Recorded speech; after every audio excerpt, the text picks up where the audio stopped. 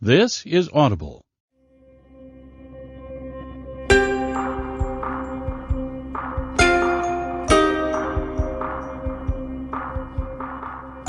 Brilliance Audio presents Shelter in Place by Nora Roberts. Performed by January Lavoie.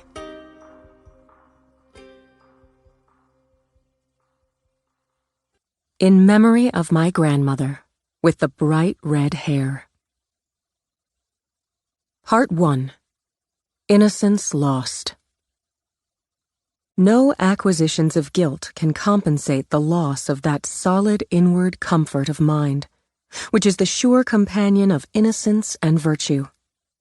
Nor can in the least balance the evil of that horror and anxiety which, in their room, guilt introduces into our bosoms. Henry Fielding. Chapter 1. On Friday, July 22, 2005, Simone Knox ordered a large Fanta, orange, to go with her popcorn and Swedish fish. The choice, her standard night at the movies fare, changed her life, and very likely saved it. Still, she'd never drink Fanta again. But at that moment, she only wanted to settle down in the theater with her two best friends forever and lose herself in the dark. Because her life, currently and absolutely for the rest of the summer, and maybe for all time, sucked beyond infinity. The boy she loved, the boy she'd dated exclusively for 7 months, 2 weeks, and 4 days, the boy she'd imagined cruising through her upcoming senior year with, hand in hand, heart to heart, had dumped her. In a text. Done wasting time, 'cause I got to be with somebody ready to be all the way with me, and that's not you, so we are done. See you. Certain he couldn't have meant it. She'd tried to call him, but he didn't answer. She'd texted 3 times, humiliating herself. Then she'd gone to his MySpace page. Humiliation was too weak a word for what she suffered. Traded in the old defective model for a hot new one. Simone out. Tiffany in. Shook off a loser, and I'll be rolling through the summer and into senior year with the hottest girl in the class of 2006.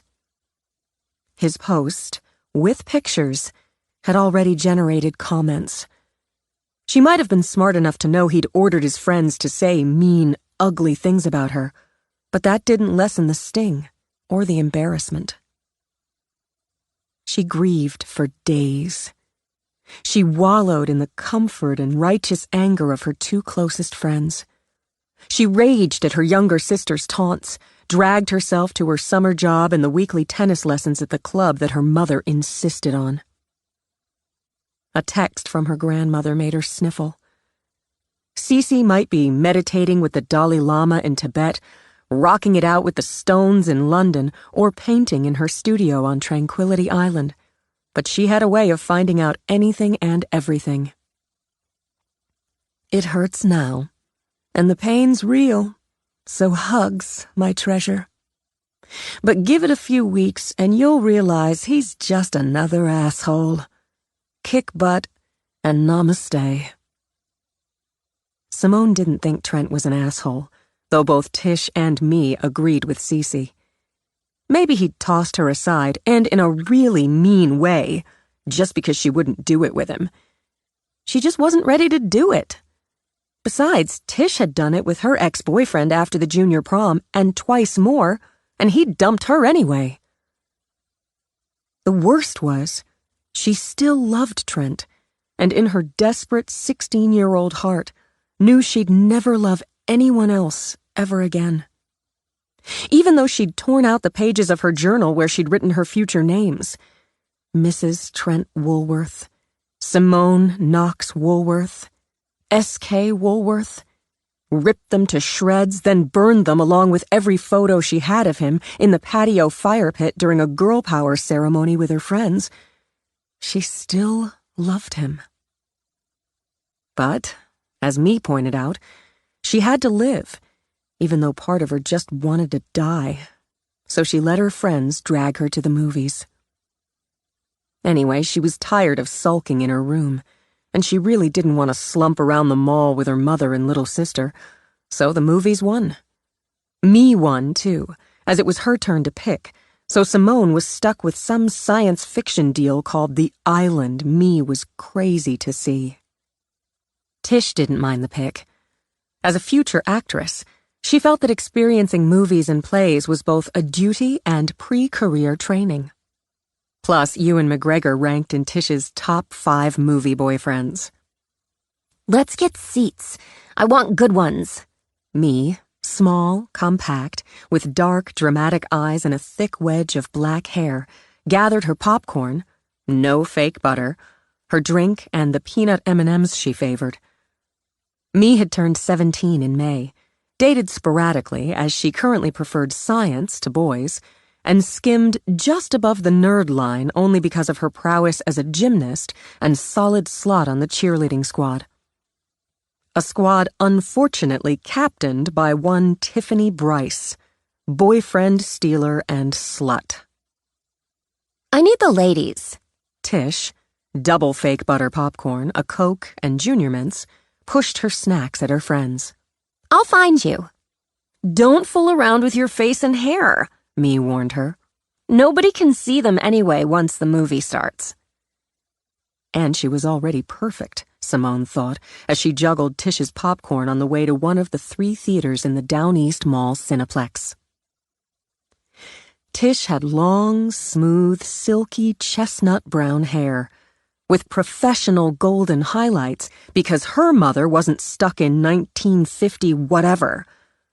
Her face, Simone loved studying faces, a classic oval, added flirty charm with dimples, and the dimples flirted often as Tish always found something to smile about. Simone figured she'd smile a lot too if she'd turned out tall and curvy with bright blue eyes and dimples. On top of everything, Tish's parents totally supported her ambition to pursue acting. She'd hit the jackpot in Simone's mind. Looks, personality, brains, and parents who actually had a clue. But Simone loved Tish anyway. The 3 of them already had plans. Secret ones for now because Simone's parents completely did not have a clue, to spend the summer after graduation in New York. Maybe they'd even move there. It had to be more exciting than Rockport, Maine. Simone figured a sand dune in the Sahara had to be more exciting than Rockport, Maine. But New York? Bright lights? Hordes of people? Freedom! Me could study to be a doctor at Columbia. Tish could study acting and go on auditions. And she could study something. Something that wasn't law, as her own clueless parents wanted. Not surprising, and so lame and cliched because her father was a big-shot lawyer. Ward Knox would be disappointed, but that's how it had to be. Maybe she'd study art and become a famous artist like Cece. That would freak her parents out awesomely. And, like Cece, she'd take and discard lovers at her whim, when she was ready to do it. That would show Trent Woolworth. Come out, Me ordered, giving her an elbow bump. What? I'm right here. No, you're in the Simone Brood zone. Come out. Join the world. Maybe she liked it in the SBZ, but I have to open the door with the power of my mind because my hands are full. Okay, done. I'm back. The mind of Simone Knox is an awesome thing to behold. I must use it for good, and not use it to melt Tiffany into a puddle of slut goo. You don't have to anyway. Her brain's already a puddle of slut goo. Friends, Simone thought, always knew the right thing to say. She would rejoin the world with me, and Tish whenever Tish stopped playing with her already perfect face and hair and came out, and leave the SBZ behind. A Friday night opening meant she walked into a theater already half full. Me grabbed 3 seats dead center, took the third one in from the aisle so Simone, still heart-tender, could take the one between her and Tish, whose longer legs earned the aisle seat. Me shifted in her seat. She'd already calculated they had 6 minutes until the lights dimmed. You've got to go to Allie's party tomorrow night. The SBZ beckoned. I'm not ready for a party. And you know Trent's going to be there with that slut-goo brain Tiffany. That's the point, Sim. If you don't go, everybody's going to think you're like hiding out, that you're not over him. I am, and I'm not.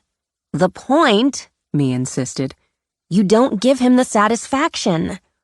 You go with us. Tish is going with Scott, but he's cool. And you wear something amazing. Let Tish do your makeup because she's got the skills. And you act like, who? What? Him? You know, you're so over that. You make a statement. Simone felt the SBZ pulling her. I don't think I can face it. Tish is the actress, not me. You played Rizzo in Grease for the spring musical. Tish was awesome as Sandy, but you were an equally awesome Rizzo. Because I've had dance lessons and can sing a little. You sing great, and you did great. Be Rizzo at Allie's party. You know, all confident and sexy and up yours. I don't know, me. But she could sort of imagine it. And how Trent, seeing her all confident and sexy and up yours, would want her again. Then Tish rushed in, dropped down, gripped Simone's hand. You're not going to freak. Why would I? Oh no. Please. The sluts putting on fresh lip gloss, and the creeps hanging outside the ladies like a good dog. Crap. Me curled her fingers around Simone's arm. Maybe they're going to one of the other movies. No, they're coming here, because that's what my life is. Me tightened her grip. Don't even think about leaving. He'd see you and you'd look and feel like a loser. You're not a loser. This is your dress rehearsal for Allie's party. She's going? Tish's dimples flashed and flickered. You talked her into it? We're working on it. Just sit. Me angled herself just enough. You're right. They're coming in. Just stay, she hissed as Simone's arm trembled under her hand. You don't even notice them. We're right here. Right here. Now and forever, Tish echoed, giving Simone's hand a squeeze. We're a wall of disdain. Got it? They walked by, the blonde with the tumble of curls and snugly cropped jeans, and the golden boy, tall, so handsome, quarterback of the championship Wildcats. Trent gave Simone the slow smile that had once melted her heart and deliberately ran a hand down Tiffany's back, letting it slide to her butt and linger there. Tiffany turned her head as Trent whispered in her ear and looked over her shoulder, smirked with her perfect, freshly glossed lips. Broken-hearted, her life a Trentless void, Simone still had too much of her grandmother in her to take that kind of insult. She smirked right back and shot up her middle finger. Me let out a snorting giggle. Way to go, Rizzo. Though Simone's broken heart thudded, she made herself watch as Trent and Tiffany sat 3 rows ahead and immediately began to make out. All men want sex, Tish said wisely. I mean, why wouldn't they? But when that's all they want, they're not worth it. We're better than she is. Me passed Tish her Junior Mints and Coke. Because that's all she's got. You're right. Maybe her eyes stung a little, but there was a burning inside her heart, and the burn felt like healing. She handed Tish her popcorn. I'm going to Allie's party. Tish let out a laugh, deliberately mocking and loud, enough to make Tiffany jerk. Tish shot Simone a grin. We'll rule that party. Simone clamped her popcorn between her thighs so she could link hands with her friends. I love you guys. By the time the previews ended, Simone had stopped watching the silhouettes 3 rows down. Mostly. She'd expected to brood through the movie, actually planned on it, but found herself caught up. Ewan McGregor was dreamy, and she liked how strong and brave Scarlett Johansson came across. But 15 minutes in, she realized she should have gone to the bathroom with Tish, though that would have been a disaster with lip gloss Tiffany in there. Or she should have taken it a lot easier on the Fanta. 20 minutes in, she gave up. I've gotta pee, she whispered. Come on, Me whispered back. I'll be fast. You want me to go with you? She shook her head at Tish, gave her what was left of the popcorn and Fanta to hold. She shuffled by, strode quickly up the aisle. After making the turn to the right, she hurried to the ladies, shoved the door open. Empty. No waiting. Relieved, she grabbed a stall and contemplated as she emptied her bladder. She'd handled the situation. Maybe Cece had been right. Maybe she was close to realizing Trent was an asshole. But he was so cute, and he had that smile, and doesn't matter, she muttered. Assholes can be cute. Still, she thought about it as she washed her hands, as she studied herself in the mirror over the sink. She didn't have Tiffany's long blonde curls or bold blue eyes or killer bod. She was, as far as she could tell, just average. Average brown hair her mother wouldn't let her have highlighted. Just wait until she hit 18 and could do whatever she wanted with her own hair. She wished she hadn't worn it in a ponytail tonight, because it suddenly made her feel juvenile. Maybe she'd cut it, spike and punk it up. Maybe. Her mouth was too wide, even if Tish said it was sexy like Julia Roberts. Brown eyes, but not deep and dramatic like Me's. Just brown, like her stupid hair.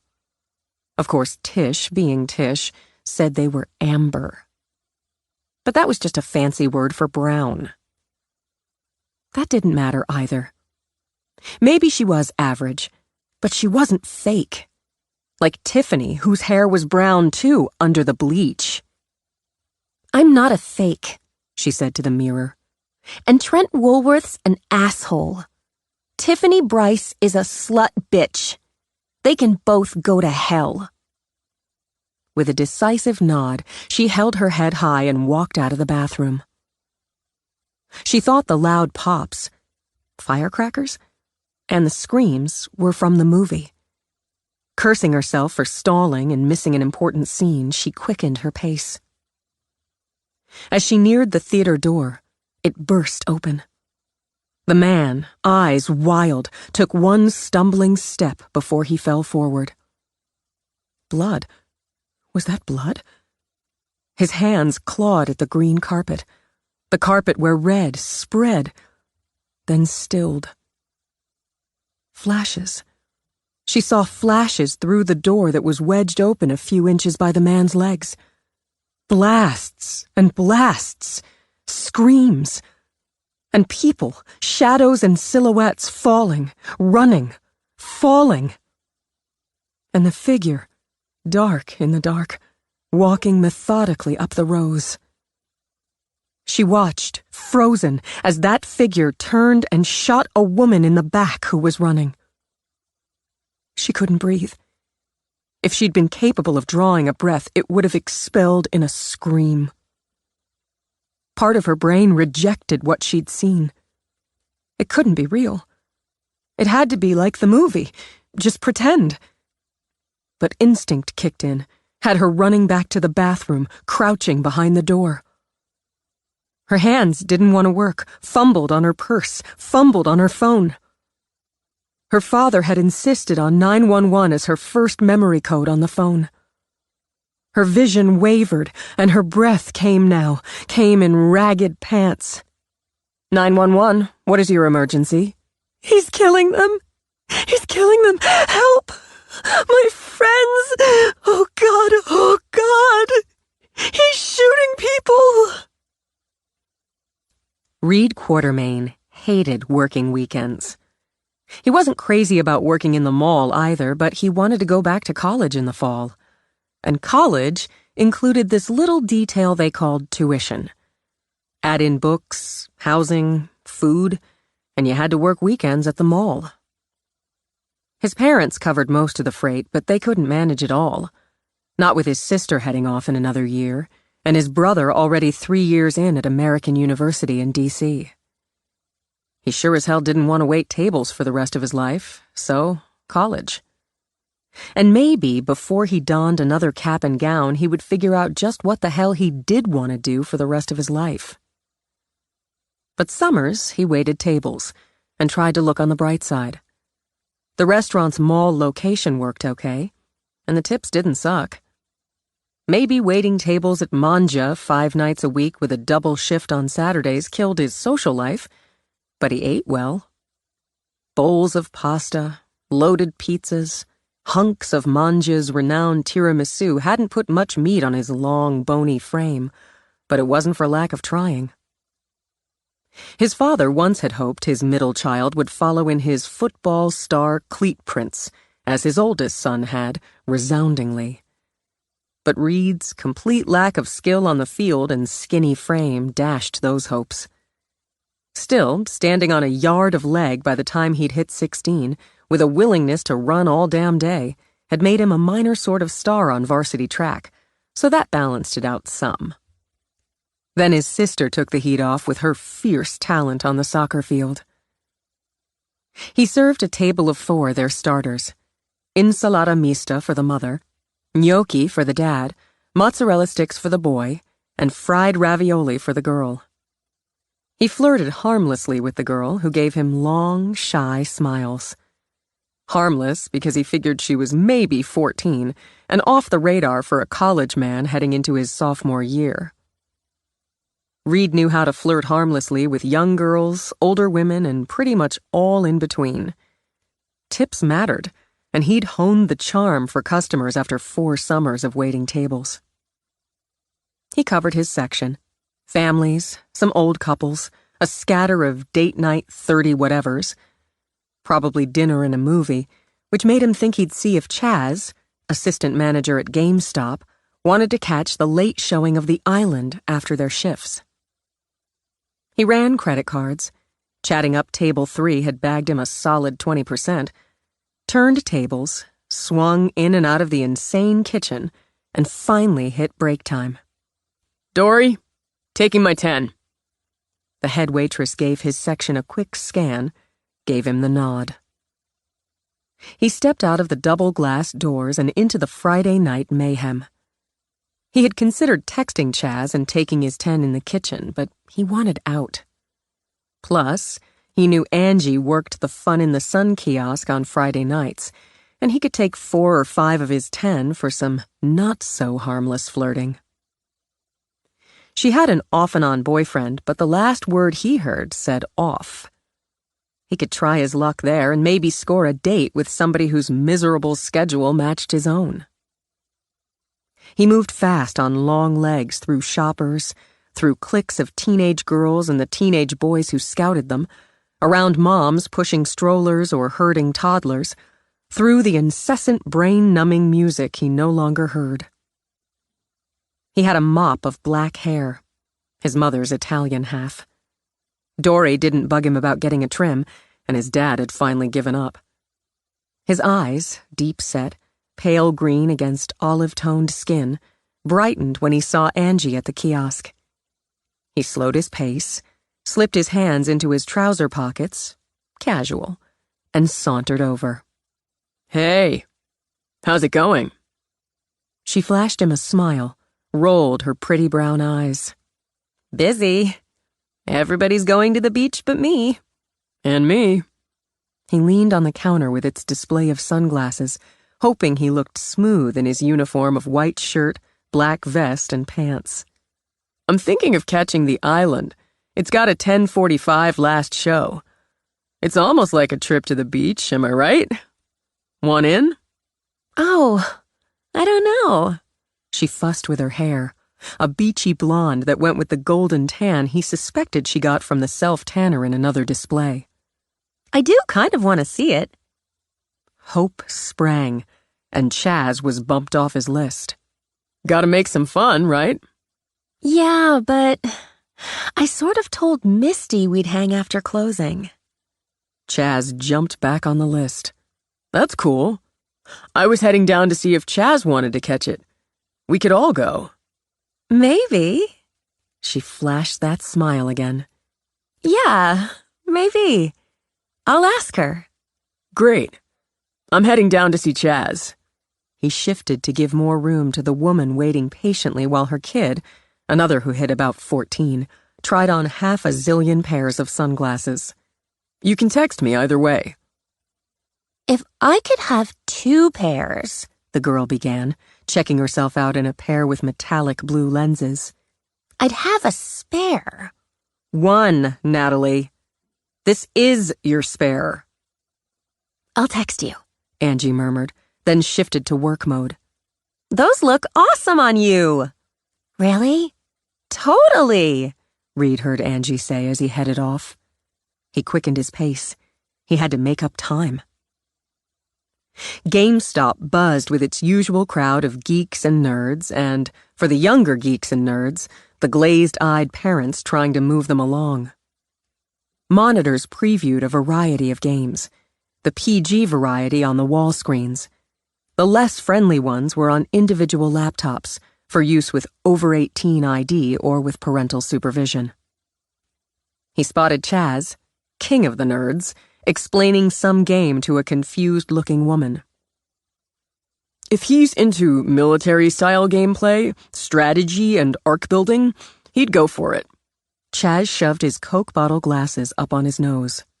It's only been out a couple weeks. It seems so violent. Is it appropriate? 16th birthday, you said. He gave Reed a quick nod. And he's into the Splinter Cell series. If he's good with those, he'd be good with this. She sighed. I guess boys are always going to play war. I'll take it. Thanks. They'll ring you up at the register. Thanks for shopping at GameStop. Can't hang, man, he told Reed as the customer walked away. Slammed. 30 seconds. Late show, the Island. I'm all about it. Clones, baby. Solid. I've got Angie on the hook for it, but she wants to bring Misty on. Oh, well, Don't let me down, man. It's the closest I've got to a date out of her. Yeah, but Misty's a little scary. And do I have to pay for her? It's not a date. I'm working on turning it into a date. For me, not for you. You're my wingman, and Misty's Angie's. Clones, he reminded Chaz. Okay, I guess. Jeez, I wasn't figuring on... Great, Reed said before Chaz changed his mind. Got a book. Meet you there. He rushed out. It was happening. Group non-date could clear the way for a one-on-one let's hang out, and that opened the door to the possibility of a little touch. He could use a little touch. But right now he had 3 minutes to make it back to Manja, or Dory would scorch his ass. He started to lope when he heard what sounded like firecrackers, or a series of backfires. It made him think of GameStop's shooting games. More puzzled than alarmed, he glanced back. Then the screaming started. And the thunder. Not from behind, he realized. From up ahead. The thunder was dozens of people running. He jumped out of the way as a woman careened toward him, racing behind a stroller where the kid inside wailed. Was that blood on her face? What? She kept running, her mouth wide in a silent scream. An avalanche rolled behind her. People stampeding, stomping on discarded shopping bags, tripping over them, and, as some fell, over each other. A man skidded over the floor, his glasses bouncing off to be crushed under someone's foot. Reed grabbed his arm. What's happening? He's got a gun! He shot! The man shoved to his feet, ran on in a limping sprint. A couple of teenage girls ran weeping and screaming into a store at his left. And he realized the noise, gunfire, came not only from in front of him, but also from behind him. He thought of Chaz, a 30-second sprint behind him, and his restaurant family, double that ahead. Hide, man, he muttered to Chaz. Find somewhere to hide. And he ran toward the restaurant. The cracking, popping sounds went on and on, seeming to come from everywhere now. Glass shattered and crashed. A woman with a bloodied leg huddled under a bench and moaned. He heard more screams, and worse, the way they cut off like a sliced tape. Then he saw the little boy in red shorts and an Elmo t-shirt staggering like a drunk past Abercrombie & Fitch. The display window exploded. People scattered, dived for cover, and the kid fell down, crying for his mother. Across the mall, he saw a gunman. Boy? Laughing as he fired. On the ground, a man's body jerked as the bullets tore into him. Reed scooped up the kid in the Elmo t-shirt on the run, hooking him under one arm like the football he'd never been able to handle. The gunfire, and he would never forget the sound of it, came closer. Front and back, everywhere. He'd never make it to Manja, not with the kid. He veered off, running on instinct, did a kind of sliding dive into the kiosk. Angie, the girl he'd flirted with 5 minutes before, a lifetime before, lay sprawled in a pool of blood.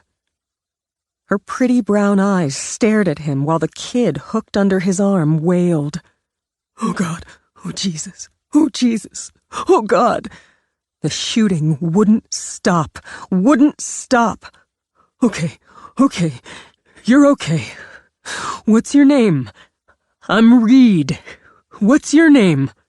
Brady. I want Mommy. Okay, Brady.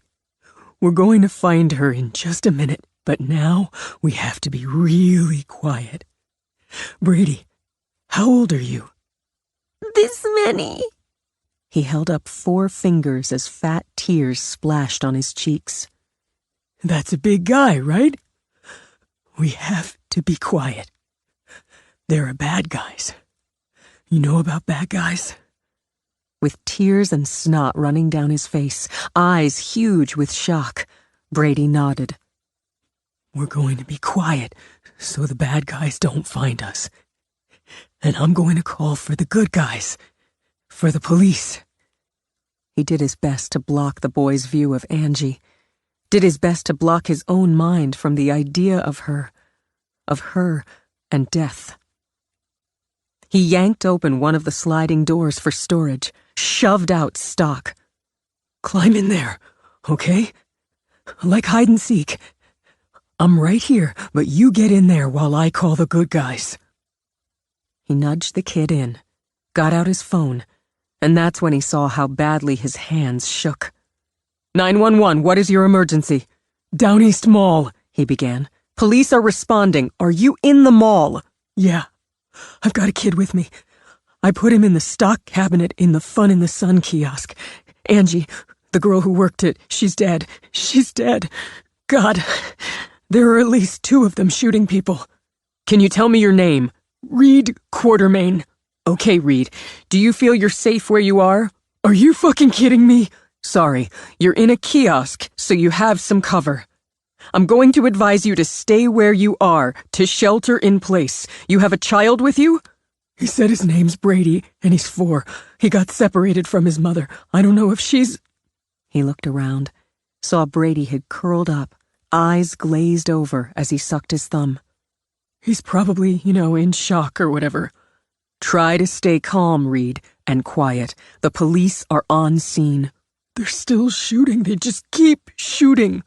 Laughing. I heard him laughing. Who was laughing, Reed?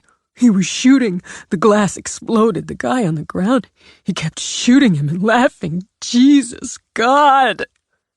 He heard shouting. Not the screams, but like war cries. Something tribal and triumphant. And more shots. Then... It stopped. The shooting stopped. Stay where you are, Reed. Help is coming to you. Stay where you are. He looked down at the boy again. The glassy eyes met his. He said, "Mommy." We're going to find her in a minute. The good guys are coming. They're coming. That was the worst part, he'd think later. The waiting, with the smell of gunfire burning the air, the calls for help, the moans and sobbing, and seeing the blood on his own shoes of the girl he would never take to the movies. Chapter 2. At 7:25 on July 22nd, Officer Essie McVie finished the on-site report on a fender bender in the parking lot of the Down East Mall. No injuries, minimal damage, but the driver of the Lexus got pretty aggressive with the trio of college girls in the Mustang convertible. Though the Mustang was clearly at fault, the weeping 20-year-old driver admitted it by backing out of the space without checking. The hotshot and his mortified date in the Lexus had also clearly had more than a few drinks. Essie let her partner handle the Lexus, knowing Barry would pull out the old women drivers bullshit. She'd ignore that, also knowing Barry would cite the guy on an OUI. She calmed the girls, took statements and information, wrote the ticket. Lexus didn't take kindly to the OUI or to the cab Barry ordered, but Barry handled it in his aw-shucks way. When the radio squawked, she tuned her ear to it. 4 years on the job didn't stop her heart from banging. She jerked around to Barry, saw by his face his ear had been tuned in as well. She turned her head to her mic. "Unit 45 is on scene. We're right outside the theater." Barry popped the trunk, tossed her a vest. Mouth dry as dust, Essie strapped it on, checked her sidearm. She'd never fired it off the range. "Backup's coming, 3 minutes out. SWAT's mobilizing. Jesus, Barry." Can't wait. She knew the drill. She'd had the training, though she'd never really expected to use it. Active shooter meant every second counted. Essie raced with Barry toward the wide glass doors. She knew the mall and wondered what twist of fate had put her and her partner seconds outside the theater entrance. She didn't wonder if she would get home to feed her aging cat or to finish the book she'd started. She couldn't. Locate, detain, distract, neutralize. She put the scene inside her head before they hit the doors. Theater lobby opening to the main mall, turn right to ticket booth, move to concessions, left to corridor to the 3 theaters. 911 stated shooter in 1, the biggest of the 3. She scanned through the glass, went through, tacked left as Barry tacked right. She heard the piped music from the mall, the rumble of shoppers. The 2 guys at concessions gawked at the pair of cops, weapons drawn. Both shot their hands up. The jumbo soda in the hand of the one on the left hit the counter, smashed and splashed. Anybody else here? Barry demanded. Just Julie in the lockers. Get her. Get outside. Now. Go. Go. One of them leaped toward a door behind the counter. The other stood, hands up, still stammering. What? Move! He moved. Essie turned left, cleared the corner, saw the body face down outside the doors of one and the blood trail behind it. "We got a body," she told dispatch, and kept moving. Slow, careful. past the laughter in the theater on her right, and toward the sounds pushing against the door of one. Shots. Screams. She exchanged a look with Barry, stepped over the body. At his nod, she thought, "Here we go." When they dragged open the theater doors, the sounds of violence and fear flooded out, and the muted light from the corridor slid into the dark. She saw the shooter, male, Kevlar vest, helmet, night vision goggles, an assault rifle in one hand, a handgun in the other. In the instant it took her to register, he shot a male who was fleeing for the side exit in the back. Then he swung the rifle toward the theater doors and opened fire. Essie dived for cover behind the wall behind the last row, saw Barry take a hit in the vest that flung him back and down. Not center mass, she told herself, as adrenaline pumped through her. Not center mass because, like Barry, the shooter wore a vest. She sucked in 3 quick breaths, rolled, and to her shock saw he was charging up the sloping aisle toward her. She fired low. Hips, crotch, legs, ankles, and just kept firing even when he went down. She had to shove aside the instinct to go to her partner, pushed herself to the shooter. Shooter down. Keeping her weapon trained on him, she pulled the pistol out of his hand, slapped her foot on the rifle he'd dropped. "Officer down. My partner took a hit. We need medical. God, multiple gunshot victims. We need help here. We need help."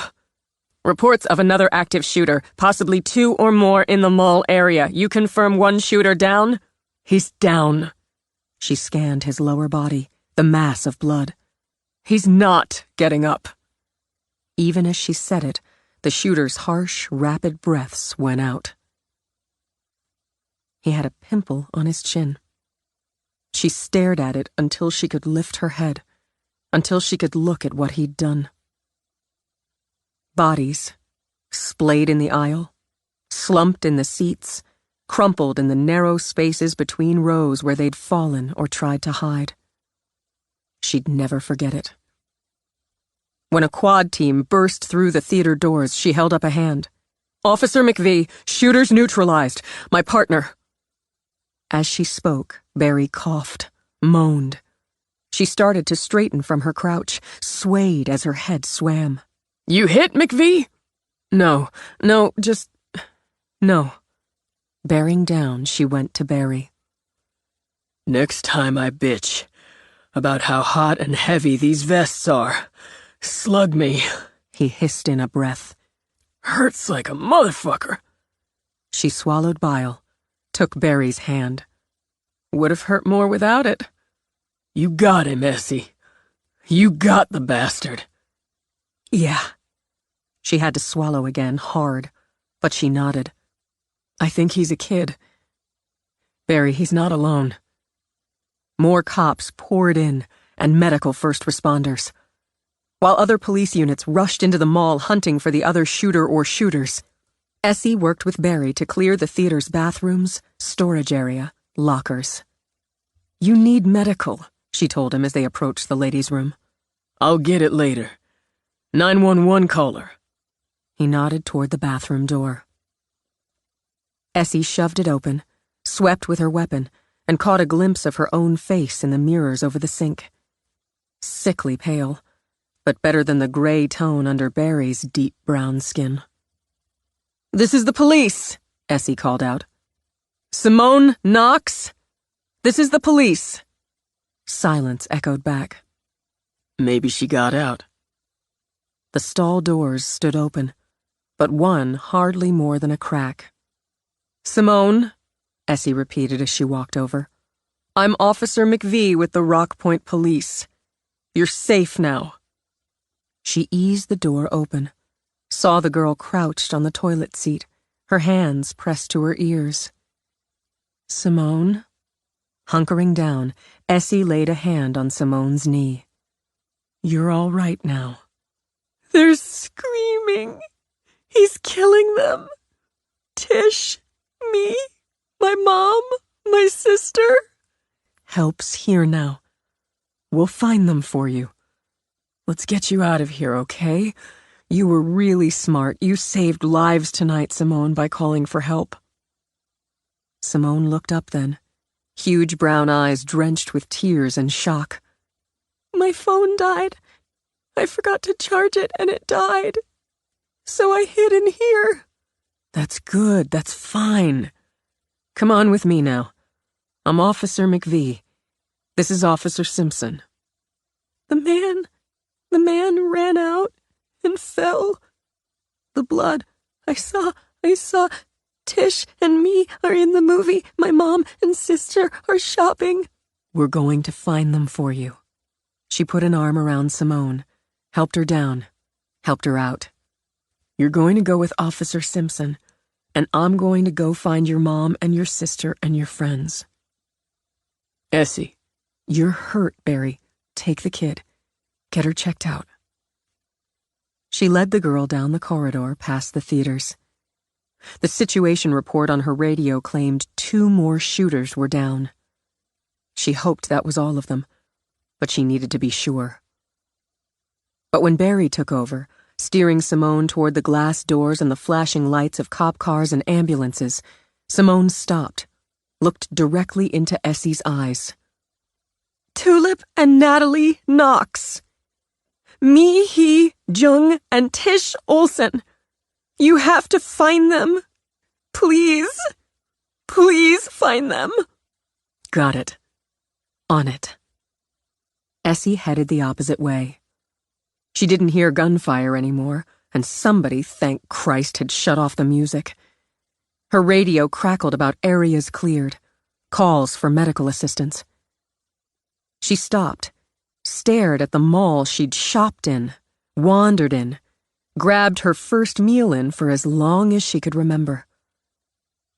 It would take time, she thought, almost numb, to clear the dead, to treat and transport the wounded, to take statements from those who'd escaped injury. Physical injury, she corrected. She doubted anyone who lived through this night would come through unscathed. Paramedics poured in now, but there were so many beyond their help. A woman with blood running down her arm cradled a man, beyond help, in her lap. A male in a Red Sox jersey lay face down. She could see gray matter in his head wound. A female, early 20s, sat weeping in front of Starbucks, her apron spattered with blood. She saw a little pink sneaker, and though she prayed the girl who'd lost it found safety, it wrenched her heart. She saw a man, early 20s, late teens, stagger out of GameStop. His thick glasses sat askew over eyes as dazed as a dreamer's. Is it over? He asked her. Is it over? Are you injured? No. I banged my elbow. Those dazed eyes skimmed over her, then over the bleeding, the dead. Oh, geez. In the back room. I got people in the back room, like they said to do if they're in the back room. Just hold on a minute. She turned away to use her radio, to ask if she could lead a group out and to what checkpoint. What's your name? She asked him. I'm Chaz Bergman. I'm like the manager on duty tonight. Okay, Chaz, you did good. Let's get your people out now. There are officers outside who'll take your statements, but let's get everybody outside. I've got a friend, Reed Quartermain. He works at Manja, the restaurant. Can you find him? I'll find him. Essie added him to her list. Is it over? Chaz asked again. Yes, she told him, knowing it for a lie. For everyone touched by the violence that day, it would never be over. Reed had Brady on his hip when he spotted some of the Manja crew. Some sat on a curb holding each other. Rosie, still in her cook's apron, covered her face with her hands. Eat that pasta, she always said to him. Fatten you up, skinny boy. You're okay. Reed closed his eyes as he started to crouch down to her. She leaped up, wrapped her arms around him. "You're not hurt." Rosie cupped Reed's face. He shook his head. Is everybody okay? Rosie let out a sound like something tearing. "He came in and—" Rosie broke off as she registered the boy Reed held. We'll talk about it later. Who is this handsome fella? This is Brady. Not everyone was okay, Reed thought. We, hung out together. I need to help him find his mom. And call his own, Reed thought. He'd texted her from inside, told her he was okay, not to worry. But he needed to call home. "The good guys came," Reed said. "Yes, they did." Rosie worked up a smile with tears flowing over it. "I want Mommy." I'm going to ask one of the cops to help. Reed straightened again, walked toward a cop, a girl cop, because he thought Brady might go with a woman. Officer, can you help me? This is Brady, and he can't find his mom. Hey, Brady. What's your mom's name? Mommy. What's your daddy call her? Honey. Essie smiled. I bet she has another name. Lisa, honey. Okay. And what's your whole name? I'm Brady Michael Foster. I'm 4 years old. My daddy is a fireman, and I have a dog named Mac. A fireman? And what's his whole name? He's Michael, honey. Okay. Hold on a minute. Firefighters were among the first responders, so Essie tracked one down. I need a Michael Foster. I've got his son. Foster's one of mine. You've got Brady? Is he hurt? No. His mother's en route to the hospital. 2 shots in the back. Fuck me. Foster's looking for the boy now. He didn't know they were here until our paramedics found Lisa. He rubbed his hands over his face. Can't say if she'll make it. Here he comes. Essie saw the man rushing through the shell-shocked crowd. Compact build, brown, close-cropped hair. His body jerked, sagged, then shifted direction as he ran toward his son. In Reed's arms, Brady let out a squeal. Daddy! Michael grabbed his son from Reed, folded him in, ran kisses over his head, his face. Brady, thank God! Thank God! Are you hurt? Did anybody hurt you? Mommy fell down and I couldn't find her. Reed found me, and he said we had to be real quiet and wait for the good guys. I was real quiet, like he said, even when he put me in the cupboard. Michael's eyes swirled with tears when they met Reed's. You're Reed? Yes, sir. Michael shot out a hand, gripped Reed's. I'm never going to be able to thank you. I've got things to say to you, but... He broke off as his mind cleared enough to notice the blood on Reed's pants and shoes. You're hurt. No, I don't think... It's not mine. It's not... Words dried up. Okay, Reed, listen, I've got to get Brady out of here. Do you need help? I have to find Chaz. I don't know if he's okay. I have to find him. Hold on. Michael shifted Brady on his hip, pulled out his radio. I want Mommy. Okay, pal, but we're going to help Reed out.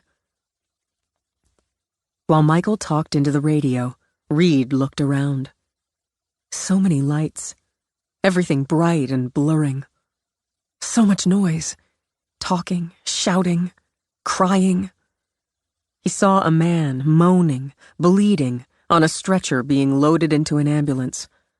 A woman wearing one shoe and with a slow trickle of blood sliding down the side of her face limped in circles, calling for Judy, until somebody in a uniform led her away. A girl with a long brown ponytail sat on a curb talking to a police officer. She just kept shaking her head, and her eyes, like a tiger color, glinted in the whirling, swirling lights. He saw television vans and more bright lights behind the yellow police tape. People were crowded behind the tape, some of them calling out names. It struck him suddenly and hard. Some of the names they called would never answer again. He started to shake from the inside out. Gut, bowels, heart. His ears started to buzz, his vision blurred. Hey, Reed, how about you sit down a minute? I'm going to find out about your friend. No, I need to... He saw Chaz coming out with a group of people, with cops moving them along. Jesus, Chaz!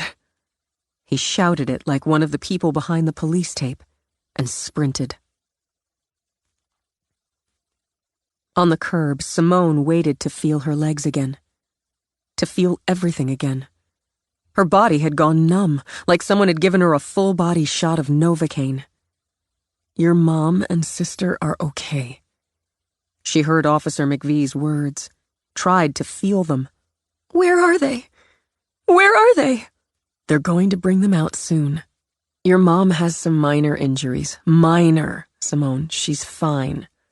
They got inside one of the shops, got to safety. Your mom got some cuts from flying glass and hit her head, but she's fine, okay? All Simone could do was shake her head. Mom hit her head. But she's going to be fine. They got to safety and they're coming out soon. Me. Tish. She knew. She knew by the way Officer McVee put an arm around her shoulders. She couldn't feel it, not really. Just the weight. The weight. Me's on her way to the hospital. They're going to take good care of her, do everything they can. Me. He shot her? Her voice spiked, stabbing her own ears. He shot her? She's going to the hospital, and they're waiting to take care of her. I had to pee. I wasn't there. I had to pee. Tish was there. Where's Tish? We have to wait until everyone's out and everyone's accounted for. Simone kept shaking her head. No. They were sitting together. I had to pee. He shot me. He shot her. Tish, sitting together. She looked at Essie and knew. And knowing caused her to feel again. To feel everything. Reed caught Chaz in a bear hug, felt at least some of the world was right again. They stood gripping each other in front of the girl with the long brown ponytail and tiger eyes. When she let out a wordless, keening wail, Reed dropped his head onto Chaz's shoulder. Inside the wail, he knew, was a name that would never answer again. They couldn't make her go home. Everything was jumbled and tangled together, but she knew she sat in a hospital waiting room on a hard plastic chair. She had a Coke in her hands. Her sister and their father sat with her. Natalie curled against Dad, but Simone didn't want to be held or touched. She didn't know how long they'd waited. A long time? 5 minutes? Other people waited too. She heard numbers. Different numbers. 3 shooters. 86 injured. Sometimes the number of injured went up, sometimes down. 36 dead. 58. Numbers changing. Always changing. Tish was dead. That wouldn't change. They had to wait in the hard chairs while somebody picked glass out of her mother's head and treated the cuts on her face. She had an image of that face in her head, all those little nicks, and the face pale under the makeup. Her mother's blonde hair, always perfect, bloody and tangled. They'd brought her out on one of those rolling stretcher things with Natalie clinging to her hand and crying. Natalie didn't get hurt because Mom had shoved her into the shop and Mom had fallen. Natalie pulled and dragged her inside and behind a display counter of summer tanks and teas. Natalie was brave. Simone would tell her she was brave when she could speak again. But now they had to get the glass out of her mother's head and examine her because she'd hit her head, too, and it had knocked her out for a couple minutes. Concussion. She knew Natalie wanted to go home because Dad kept telling her that Mom was going to be fine and she'd be coming out soon and they'd go home. But Simone wouldn't go, and they couldn't make her. Tish was dead, Mee was in surgery, and they couldn't make her. She kept the Coke can in both hands so her father wouldn't take her hand again. She didn't want anyone to hold her hand or cuddle her. Not yet. Maybe not ever. She just needed to wait on the hard plastic chair. The doctor came out first, and her father surged to his feet. Dad is so tall, Simone thought vaguely. So tall and handsome. He still wore his business suit and tie because he'd just come home from a business dinner, turned on the news. Then he'd rushed straight out to drive to the mall. The doctor gave her father some instructions. Minor concussion, some stitches. When her mother came out, Simone got shakily to her feet. Until that moment, she hadn't understood she'd been afraid her mother really wasn't okay. Her mother would be like me, or worse, like Tish. But her mother came into the waiting room. She had those weird bandages in a couple places on her face, but she didn't look pale the way she had. The way Simone imagined dead people looked. Natalie leaped up, flung her arms around their mother. "There's my brave girl," Tulip murmured. "My brave girls," she said, reaching out for Simone. And finally Simone wanted to be touched, wanted to hold and to be held. She wrapped her arms around her mother with Natalie between. "I'm okay. A bump on the head. Let's take our girls home, Ward." Simone heard the tears in her mother's voice, clung tighter for one more moment, and closed her eyes when her father wrapped his arms around the three of them. "I'll go get the car." Simone pulled back. I'm not going home now." "Sweetheart."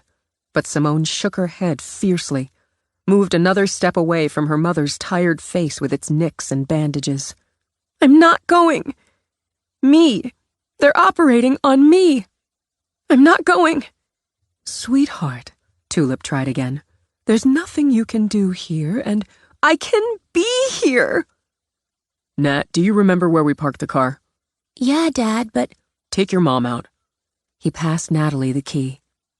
"You two go out to the car and give me and Simone a minute." "Ward, the girls need to be home. They need to be away from here." "Go on out to the car," he repeated, even as Simone sat again, her arms folded in a picture of defiant misery. He pressed his lips to his wife's cheek, murmured something, then sat beside Simone. "I know you're scared. We all are." "You weren't there." "I know that, too." She heard the misery in his voice now, but shook it off, pushed it away. "Simone, I'm sick and sorry about Tish. I'm sick and sorry about me. I promise you we'll check on me from home and I'll bring you to see her tomorrow, but your mother needs to go home. So does Natalie." "Take them home." "I can't leave you here." "I have to stay. I left them. He pulled her to him. She resisted, tried to yank free, but he was stronger and held her until she broke.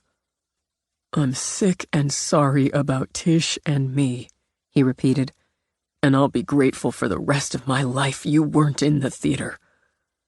I need to take care of your mom and your sister now. I need to take care of you."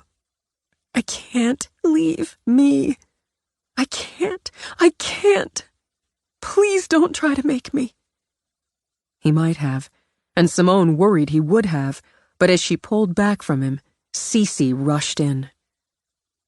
Long, flying red hair, a half-dozen strings of beads and crystals around her neck, a swirling blue skirt and Doc Martens sandals. She scooped Simone up and folded her in yoga-fit arms in a cloud of peachy perfume with just the faintest hint of marijuana. Thank God, oh, baby. Oh, thank every god and goddess. Tulip? She demanded of Ward. Natalie? They just went out to the car. Tulip got a couple of bumps and scrapes, that's all. Nat's fine. Cece will stay with me. Simone turned her lips to her grandmother's ear. Please, please. Sure I will. Are you hurt? Are you... He killed Tish. Me. They're operating. Oh, no. Cece rocked her, swayed her, wept with her. Those sweet girls. Those sweet young girls. Dad has to take Mom and Natalie home.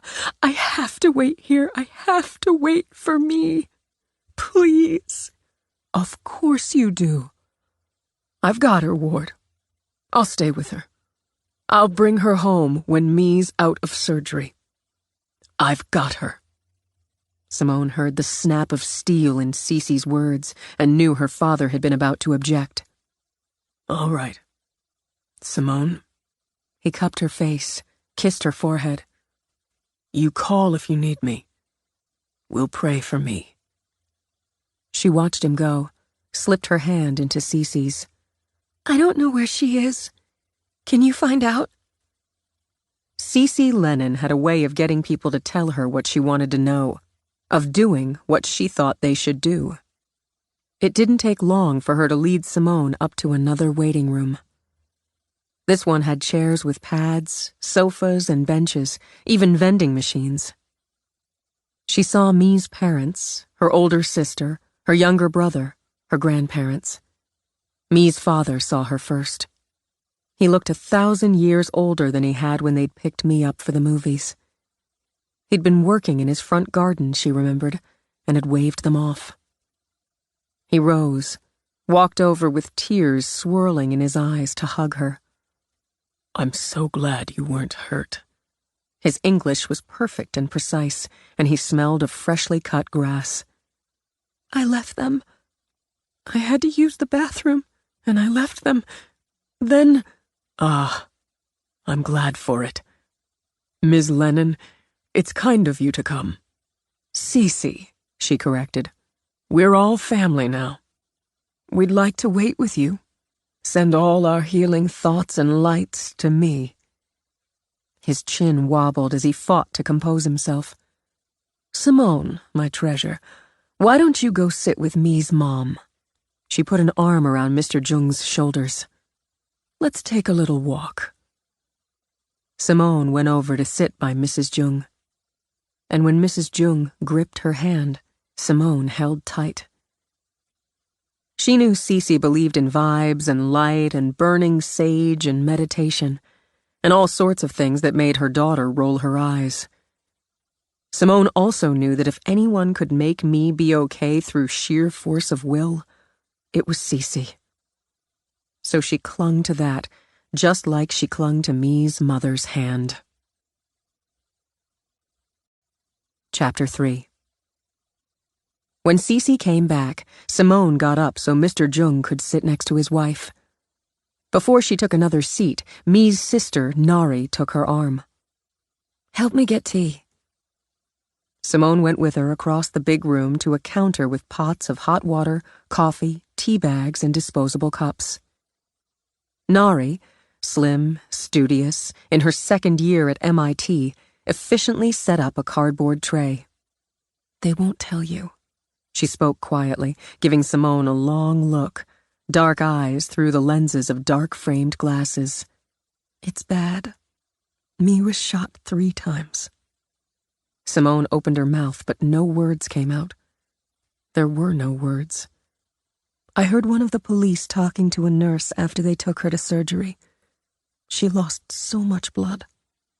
She's so tiny, and she lost a lot of blood. Will you go with me to give blood for her? It might not go to her, but... Yes. What do we do? Where do we go? Because she was a minor, Simone needed Cece. They took turns because so many people were doing just as they were. Simone looked away before the needle went in because needles made her feel a little sick. She drank the little cup of orange juice after, as instructed. On the way back, she told Cece she needed to use the bathroom. I'll go with you. No, that's okay. I'll be right there. She wanted to go alone, mostly because she needed to throw up the orange juice.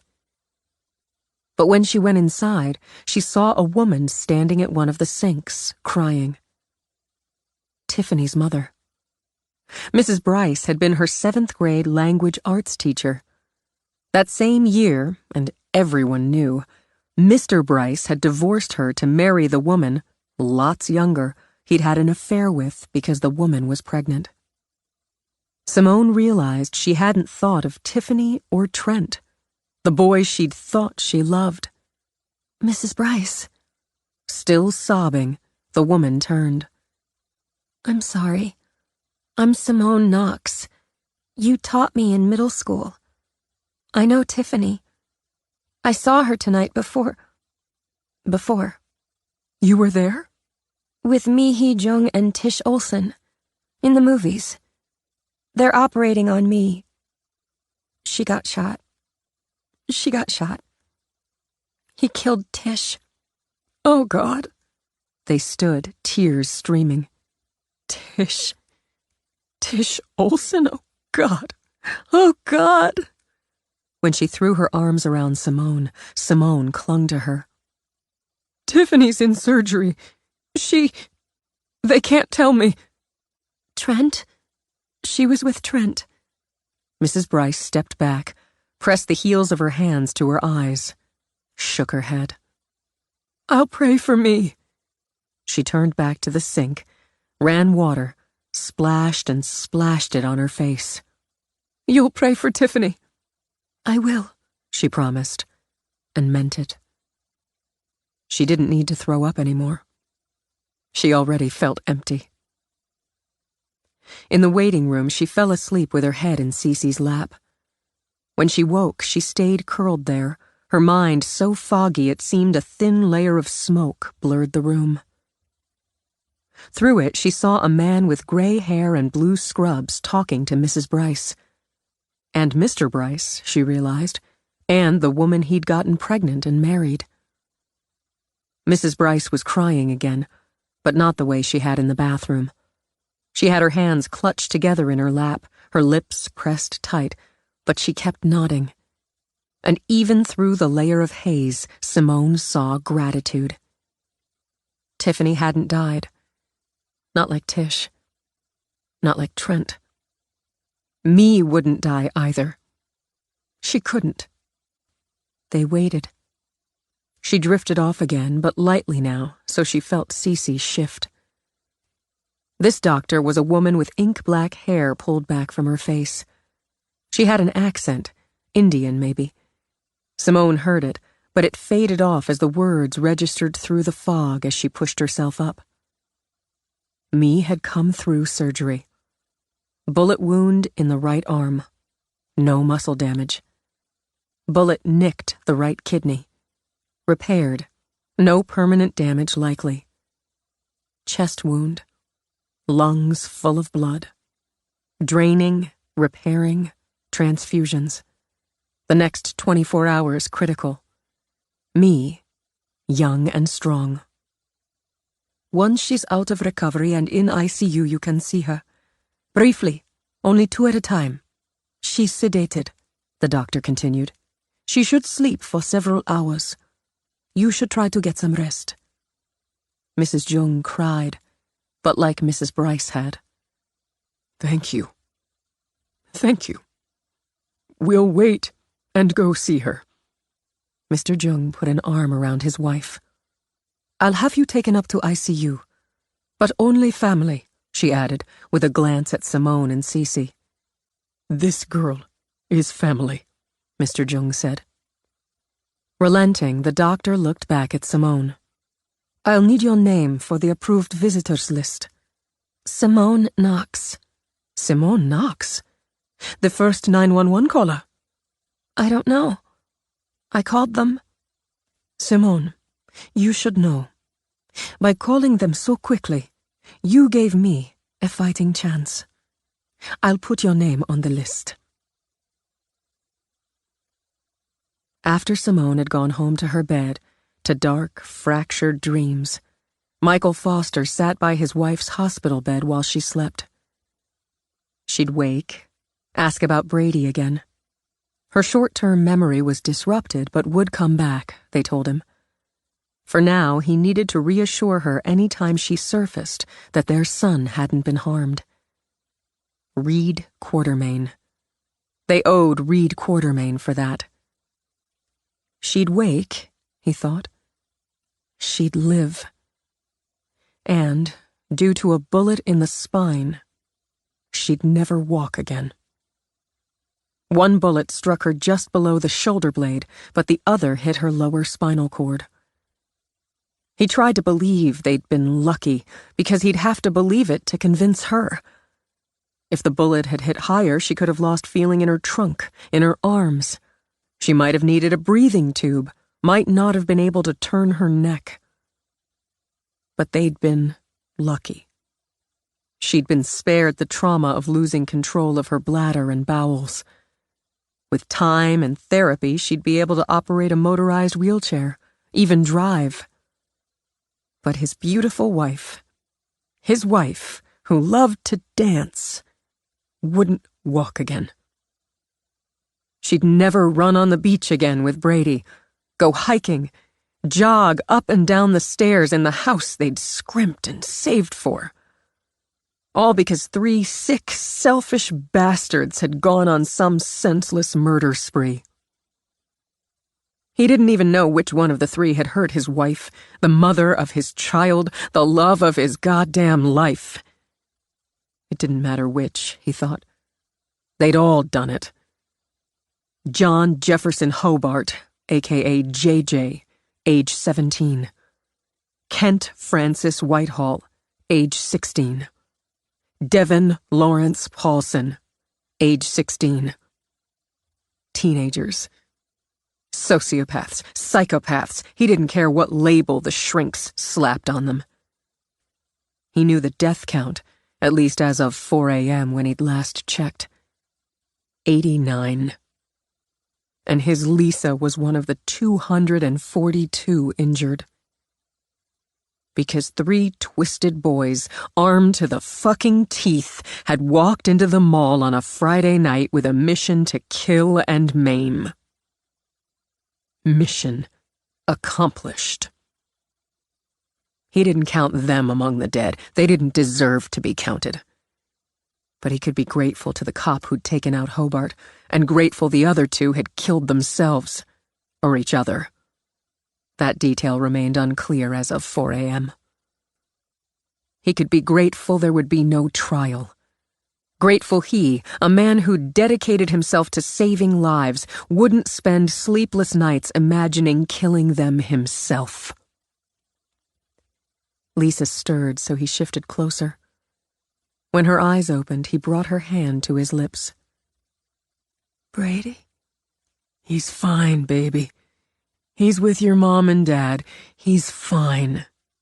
I had his hand. I started to grab him up and run, but then... He's fine, Lisa, honey. He's fine. So tired. When she drifted off, he went back to watching her sleep. Reed woke at dawn with his head banging, his eyes burning, his throat desert dry. The world's worst hangover without a single drop of alcohol. He showered, his third since coming home to his exhausted, grateful parents and his clinging, weeping sister. He just couldn't get over the way Angie's blood had soaked through his pants and onto his skin. He knocked back some Advil, guzzled water straight from the faucet. Then he booted up his computer. He didn't have any problem finding stories on the shooting. He studied the 3 names listed, then the photographs. He thought maybe he recognized Whitehall, but couldn't figure from where. He knew he recognized Paulson. He'd seen him riddle a man's body with bullets and laugh. One of the two had killed Angie, as the reports said the third, Hobart, never got out of the theater. One of them had killed Justin, a busboy at Manja, his first summer job. And Lucy, a waitress who'd planned to retire at the end of the year and hop into their RV to tour the country with her husband. Customers, too. He didn't know how many. Dory was in the hospital. So were Bobby and Jack and Mary. Rosie told him the boy with the guns had walked through the glass doors, sprayed the main dining room with bullets, then walked out again. 10 seconds? 20? No more. He read eyewitness reports, stopped and read the one on GameStop twice. We heard the shooting, but didn't really know what it was. The shop's noisy. Then somebody came running in yelling somebody was shooting people. He was bleeding, but didn't even seem to know he'd been shot. That's when the store manager, I don't know his name, started telling everybody to get into this back room. Some people started to run out, but the shooting got closer. You could hear it, and the manager kept telling people to get in the back. It was really tight in there. The store was crowded. I was never so scared in my life as being crammed in that room. People were crying and praying, and he said we had to be quiet. Then we heard it, the shooting, really loud, right out in the store. Glass breaking. I thought we were all going to die, but then it stopped. Or I guess it moved away. He wanted us to stay in there until the police came, but somebody panicked, I guess, and pushed out of the door. Some people ran out. Then police came and took us outside. That boy saved our lives, the young manager with the thick glasses. I'm convinced he saved our lives. Way to go, Chaz, Reed murmured. In the little kitchen of her little apartment, Essie brewed a full pot of coffee. She'd have plenty of time to drink it as she'd been taken off the roll.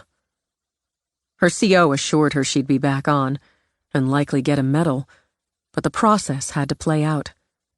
She'd not only fired her weapon, she'd killed. She believed her CO and knew she'd done her job, but figured she'd stay half on edge until being cleared for duty. She hadn't realized just how much she needed to be a cop until there'd been the tiniest doubt that she could be dismissed. While the old cat slept on a cushion, Essie made herself a bagel and took her last banana. Since the size and layout of the apartment allowed her to see the screen from her kitchen/dining/work table, she sat there and switched on the TV. She knew the press had her name, and an earlier glimpse out the window proved they'd tracked her down.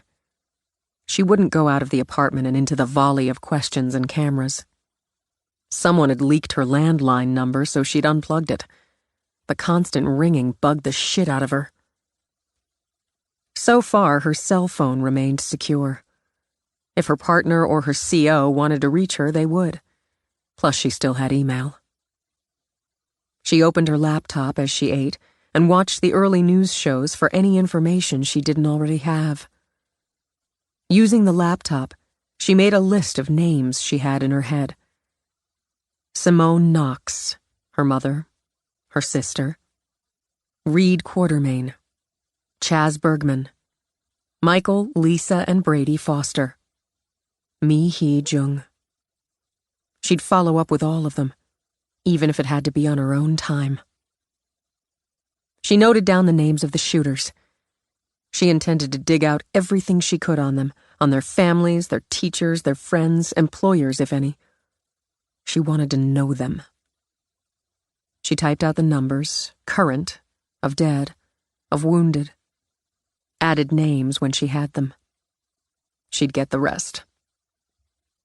She'd been doing her job, she thought as she watched, as she ate, as she worked.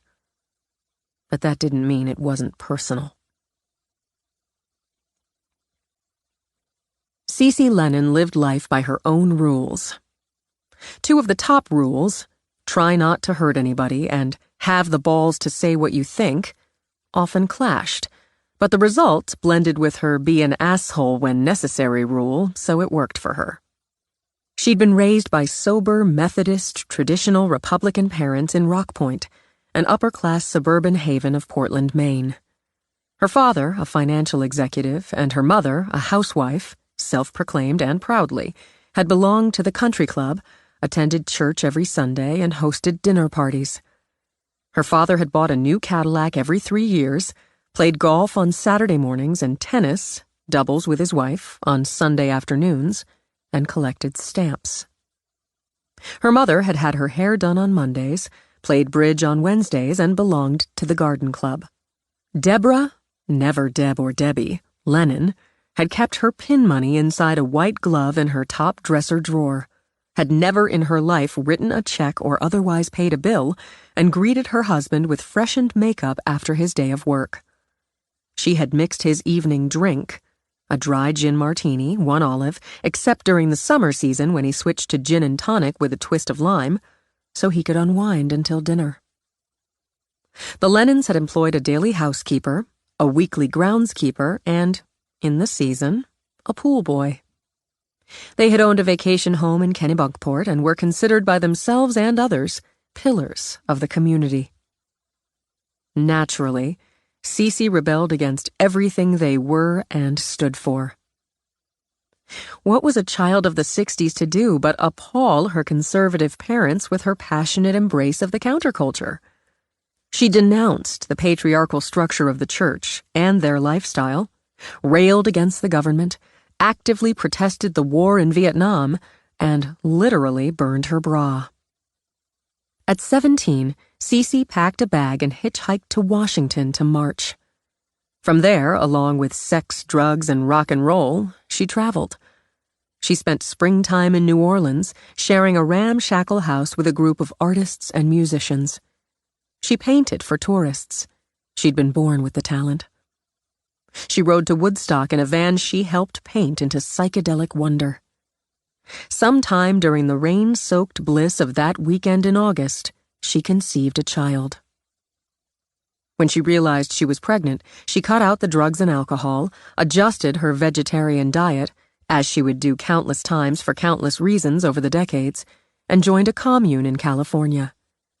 She painted, learned to weave, planted and harvested vegetables, tried and failed at a lesbian relationship, but she tried. She gave birth to her daughter on a cot in a dilapidated farmhouse on a pretty spring afternoon as Janis Joplin rocked it out on the record player and tulips swayed in the breeze outside the open window. When Tulip Joplin Lennon was 6 months old, Cece, missing the green of the East Coast, caught a ride with a group of musicians. Along the way, she hooked up briefly with another musician-songwriter who, stoned, offered her $3,000 to paint him.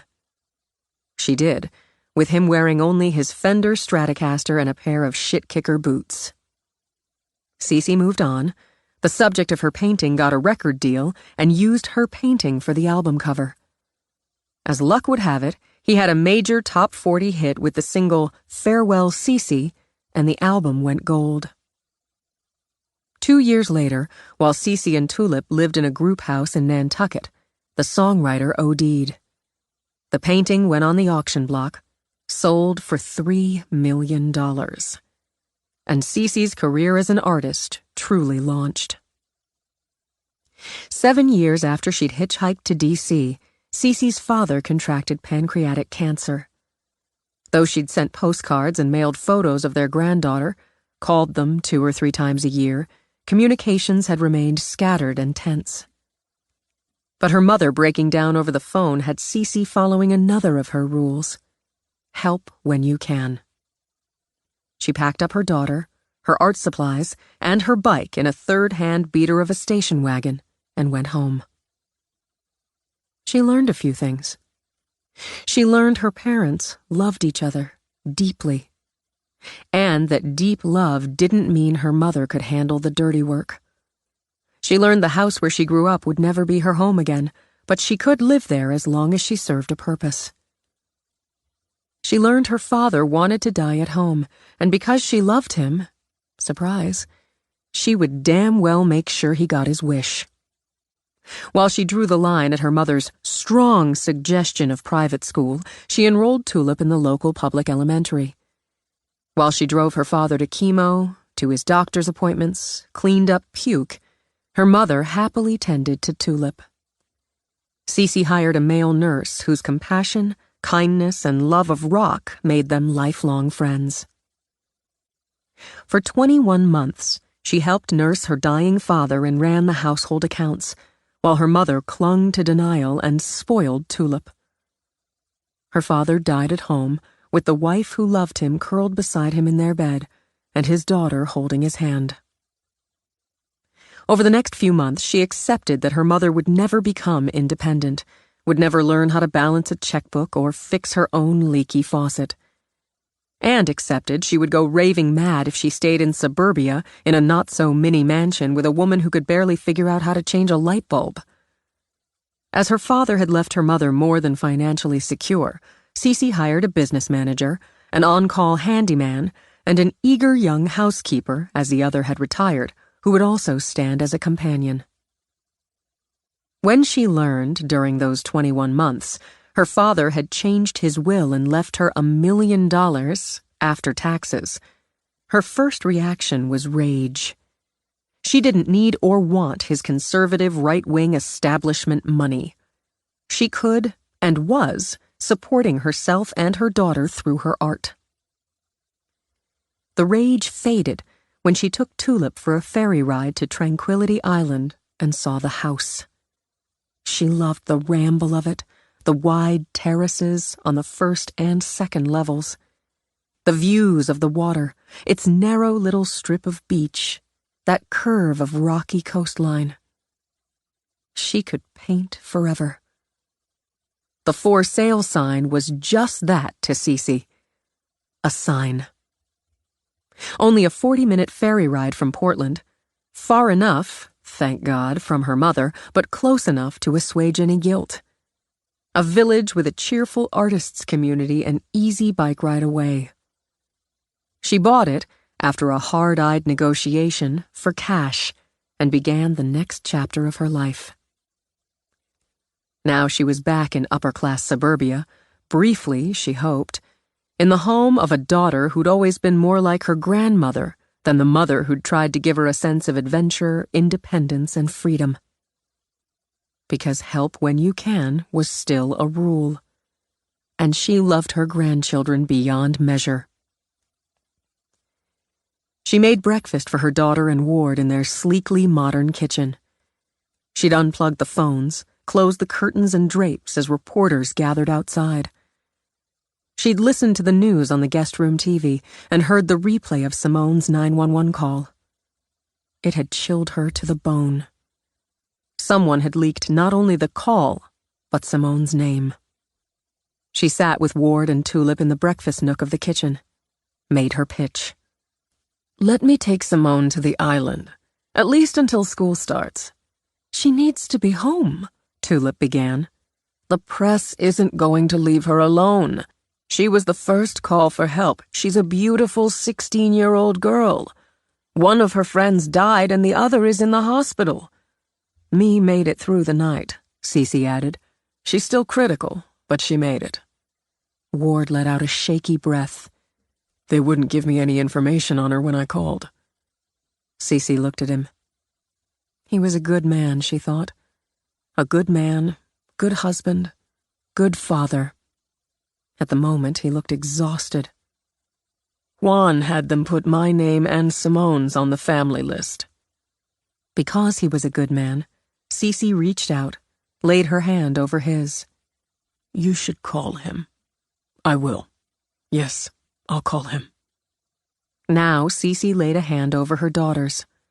"Tulip, I know you need your girls and they need you right now.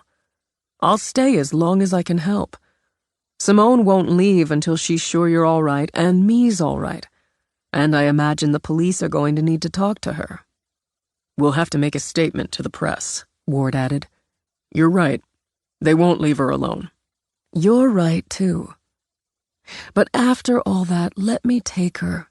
Give her a few weeks of peace and quiet. Even with the crazy of summer people on the island, I can give her that, and me when she's well enough. No one will bother her or them, I'll see to that. And Simone's going to need someone to talk to about everything, besides us. I have a friend. He spends part of the summer on the island. He's a therapist with offices in Portland. You can check out his credentials, Ward. You can meet him. Talk to him. I'd have to do all of that. I know, but you'll learn he's very good. She'll need to talk to someone. So will you and Natalie, baby. I don't want to talk to anyone, see anyone right now. I just want to be home with my family. Cece started to speak, but Ward shook his head in warning. Okay. Think about this instead. After you've had that, a few weeks on the island might help Simone get away from all of it. Natalie, too, if she wants to come, but I know she's had her heart set on that equestrian camp, and that's coming up in a couple weeks. She likes spending time on the island, but Simone loves it. We'll talk about it, Ward said. We're grateful, Cece, for none of that. Family does what family needs. And right now, I think this family needs more coffee. As she stood, Simone came in. Dark circles under her dazed, heavy eyes stood out stark against her pallor. Me woke up. The nurse said the doctor was in with her, and her dad said... He said she asked for me. I have to go see me. Sure you do, but you need to have some breakfast. You don't want me to see you looking so pale. That won't help her feel better, will it, Tulip? Come sit down, sweetie, her mother urged. I'm not hungry. Just a little bit. Cece's going to fix you just a little bit. She sat, looked at her mother's face. The bandages, the bruises. Are you feeling better? Yes. But her eyes welled. Don't cry, Mom. Please. I didn't know where you were. I hit my head, and poor Nat. It was only for a minute, she said, but I was confused and scared. I could hear the shooting, the screaming, and I didn't know if you were all right, if you were safe. I know me needs to see you, but I need you for just a little while first. I didn't know if you and Nat... I didn't know. She sat next to her mother, pressed her face to Tulip's shoulder. When I woke up, I thought it was a bad dream. But it wasn't. We're okay now. Tish isn't. Tulip stroked, rocked. I'm going to call her aunt. I'd call her mother, but I think I'll call her aunt. I'll ask if there's anything we can do. Trent's dead, too. Oh, Simone. I saw on the news. I looked before I came down and I saw the names, the pictures of who did this. They went to my school. I know them. I went to school with them. I had classes with one of them, and they killed Tish and Trent. Don't think about it right now. Denial, Cece thought, like her grandmother. Close your eyes to the bad shit until you couldn't.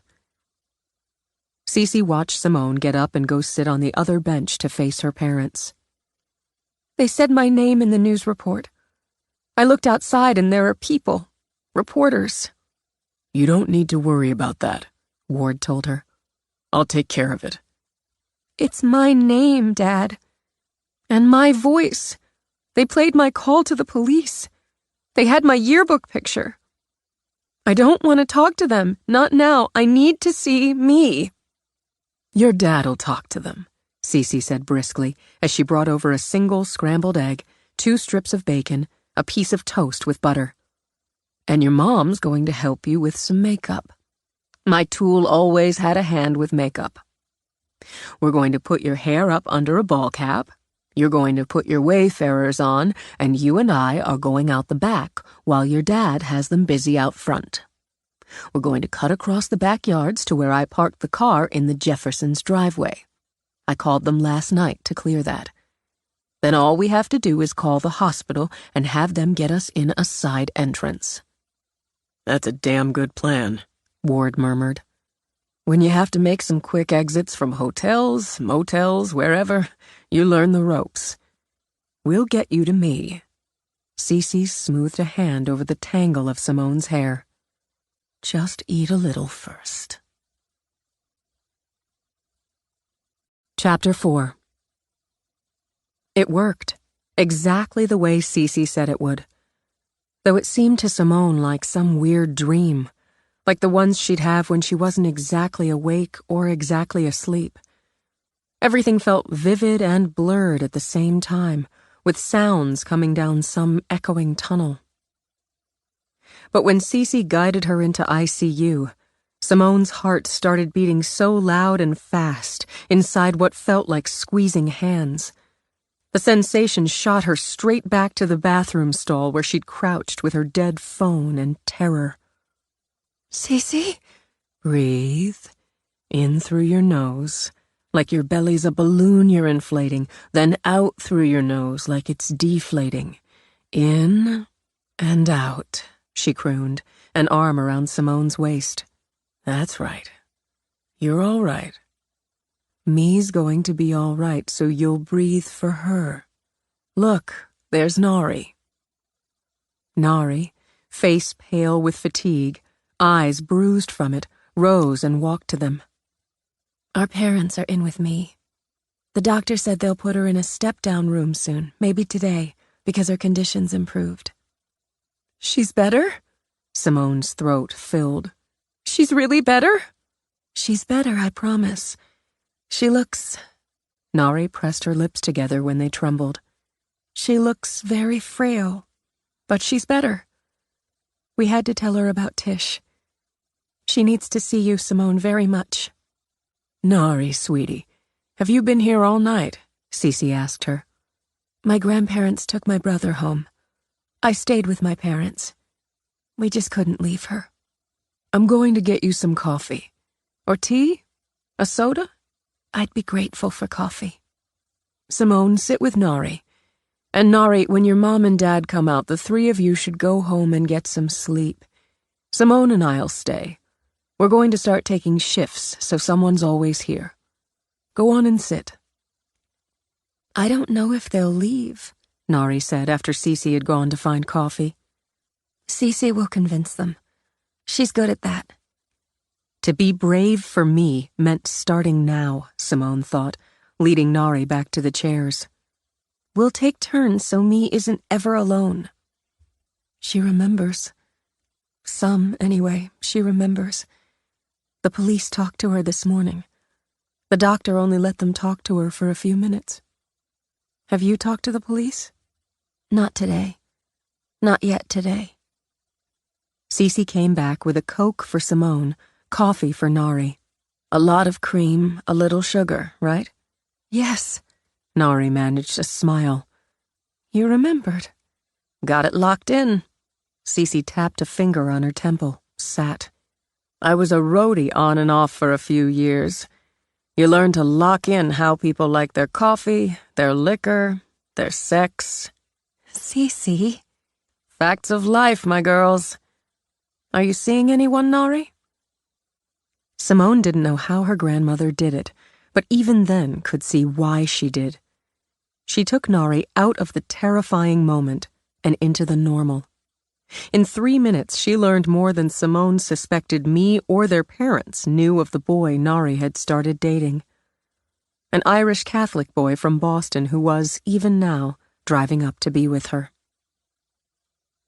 When Me's parents came out, Cece rose, went over to quickly embrace each of them.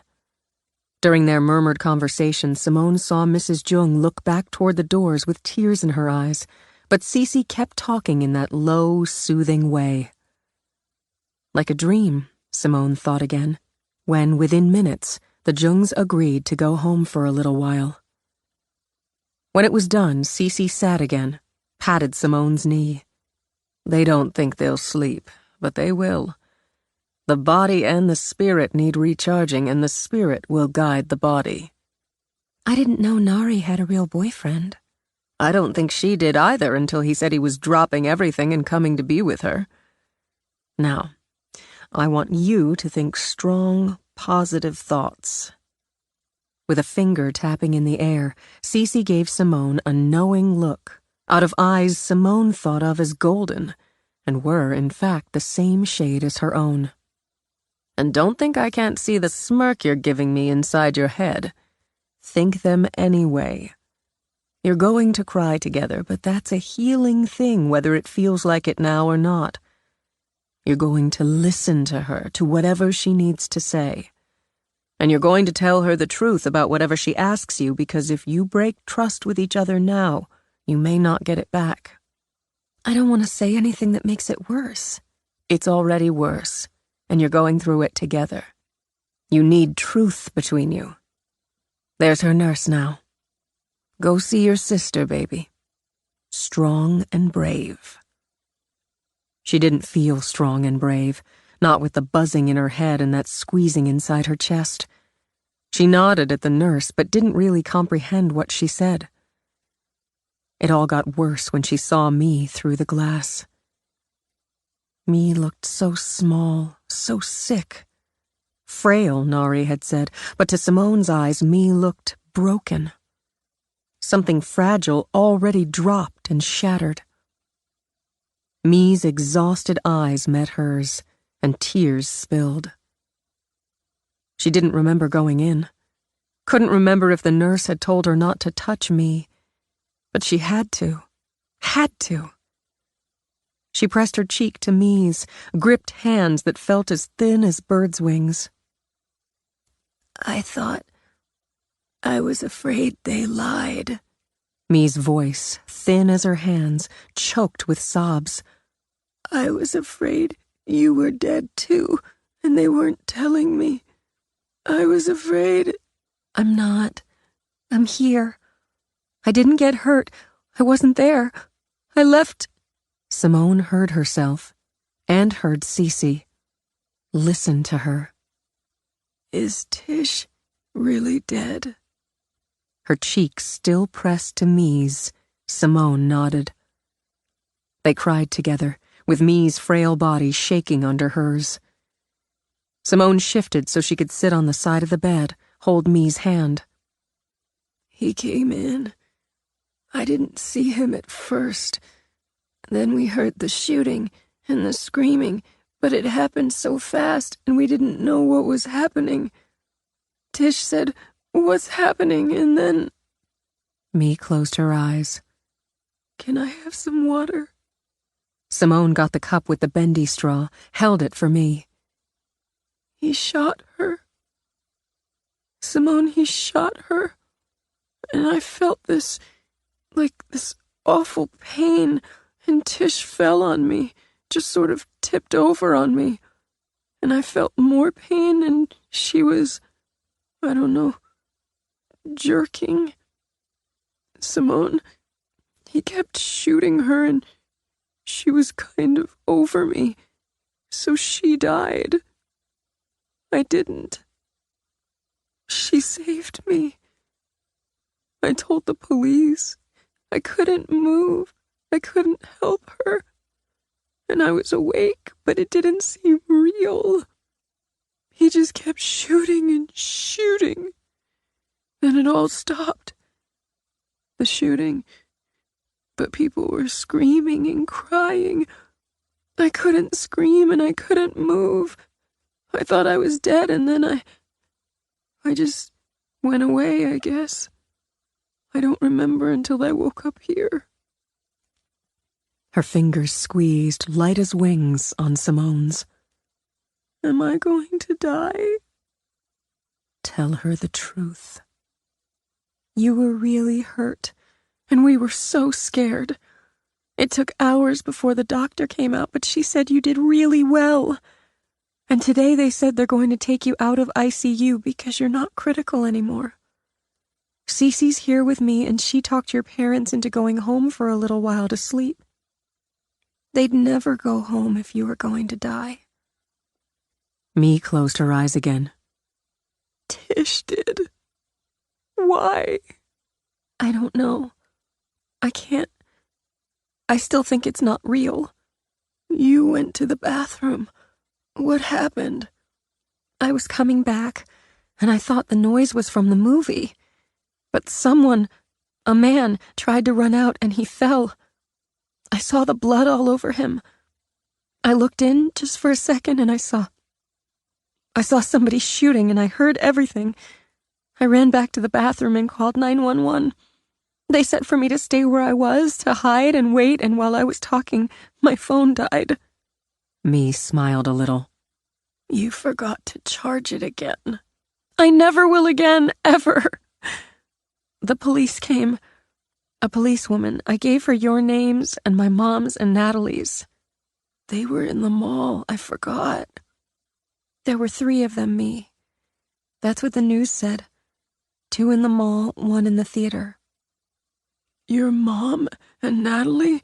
No, Simone, no. They're okay. Mom got a concussion and some cuts from flying glass. Nat dragged her behind a counter. She's okay. They're okay. She hesitated a moment, then pushed on. 3 of them. Killing people. Killing Tish. And we knew them. We knew them? Me repeated slowly. They're dead. I'm glad they're dead. J.J. Hobart. Oh my God. Kent Whitehall and Devin Paulson were in the mall. J.J. was in the theater. He killed Tish. I saw them in school almost every day. They killed Tish. And Trent. He's dead. Tiffany's hurt bad. I saw her mom last night. Tiffany's. JJ shot her. She might have brain damage and her face. I only heard a little. I don't know how bad she is. I knew JJ especially was mean. Stupid mean sometimes, but... Me's bruised eyes spilled over with tears again. I'm the one who picked that movie. I wanted to see that movie especially, and now Tish is dead. It's not your fault. It's not my fault I went to the bathroom and wasn't there, but it feels like it. It really feels like it. But it's their fault, Me. I hate them. I'll hate them forever. I'm so tired, Me murmured as her eyes closed. Don't go. I'll be right outside, Simone said after the nurse came to the door and signaled her time was up. I won't go. Once or twice in the past, Reed had had very interesting dreams about getting Angie naked. Now, after recurring nightmares of hiding beside her dead body, he sat in the back row of the Methodist church for her funeral. He'd nearly talked himself out of coming. They hadn't really been friends. He hadn't really known her. Like he hadn't known her parents were divorced, or that she'd played the flute, or had a brother in the Marine Corps. Maybe he'd have learned those things if they'd gone to the movies or grabbed a pizza or taken a walk on the beach. But they hadn't.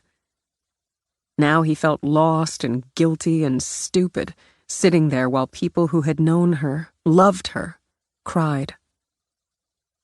But he'd had to come. He'd probably been the last person, who was not a customer, to have an actual conversation with her. He'd spent those terrifying minutes hiding a little boy in her kiosk with her body right there. He'd had her blood on his shoes, his pants. So he sat through the prayers, the weeping, the heartbreaking eulogies in a suit too tight in the shoulders. His mother had told him when he'd come home for the summer to get a new suit, and he'd ignored the idea as a waste of money. As usual, his mother was right. Thinking about his suit made him feel disrespectful. So he thought about the 3 faces he'd seen again and again on the news. Younger than he was, all of them, and one of them had killed Angie. Not Hobart, he remembered. He'd been in the theater, and the cop, Officer McVee, killed him.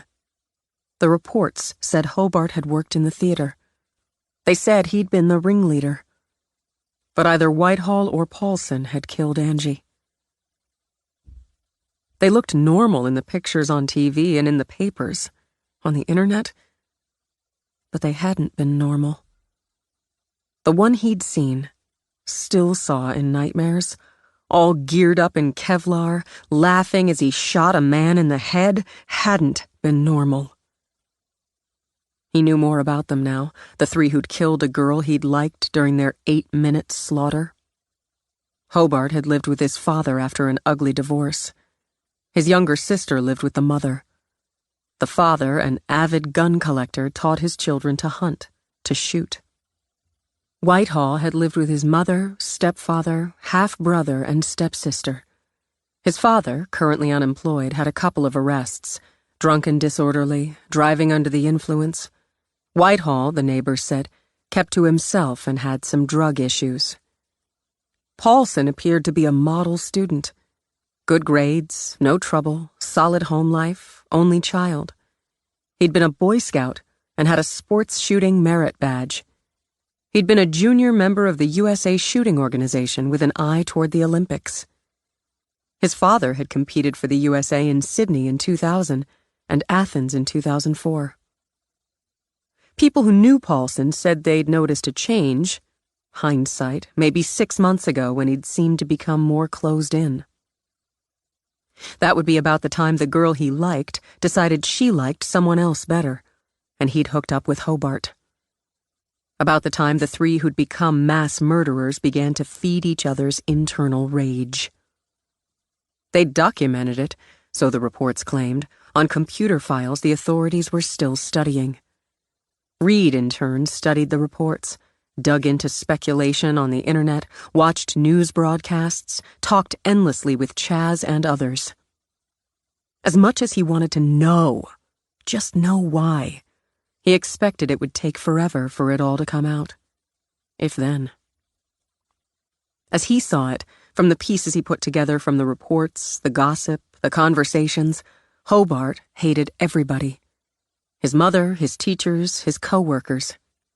He hated blacks and Jews and gays, but mostly just hated. And he liked to kill things. Whitehall hated his life, wanted to be somebody, and believed everything and everyone worked against him. He'd gotten a summer job, at the mall, and had been fired within 2 weeks. For showing up high, a former co-worker claimed, when he showed up at all. Paulson hated his luck. He'd concluded he'd done everything right all his life, but still lost his girl, and wasn't quite as good as his father at anything. He'd decided it was time to be bad. They'd targeted the mall for impact, and Hobart took the theater because he wanted to destroy the place that expected him to work for a living. Rumors claimed they'd done 3 dry runs, timing them, refining them. They'd planned to regroup at Abercrombie & Fitch, barricade themselves inside, taking hostages as bargaining chips, and taking out as many cops as possible. Whitehall and Paulson nearly made it, but they'd taken an oath. If one of them fell, they all fell. When Hobart didn't show, and with the cops closing in, Whitehall and Paulson, according to witnesses, bumped fists, shouted, "Fuck yeah!" and turned their weapons on each other. Maybe some of it was true. Maybe even most. But Reed expected more and more would come out. They'd do a book, probably a freaking TV movie. He wished to hell they wouldn't. He came back to the moment when people started to stand and felt a wave of shame that he'd been inside his own head instead of paying attention. He got to his feet, waiting while the pallbearers carried Angie out. He couldn't imagine her inside that box, didn't want to imagine her there. Her family filed out, grouped tight together as if holding each other up. He saw a couple people he knew now, Angie's friend Misty, some others who worked at the mall. It shouldn't have surprised him to see Rosie. He'd sat with her the day before at Justin the busboy's funeral. He knew Rosie had spent the last few days at funerals or in hospital rooms. He hung back, let her go on her way. Probably to another memorial, or to visit one of the injured, maybe to take food to someone who'd suffered a loss or was recovering at home. That was Rosie. The opposite of the 3 who'd killed. When he stepped out of the church, he walked into a perfect summer afternoon. The sun shined out of a blue, blue sky dotted with soft white clouds. Grass grew summer green. A squirrel darted up a tree. It didn't seem real.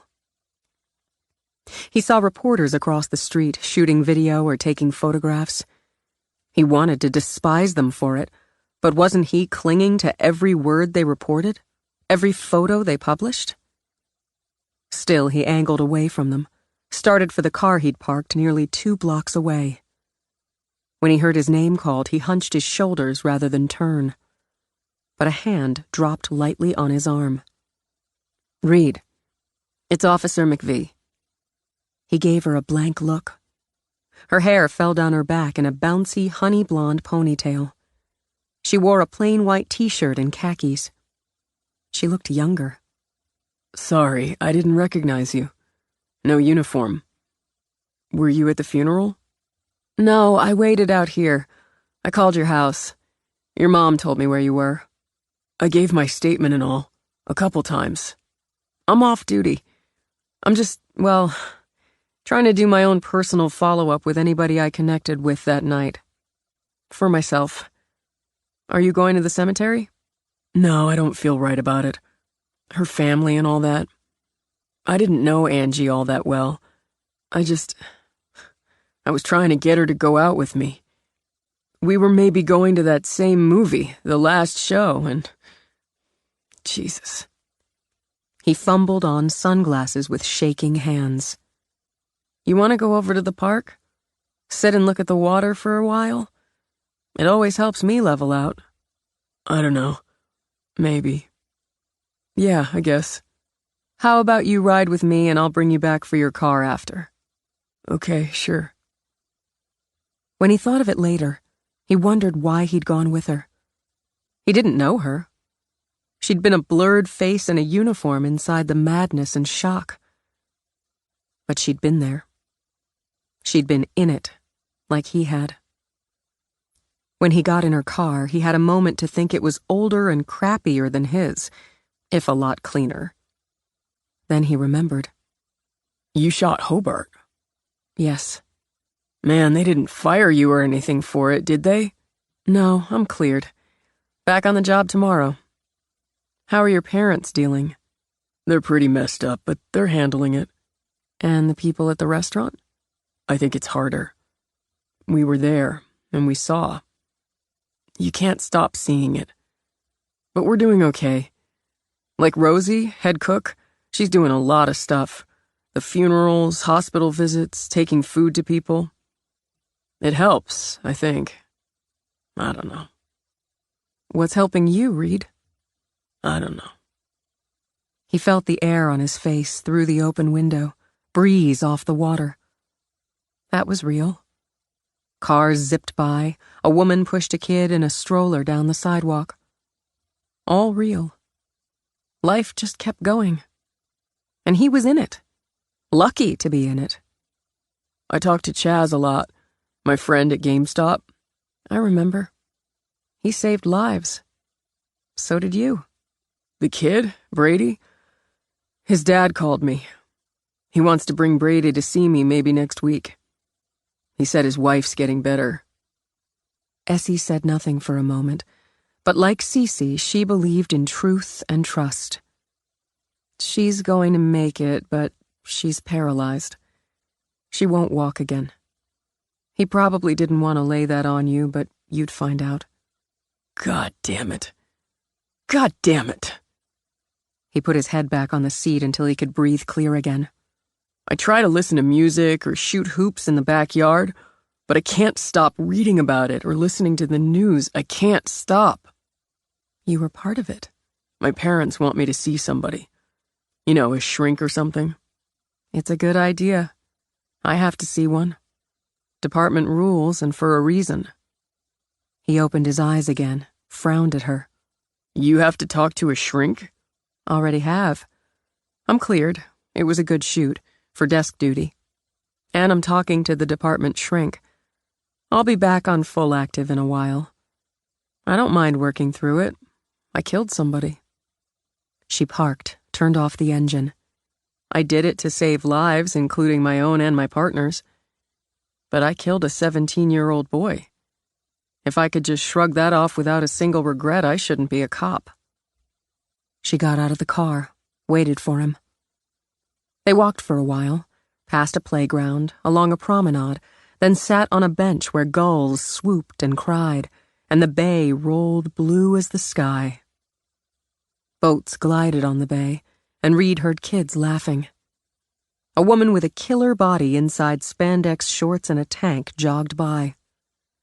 A couple who looked 1,000 years old to his eyes strolled, holding hands. Is it true what the papers and TV are saying, that Hobart was the main guy?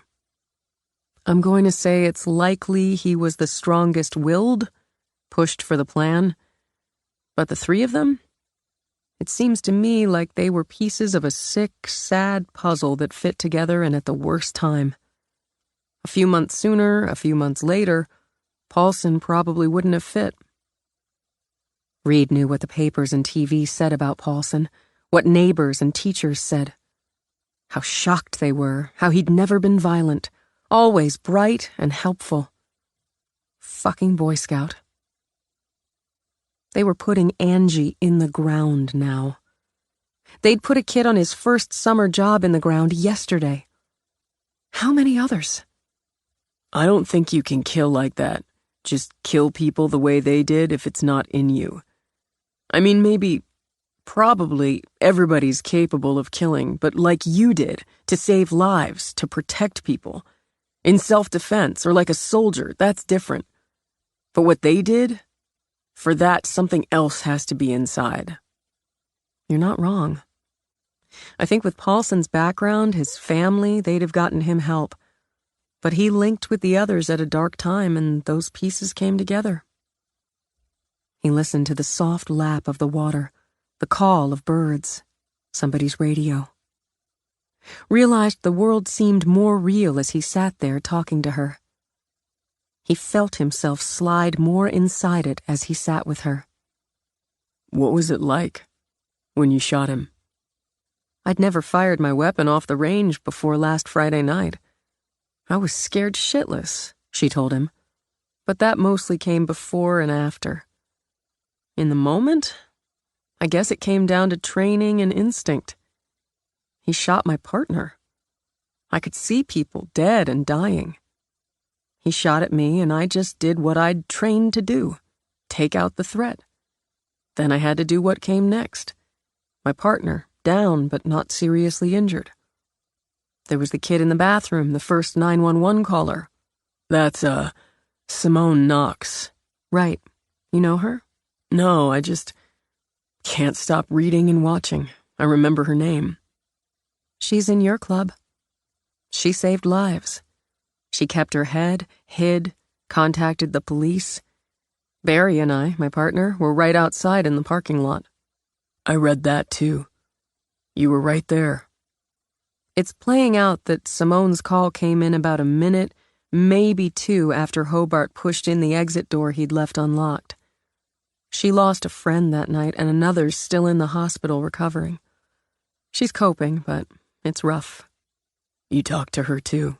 To her, to her friend me, to Brady and his dad.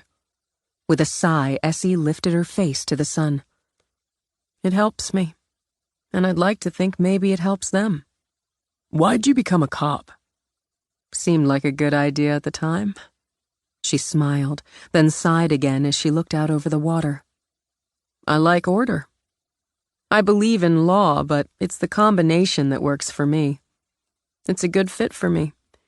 Rules and procedure and trying to help people. I never saw myself in a situation like Friday, but now I know I can get through it. I can do the job. How do you get to be a cop? She turned her head, gave him a raised eyebrow. Interested? Maybe. No. Yeah, he realized. I am. I never thought much about what I was going to do. Just get a job eventually. I like college. My grades are okay, but I just like being there, so I haven't been thinking too hard about what happens when I'm out. I told Brady we were waiting for the good guys because we were. So, yeah, I'd like to know how to become a cop.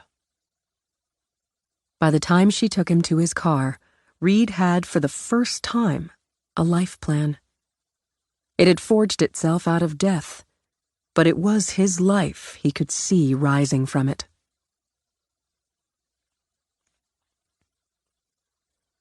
Selena McMullen had ambitions and a smoking habit.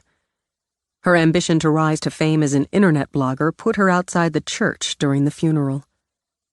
As a reporter for Hot Scoops, with its somewhat questionable reputation, she didn't get much respect from the print and on-air reporters gathered outside.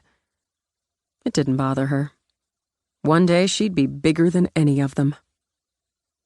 She'd developed both the attitude and the ambition during high school and college. There'd been no question in her mind that she was smarter than any of her peers, so she didn't have a problem letting them know it. If that meant she had no real friends, so what? She had clients. She credited Jimmy Rogers in 8th grade for helping her forge a clear path. By pretending to like her, telling her she was pretty, also she'd gullibly do his homework while he laughed behind her back, he'd provided her with the impetus to start her own business. Sure, she'd do homework assignments. For a fee. By the time she'd graduated high school, she'd had a considerable nest egg and had grown it throughout college.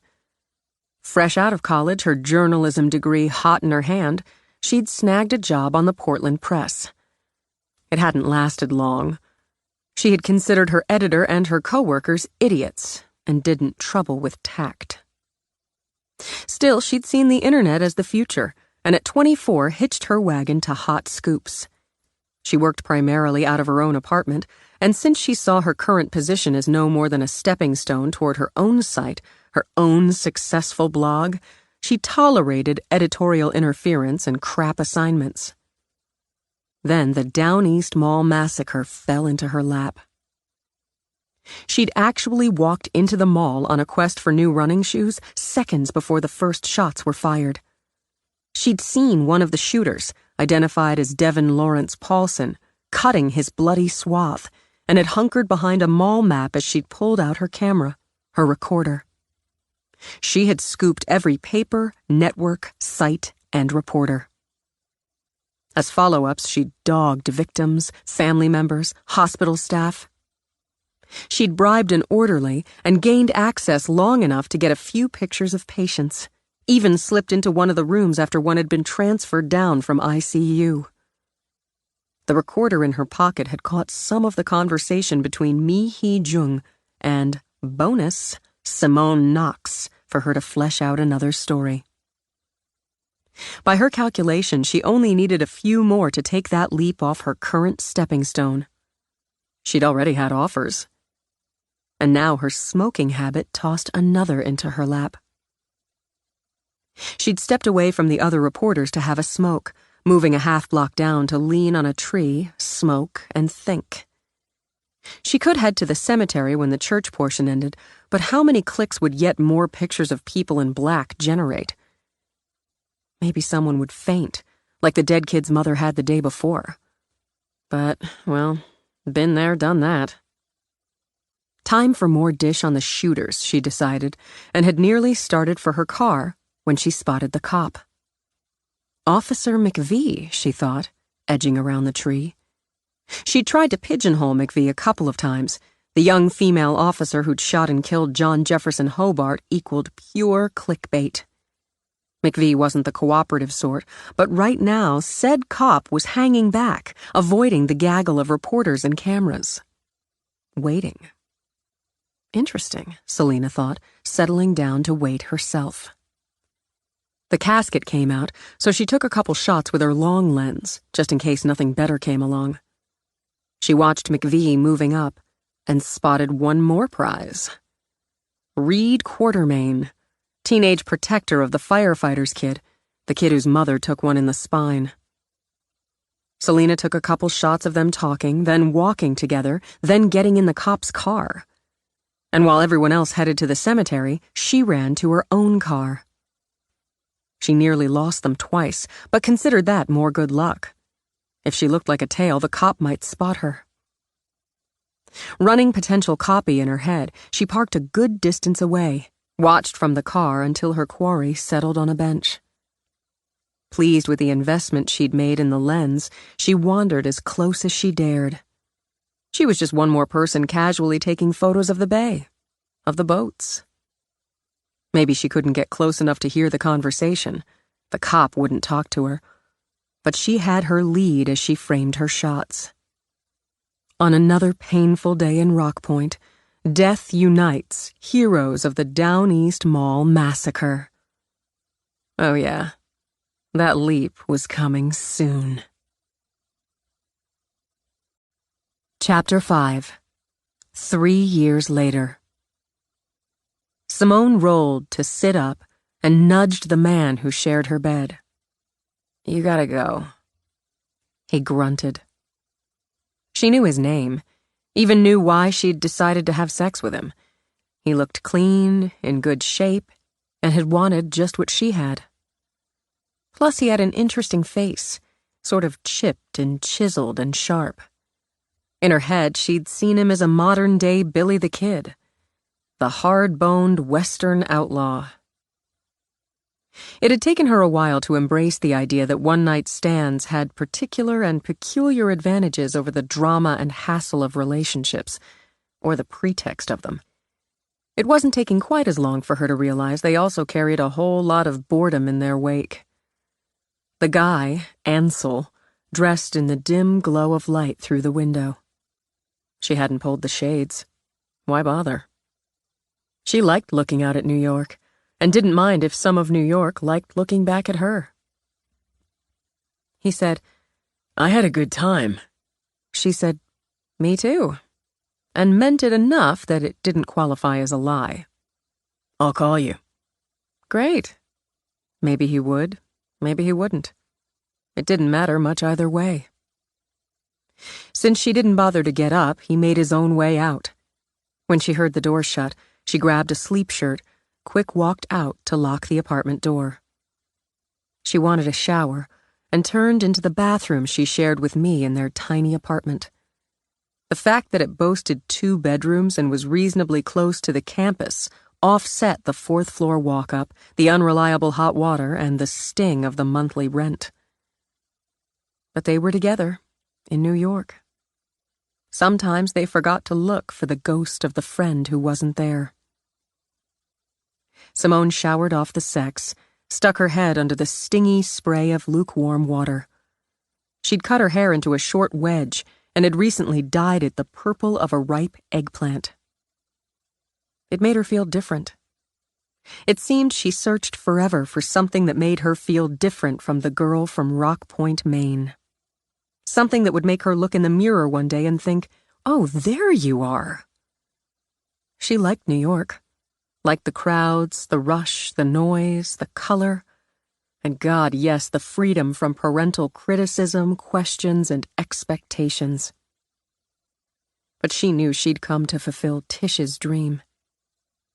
She liked Columbia, had worked her ass off to get in, but knew she'd done that to be a part of me's dream. She couldn't find her own, and wasn't sure she had one. But being there on borrowed dreams was better than being home where everything reminded her. Where her mother would look at her choice of hair color with puzzled disapproval, or her father, with that worried look in his eyes, would casually ask how she was doing. She was fine. How many times did she have to say it? It was me who still suffered from anxiety attacks and nightmares, though they came less frequently now. She'd done everything possible to bury that night along with her friend.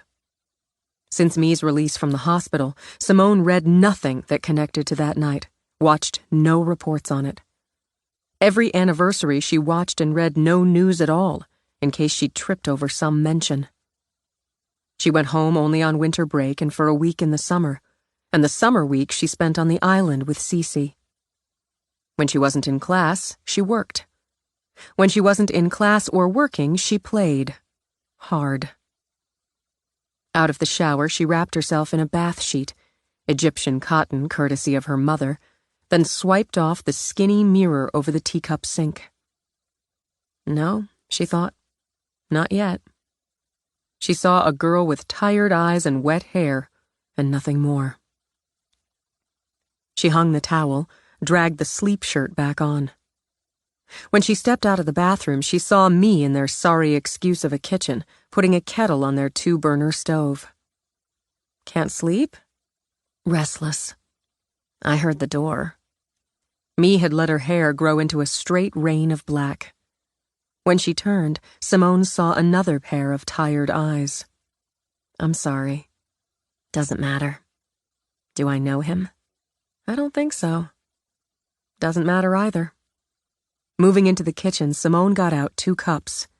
The music was good and he wasn't a bad dancer. I wish you'd come with me. I needed to study. You're acing everything. Again. Because I study. Simone waited while me fiddled with the tea. Something's up, I can see it. I've been accepted for a summer research program. That's great, like last summer? Dr. Jung, biomedical engineer. That's the dream. Not exactly like last summer. The program's in London. Holy shit, me? Grabbing her friend, Simone danced her around the room. London! You're going to London! It's not until the end of June, and my family's asked me to come home first. To spend the time, after the semester ends and before I leave for London, at home. I need to give them that. Okay. Maybe her heart dropped a little, but Simone nodded. Come home with me. Come home, Simone. I've got a job. You hate that job, me interrupted. If you want a waitress at some dump of a coffee house, you can do it anywhere. You're not happy here. You're doing okay at Columbia, but it doesn't make you happy. You have sex with guys that don't make you happy. Rock Point's not going to make me happy. Trim, tiny, with that gymnast's grace, me went back to finish making the tea. You need to find what does. You're here because of me and Tish, and I'm not going to be here all summer. You should find what makes you happy. Your art— Don't do that, she snapped when Simone rolled her eyes. You've got talent. Cece has talent. I'm just playing around. So stop playing around, me snapped again. Stop playing around, stop screwing around, stop fucking around. Wow. Simone picked up the tea she no longer wanted, leaned back on a fridge manufactured in the last century. I like playing around, screwing around, and fucking around. I'm not going to spend my life studying, researching, holed up in a lab because I don't want to have a life. Jesus, when's the last time you had sex? You have enough for both of us. Maybe if you got laid, you wouldn't be such a bitch. You won't go to parties, won't go to clubs, you haven't had a date in months. It's school, labs, or this shithole apartment. Happy my ass. As her eyes fired, me curled one hand into a fist. I'm going to make something of myself. I didn't die, and I'm going to make something out of my life. I am happy. Sometimes it's almost happy, and sometimes I hit it, but I know I'm working towards something, and I'm watching my best friend pushing back at everything. I go to classes, I go to work, I go to clubs. How's that pushing back at anything, much less everything? You go to classes, but you don't care enough about any of them to do more than get by. You go to work at a job that means less than nothing to you instead of looking for something that would. It poured out now, a flood over a broken dam. You go to clubs because you can't stand being alone, being quiet for more than an hour, and you hook up with guys you have no intention of seeing again because you have no intention of seeing them again. Not letting yourself be close or involved with anything or anyone is the freaking definition of pushing everything away. Simone smirked, adding nasty to it. I was damn close to the guy who just left. What's his name? Austin. Angel. Adam. Shit. Ansel, she remembered. You had to dig for it. You brought some guy home, had sex with him, and have to dig for his name in less than an hour. So what? So the fuck what? If I'm such a hoe, why do you care what I do? What I feel? Because, goddammit, you're my hoe. Simone opened her mouth to rage, and laughter gurgled out.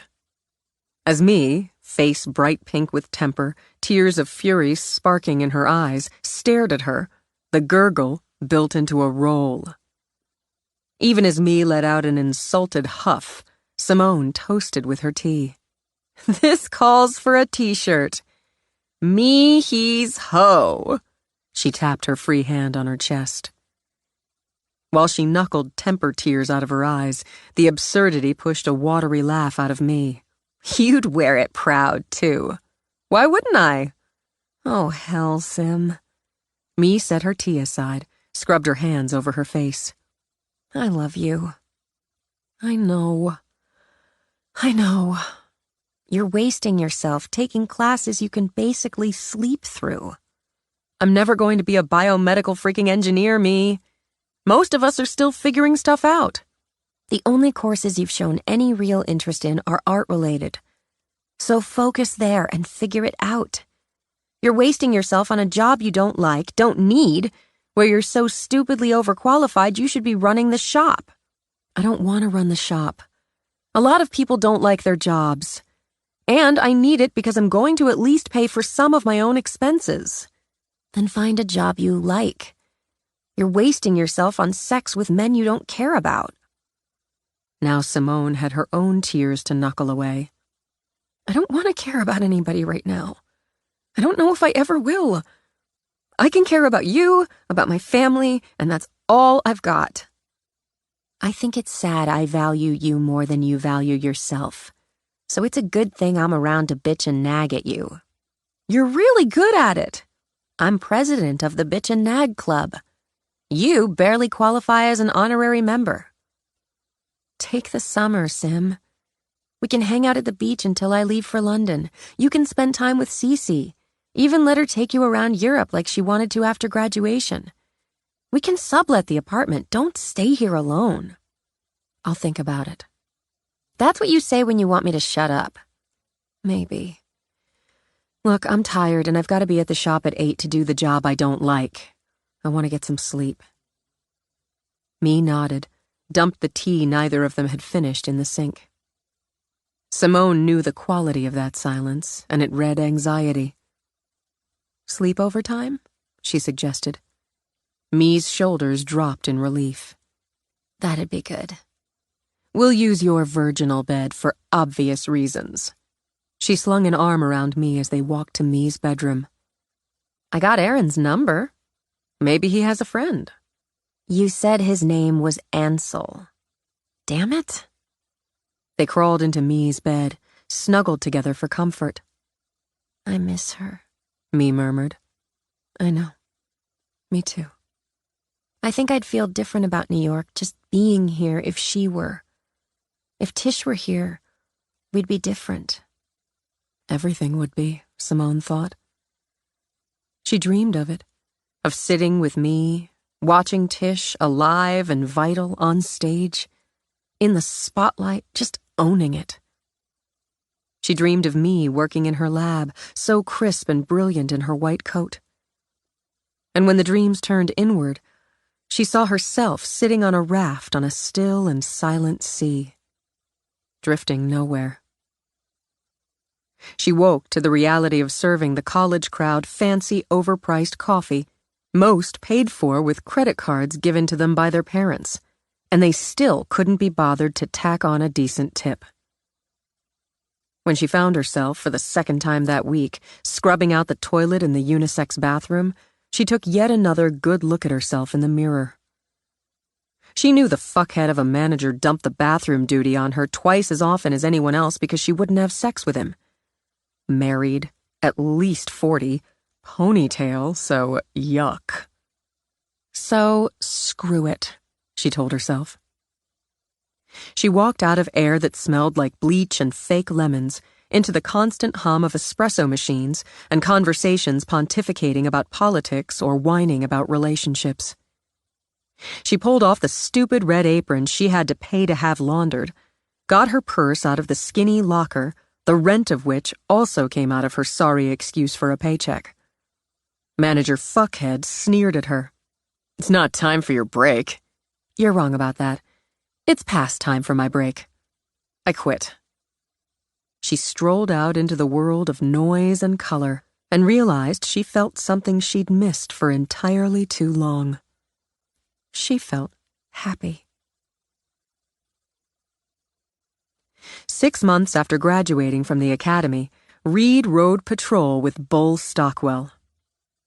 Officer Titus Stockwell had earned the name Bull not only from his physicality but from his personality. A 15-year vet, Bull was foul-mouthed, hard-assed, and claimed to have a nose that could detect bullshit from 2 miles off. He had several red flags that caused him to charge, including anything he considered anti-American, a sliding scale, assholes, a wide range of qualifications, and motherfuckers. His top candidates for motherfuckers were anyone who harmed children, beat women, or abused animals. He hadn't voted for Obama, he'd never voted for a Democrat in his life and saw no reason to deviate. But the man was President of the United States and as such had his respect and loyalty. He didn't have a bigoted bone in his body. He knew assholes and motherfuckers came in every color and creed. He might not understand the whole gay thing, but didn't actually give a shit one way or the other. He figured if you wanted to get off with somebody built the same as you, that was your business. He had 2 divorces under his Sam Brown belt.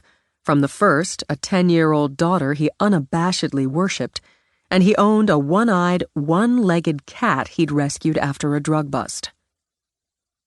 Most days he berated Reed verbally for being too stupid, too slow, a college boy, and a dumbass rookie. And in the 6 months since he'd been on the job, Reed had learned more about the down-and-dirty and nitty-gritty of cop work than he had in all his college courses or in his months at the academy. He'd sure as hell learned, when answering a domestic disturbance call, to put himself between Bull and the offending party, male, before that red flag had his partner pawing the ground and snorting. So when they rolled up to a potential double D in a townhome they'd visited for the same reason 4 times before, Reed prepared to do just that. She's got an RO on him now, so his ass is mine. Reed recalled the she in question, one LaDonna Gray, had taken her husband, one Vic Gray, back after a black eye and split lip, and again after a broken arm and clear-cut marital rape. But the third incident, knocking her unconscious and knocking out 2 teeth, 2 months after she'd given birth to their son, had been the restraining order charm. He better not have touched that baby. Bull hitched up his pants as they started for the door down a frost-heavy walkway slushy with snow. A woman ran out of the connecting unit. "He's killing her! I swear this time he's killing her!" Reed heard it now. The screams, the shouts, the wails from the baby. He had time to think, oh shit. He saw, too, the front door had already been broken in. He went through the doorway with his partner, noted the signs of violence on the main level with the overturned table, broken lamp. Upstairs, the baby screamed as if someone had shoved an ice pick through his ear, but the shouts, curses, sobs, thuds came from the rear of the house. Reed moved faster than Bull, younger, longer legs, and had time to see Vic Gray bolt out the back door. The woman lay moaning, sobbing, bleeding on the kitchen floor. I've got him. Reed sprinted out the back. As he ran, he called it in.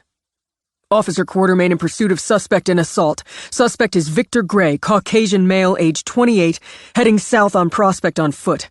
Suspect is 5 feet 10 inches, 180 pounds. He's wearing a black parka, red watch cap, jeans, turning east on Mercer. Gray cut across a yard, carving a path through the 8 inches of snow from the fall the night before, scaled a fence. Reed thought how much faster he'd be if he had his Nikes instead of the uniform shoes. His breath in visible clouds, Reed went over the fence, dropped into snow, heard screams, kicked up his speed. He hadn't lettered in track in high school for nothing. He spotted a woman sprawled in the snow in her yard beside a half-built snowman. With her nose dripping blood, she clutched a wailing toddler. "He tried to grab my baby!" Reed kept going, saw Gray cut east again, reported it as he gained on him. He went over another fence, saw Gray veer toward the open door of another townhome where music and a woman's laugh pumped out. Reed heard the woman say, I don't need to see how well you shoveled the patio. Close the door, it's cold. His only thought. He's not getting in there and hurting somebody else. Reed may not have been his father's football star, but he knew how to tackle.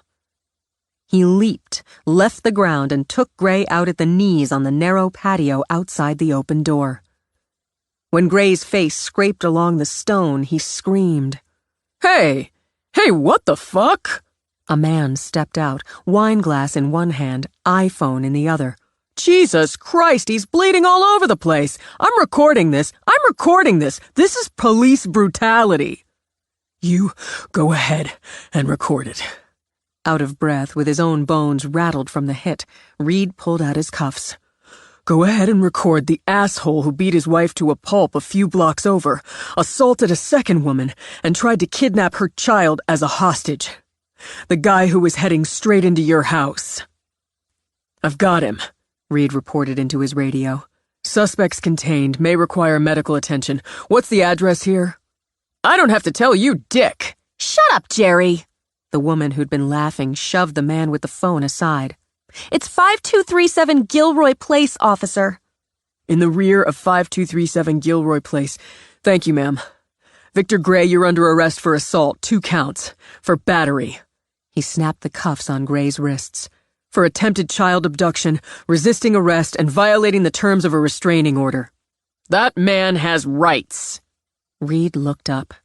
Are you a lawyer, sir? No, but I know. Then why don't you stop interfering with police business? You're on private property. My property, the woman said. So shut the hell up, Jerry. You're bleeding some too, officer. He tasted it in his mouth, felt it on the stinging heels of his hands. I'm okay, ma'am. Victor Gray, you have the right to remain silent. As he recited the Miranda warning, Jerry smirked. Took you long enough.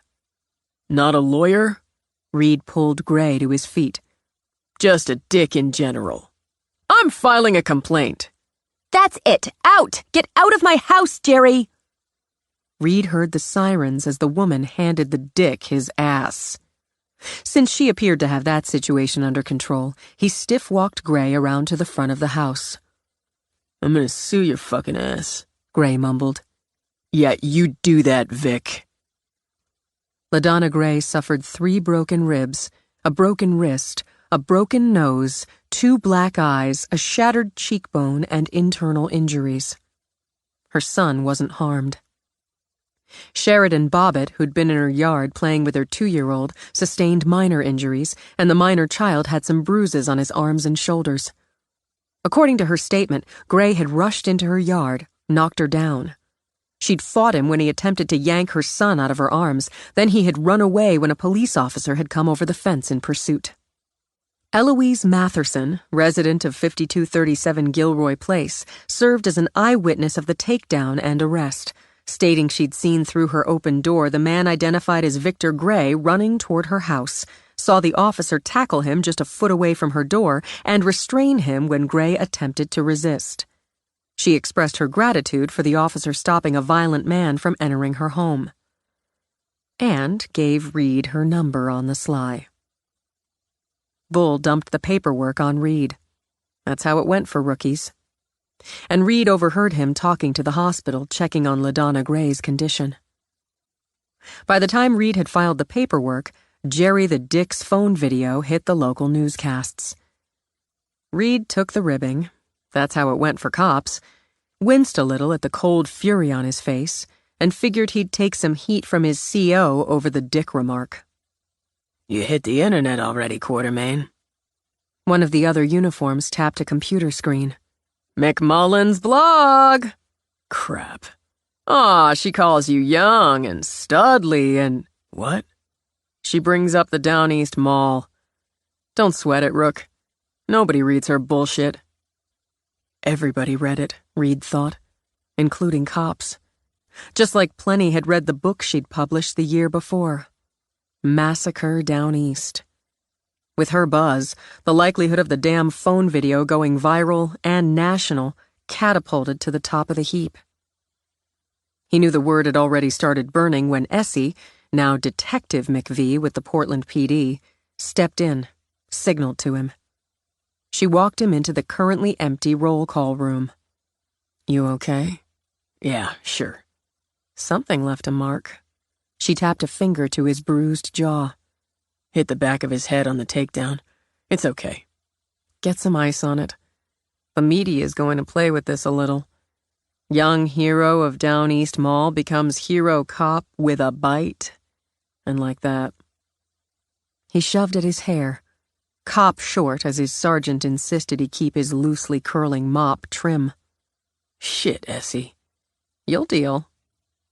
Your sergeant's going to give you a little flick over the dick remark, but he and every cop in Portland and its burbs is going to give you a nice golf clap over it. Don't worry about it, and don't worry about McMullen or the rest of the media. Keep your head down and do the job. Well, I was, he pointed out. That's right.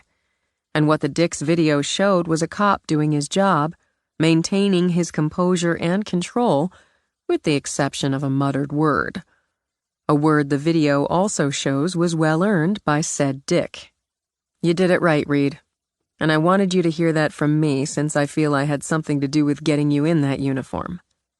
You had a lot to do with it. I felt I had to get him.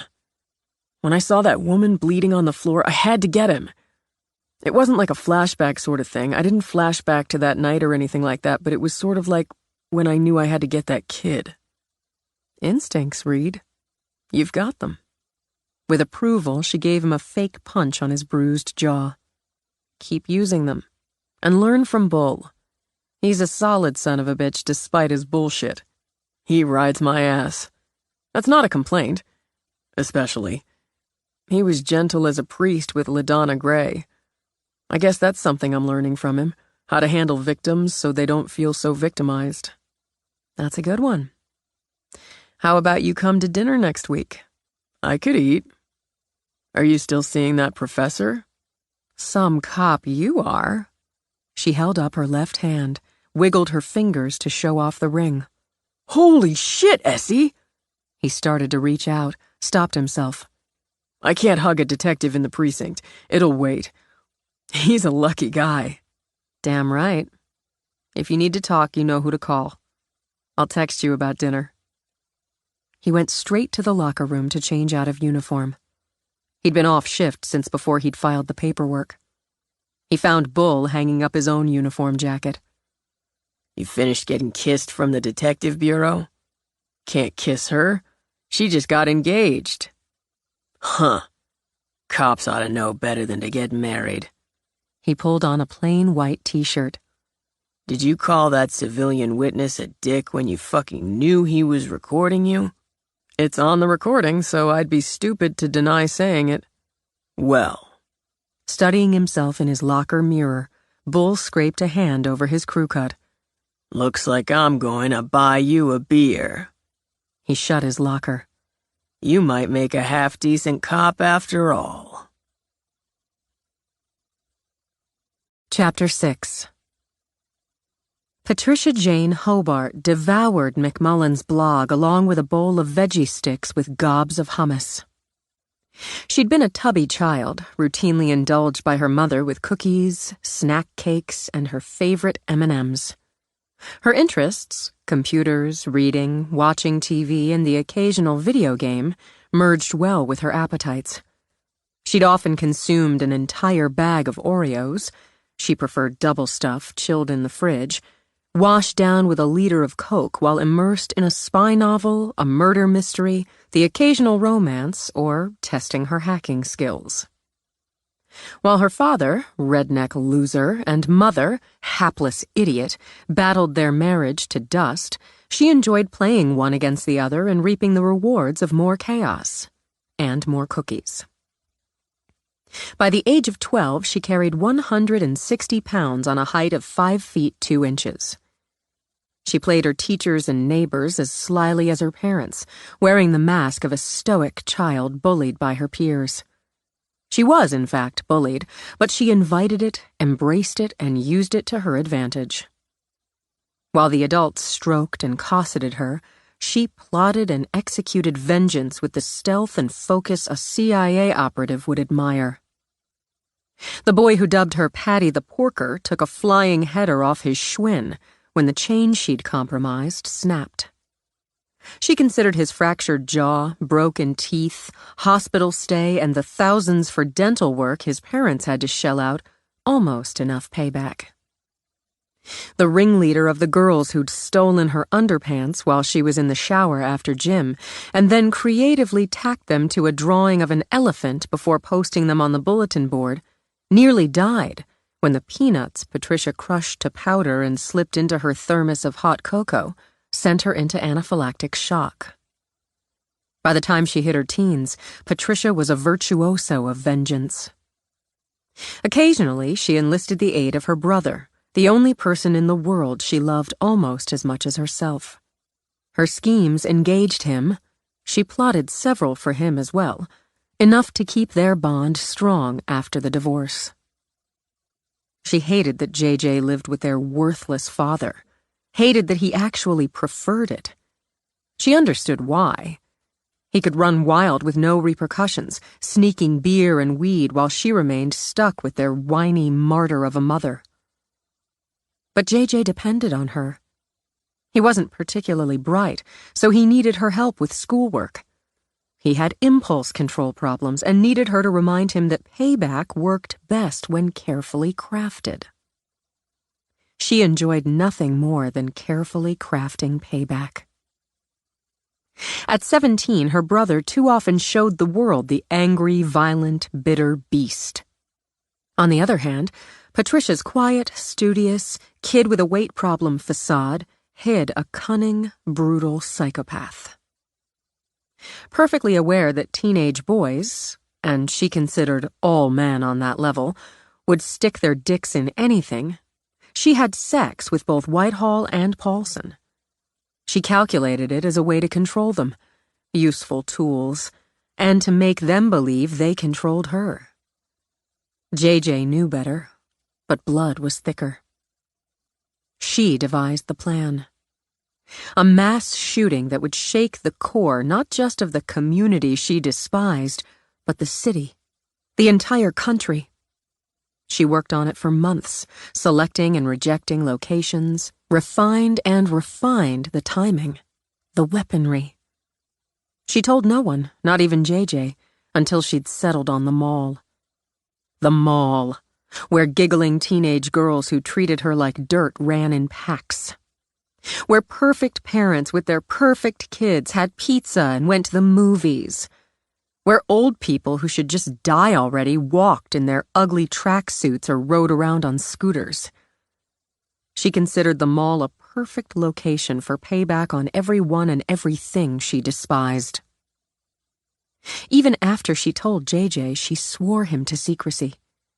He could tell no one, could write down nothing they discussed. When the time was right, when she had everything in place, all contingencies nailed down, they could bring in his two friends. She walked miles in the mall, joining those revolting old people for their pre-opening exercise, and letting them make her a pet. She took photographs, made maps, studied mall security. Took off a little weight as cover, and directed JJ to get a part-time job at the mall. He chose the theater, so she worked that sector in for him. By her calculations, Operation Born to Kill would go green mid-December, giving her time to work out kinks and capitalizing on the holiday crowds for the most impact. They would take out hundreds. But then JJ literally jumped the gun and hadn't even told her.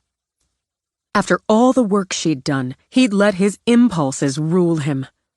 She found out about the shooting from a bulletin when the local news broke in during a rerun of Friends. She'd had to scramble to destroy her notes, her maps, her photos, every scrap of 6 months' work. She hid her laptop in a neighbor's broken-down garden shed.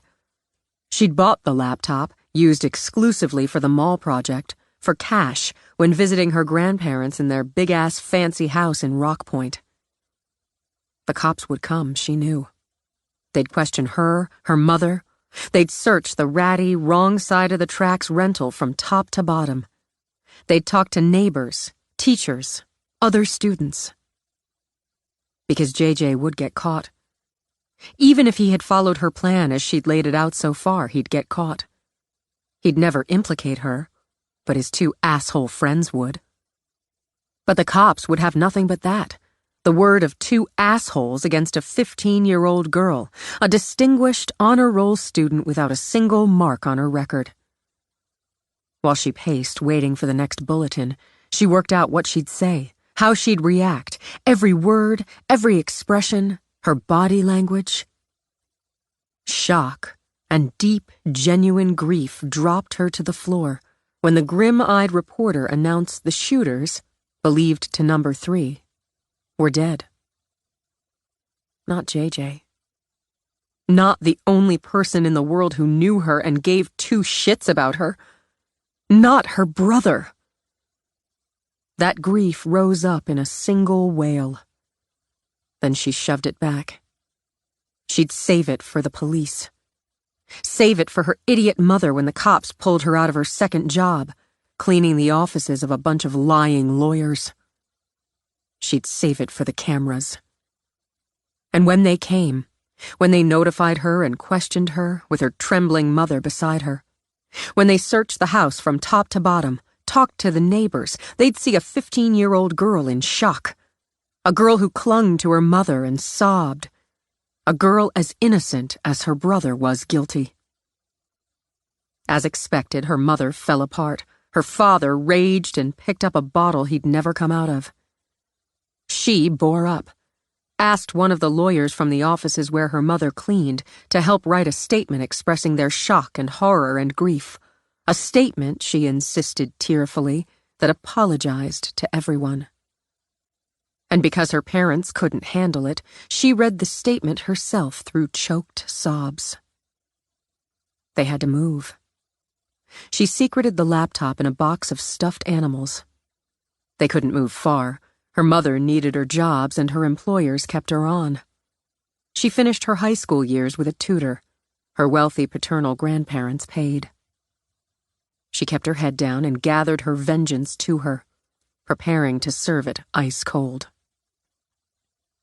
At 18, she carried a sharply honed 112 on a 5-foot 4-inch frame. Her family attributed her initial weight loss to stress and grief, but Patricia worked to turn herself into a whippy weapon. She had people to kill, and compiled dossiers on all of them. Time, she calculated, remained on her side, and she had college to finish. With her stellar grades and smarts, she had numerous choices, and settled on Columbia as two of her targets, and the one, her primary, chose it. How better to keep tabs on the person she held most responsible, even more than the cop who'd put the bullets in him, for her brother's death. Without Simone Knox, the cops didn't get there so quickly, didn't enter the movie theater, didn't kill her brother. He'd have walked out the way he'd walked in, but for Simone Knox. She could have killed Knox and finished JJ's job on her little Asian friend 1,000 times already. But the dish was not cold enough. And they would be far from the first to pay. On the food chain of her revenge, she'd placed her parents first. But now, reading McMullen's blog in the studio apartment her grandparents paid for, she just couldn't live with people. She reconsidered. Not the cop, and not the boy hero who'd become one. They ranked too high to be shifted that far down. But maybe, just maybe, she could pick one of the lessers, run a kind of test. She munched her hummus and veggie sticks in an apartment across the street from her prime target and began the selection process. On July 22, 2005, Roberta Flisk was 36. She'd gone to the mall with her sister and her young niece to have the 10-year-old Caitlin's ears pierced. They'd planned to conclude the rite of passage with ice cream sundaes. But as Caitlin, with her tiny gold studs, Shelby, carrying the bag of overpriced daily cleaner, and Roberta strolled out of the earring boutique, everything changed. Roberta stopped at a kiosk to buy her little boy some beach toys for his long weekend away with his grandparents. She and her husband had planned their own long weekend on Mount Desert Island in hopes of reviving their troubled marriage. Later, she'd tell police, her family, reporters, how she'd seen the boy identified as Kent Francis Whitehall come into the mall as she, her sister, and her niece walked toward the same doors. She'd thought he was wearing a costume for some event, until he'd lifted the rifle. Her sister was the first victim of the attack. As she'd fallen, Caitlin screamed, dropping to the ground with her mother. Roberta threw herself over her niece and sister. Whitehall shot her twice, left shoulder, left leg, before he'd moved on to other targets. With her sister dead, her niece traumatized, her own injuries requiring 2 surgeries and months of therapy, physical and emotional, Roberta hadn't been shy about talking to the press. She became a passionate, vocal advocate for gun regulation. She helped launch For Shelby, an activist organization dedicated to safe, sane solutions. Their website and Facebook page ran totals daily of the number of gun deaths in the country: murder, suicide, accidental. Her marriage died, another victim of Down East. She gave speeches, organized rallies and marches, appeared on television, always wearing the heart locket that held a photo of her sister. In tragedy, she became a warrior, a name and a face, a well-known voice not only locally but nationally. For that reason, she fit Patricia's needs perfectly. Patricia took a full month to study, to stalk, to take notes and photos, to plan. Back in Rock Point for most of the summer, ostensibly to spend time with her grandparents, she made meticulous records of Roberta's habits, routines. In the end, she found it ridiculously easy. Early one morning, before daybreak, she slipped out of her grandparents' house, jogged a half-mile to the home of one of her grandmother's friends. After slipping on a short blonde wig and latex gloves, she removed the spare key to the car from the magnetic box under the wheel well. She drove, carefully at the speed limit, to Roberta's quiet neighborhood, parked, took the gun and the silencer, taken from her father during one of his drunken stupors, out of her backpack. At sunrise, like clockwork, Roberta came out of her back door. On a normal day, she would have cut across her own backyard, through a neighbor's gate, and met up with the first of her 2 morning jogging companions. But on this morning, Patricia waited. She stepped out from behind a sturdy red maple. As Roberta, adjusting her earbuds, glanced over in surprise, Patricia took her down with 2 quick shots to the chest. The silencer kept the sound to a harmless pop. The third shot, a kill shot to the head, popped louder, but it had to be done. She took the sign she'd made out of the backpack, tossed it on Roberta's body. "Here's your Second Amendment, bitch." She policed her brass, secured them with the gun and silencer in the backpack. Light streaked in reds and pinks across the eastern sky as she drove back to the neighbors, replaced the key. With the wig and gloves in her backpack, she took out earbuds, put them in, and began to jog. She felt nothing special, she realized. She'd expected to feel some elation or amazement. Something. But she felt no more than she did when she completed a necessary task well. A little satisfaction. She jogged, as she'd made a habit to do since observing Roberta's morning routines, toward a bakery a full mile away. She listened for the news reports, and the speculation that Roberta's visible and vocal advocacy had made her the target for some gun rights nut. Time to wait again, she decided. To wait and plot and study. But the test? She'd aced it. Killing was easy if you just made a plan and stuck to it. She went into the bakery, got a big welcoming smile from the woman, Carol, who opened it every morning. "Hey there, Patricia," Right on time. Gorgeous day. Beaming back, Patricia jogged lightly in place. How about 3 of those apple muffins today, Carol? You got it. It's real sweet of you to get your grandparents a treat every morning. Best grandparents ever. I don't know what I'd do without them. Patricia dug the money out of the side pocket of her backpack and, angling it away, unzipped the main pack to tuck the bag of muffins in with the wig and the gun.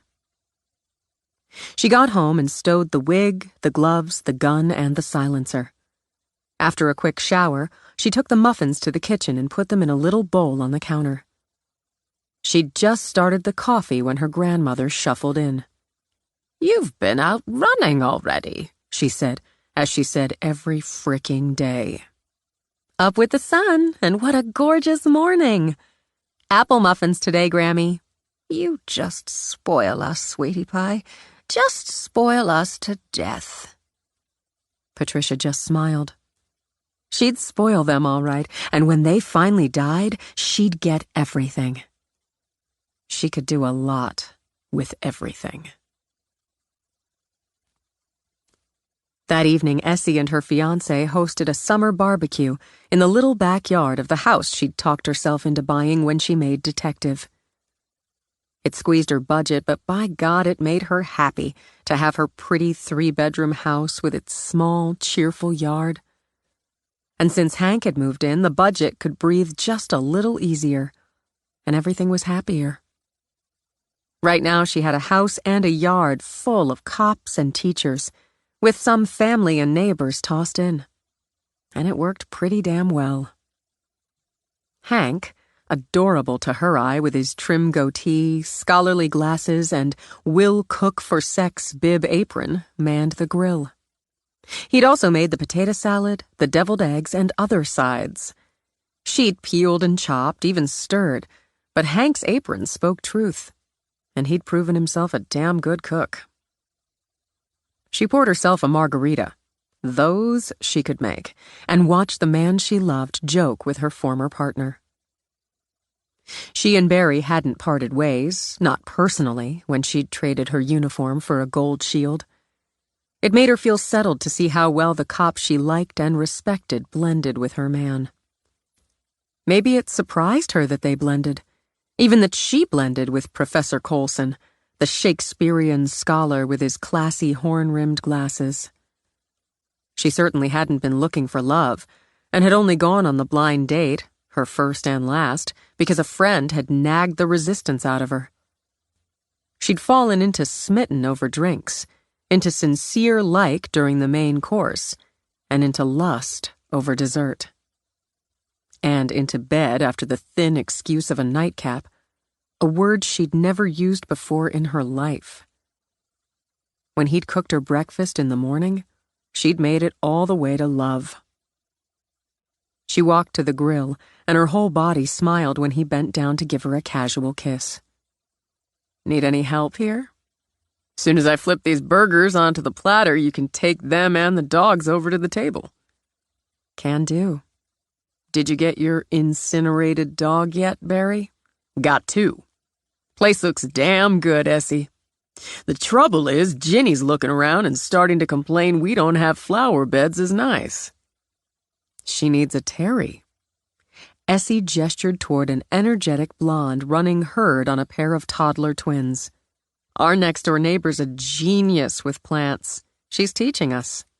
She's prevented several flora murders this summer, Hank added. Essie's thumb's turning green. Mine's still questionable. Here you go, beautiful. He flipped burgers onto the platter, added the hot dogs. I've got it, and that ought to hold the horde a while. You should take a break, get some food, Hank. Good idea. How about we get a cold adult beverage first, Barry? I'm all in. She wound her way toward the table, lost a few burgers and dogs on the way as people snagged them right off the moving platter. She set it down, picked up the nearly empty bowl of potato salad. She took it and an empty plate that had held sliced tomatoes, Terry's garden, into the kitchen for refills. She found Reed leaning on her counter, drinking a beer, and in what appeared to be a serious discussion with her current partner's 10-year-old son. No way, just no way, man, Reed said. I'm going with you on crossing the streams on this, but there's no way Batman takes down Iron Man. Iron Man's got the suit. Quentin, moon-faced, freckled, and bespectacled, begged to differ. Batman's got the suit, too. He can't suit up and fly, bro. Essie listened to the debate while she reloaded the bowl and plate. I'm going to write the story, Quentin claimed, and you'll see the Dark Knight rules. You write it, and I'll be the judge. Obviously delighted, Quentin ran back outside. You're good with him, Essie observed. Easy to be. The kid's just great. Even if he's wrong about Tony Stark. Who's Tony Stark? I don't think I can even talk to you right now. With a shake of his head, Reed downed some beer. Still, he reached for the bowl to carry it, and right then the phone in Essie's pocket signaled. She pulled it out, frowned, then sighed. Shit. You're not on the roll. Not that. I've got an alert set up that notifies me if anybody from the mall shooting comes over the wire. And we've got one. Who? What? It's Roberta Flisk. Found dead in her backyard early this morning. Shot 3 times. She was... I remember. Reed kept his own files. He'd pored over every report and news article, read every book on that night, and still did. Her sister was listed as the first victim outside the theater. She took a couple hits herself. Major player now for gun regulation. Details leaked claim a sign was left with her body. Here's your Second Amendment, bitch. Fuck. Who found her? A couple of friends. It's saying they jogged together every morning, sunrise. Every morning? Cop eyes met cop eyes as Essie glanced up, nodded. Yeah, routine. Somebody knew her routine. Either knew her or watched her. More than some sick fuck with a Second Amendment fetish. Divorced, right? Did she ever remarry? Boyfriend? Ex? Reed asked her. Bucking to make detective? Just follows you've got to look there first. Yeah, it does. No longer a rookie, she thought, and Reed had the makings of a smart, solid investigator. Not my case. But you're going to look, he countered. She was there. We were there. You've got to look. Right again, but not now. Not today.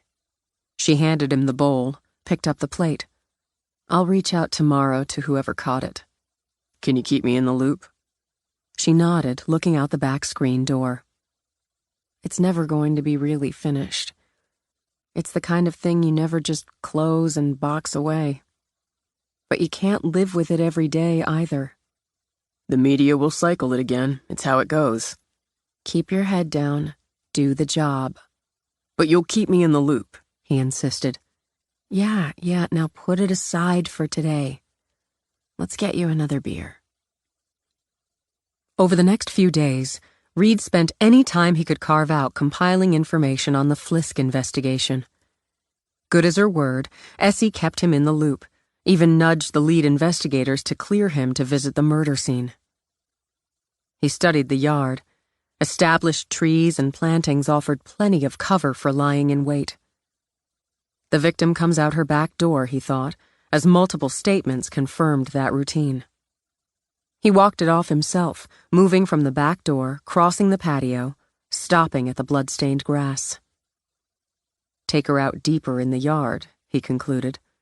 Less chance for her to run back into the house, more difficult for anyone in the neighboring houses to witness the killing, and the view from the street was cut off.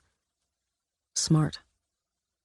3 hits, 2 center mass, then the headshot.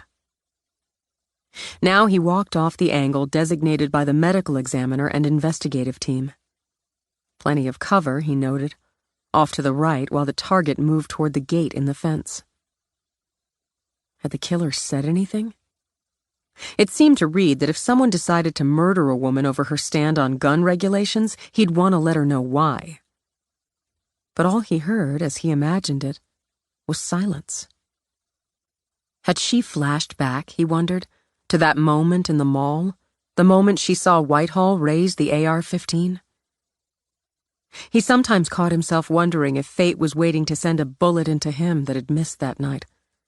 One caught in the air like a video recording on pause that would rip into him when fate hit the play button. Had she? Since he'd already concluded he could do nothing to change whatever button fate opted to push, he worked to live and to make a difference, to try to at least. He thought Roberta Flisk had done the same. He put the picture of her in his head. Black cap with its logo of a handgun in a circle with a slash through it over short, medium blonde hair, earbuds in place. A dark blue support tank and dark blue running shorts on an athletic frame. Scars on her leg a constant reminder of a nightmare. Her house key tucked into the inner pocket at the waistband. Pink and white Nikes and white socks. In his mind, she stopped her forward motion just for an instant. Shock, awareness, resignation. That he'd never know. 2 soft pops, he thought, as ballistics verified a .32 caliber silenced. Both struck center mass. Victim falls, he thought, once again crossing to the stains baked onto the grass by the summer sun. 3rd pop, louder as the silencer weakened, angled from above to the back of the head. Then the flourish of the sign, the message. It struck him as wrong, just off. The killing had all the elements of a cold, even professional hit, but the sign showed heat, angry and careless. The killer had taken the time and caution to police the brass, to leave no trace but the bullets in the body, then adds a hand-printed sign announcing himself as a pissed-off defender of the Second Amendment? It rubbed wrong because the killer hadn't been pissed off. The murder didn't feel personal. They'd cleared the ex-husband, Reed considered as he walked the scene one more time.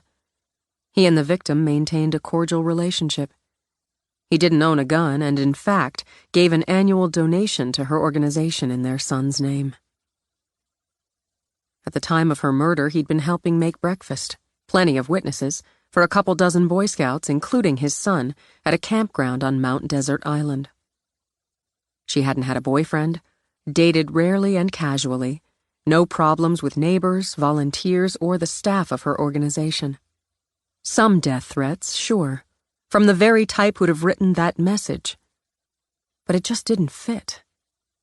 Or fit too well. He walked back to his car, recalling that 2 people had crossed from their own yards to ask him what he was doing there when he'd parked. He'd had to show his police ID. While statements from neighbors claimed they'd either still been in bed or been just getting up at the time of the murder, it seemed to him that the killer, in order to stalk the prey, had to have blended easily into the quiet upper-middle-class neighborhood. He got into his car, wrote careful notes on his observation and theories. Maybe his leading theory was just a rookie mistake, but he outlined it anyway. The killer had patience and control, could blend in the victim's neighborhood, had killed with efficiency and precision. And the message? A countermeasure. Of course, none of his notes, theories, and speculation helped Roberta Flisk or her now motherless son one damn bit. But he'd transcribe all of it, file it, and he wouldn't forget it. When Simone heard about Roberta Flisk and the violent death of a Down East Mall survivor, she switched off the television. She'd made it a point to forget. She'd given me what she'd wanted.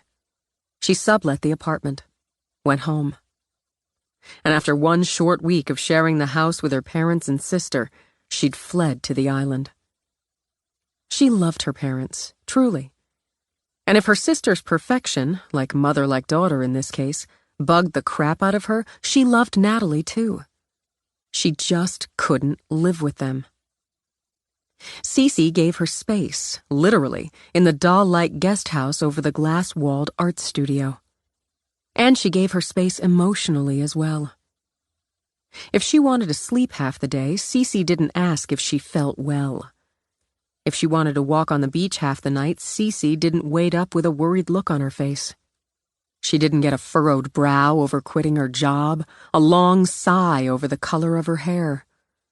She ran as many of Cece's errands as she could, prepared some of the meals, though her cooking was nothing to brag about. She agreed to pose whenever asked. As a result, after 2 weeks, Simone had to give me a virtual thanks. She felt more relaxed and easy than she had for months. Enough that she started to paint a little.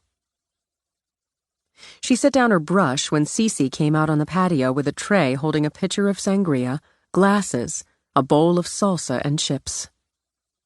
"If you don't want a break, I'm taking this to my studio and drinking the whole pitcher." "Can't have that." Simone stepped back to study the seascape she'd worked on for the last 3 hours.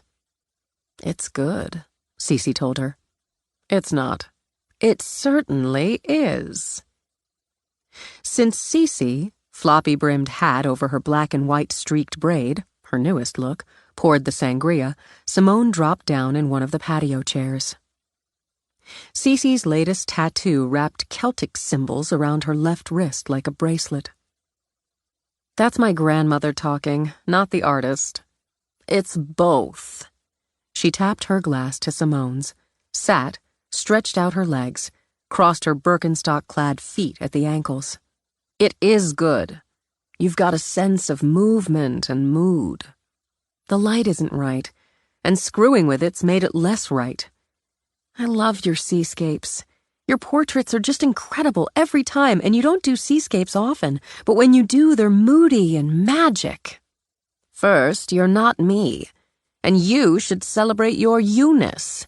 Second, I do sea and landscapes, still lifes, when I need calm or my own mood strikes. Mostly, I'd rather just sit here and look at the water. Portraits? People are endlessly fascinating, as is painting them. Painting, period, is my passion. It's not yours. Clearly. You're 19. Plenty of time to find your passion. I tried sex." After a throaty laugh, Cece toasted and drank. "Me too. It's a damn happy hobby." Amused, Simone scooped up some salsa. "I'm taking a break there." "Me too. You're an artist, and don't contradict your grandmother. You're an artist with talent and with vision. Painting's a good discipline for you, but it's not your passion, and it's not going to be your primary medium. Experiment." "With what?" "Dad's still trying to nudge me into pre-law, and Mom thinks I should find a nice, reliable boyfriend." "They're traditionalists, baby. They can't help themselves. I'm not, but I can't help it either. So I'm going to say you'd be stupid to do either of those. Experiment," she repeated, "with everything. For art, I'm going to give you what nobody wants. Advice. You remember the August you spent here after the horrible?" Simone looked out at the strip of beach, the rocks that edged it, the water beyond that never ended. "I think it saved my sanity, so yeah, I remember. You and me spent a lot of time on the beach the week she was here. You built sandcastles. Me's were precise and pretty and traditional, very like her. And yours were fascinating and imaginative and fanciful." Simone took another drink.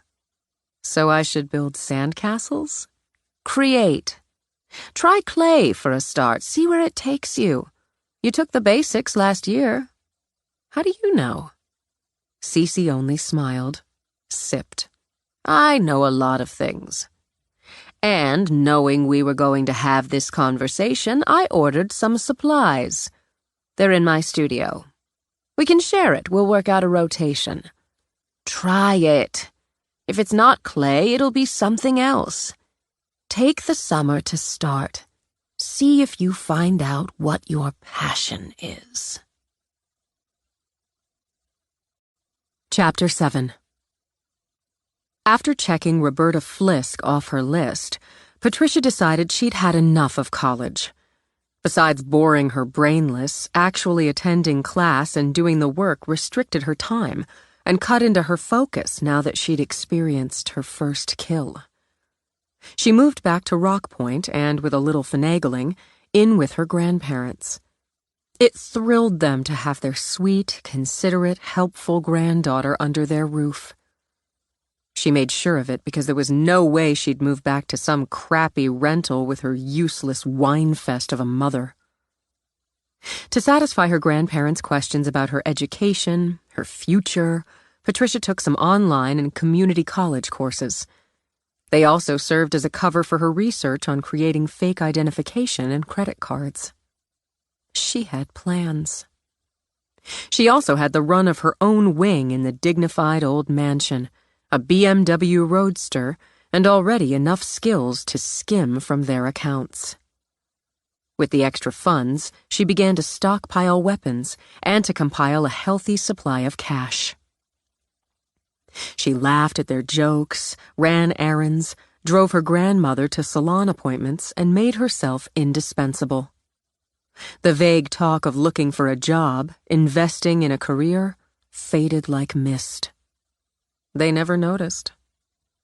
At the same time, she bought and delivered groceries to her mother, made her duty visits, arranged for snow removal from the walk and driveway of the miserable rental, and kept her head down. She kept it down for the 2 years she waited to kill her mother. She considered it a reward for her patience and her hard work playing the devoted daughter and granddaughter. Everyone knew Marcia Hobart was a weak and troubled woman. A woman who had never sloughed off the guilt for her son's actions or the grief of his death. Even when she'd turned to God, she'd chosen his most vengeful and punishing form. Her penance, as a daughter of Eve, demanded a lifetime of suffering and regret. The only light in her personal darkness came from her daughter. Patricia made sure of it. Surely, if she'd given birth to a child of kindness and compassion, a child with a bright mind and a quiet demeanor, that made up, in part, for birthing a monster. And still, she loved the monster. Patricia used that love as a stealth weapon in the 5 years since the Down East Mall. She saw to it that articles on the shootings, ugly letters reviling Marcia as responsible, and death threats ended up in her mother's hand. Some she mailed, others she taped to the front door or shoved under it. The night before she'd left for Columbia, she'd thrown a rock wrapped with a particularly vicious note through the living room window, then rushed inside to huddle screaming behind the sofa. An anonymous tip had McMullen dogging Marcia, at home, at work. Marcia lost her second job. Though the lawyers would have kept her on, she moved farther away, another miserable rental, isolating herself. She took pills to sleep, more pills to hold off the constant and increasing anxiety. Patricia planted the seeds with her grandparents of her own worries. Her mother sometimes mixed up the pills or took a double dose because she'd forgotten she'd taken the first. They, who'd cut Marcia off for divorcing their asshole of a son, showered Patricia with sympathy.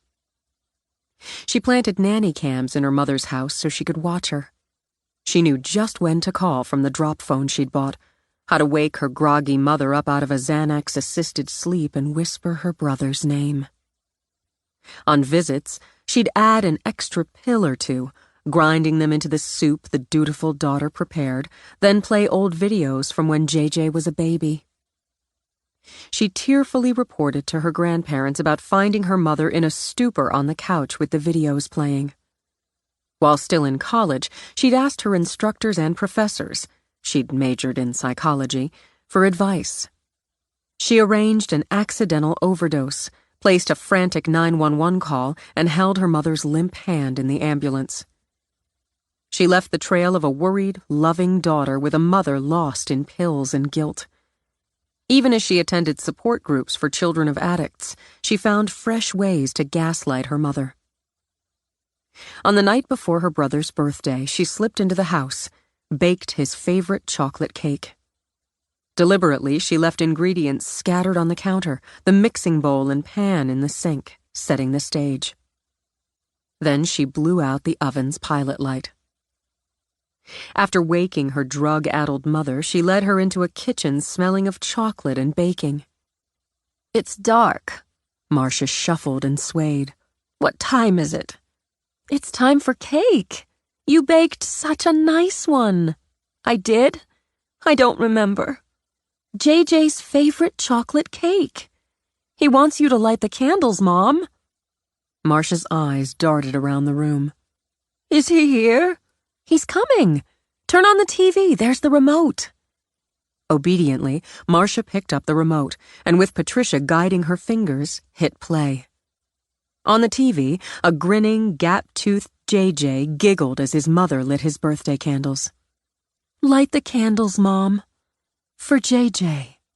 He was my sweet little boy. Tears, sentiment, and guilt filled Marcia's eyes. She took the long butane lighter, lit the candles. He didn't mean to be bad. He's sorry. Look, he's so happy. Why did he stop being happy? You need to take your pills. JJ wants you to take your pills. They're right there. You need to take your pills. I took them. Didn't I take them? I'm so tired. Where's JJ? It's dark outside. Little boys shouldn't be out in the dark. He's coming. You need to take your pills for JJ's birthday. I think you should take one for each candle. 6 candles. 6 pills. My baby boy is 6. Eyes damp as they stared at the TV screen, Marcia took 6 pills one by one with the wine Patricia had set beside them. That's good. Very good. JJ needs more light. He needs more light to find his way home. I think he's lost. No, where's my little boy? JJ! You have to light the curtains. If you squirt some of the lighter fluid on them, they make such a bright light. He'll see it and he'll come home. Marcia picked up the can of fluid. For a moment, Patricia wondered if she saw a kind of awareness in her mother's eyes. Maybe a kind of relief. Marcia doused the curtains with the fluid, set them to flame. See how bright? You need to turn on the oven, Mom. I baked the cake? Just like always. Taking Marcia's arm, Patricia led her to the oven. Turn on the oven, and guided her mother's hand to the knob. I'm so sleepy. I need to sleep. Just turn on the oven, then you can take a nap. Then JJ will come? Oh, you'll see JJ soon. Turn on the oven, that's right. Why don't you just lie down over here on the couch? As her mother collapsed on the couch, Patricia used a second lighter, one she would take with her, to light the already soaked living room curtains. As she edged toward the door, she watched her mother's slack face. Sing happy birthday to JJ, Mom. Her voice slurred, her eyes closed.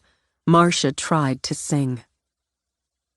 By the time the gas fumes did their work, when they met flame and combusted, Patricia was in her bed in her grandparents' house.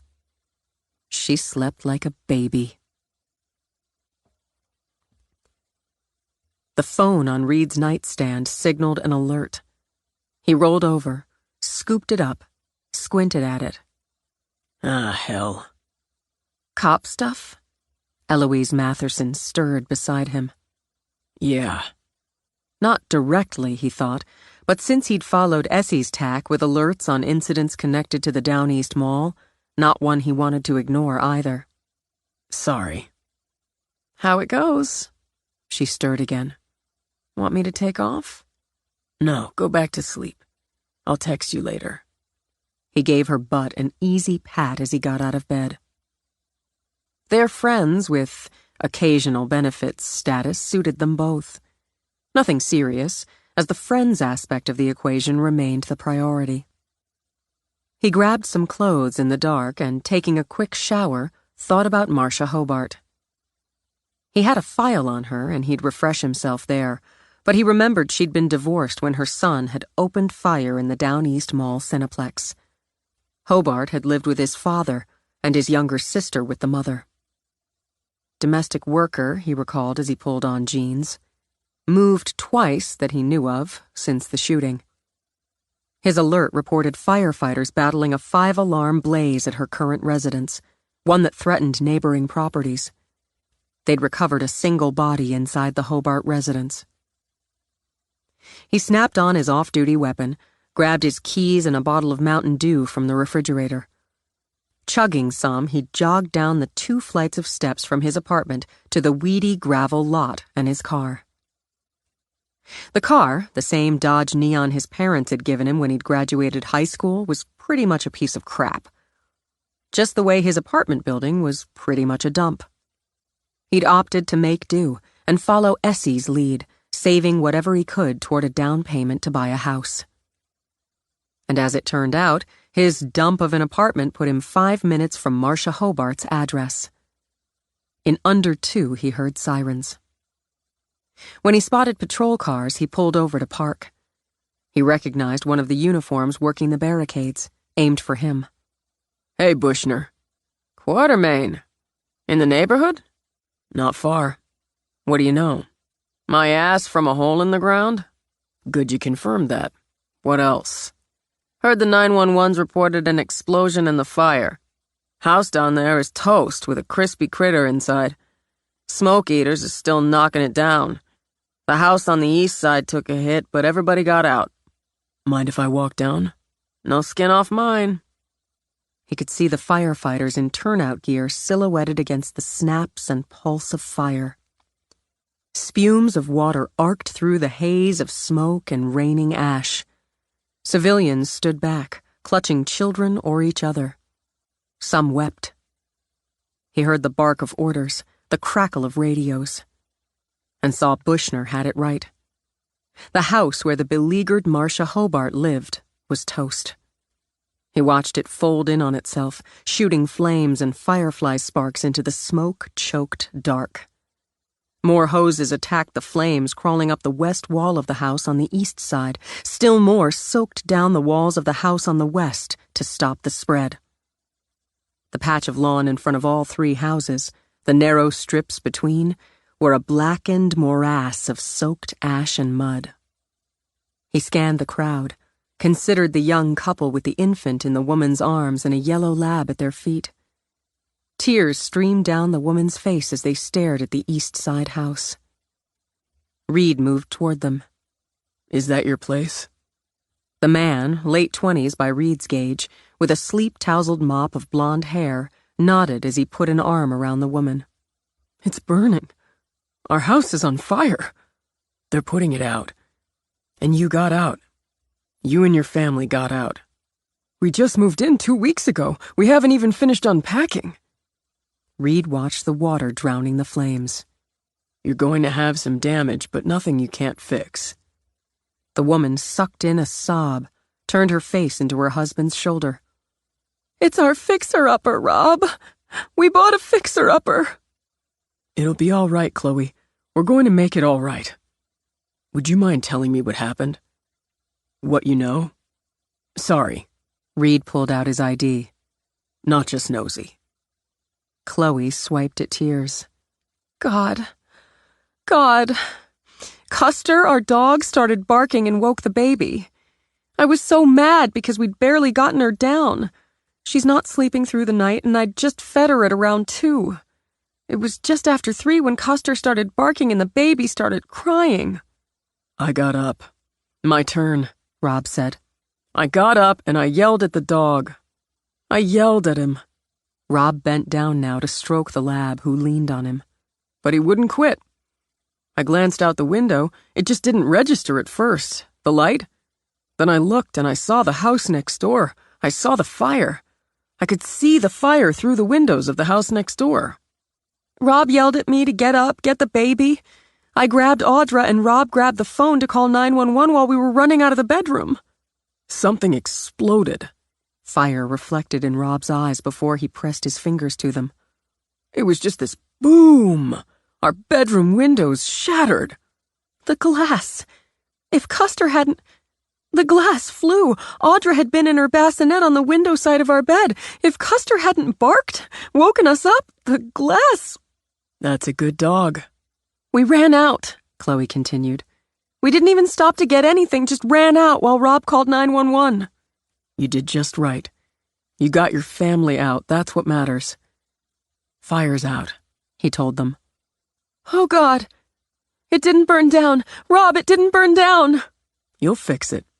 And I'm betting you'll make something special out of it. Look, if you need anything, supplies, clothes, hands to help put things back together. He pulled a card out of his pocket. My mother's always organizing something, so she knows a lot of people. I can hook you up. Thank you. Chloe knuckled another tear away while Rob slipped the card in his pocket. Do you know when they'll let us go back in? Go in and see? That'll be up to the fire department, and they'll want to make sure it's safe. Let me see if I can find out anything, maybe get somebody to talk to you. He moved off to one of the pumpers, spotted a sweat and soot-soaked Michael Foster. Michael. Reed. What are you doing out here? J.J. Hobart's mom. That used to be her house. Michael's eyes sharpened in his soot-covered face. You're sure about that? That's my information. Son of a bitch. Michael sucked in air. Son of a fucking bitch. And released it in a hiss. Hobart, he murmured. Again. I know, man. Look, have you got a minute? Not now, but I will have in a few. I'll hang until you do. Meanwhile, that couple over there with the dog and the baby, that's their house you guys just saved. Is there somebody who can talk to them? Yeah, I'll send somebody over. Hobart's mother, did she live alone? As far as I know. Then there's not much left of her. Reed figured there wasn't any harm in talking to some of the people still gathered outside, on the street, on their own lawns, on their porches. The main impression he formed said Marcia Hobart hadn't just kept to herself, she'd isolated herself. His secondary impression was the neighbors hadn't known her relationship with the organizer of the Down East Mall massacre. You there? He turned, saw the old woman in a creaky rocker on a creaky porch. Yes, ma'am. You a reporter or some such? No, ma'am, I'm a police officer. You don't look much like a police. You come on up here. She had a face like a raisin, golden brown and wrinkled beneath a snowball of hair. Glasses rested on the tip of her nose as she eyed him up and down. Good-looking boy, I'll give you that. What kind of police are you? Officer Reed Quartermain, ma'am. That's not what I asked. I'm trying to be good police. Well, some are, some aren't. Maybe you will be. Sit down here, 'cause I'm getting a crick in my neck looking up at you. He sat in the equally creaky chair beside hers. You being the police, you'd know who the woman was who died in that house tonight. She pushed the glasses back up her nose to peer through them at the smoldering rubble across the street. Maybe you're not stupid police, as you know to keep your mouth shut waiting to see if I know what I know. That poor woman had a son go bad on her and he killed people. Down East Mall. Can I ask how you know that? I pay attention, that's how. I got clippings from back when it happened, and some have her picture. She didn't age well since, but I saw who she was. Did you talk to her or anybody else about that? Why would I? With a sad shake of her head, she looked back at Reed. She was just trying to live her life to get by. I had a son go bad on me. He didn't kill anybody, as far as I know, but he went bad all the same. I've got another son and a girl who make me proud every day. I did my best by all of them, but I had a son go bad. She was a sad, troubled woman. Were you friendly with her? She wasn't friendly with anybody. She just holed up in there, went off to work, came back, and shut herself in. Any visitors? Reed prodded. The only person I ever saw go inside would be her daughter. She'd come by now and again, stay a while. She'd bring groceries every couple weeks. Saw her bring flowers this past Mother's Day. Did her duty. Patricia Hobart, Reed remembered. JJ's younger sister. Did you ever talk to the daughter? A time or two. Polite, but closed-mouthed all the same. She asked me if there might be a young boy willing to cut the grass, shovel snow, and that sort of thing, so I told her to ask about Jenny Moeller, 2 doors down there. She's a good girl, helps me out when I need it, and more reliable than most boys. Jenny, she told me the daughter paid her what she asked and told her not to bother her mother. How she wasn't real well and shy with it. So the daughter did her duty by her mother, no more, no less. He caught the tone. No more? That's how I see it, but I have high standards. She smiled, then looked back across the street. Shame about the house. It wasn't much, but it could have been better. The man who owns it isn't worth a half bucket of spit, so he didn't mind having it rented out to somebody who wouldn't dog him about repairs. I guess he'll collect his insurance and sell off the plot. While Reed considered that, she gave him another long study. My grandson's a police. Officer Curtis A. Sloop. Seriously? Come on. I know Sloopy. She tipped down her glasses again. Is that so? Yes, ma'am. We went to the academy together and were rooks the same year. He's good police. He's trying to be. If you talk to him before I do, you tell him you met his granny. She offered a hand, small and delicate as a doll's. Mrs. Letitia Johnson. I sure will, and I'm pleased to meet you, Mrs. Johnson. You go be good police, young, good-looking Reed Quatermain. And maybe you'll come by and see me sometime. Yes, ma'am. He left her rocking, hunted up Michael, found him talking with Essie. Your case? He asked her. It is now. With her hands on her hips, she studied the wreck and rubble. The arson investigator's already in there, so we'll see. Official ID of the body's going to take a while. I hear the landlord isn't big on repair and maintenance. Essie slanted him a look. Is that what you hear? Mrs. Letitia Johnson, her grandson's on the job. I know him. He's solid. She's sitting on the porch across the street. You'll want to talk to her. Chloe and Rob from the house next door were awakened by their dog barking about 3 a.m. Rob got up as the barking woke up the baby in the baby thing beside the bed. He saw the fire, got his wife up, grabbed the phone to call it in while they headed out. The explosion came next, shattered their bedroom windows. Essie's eyebrows lifted. You've been busy, officer. Well, I was here anyway. She lived alone, didn't socialize, didn't have visitors except for the daughter. The daughter came by occasionally, brought groceries every couple weeks, hired a local kid to cut the grass, shovel snow in the winter. You bucking for a gold shield, Officer Quatermain? He smiled. Next year. He turned to Michael. Do you think arson? I can't say. I can say it looks like 2 points of origin, kitchen and living room, and my best guess would be curtains. It wasn't a gas leak, most likely gas from the stove. Actually, the explosion was fairly contained, and that'll help the investigators determine cause. My partner's talking to the neighbors. I think I'll walk over and have a chat with Mrs. Johnson. Officer Quatermain.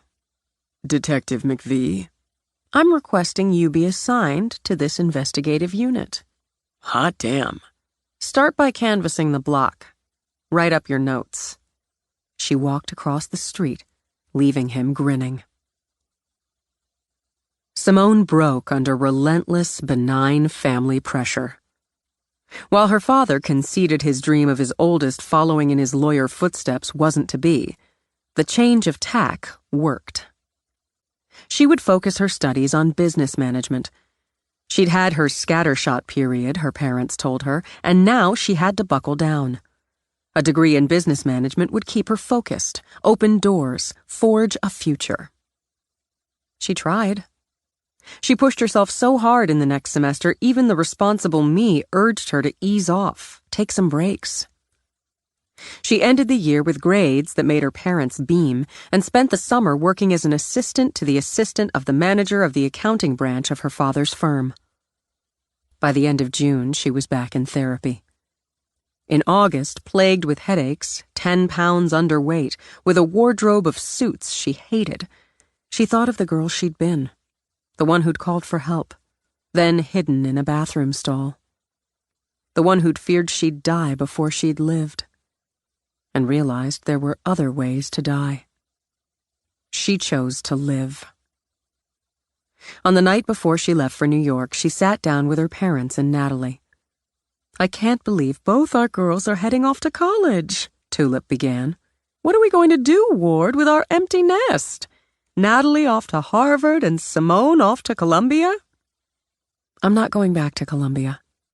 "We're just so—" "What?" Simone kept her hands gripped together in her lap. They wanted to shake. "I'm going back to New York, but I'm not going back to college." "Of course you are. You had a brilliant third year." "I hated every minute of it. I hated working in the law firm this summer. I can't keep doing what I hate, what I'm not." This is the first I'm hearing about it. Ward shoved up, stalked across the room to mix himself a drink. Your evaluations were glowing, just as Natalie's were in her internship. We don't quit in this family, Simone, or take our advantages for granted. You disappoint me. It stung. Of course it stung, as he'd meant it to. But she'd prepared herself for that. "I know I do. And I know I might always disappoint you. But I gave you a year of my life. I did everything you wanted me to do, and I can't do it anymore." "Why do you have to spoil everything?" She spun around to face Natalie, to take some of the burning sting out on her sister. "What am I spoiling for you? You're doing what you want, what you're good at. Go do it. Be good at it. Be the perfect white sheep to my black." "Your sister's mature enough to understand she needs a foundation. She needs goals, and she has parents who've given her a foundation and support her goals." "They match yours," Simone told her mother. "Mine don't." "Since when have you had goals?" Natalie muttered. "I'm working on it. I'm going back to New York. I'm going to take some art classes." "Oh, for God's sake!" Tulip threw up her hands. "I knew this was Cece's doing." "I haven't even talked to her about it. While I've been trying to please you, I disappointed her. But here's the thing. She's never thrown it in my face, not once. That's the difference. She's never tried to shove me into a box where I don't fit because it was what she wanted. I'm going to take art classes. I'm going to find out if I'm any good. I'm going to find out if I can be better than good." "And just how do you plan to support yourself?" Ward demanded. "You can't throw your education away and expect us to pay for it." "I don't. I'll get a job." "At some dump of a coffee shop?" Natalie tossed out. "If necessary." "It's obvious you haven't thought this through. Mom, I haven't thought of anything else for weeks. Look at me. Please, really, look at me. I can't sleep. I can't eat. I've got a closet full of clothes you picked out and bought. My social life this summer's revolved around the appropriate son of a friend you hand-picked for me. The clothes don't fit, and the son of a friend bores me to death. But I wore them, and I dated him, and I lay awake at night with my head pounding. I've been seeing Dr. Mattis since June 3 times a week and paying for it out of my savings so you wouldn't know." "You'll take a semester off," Tulip decided, her eyes going shiny with tears. "You'll rest, and we'll take a trip. We'll—" "Tulip." Ward spoke gently now, coming back to sit without his drink. "Simone, why didn't you tell us you started seeing Dr. Mattis again?" "Because I knew part of the reason I needed to go back to him was you. And it's not your fault. It's just reality. It's me not being what you hope for. It's me closing myself into that bathroom stall in my head and being afraid to open the door. I have to open the door. I'm sorry, she said as she rose, but you have to let me. I'm of age and I've made my choice. I'm leaving tonight. We're going to talk this through, Tulip insisted. There's nothing more to say, so I'm leaving tonight. My bags are in my car, she added, but she didn't tell them she intended to go to the island first. She needed that bridge before she stepped into the unknown. Natalie's leaving tomorrow, and you should have tonight with her. I love you, but I can't be here. She walked out quickly, and Natalie ran after her. How could you treat them that way? Furious, she grabbed Simone's arm. You're ungrateful and mean. Why can't you just be normal? You sucked up all the normal left around here. Enjoy it.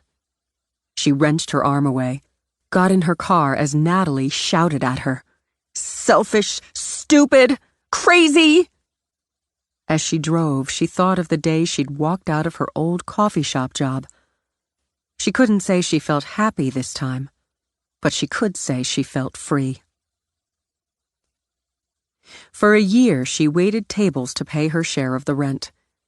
She wasn't so proud and independent that she refused checks from Cece to help defray other expenses, including her classes, her supplies. But she helped herself there, too, by modeling for students. As she did 2 nights a week, 3 if she got lucky, Simone stepped onto the platform in front of a class, shed her robe, and posed as instructed.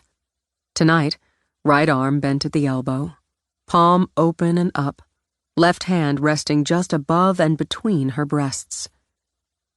It didn't embarrass her to pose naked, any more than it embarrassed her to sketch or to sculpt a naked model. And the modeling fees helped pay for the instruction, the sketchbooks, the clay, the firing, the tools. She'd learned she was good, and believed she could be better than good.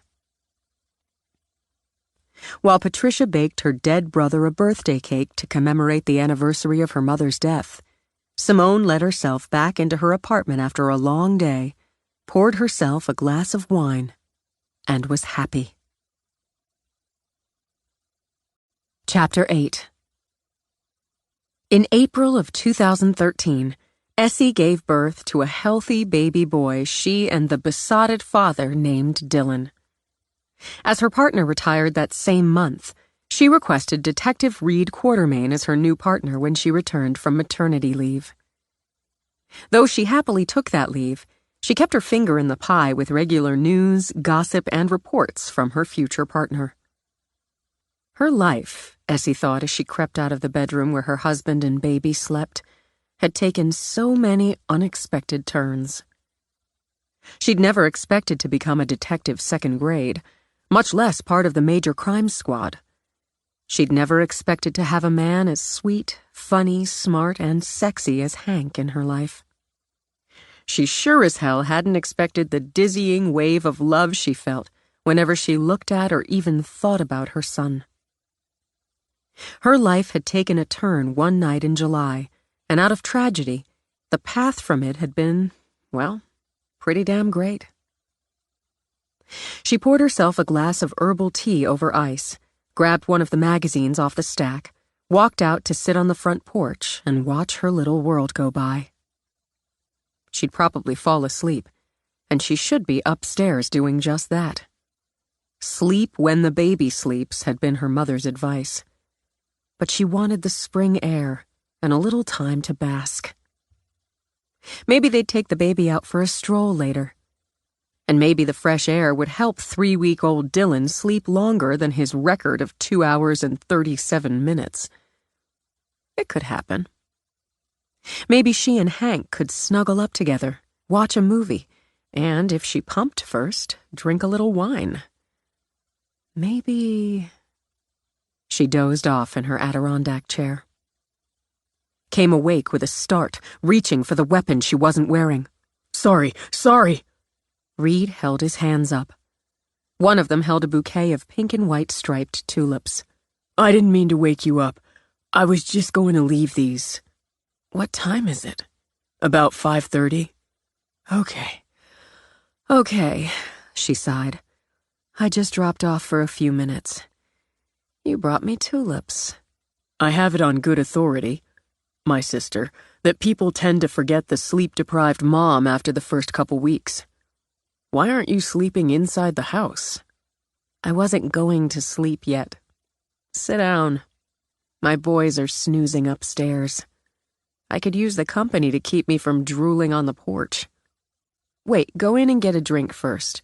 There's this tea, there's beer. I could use a beer. At home at her place, he went in, got a cold bottle, popped it. He came back, sat down with her. How you doing? Honestly, I never thought anybody could be so damn happy. And the hits keep coming. Hank told me today he's decided to take a year's sabbatical. He's going to be a stay-at-home dad. I don't have to think about leaving Dylan with a nanny or at a daycare. When her eyes teared up, she slapped her own cheeks. God, hormones, will they ever go back to normal? Talk cop to me. That'll work. We closed the Bauer case. You got her. Yeah, the greedy, scheming widow's booked. Her boyfriend flipped. He gets the deal, she gets murder one. He filled her in on a couple of open cases, made her laugh over some office gossip. I looked at a couple more houses over the weekend. Reed, you've been looking at houses for nearly a year now. Yeah, but none looks back and says, here I am. Maybe you're too fussy, and you're going to end up living your life in that shit can of an apartment. An apartment's just a place to sleep. A house has to be right. She couldn't disagree, and yet, that place I waddled into with you a couple months ago was great. It was close. No direct hit. I'll know it when I see it. Maybe it's Portland. Portland's okay. I'm close to family, I'll be working with you. That makes up for the shit can until I get the direct hit. I'd say that's the same attitude that keeps you from having a serious relationship.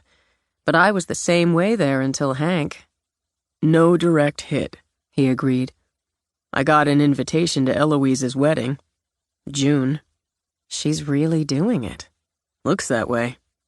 Eloise is taking the plunge, and I think it's working for her. There's something else. She poked his arm. I can see it. He studied his beer a moment, shook back the mop of hair he no longer had to shear short. You didn't get the alert? Shit. I don't even know where my phone is right now. Who? Marshall Feinstein. He's the one who took one in the hip, managed to crawl off. And served as an eye-wit with considerable detail on Paulson. He consulted on a documentary. He pops up on TV at every anniversary. He won't make the next one. Hit and run. He jogged every morning. Started it after he got back on his feet after the incident. The car didn't even slow down, knocked him out of his Adidas and kept on going. Any witnesses? Quiet stretch of road, early morning. But a Toyota Land Cruiser with front-end damage and blood, fiber, skin, turned up abandoned a half-mile from the scene. The owners, parents of two, a CPA and a pediatrician, reported it stolen about the time it was mowing Feinstein down. We'll take a harder look, but they're clean, Essie. Somebody knew Feinstein's routine and his route. Stole the car to take him out. That's 6 deaths with the victims connected to the Down East Mall. 3 murders with this one, 2 suicides, and Marcia Hobart's 1 accidental. There's a pattern, Essie. One of the suicides was in Delaware, the other in Boston. One of the murders, deemed gang-related, was in Baltimore. She held up a hand before he objected. I'm not saying you're wrong, Reed, but it's still a stretch. A connection pattern, yeah, but statistically you're going to have deaths, especially that include suicide and accidental in any large group. There's no pattern to the method. A silenced handgun, a knifing, a hit and run. Overkill's a pattern, he insisted. 3 bullets in Roberta Flisk, 13 stab wounds in Martin Bollinger, ramming a big-ass SUV at high speed into Feinstein. Bollinger, in his first month as mall security, panics and runs when the shooting started. He can't live with it, moves away, starts using. He's zoned when he's stabbed, dead after a couple of holes go into him, but the killer keeps slicing. Overkill. And the suicides, he continued, warming up. What if they weren't? Add Hobart's mother's accidental, which still doesn't sit all the way right for me, and you've got too damn many. The pattern breaks down with Hobart's mother. She wasn't a victim. She wasn't a survivor. She was a victim, he insisted, his green eyes going hard. Maybe she wasn't a terrific mother. Maybe she was weak, but she was a victim. Her son made her a victim. Motive? Sometimes crazy's motive enough. I know it's a stretch, but it just keeps circling back. Though the ice had melted, diluting it, Essie drank more tea. And that might be the real reason you're still in that shit can. You can't keep circling back, Reed. Keeping track, that's one thing. I'm never going to not keep track. But you have to move on, too. I wouldn't be a cop if it wasn't for that night, if it wasn't for you. And the cops saying it feels like a pattern all the way through it. I want to look closer at the suicides and the accidental, on my own time, he said quickly. But I want you to know I'm going to look closer. Okay, all right. If you find anything, I'll be the first one to help you push. Good enough. They both heard the first fussy cries through the upstairs window. That's my cue, Essie said. Do you want to come in? Stay for dinner? Not tonight, thanks. Next time, I'll bring dinner. I'll take it. She picked up the tulips. Thanks for the flowers, partner. You bet. Have fun, Mom. I could sleep standing up. She paused at the door. My boobs are a milk factory and I haven't had sex for a month. And you know what? It's fun. Come back. Bring pizza. You got it. He walked to his car, decided he'd go back to his shit can, toss a frozen pizza in the oven, and dig a little into a couple of suicides. Simone hauled suitcases and boxes down 4 flights of steps to Mee's Prius. Fork in the road, she told herself, determinedly cheerful. This was just a fork in the road and a big, bright opening for me with the move to Boston, the position at Mass General. Me deserved it, had worked for it, would be great at it. How are you going to get all this stuff in there? You should have shipped all these books. Everything'll fit. Me tapped a finger to her temple. I've got it all worked out. It's like Tetris. I never understood that game, but once a geek. Realizing her skill had been in the hauling, Simone stood back, watched me, her long, sleek ponytail through the back loop of a Boston Red Sox hat, a gift, calculate, arrange, shift. She wore cropped jeans, pink sneakers, and a Columbia t-shirt. Small hands, Simone thought, boxing away every detail. Short nails, never painted. The little Vietnamese symbol tattooed under her right thumb that meant hope. Lovely, long, dark eyes, soft jawline, slim, bladed nose. An oversized watch on a slender left wrist. Tiny gold studs in small, close-to-the-head earlobes. And, of course, the brain, as within minutes Me had everything loaded. There. See? Yeah, how could I have doubted? Except there's one more. Simone held out the box she'd kept behind her back. You can find room and open it when you get there. I'll find room, but I'm opening it now. Me tugged off the raffia tie, took off the lid, peeled back the cotton batting. Oh, Sim. The sculpture, no bigger than Me's hand, formed 3 faces. Me and Simone, with Tish centered between them. I was just going to do you and me, but she wanted to be there. It's how I think she'd look. It's beautiful. Tears rose up, thickened the words. "We're beautiful. She's with us. She'd have been so proud of you, almost Dr. Jung. Still have a ways to go for that. She'd have been proud of you, too. Look how talented you are." Gently, Me traced the features of her friends. "She'd have been a star," Me murmured. "Damn straight." "It's the first thing I'll put out in my new apartment." Carefully, Me replaced the cotton, the lid. "Oh God, Sim, I'm going to miss you. We'll text and call and email and FaceTime. We'll visit. Who am I going to talk to when I can't sleep? Me. You'll call me." Wrapping Me in a hard hug, Simone rocked them both. "You're allowed to make friends. You go ahead and do that. But you're never allowed to make another best friend. You either. Not a chance. You have to go. You have to go." Still she clung. "Text me when you get there." "I love you." "I love you." Simone made herself pull back. "Go. Kick ass, Mihi. Kick ass, cure the common cold, and be happy." "Kick ass, Simone. Kick ass, make great art, and be happy." Me got behind the wheel, put sunglasses over streaming eyes, and with one last wave, took her own fork in the road. Simone went back in, up the flights, and into the apartment to face living alone for the first time in her life. She could afford it, and didn't want a roommate. She had a job, her modeling fees, and had even sold a few pieces here and there through a local gallery. Plus, her trust fund had kicked in, so she could, when stretched, dip into that. Me's bedroom would become her studio, her workshop.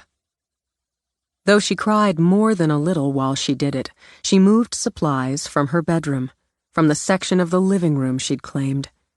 She dragged shelves, her bench, and stool.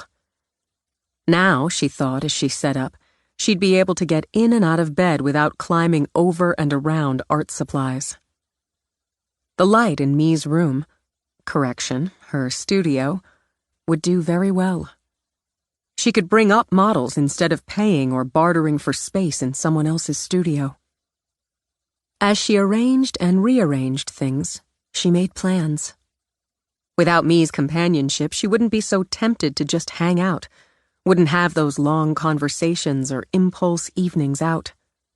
She'd use that time to work. Not that she didn't have other friends, she assured herself. Not best friends, of course, and maybe she didn't make friends easily, but she had people she could go out with or hang out with. She didn't have to be alone. She was choosing to be alone. After 2 hours alone in the apartment, she grabbed her purse and went out. 3 hours later, she came back with her hair cut on an angle along her jaw, a long sweep of bangs in a shade the salon called icy indigo. She took a selfie and texted it to me, who'd already arrived in Boston. Then she looked around, sighed.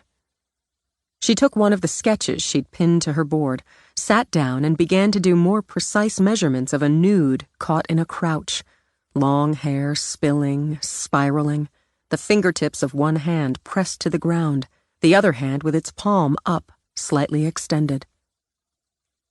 What's she doing? Simone wondered. What's she looking at? Where is she? As she worked her measurements, she played with stories, considering, rejecting, hitting. She's taken the leap, Simone murmured.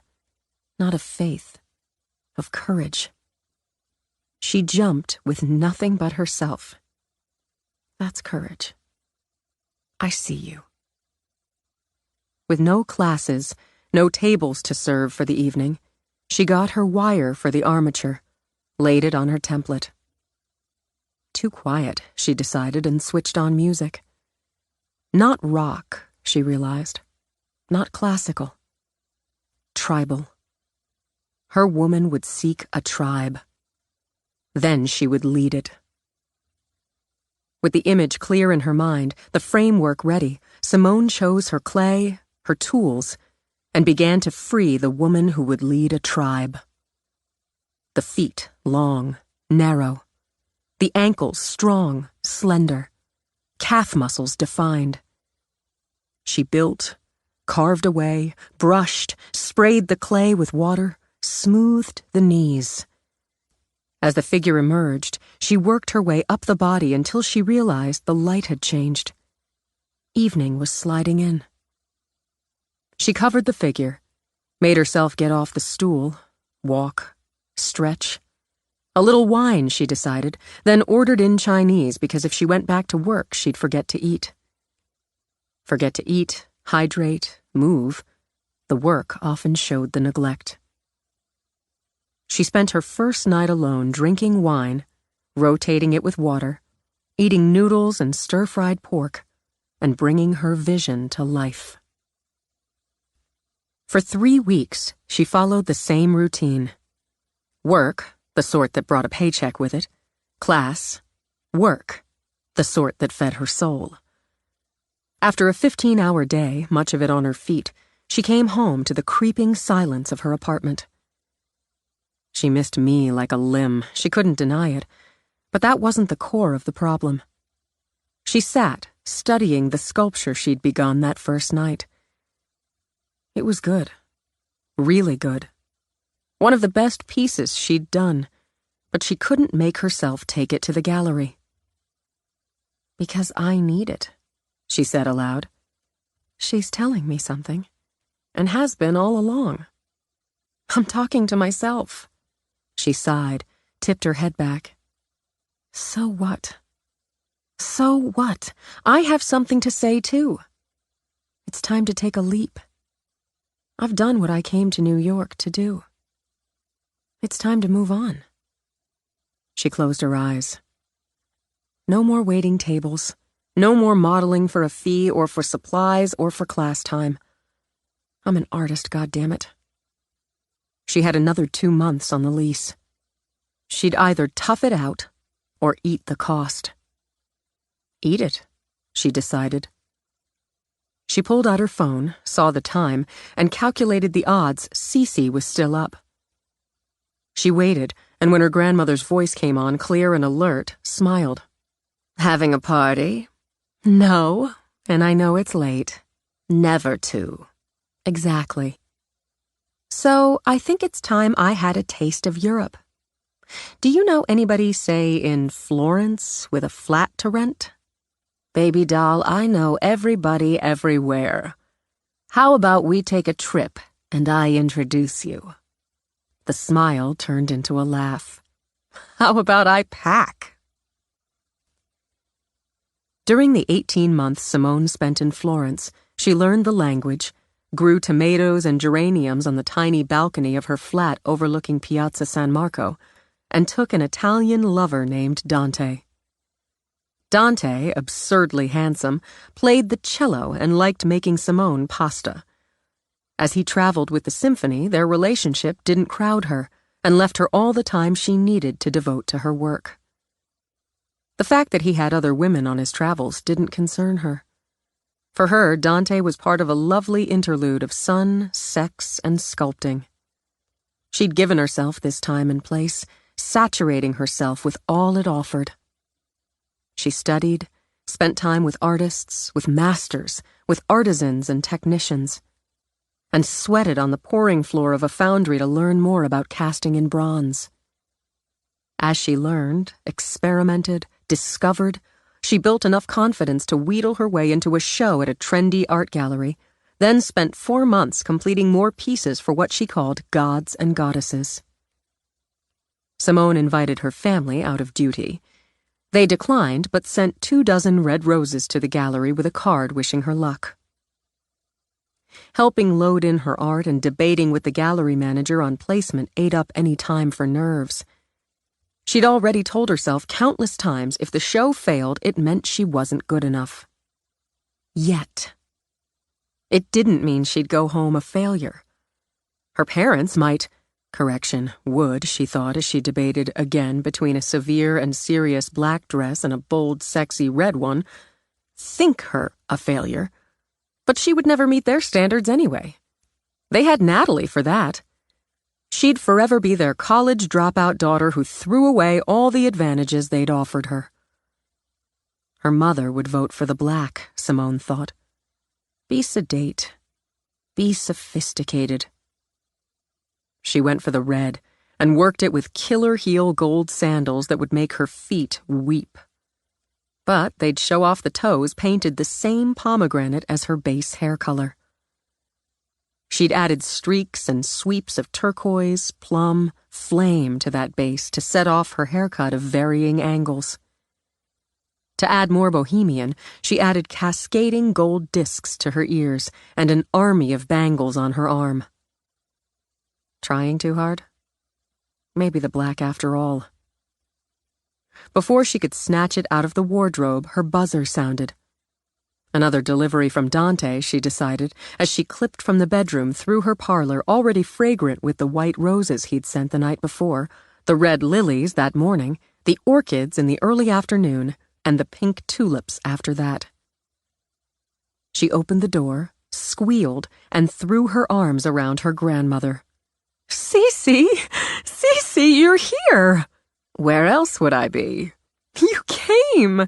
You came all this way! Wild horses, Kata. Wild, wild horses. Oh, come in, sit down. Did you just get here? Let me get your bag. I came straight here, but don't worry. I'm staying with Francesca and Isabel. No, they can't have you. You have to stay here, please. Cece shook back the hair that fell past her shoulder blades, now in burnished copper. I'd love a threesome with that luscious Italian pastry of yours, but it's too awkward when one of the three's my grandbaby. Dante's in Vienna. The schedule just didn't click. But he's everywhere. She opened her arms to the room full of flowers. The man's a romantic. Then if it's just you and me, I'm happy to stay. I'll let Francesca and Isabel know. They're coming tonight, and I'm going to take us all out to celebrate after. God! Beaming, Cece let herself soak in her greatest treasure. Just look at you. Your hair's a work of art. And that dress! I was just thinking I should change. I have a black dress that might cliched, expected. Don't be. Really? Are you sure? You look bold and confident and ready. But do yourself a favor and take the shoes off until we leave. How long do we have? We've got over an hour. Good. Time enough for you to get me a glass of wine before I make myself beautiful. You're the most beautiful woman in the world. I can't tell you what it means to me that you'd come for this. For me. No tears. Cece tapped a finger to Simone's nose. Your eyes look fantastic. In fact, I'm going to have you do my makeup. After wine. After stepping out of her shoes, Simone padded over to the kitchen, chose a local red, tossed together a quick plate of cheese and bread and olives. I know it's not an important show, she began. Stop that right now. No negative vibes allowed. They're all important, and this one is especially. It's yours. It's your first European show. Opening the balcony doors, Cece took one of the metal chairs, then the wine Simone set on the table beside her. Salute, my treasure. Simone clinked glasses with Cece. I'm grateful for the chance. I just don't want to overdo my expectations. Well, I can see I'm sure as hell needed here to keep you from dimming your own star. It's going to shine tonight, trust me there. You know I'm a little bit psychic. And you're going to let it shine or I'll have to kick your ass. I'm so glad you're here. How long can you stay? I'm taking a couple of weeks to catch up with you, some friends, do some painting. It's a beautiful city, Cece murmured, looking out at the piazza, the red tile roofs and sun-washed stucco. Is it your place, Simone? I love it. I love the light and the people, the art. The air breathes art here. I love the color and the history, the food, the wine. I think being here didn't just open something in me, but fed it. And who feeds body and soul better than the Italians? And still, and still. While it's a place I'll need to come back to, it's not mine. If you can stay 3 weeks, I'll fly back with you. I'm ready. Then I'll stay. At the opening, Simone played her part, making conversation in Italian and English, answering questions about particular pieces. People wandered in, milled around. She knew many came for the little cups of wine. But they came. She greeted Francesca and Isabel when they arrived, exchanged warm hugs and kisses with the longtime couple who'd taken her under their wings when she'd arrived in Florence. The gallery manager, a woman of 50 who made severe and sober black look spectacular, slipped up and murmured in Simone's ear, "We have just sold your Awakened." Simone opened her mouth, but nothing came out. The piece, one of the few she'd chosen to do in bronze, had involved weeks of planning and countless second guesses about the pose, the medium, and then the price the gallery set. And now the figure of a woman half rising from a bed of flowers, one arm stretched up as if to take the sun, the hint of a smile Simone had agonized over getting exactly right, belonged to someone. Who? Oh God, don't tell me my grandmother bought her. She did not. Come and meet who did. Her ears buzzed when she walked through the serpentine layout of the gallery to meet the businessman and his stylish wife who'd given Simone her first major sale. Then the buzzing gave way to cheering inside as she shook hands, chatted. She had to tell Cece. She worked her way through, finally found Cece standing by a piece she'd titled Emergence. While she considered the bronze her most complicated and difficult piece in the show, this was her personal favorite, because it held her heart. The female head and shoulders rose out of a pool, the head tipped back, the hair flowing down sleek and wet, the eyes closed, the face rapturous. She'd done it in pale blues. Cece, What's wrong? Seeing tears in her grandmother's eyes, she rushed forward. You're not feeling well? Do you need air? Do you need some water? No. Cece gripped her hand. Step outside with me a minute before I embarrass myself. Okay, here. She slipped an arm around Cece's waist, guided her out. It's hot and crowded. I'm going to find you a chair. I'm fine. Jesus, don't treat me like an old lady. I just need a second. Outside, the air smelled of flowers and food. People sat on the patio of the restaurant across the street, enjoying dinner, conversation. A woman walked by, long legs in a short skirt, with a dog on a leash. I knew you were talented. I knew it would be clay. I'm a little bit psychic, as you know. Cece took the wine Simone had forgotten she held, sipped. I could see your work moving when I visited last fall, and you've sent me pictures, videos. But they don't show it, my baby. They don't show it like this, like seeing it. The textures, the details, the feeling. There's so much brilliance here I can't begin, and you've barely started. Cece patted away tears. I'm telling you this, artist to artist, so don't give me any crap when I say that your emergence has to be mine. I'm buying it not because you're my granddaughter. I'm buying it because it made me weep. It touched my soul. It's Tish. Yes, I know. And she and you touched my soul. Then it's a gift. No, it will not be a gift. You can give me something else, but not that. Now go in there and tell them it's sold before somebody buys it out from under me. I need to drink this wine and pull myself together. Hurry up! I'll be right back. When she came back, she found Cece leaning against the wall, smiling. I've still got it. The most charming man, not much older than you, stopped and offered to buy me a real glass of wine. We should go back in before I create a sexual disturbance. Now I need a minute. Cece. She groped for her grandmother's hand. Cece, I've sold 4 pieces. 5, she corrected. 5 with yours. Anna Teresa is thrilled. I swear I almost took a page out of your book, almost lit candles and tried to do a spell so I could sell 1 and not humiliate myself. No witchcraft for your own gain.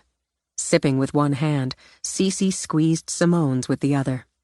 It's tacky. Right. Dante's going to be pretty pleased as he was the model for 2 of the sales. And the night's not over. When this part is, we're going to have ourselves one hell of a celebration. And look who's going to be raising glasses with us. Who? Simone looked in the direction Cece pointed. She saw the woman running. Short black bob bouncing. Sneakers. A backpack. Me? Oh, God! Me! Despite the heels, Simone sprinted to meet her. My flight from London was delayed. I didn't have time to change. I'm a mess. I'm here. I'm not too late. The breathless volley of words came with hugs. But you had that conference. You're speaking. I've only got tonight. I have to fly back first thing in the morning. Geez, you look fabulous. I'm not worthy. Dr. Jung. My Dr. Jung. She pulled her over to Cece, embraced them both. This is the best night of my life. Chapter 9. In the 18 months and 3 weeks Simone spent in Florence, Patricia Hobart killed 3 people. Killing Hilda Barclay, who'd cradled her dying husband of 47 years in her arms during the attack, meant traveling to Tampa, where Hilda had moved to be closer to her daughter. But Patricia considered the time and expense worth it. She thoroughly resented the press Hilda generated, especially after Hilda created a scholarship for underprivileged youths in her husband's name. Underprivileged my ass, Patricia thought. Freeloaders and assholes coddled by whiny liberal do-gooders. Plus, her target gave her 10 days away from the nasty Maine winter, and her will-they-ever-just-die grandparents. She did her research, of course, before she kissed her annoyingly long-lived grandparents goodbye, and headed off on what everyone agreed was a well-deserved vacation. Maybe they'd both die in their sleep before she got back, and the equally detestable cat her grandmother spoiled like a baby would eat their eyeballs. A girl had to have her dreams. She loved Florida, and that surprised her. She loved the sun and the palm trees, the blue of the sky and the water. As she studied the view from her hotel suite, why not splurge, and took pictures to send home, she imagined living there. She might consider it if it wasn't for all the old people. And Jews. She'd consider it anyway. In any case, she found it ridiculously simple to stalk Hilda and case the 2-bedroom bungalow she lived in, on the same block as her daughter's family. Within 3 days, she concluded she had Hilda's daily routine down pat. The old bat lived a simple life. She liked to garden, had several bird feeders she kept stocked, and rode a 3-wheeled bike around the neighborhood like some wrinkled toddler. On the 4th day, with ideas of tragic gardening or biking accidents in the hopper, Patricia cruised by as Hilda filled a bird feeder built to replicate a restaurant, complete with flower-boxed windows and a sign proclaiming "Food for Feathers." She pulled over, patted her short black wig, adjusted her amber-lensed sunglasses, then got out of the car. Excuse me, ma'am? Hilda, spry and wiry in her floppy-brimmed hat, turned. Can I help you? I hope this isn't too odd, but can you tell me where you got that adorable birdhouse? My mother would just love it. Oh, with a laugh, Hilda gestured Patricia closer. Is she a bird lover? Big time. Gosh, it's even cuter up close. Is it one of a kind? It's local work, but the shop that carries them has others like it. The Birdhouse. She proceeded to give Patricia detailed directions, which Patricia dutifully tapped into her phone. "This is great. I think I saw you drive by yesterday." Patricia's smile froze for a bare instant. "You probably did. My parents are just getting settled into a house a few blocks away. I'm running errands for them. They just couldn't take the winters in St. Paul anymore." "I hear that. I escaped the winters in Maine." "Then you'd know," Patricia said with a laugh. "If I can find something like this, it would be a great housewarming gift for Mom. My favorite is in the back, so I can see it from the kitchen window. It's an English cottage." "You're kidding me!" Inspired, Patricia lifted her hands. "My mother was raised in an English cottage in the Lake District. She moved to the States as a young teenager. An English cottage bird feeder? She'd just love that. They can nest in it, too. Come on back, I'll show you." "Oh, you're so kind. If it's not too much trouble." "Happy to." As they walked, Hilda waved to a man who came out of the house next door. "Hi there, Pete." Morning, Hilda. I'm heading out on a grocery run. You need anything? "I'm good, thanks." "Your parents will love it here," she added as they rounded the side of the house. "I hope so. I'm going to miss them like crazy, but I hope so." Can't kill her now, Patricia thought. Cars out front. Stupid neighbor. "Oh, what a beautiful lanai. I bet you can swim year-round." "And do," Hilda confirmed. "Every morning before breakfast." Patricia smiled. "That's why you're in such wonderful shape." She oohed and awed over the ridiculous bird feeder, complimented the garden, the lanai plants and pots, and thanked the soon-to-be-dead woman profusely. She didn't follow the directions to the birdhouse, but hit a Walmart for a toaster and an extension cord. Promptly at 7:15 the next morning, Hilda walked out of the house, onto the lanai, shed a blue terry cloth robe, and slipped into the pool in her simple chocolate-brown tank suit. While she did her smooth, easy laps, Patricia stepped onto the lanai through its unlocked screen door, plugged the extension cord into the wall socket on the back of the house, and tossed the toaster into the pool. She watched Hilda's body flop as the water flashed, watched it float face down as she unplugged the cord, used the pool net to scoop out the toaster. They'd figure it out, probably, but why give them any help? She stuck the murder weapons into her backpack and, dressed in her running capris, a tank, and a ball cap, jogged 3 blocks to her rental car.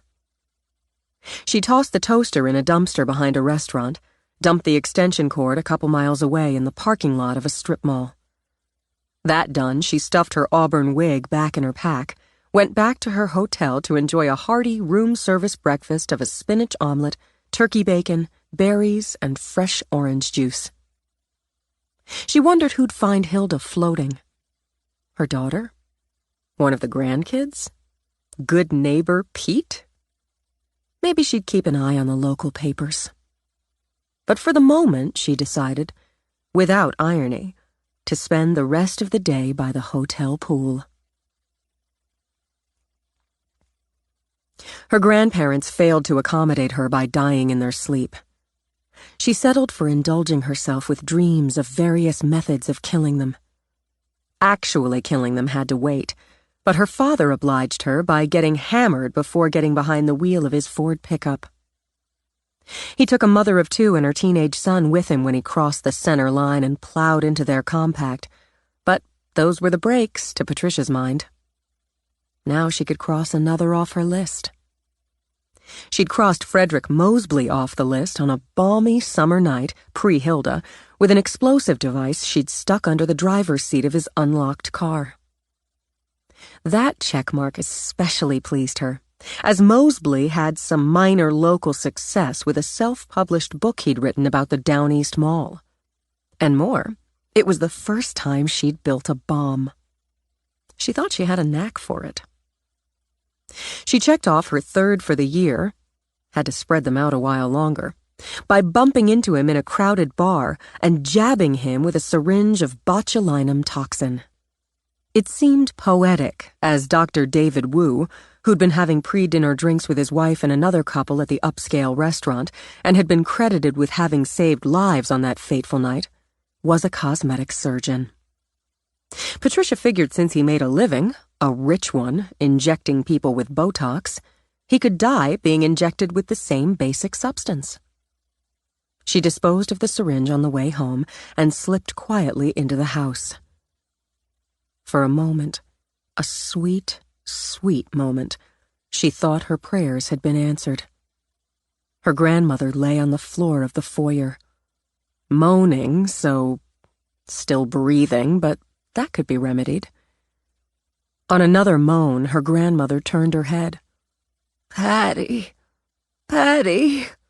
God, she hated that nickname. "Thank God, I fell. I hit my head.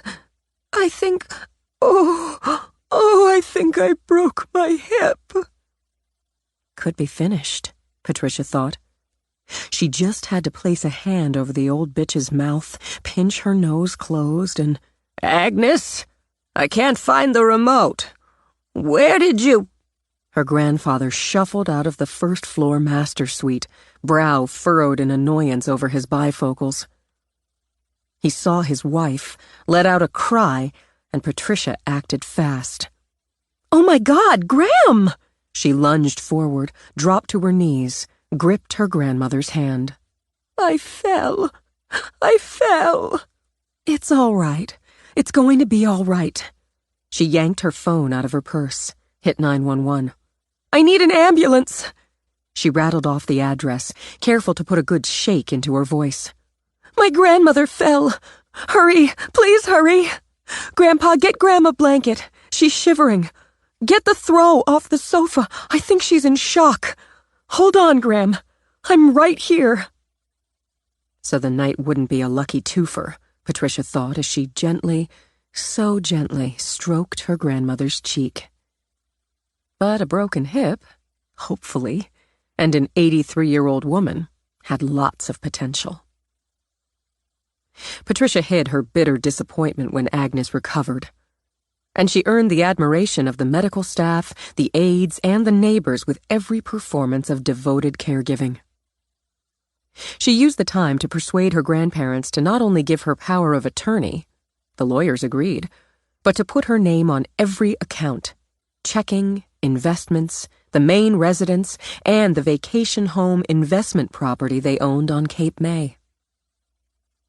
As she'd inherited her grandmother's jewelry anyway, she took some pieces now and again and converted them into cash on drives to Augusta or Bangor, and once on a weekend holiday, at the urging of the doctors, to Bar Harbor. She converted some of the cash into good fake identification and used that to open a small bank account and to rent a safe deposit box in a bank in Rochester, New Hampshire. Between the jewelry, the regular skimming, the sale of the vacation home her grandparents were too stupid to know they signed off on, she had more than $3 million in the box, along with 4 fake IDs, including passports and credit cards. She kept a cool $100,000 in cash with other essentials in a run-for-the-hills bag in the top of her closet, and had started a second bag. As neither of her grandparents used the steps any longer, she had the entire second floor to herself. She installed police locks on her master suite, and the guest suite she used as a workshop. If the weekly housekeeper found it odd the second floor was off limits, she said nothing. She was paid well, and it meant less work. As the next anniversary of the Down East Mall approached, Patricia made plans. Lots of plans. And crossed a couple more off the list. Selena McMullen rode the approach to July 22nd on her blog and on her talk show. It gave her a chance to hype the updated edition of her book. She didn't quibble over the fact that the tragedy had made her career. As a matter of routine, every time a lunatic shot up a public place, she served as a talking head on cable TV. She did the circuit every couple of years and raked in decent speaking fees. She'd copped a gig as executive producer on a well-received documentary about the shooting, and, when things were really cooking, snagged a small guest shot on Law & Order SVU. It ebbed and flowed, she could admit that.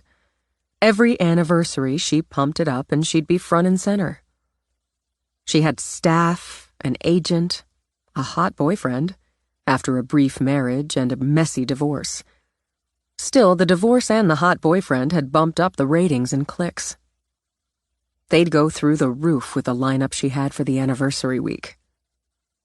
She had the cop who'd taken out Hobart. Admittedly, Selina had to pressure the mayor to pressure the cop's captain to pressure the cop, but she had her. She couldn't get the once teenage hero, now the cop's partner, and that stuck in her throat. Portland PD had given her a choice, one or the other, not both. She'd gone with the female cop, the first on scene, and let the other go. She had a woman who'd been in the theater and nearly died, and lived with facial scarring and brain trauma. She'd booked the geek who'd saved a store full of people by barricading them in a back room, some other victims, an EMT, one of the ER doctors from that night. But the shining jewel? The sister of the shooter. The baby sister of the ringleader. She had Patricia Jane Hobart. Even with that, and that was huge, as Hobart's sister had never to date given a formal interview, Selina stalked around her office fuming. She wanted the damn hat trick. The cop, Hobart's sister, and Simone Knox, the 911 caller who'd first alerted the police so McVie took Hobart out. The bitch wouldn't even take her calls. Had actually had some asshole lawyer send her a cease and desist when she'd tracked Simone down at an art gallery in New York. A public event, Selina thought now. And she'd had a perfect First fucking Amendment right to stick a mic in her face. She didn't appreciate being kicked out of the gallery for doing her job. She'd written a blistering editorial on the treatment she'd received and on the bitch herself. And would have printed it, too, if her ex, before he found out about the boyfriend and became her ex, hadn't convinced her it would make her look like the bitch. She hated knowing he'd had that right.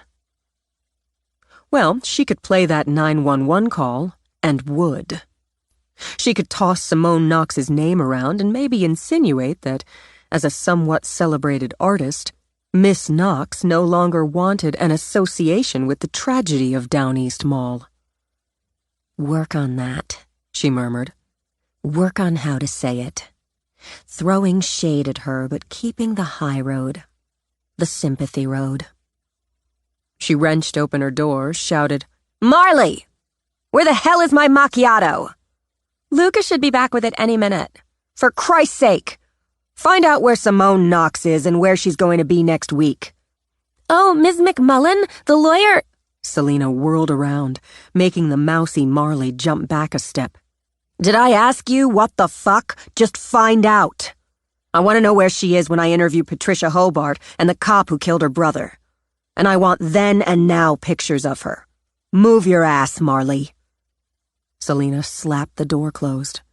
"We'll see who wins this round," she muttered. Simone won. She spent the weeks surrounding the anniversary traveling in Arizona, New Mexico, Nevada. She did sketches, took photos of the desert, the canyons, the people, imagined translating those colors, textures, shapes, those faces and forms into art with clay. She basked in the solitude, reveled in exploring a land as different to her eye from the east coast of Maine as Mars was from Venus. With no one to answer to but her own whims, she stopped when and where she liked, stayed as long as it suited her. When she finally headed east, she detoured north through Wyoming into Montana, where she bought more sketchbooks and gave in to an impulse for cowboy boots. By the time she crossed the Maine border, the calendar had flipped to August, and despite the constant use of sunblock and a hat, she was tanned, her hair sun-streaked. and her mood high and happy. She wanted to get to work, to sort through the hundreds of sketches and photos, the ideas and visions. She wanted to feel clay under her hands. She considered texting Cece, then decided to surprise her instead. After a stop for a bottle of champagne, hell, make it two, she planned to drive straight to the ferry. But a twinge of guilt had her changing directions. She'd just stop off at her parents' house, a quick courtesy call. Maybe her relationship with her parents and her sister remained strained, but she couldn't claim to be blameless. Since the day she'd walked out of her childhood home to pursue her dreams, she mostly kept out of their way. It saved arguing. But avoidance meant traditions like Christmases, birthdays, weddings, funerals became stilted, demilitarized zones, or battlefields. Why not make an effort, she told herself. Stop by on a pretty Saturday afternoon, touch base, maybe have a drink, admire the garden, pull out a few anecdotes from her travels. How sad and pitiful was it that she needed to outline an agenda to visit her own parents? So she wouldn't. She would handle it just as she had her travels. She'd play it by ear. Somebody's having a big summer party, she thought, noting the cars parked along the street. When she saw a line of them in her parents' long U of a driveway, moored jockeyed into the service area, she realized she'd been about to crash a party. Not the best time for a drop-in, she decided, but hesitated just long enough for one of the valets to block her quick exit. As she waited for the road to clear to make her escape, Natalie and a couple of women in equally elegant garden party dresses crossed the lush green of the front lawn. Appalled that her first instinct was to duck down, she forced a smile on her face when Natalie spotted her. Her sister didn't smile, but tipped her glamour girl sunglasses down to peer over them. And that, for Simone, was that. Deliberately, she pushed open the car door and climbed out in her traveling outfit of army green cargo shorts, red cowboy boots, a wide-brimmed straw hat, and a novelty tank that read Red, Wine, and Blue. "Hey, Nat." Natalie said something to her companions that had one of the women patting her arm before they wandered off, not without long, backward glances that clearly transmitted disapproval. Natalie crossed to the sidewalk. She looks like Mom, Simone thought, a perfect example of the polished female. "Simone, we weren't expecting you." "Obviously. I just got back. I thought I'd stop in to say hi." "It's not the best time." Simone didn't miss the tone, one used for an acquaintance you had to tolerate occasionally. "Also, obviously. You can tell them I'm back and I'll be at Cece's. I'll give them a call." "That would be novel. Last I checked, phones work 2 ways. Anyway, you look great." "Thanks. I'll let Mom and Dad know you." Natalie! The man who crossed the lawn in the palest of pale gray loafers to match his crisp linen slacks boasted the charm of dimples in a Hollywood handsome face. His elegance, the white shirt topped with a navy blazer, the sun-dashed gold of wavy hair, matched Natalie's perfectly. Though she knew him a little, it took Simone a minute to come up with his name. Harry Harrison Brookfield, one of the young guns in her father's law firm. And according to Cece, Natalie's parentally approved boyfriend.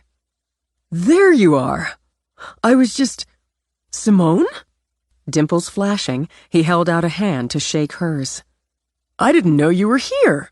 This is great. How long have you been back? About 5 minutes. Then I bet you could use a drink.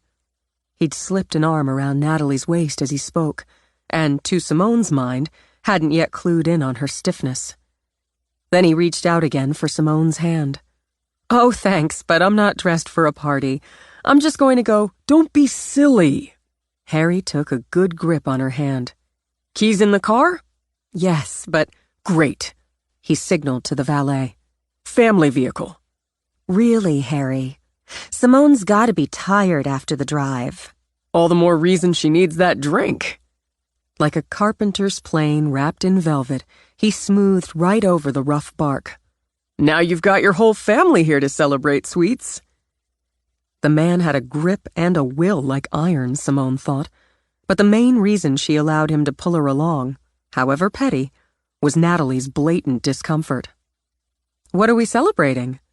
You didn't tell her? Good Lord, Natalie. Harry looked at Simone, added a wink. She said yes. Simone felt her brain empty out for 3 solid seconds. You're engaged? To be married? Which makes me the luckiest man in the world. She heard music now and voices as they started up the walk that would wind through the side garden to the backyard. Congratulations! How had it happened, she wondered.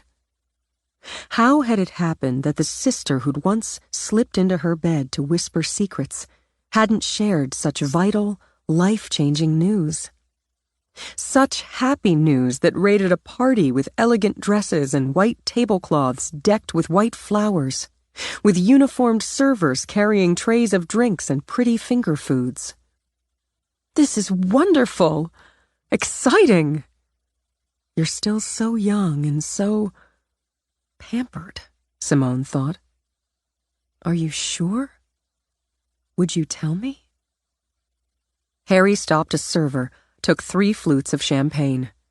To the wonderful and exciting, he said after he passed them around. Absolutely. So have you set a date? October. A year from this October, Natalie said. I couldn't talk her into the spring. I'll wait. If you'll excuse me a minute, I want to find my mother. She'd love to meet you, Simone. She's especially admired the statue of Natalie holding the scales of justice you made her when she graduated law school. I'll be right back. You're engaged. God, Nat. Engaged. He's gorgeous and he seems like a terrific guy. If you'd bothered to get to know him over the last 2 years, you'd know he is terrific. I'm happy for you, Simone said carefully. He's obviously crazy about you, and I'm happy for you. If I'd known about the party, I'd have come home sooner, and I'd have dressed appropriately. I'm going to leave. Slip out before I embarrass you. Simone! Cece's cheerful shout cut through the music and conversations. Too late, Natalie stated, as their grandmother rushed across the patio, gypsy skirts flying. There's my traveling girl. She caught Simone in a fierce hug. Look at you, all toned and tanned. Isn't this a kick in the ass? She caught Natalie into the hug. Our baby girl's hooked herself a fiancé, and he is yummy. She let out one of her big, beautiful laughs, squeezed them both. Let's drink ourselves a shit ton of champagne. Mother. Uh-oh. Snickering, Cece drew back. Busted. She shifted, hooked arms around her granddaughter's waists, and grinned at her daughter. Look who's here, Tool. So I see. Simone? Lovely in silk shantung the color of crushed rose petals, Tulip leaned in to kiss Simone's cheek. We didn't know you were back. I just got back. That explains it. With her company smile seamless, her eyes sparking annoyance, Tulip turned to Natalie. Sweetheart, why don't you take your sister upstairs so she can freshen up? I'm sure you have something you can lend her to wear. Don't be such a buzzkill, Tulip. Tulip simply turned those sparking eyes on her mother. This is Natalie's day. I won't have it spoiled. I won't spoil it. I won't stay. Simone handed her flute to Natalie. Tell Harry I wasn't feeling well. I'll come with you, Cece began. No, it's Natalie's day and you should be here. I'll see you later. That was a dick move, Tulip, Cece said when Simone walked away.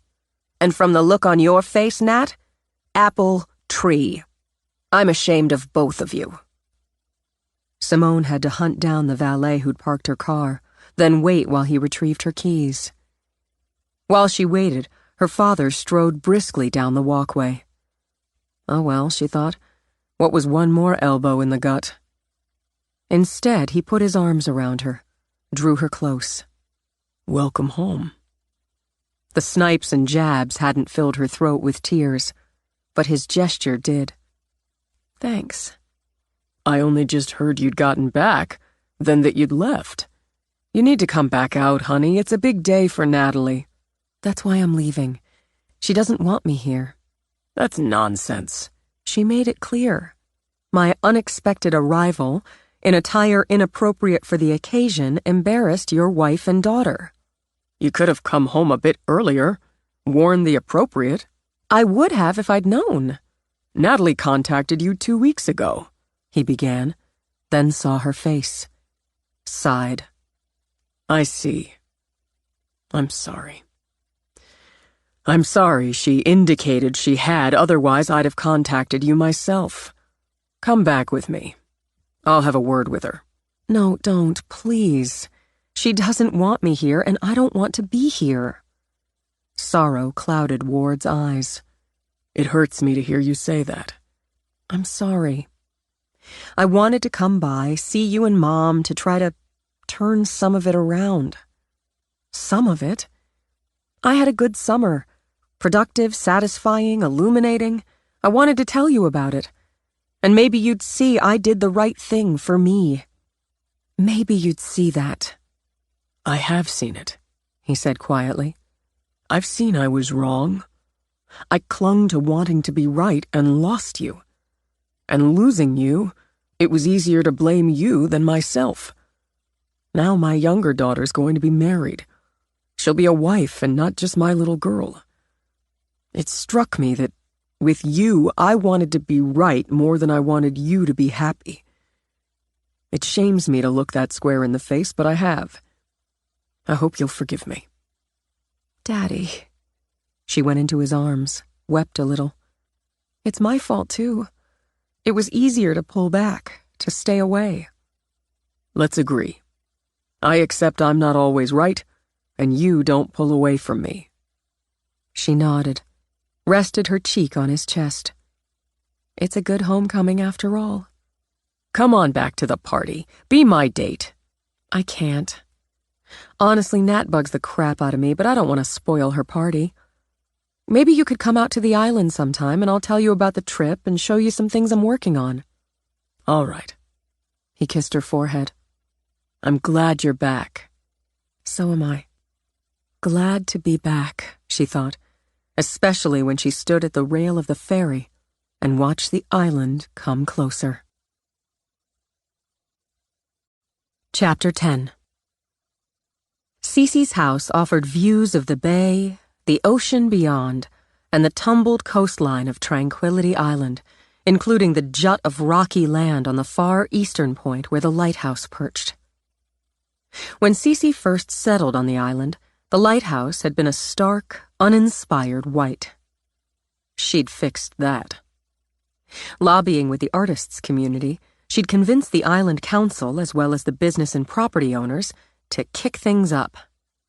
There had been doubters, of course, at the idea of a group of artists on ladders and scaffolds painting the slender lighthouse with sea flowers, shells, mermaids, sea fans, and coral. But she'd been right. Since its completion, and even during the work, tourists came to snap pictures, and other artists featured the now unique lighthouse in their seascapes.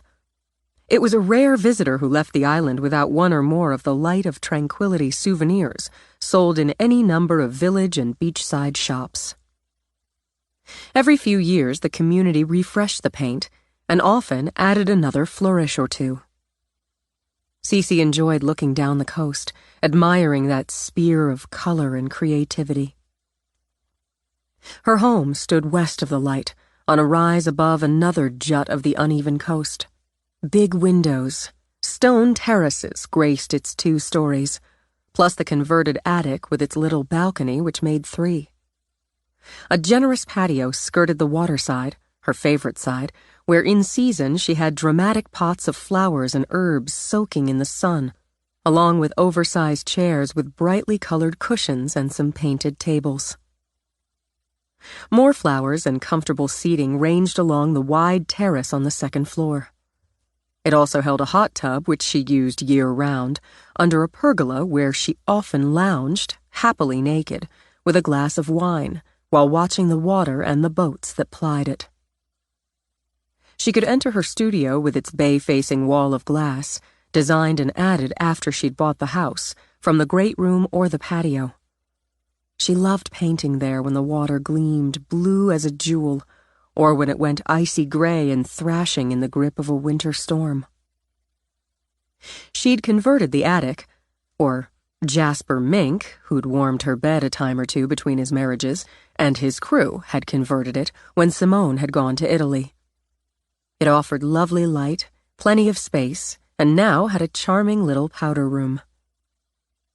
As she liked to say, Cece was a little bit psychic. She'd imagined Simone working in that space, staying in the rambling house until she found her place. Cece, a little bit psychic, had no doubt where that place was, but the girl had to find it for herself. Meanwhile, whenever Simone came back to Maine, she always came back to Cece. Despite two artistic temperaments, they lived together easily. Each had their own work and their own habits, and they might go for days barely seeing each other. Or they might spend hours sitting together on the patio, biking into the village, walking the narrow strip of sand by the water, or just sitting on the coastline rocks in comfortable silence. After Simone returned from the West, they spent hours with Cece looking through Simone's photos and sketches. Cece borrowed a couple of the photos, a street fair in Santa Fe, a stark shot of buttes in Canyon de Chelly, to use in her own work. When Ward came to visit, Cece slipped away to light candles and incense and meditate, pleased father and daughter were making an effort to reconcile. For 10 days, while the summer people thronged the island, they lived happily enough in their own world, with their art, the water, and cocktails at sunset. Then the storm came. Natalie whirled into the house like a force of nature. Cece, still on her first cup of coffee, she still preferred seeing a sunrise as the last thing before bed instead of the first out of it, blinked owlishly. "Hi, honey. What flew up your ass?" Where is she? "I'd offer you coffee, but you seem pretty hyped already.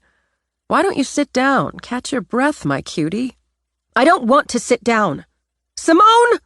God damn it! She shouted, raging as she stormed through the house, swirling negative energy Cece already accepted she'd have to white sage away. Is she upstairs? "I wouldn't know," Cece said coolly. "I just got up. And while I'm all for self-expression, you're going to want to watch your tone with me." I'm sick of it. Sick of all of it. She can do whatever she wants, whenever she wants, and you're just fine with it. I work my butt off. I graduate in the top 5% of my class. Top 5. And the two of you can hardly be bothered to show up. Sincerely stunned, Cece lowered her coffee mug. "Have you lost your mind?" We were both there with fucking bells on, young lady. And I can't believe you just pissed me into saying young lady. I sounded like my mother. Simone worked weeks on your gift and... Simone, fucking moan. Now you're the X-rated Jan Brady. Get a grip, Natalie. What's going on? Simone came in a fast trot. I could hear you yelling all the way up in my studio. Your studio. Yours, you! Natalie whirled, shoved Simone 3 steps back. Hold it! Stepping forward, Cece snapped out the order. There will be no physical violence in my house. Shouting, foul language, fine, but no physical violence. Don't cross my lines. What the hell, Natalie? Shifting, Simone laid a hand on Cece's shoulder. Look at you! Always the two of you! Face bright pink with fury, blue eyes molten with it, Natalie jabbed out with a finger from each hand. I'm sick of that, too. It's not right. It's not fair that you love her more than me. First, there's no fair about love. And second, I love you just as much even when you're being a crazy person. In fact, I might love you more when you're being a crazy person. It's an interesting change of pace. Just stop it! Tears spurted, hot with rage. It's always been her. She's always been your favorite. If you're going to accuse me of things, be specific, because I can't remember ever slighting you. You didn't convert an attic for me! Close to fed up, Cece gulped down coffee. It didn't help. Did you want me to? That's not the point. It is the goddamn point. I didn't take Simone to D.C. after her high school graduation and arrange for tours of Congress because she didn't want me to. You did, so I did. Get over yourself. I can't even come out here anymore because she lives here. That's on you. And it sure looks like you're here now. And one more thing before I trade this coffee in for the Bloody Mary I now crave. Simone can and will live here as long as she wants. It's not up to you who lives in my fucking house. If you wanted to move in, you'd be welcome, but it's not what you want. Cece went to the refrigerator. Anybody else want a Bloody Mary? As a matter of fact, Simone began. There it is, Natalie sneered. Just like Mom says, 2 peas in a snarky pod. So what? Simone threw up her hands. So we have things in common. You and Mom have things in common, so what? You have no respect for my mother. Our mother, Nat the brat, and I certainly do. Bull. You barely spend any time with her. You didn't even bother to spend any with her on Mother's Day. I was in New Mexico, for God's sake, Nat. I called her. I sent flowers. Natalie's eyes, the same searing blue as their mother's, burned. Do you think that means anything? Clicking on some flowers on the internet? Simone angled her head. You should tell Mom and Dad that, since that's what they've done for every one of my openings. That's different, and don't try to shift the blame. You don't care about her or any of us, whatever you've convinced Dad to think. They've been arguing because of you. Because of you, Harry and I had a terrible fight on the night of our engagement party. Jesus Christ. Don't spare the vodka, Simone told Cece. Believe me. The 2 of you, Natalie spat out. All smug out here in your alternate reality, while I live in the real world. A world you barged into, uninvited, looking like something that just stumbled off the trail. But you managed to play up to Harry and Dad, didn't you, playing the victim? I didn't play up to anyone or play anything. Maybe if you hadn't lied to both of them about contacting me, you wouldn't have had a problem. I didn't want you there.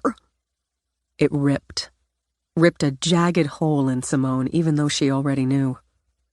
Clearly. But you weren't honest about it, and that's not on me. You're selfish, hateful, and don't care about anyone but yourself. I might be selfish by your gauge, but I don't have a lot of hate. And if I didn't care about anyone, I wouldn't have stopped off at Mom's and Dad's and ended up embarrassing both of us. You, on the other hand, you nasty little bitch, are a liar and a coward, and in your real world, you don't take responsibility for being either. Fuck that, Natalie, and you along with it. I'm not going to be your punching bag or Mom's. Though her heart thudded and her hands wanted to shake, Simone picked up the drink Cece had set on the counter, lifted it in a nasty toasting gesture. Enjoy your version of reality, Nat. I'll stick with mine. Tears, fired by rage, fumed in Natalie's eyes. You disgust me. Do you know that? I'm fairly astute, so yeah, I picked up on that. Okay, girls, Cece stepped in. That's enough now. You always take her side, don't you? Her own heart aching, Cece forced herself to speak calm and clear. I've been working hard over here not to take any side, but you're pushing it, Natalie. Now you've blown off considerable steam, so... I don't mean anything to either of you. You've turned her against me, too, she shouted at Simone. I hate you. You're welcome to each other. She turned to storm out, and, blind and bitter, shoved the statue of emergence from the stand Cece had had made for it.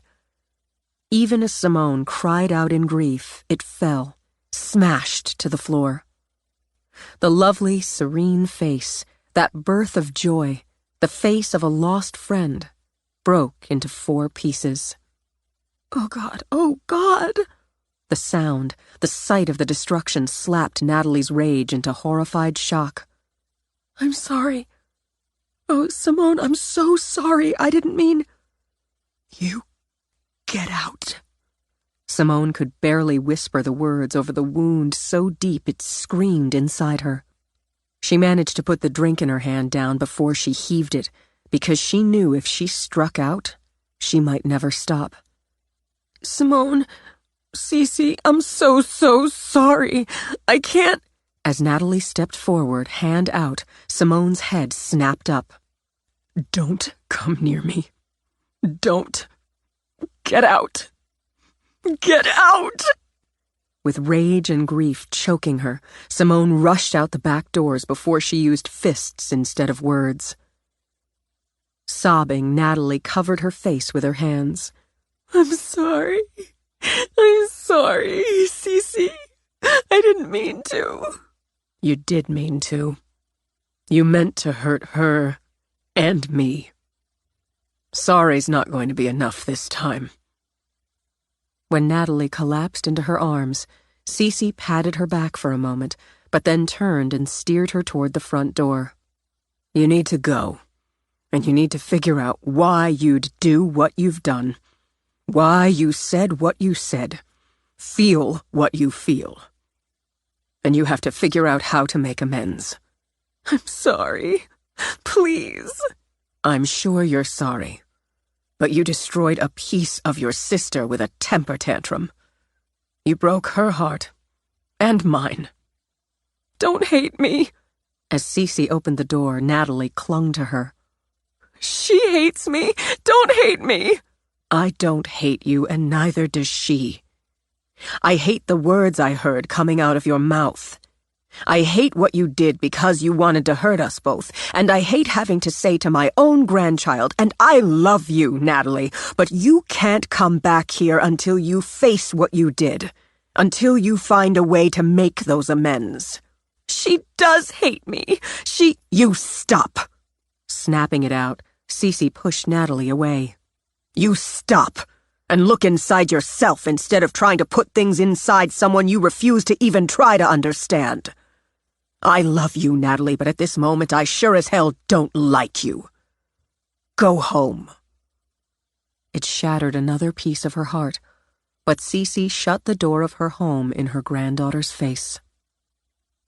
And, leaning back against the door, staring at the beauty, the grace, the joy so recklessly destroyed, she let her own tears come. Accepting them, she went to her other grandchild.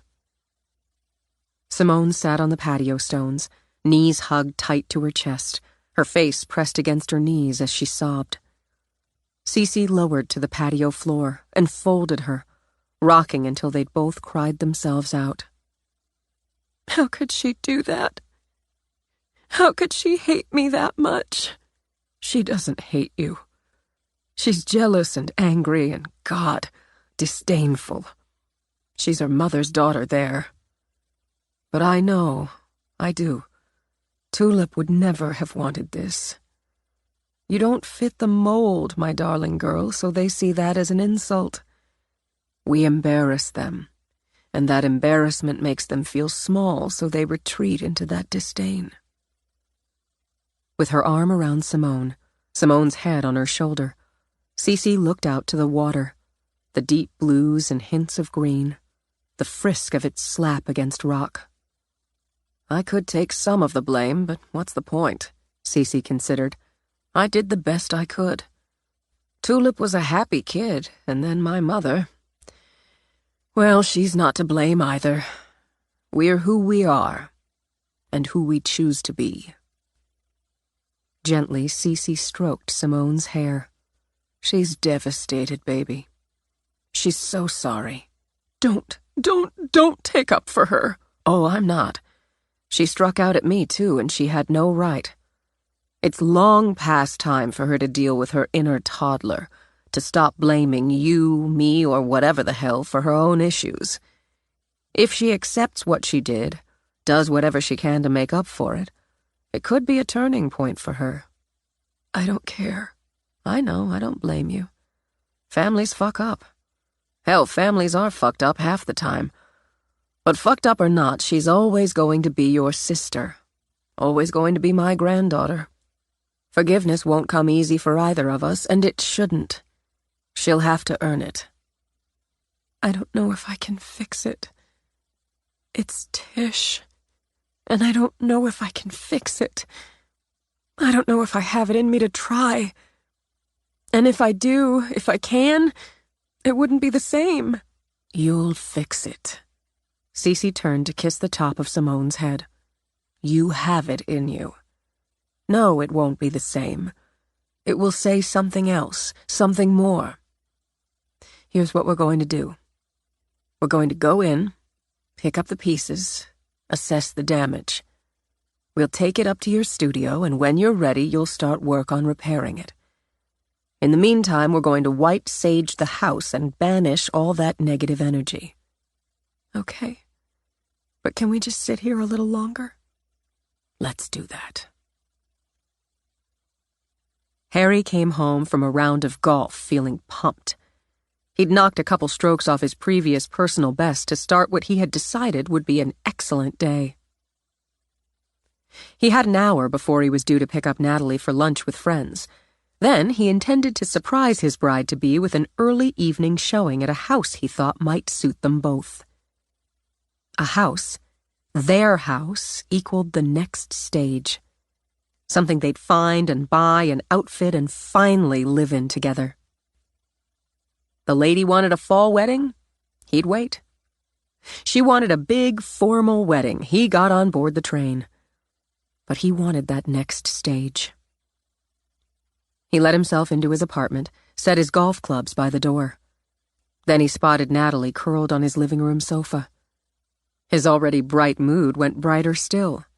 Hey, sweets, I didn't... Then he saw the tears, the ravaged face as her arms reached for him. What's wrong? What happened? As he gathered her up, she broke into fresh sobs. Oh, Jesus, is it your parents? Your grandmother? She shook her head fiercely. Oh, Harry, I did something terrible. That's hard to believe. Shh, don't cry. He dug out a handkerchief. His mother had trained him to carry one at all times. Dabbed at her face. Did you rob a bank? Kick a puppy? I went to see Simone. Okay, I'm guessing that didn't go well. She hates me, Harry. Cece hates me, too. They don't. You don't know! You don't understand. Simone's always been Cece's favorite. She dotes on her.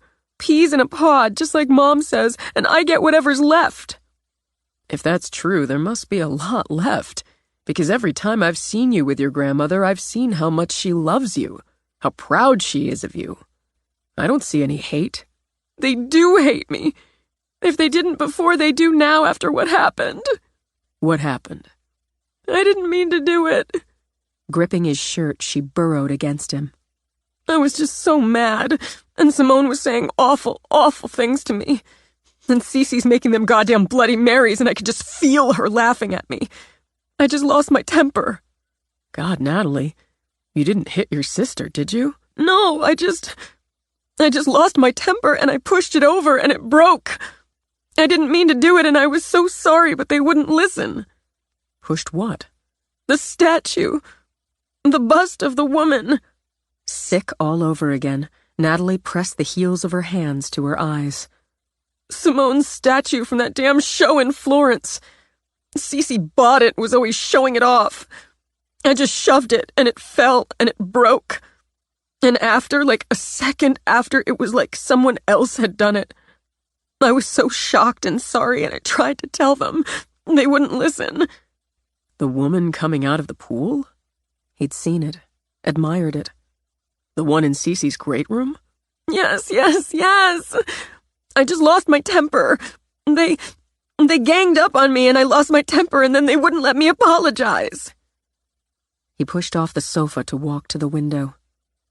He could see the piece in his head, remembered that when he'd admired it, how Cece had told him about the show, about how she'd felt when she'd seen it. Natalie, you knew what that piece meant to your grandmother and to your sister. It was just there and I didn't mean it. He came back, sat again, took her hand. Natalie, I know you, and I know you're not telling me the whole story.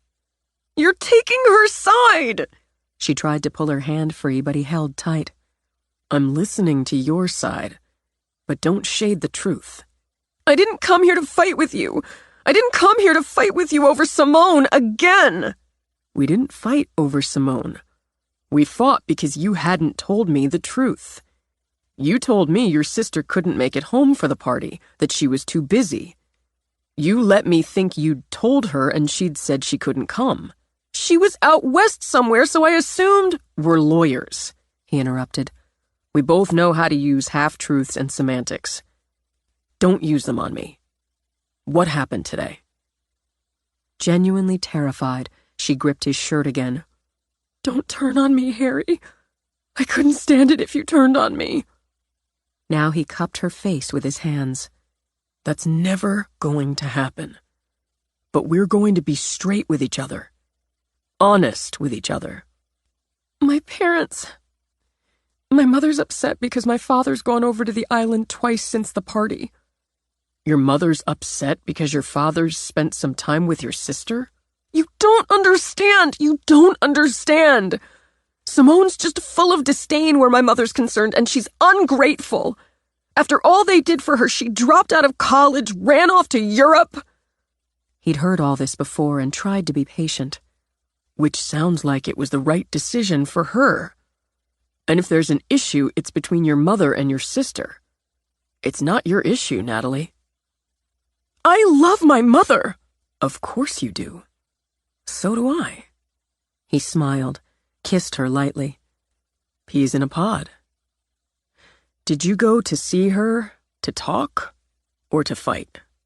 I'm a lawyer, she tossed back. I went to talk, and then she... His gaze held hers patiently. Love for him tangled up with guilt. That's not true. It was when I left home, but by the time I got to the island, to Cece's, I was furious. I started it. Oh God, Harry, I'm a terrible person. Don't say that about the woman I love. He gathered her up for a minute, loving her as much for her flaws as for her perfection. Just loving her. Sit for a minute, sweets. I'm going to cancel our lunch plans. And the showing, he thought.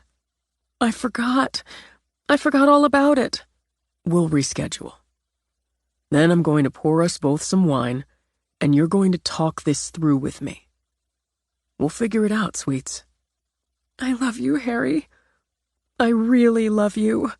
She clung to him, a port in a storm. You're the best thing that ever happened to me. Right back at you. I want it to be all her fault. I want to stay mad at her. It's easier. I'm looking at your beautiful face and those tears, so I don't think it's easier.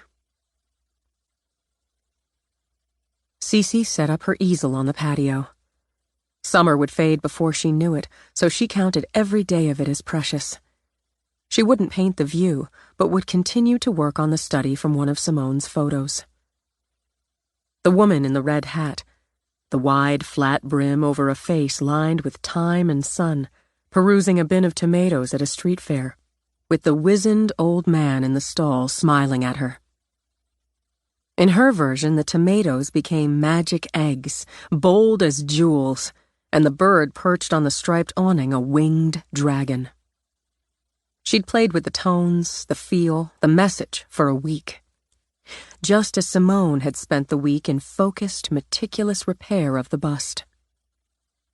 Cece wished them both blessings on their work, lit a candle for each of them, and began to mix paints. She called out a "Come in!" at the ring of her doorbell. She rarely locked the door, and this was one good reason. Whoever came calling could just come in rather than making her stop and go answer. "I'm out here." Cece. Unsure whether to be relieved or wary at the sound of Natalie's voice, Cece set aside her paints, turned. The girl looked penitent, she decided, and full of nerves, with her hand gripping the boy Cece thought of as Handsome Harry. "Since you've always been a rule follower, I'm going to believe you've decided to take responsibility and figured out how to make amends." I'm taking responsibility. I'm going to try to make amends. I don't know if I can, but I want to try. I'm so ashamed, Cece, for what I said that day, for what I did. There are a lot of things I need to say to Simone, and I hope she'll listen. But I need to tell you, I knew how much that piece meant to you. I knew it represented a bond between you and Simone. I broke it because I don't share that bond, and that's unforgivable. I decide what I can forgive. I think making amends to you starts with trying to make them to Simone. To try to do that, I have to say things to her. Then you should do that. She's up in her studio. With a nod, Natalie released Harry's hand. You've never been anything but wonderful to me, and I'm ashamed of what I said to you. You've never once let me down, ever, even when I deserved it. Long walk for her, Cece murmured when Natalie went inside. Yeah, it is. We interrupted your work. I can wait out. Don't be silly. I can't work wondering if I'll hear screaming, shouting, and cursing. Let's have a beer. I could use one. Cece stepped up to the doorway, reached up to pat his cheek. You're good for her, Harry. I wasn't sure of it, but you're good for her. I love her. Love's the glue. Use it right. It can fix most anything. Simone used glue, metal pins, sandpaper, paints. After a week of intense work, she began to believe she could bring Tish back. She could bring the life back into the face. She heard the footsteps as she pushed back to study the morning's progress. Come see. I think maybe. Then she looked up, saw Natalie. Slowly, she got to her feet. You're not welcome here. I know. I'm asking for 5 minutes. Please. There's nothing... Oh, God! You fixed it! Don't you dare. Natalie stopped her rush forward to the work table, gripped her hands behind her back. There's nothing you can say to me I don't deserve. Being sorry, ashamed, disgusted with myself isn't enough. Knowing you've fixed what I tried to ruin doesn't let me off the hook. She isn't fixed. But she's so beautiful, Simone. I resented that. Resented what you can create out of freaking mud. I'm ashamed of that. I can't even explain how ashamed. I didn't tell you about the engagement, the party, because I didn't want you to come. I told myself you wouldn't anyway. It wouldn't matter to you. I was only going to have you in the wedding party because people would think poorly of me otherwise. I let myself think and feel terrible things about you. Why? You left me. It felt like you left me. After the mall... She broke off when Simone's face went blank, when she turned away. Like that! You wouldn't talk about it with me. I talked about it in therapy. I talked about it to the police. Over and over. You wouldn't talk to me, and I needed my big sister. I was so scared. I'd wake up screaming, but you... I had nightmares, Nat. Cold sweats, gasping for air. No screams, so Mom didn't rush in, but I had nightmares. Staring, Natalie brushed tears from her cheek. You never said. I didn't want to talk about it then. I don't want to talk about it now. I put it away. You put me away. Oh, bullshit. Simone whirled back. Bullshit. It's not. It doesn't feel like bullshit, Simone, not to me. Before, you included me. It was you and me and Tish, but you included me. They were my friends, too. After, you shut me out. It was just you and me. Jesus Christ. Tish died. Me was in the hospital for weeks. I know. I was 14, Sim. Please, God, have some pity. I thought she was dead. When I dragged Mom behind that counter, I thought she was dead. I thought you were dead. Then you weren't, and I kept dreaming you were. Everybody but me. Tish was my friend, too, and me, and all I saw was me being replaced as a sister. I know how stupid and selfish that sounds. The two of you came here when me got out of the hospital, to Cece, and all I could think was, why did they leave me behind? She needed me, and I needed... Natalie hadn't been hurt, Simone thought. But of course she had. Of course she had. I didn't think, Simone managed. I didn't think of it as leaving you out or behind. I just needed to get away from it. The reporters, the police, the talk, the looks. I was 16, Natalie, and broken inside. It was always me after that. You had each other. I was broken, too. I'm sorry. Simone dropped back on her stool, rubbed her hands over her face. I'm sorry.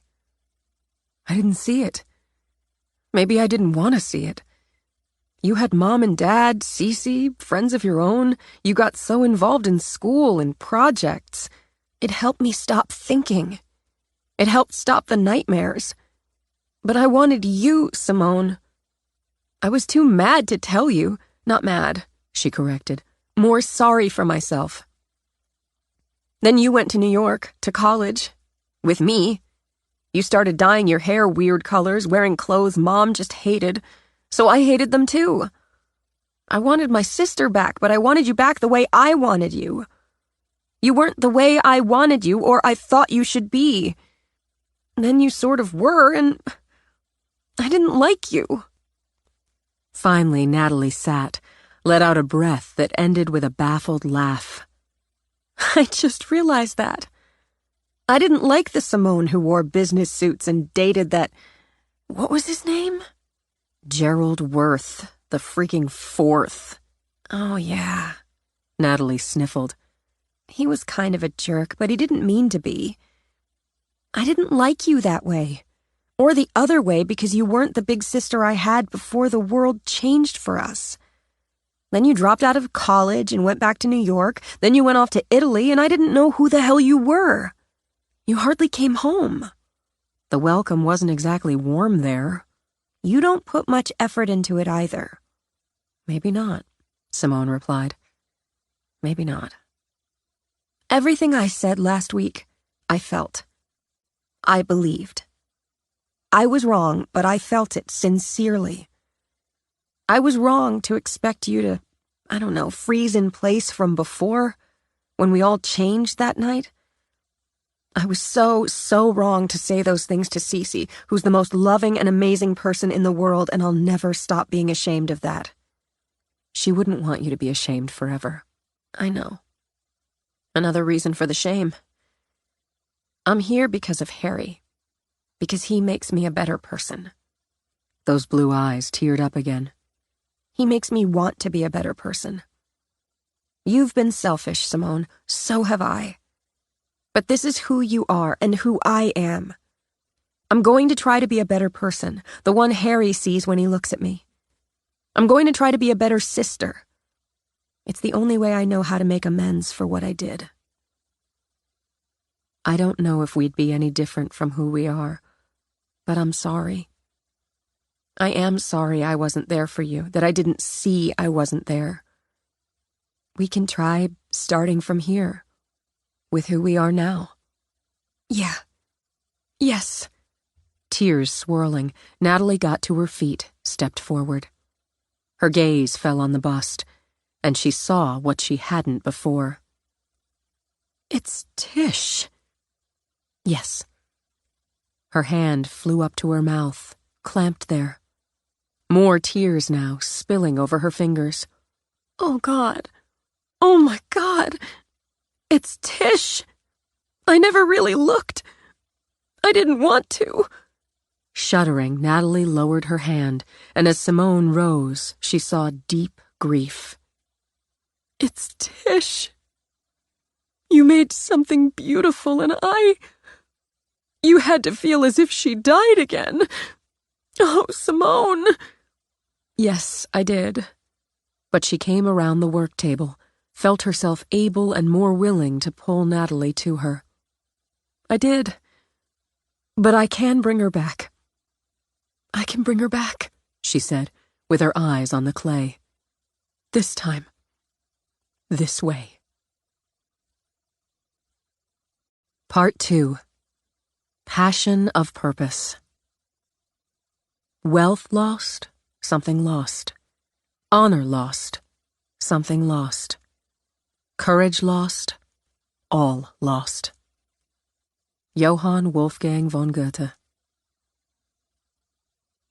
Chapter 11.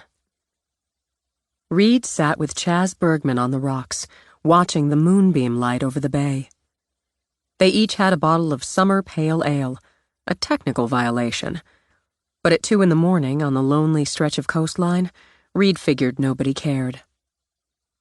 Though Chaz had moved to Seattle for a job right out of college, they hadn't lost touch and kept up sporadically through texts and emails. Face-to-face time tended to be limited to Chaz's return for Christmas and the occasional long summer weekend. Sorry I couldn't make it earlier, Reed said as they settled in. Cop shit? Yeah. You get the bad guy? With a nod, Reed took his first long drink. Book 'em, Dano. Detective Quartermain. It still slays me. Supreme IT nerd Chaz Bergman. Doesn't surprise me a bit. Reed took another pull from the bottle, let the long day go. I didn't expect to see you again this summer. You were just here in July. Yeah. Chaz took a slower, smaller sip, nudged his glasses up on his nose. He'd kept his husky build, but put on some muscle. He had a lot more hair now, enough that he tied it back in a stub of a tail.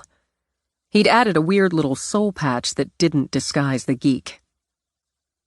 Chaz looked out at the water, shrugged. My mom really wanted me to fly in for that McMullen deal. I guess part of me wanted to. Not to talk about it so much, but to see some of the people who were in the store that night. That kid, Reed remembered. He was like 12, and now he's working on being a doctor. Yeah, and the pregnant woman. She's got those twins. You saved them, bro. Reed tapped his bottle to Chaz's. I guess.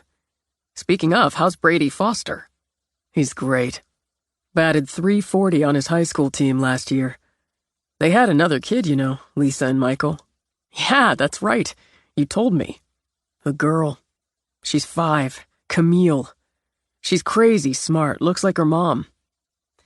I tell you, Chaz, Lisa's amazing. She lives with that night every day, but she doesn't let it, define her. It sure as hell doesn't stop her.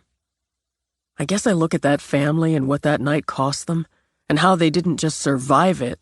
They didn't even just overcome it. They shine, Like that damn moon up there. I never asked you, but do you ever go back there? To the mall? Yeah. He'd drawn maps, marked points of attack, victims, movements, numbers. He had it all in his files. It's changed a lot. I can't go in there. I don't even like driving by. I never told you, but I took the job in Seattle because it was the farthest away I could get and stay in the country. Well, the mainland, and I didn't get offers from Alaska or Hawaii. It's a great job, a good company, Chaz added, but it was the distance. Nothing wrong with that, Reed said after a moment. I don't think about it for weeks, months, but I come back here and it hits me all over again. Weird. Because I was in a locked, crowded room for the worst of it, not in the thick like you. Jesus, we were just kids, Reed. Chaz took a longer drink. Or I'll hear about another mass shooting and it all flashes back. I hear that. I go to Seattle and you go to the front line. You took a job, man. You built a career. Yeah, about that. The reason I'm back? I'm taking a transfer to New York. Taking a little downtime first, heading down to check out some apartments the company's got lined up. Chaz shrugged. They want me to head up the cybersecurity division there. Head it? Holy shit, Chaz. Reed gave him a congratulatory elbow in the ribs. You're a fucking honcho nerd. It made him smile, but Chaz shook his head, shoved his glasses back up on his nose. I almost turned it down. New York's a lot closer than Seattle, but I can't let that damn night, that damn mall, what did you call it? Define my damn life.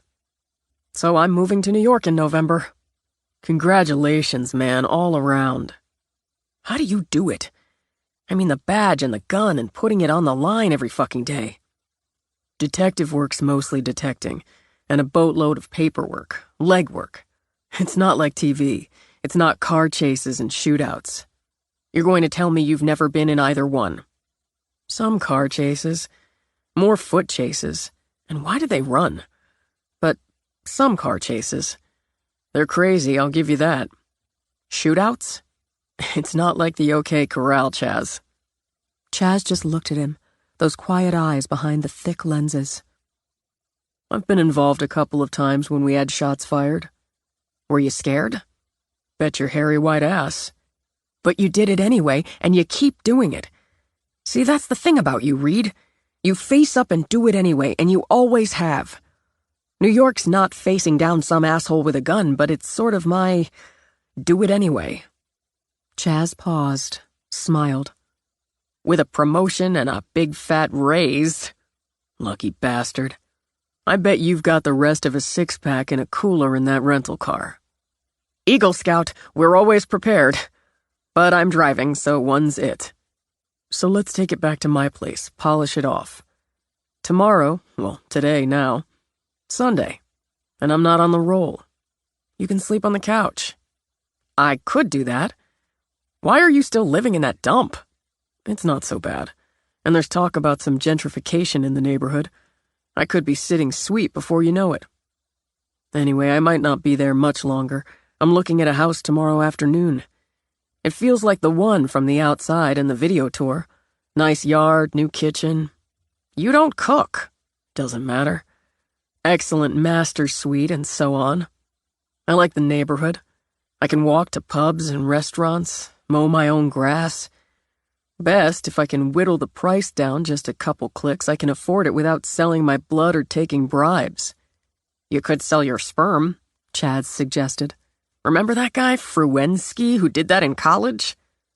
I think I'll try my hand at negotiation first. Anyway, he said as they rose, you ought to come with me tomorrow, check the place out. I gotta go see my grandparents. Already on the books. Then Monday, I'm heading to New York to check out my own digs. Then let's go make the best of what's left of the six-pack. Reed slept till noon, then threw together some coffee and scrambled eggs since he had company. He saw Chaz off with the promise of a wild New York weekend once his old friends settled in. When he showered, in lukewarm water as apparently the building's hot water heater was dying again, he thought how good it had been to spend time with Chaz, and talk about things he realized Chaz had avoided talking about. He dressed, studying his bedroom wall, the one he used as a makeshift caseboard. He had tacked up photos of every Down East Mall survivor who'd died, with the death designation above each group: accidental, natural causes, homicide, suicide. He had maps with each of the deceased's location when they died, pinned with the name, date, time. And he cross-checked each along with their reported locations and any injuries incurred on the night of July 22, 2005. Too many, he thought again. Just too many. He couldn't argue with Essie's debate point on the variety of weapons and methods in the homicides, but he knew there was a pattern in there. One that just hadn't come clear for him yet. He had autopsy reports, witness statements, copies of interviews with next of kin. He'd compiled articles and recordings from a dozen years back right up to the McMullen special. It had surprised him to see Hobart's sister on there. Patricia Hobart, pale, hollow-eyed, looked older than 26. Then, he guessed, having your brother murder a bunch of people, your mother blow up her house under the influence of drugs and alcohol, as the ME report stated, having your asshole father drink himself drunk and kill a woman and her kid along with himself, rated premature aging. She hadn't cried, Reed recalled as he studied her picture on the wall.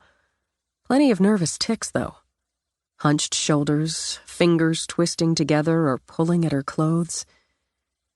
Dumpy suit, he remembered. Ugly shoes.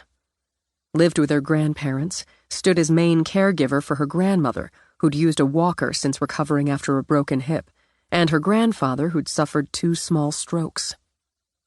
Paternal grandparents, really well off, who'd disinherited the asshole father and uncle who'd had their shitload of guns available for a trio of fucked-up teenagers to take, to use, to kill what came to be 93 people in the space of minutes. What a fucking family, he thought, strapping on his off-duty weapon, shoving his wallet, ID, and phone in his pockets. On the way out, he pulled out his phone, called Essie.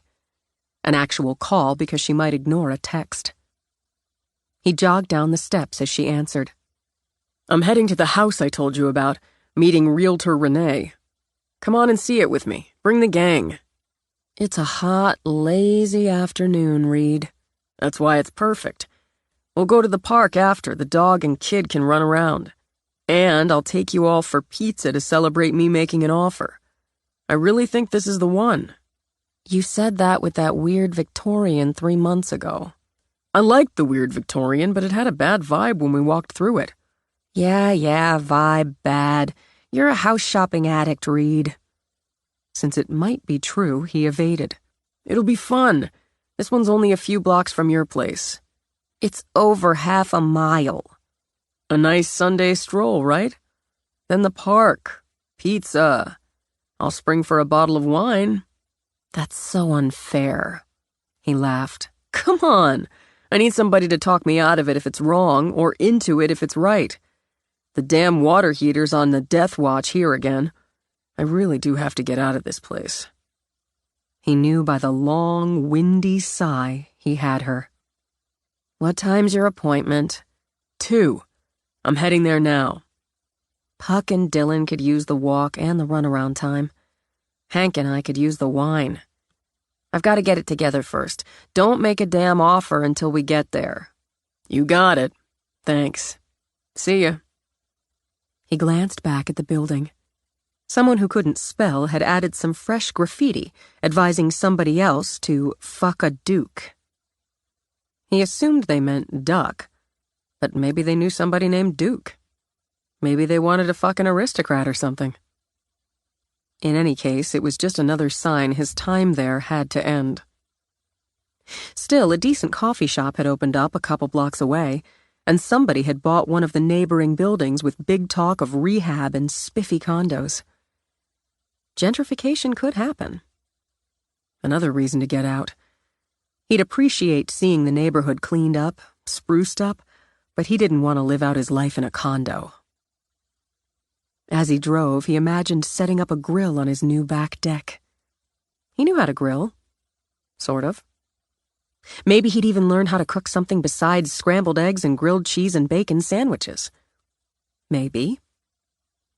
He'd have parties with the grill smoking, or in the great room in the winter with the gas fireplace going.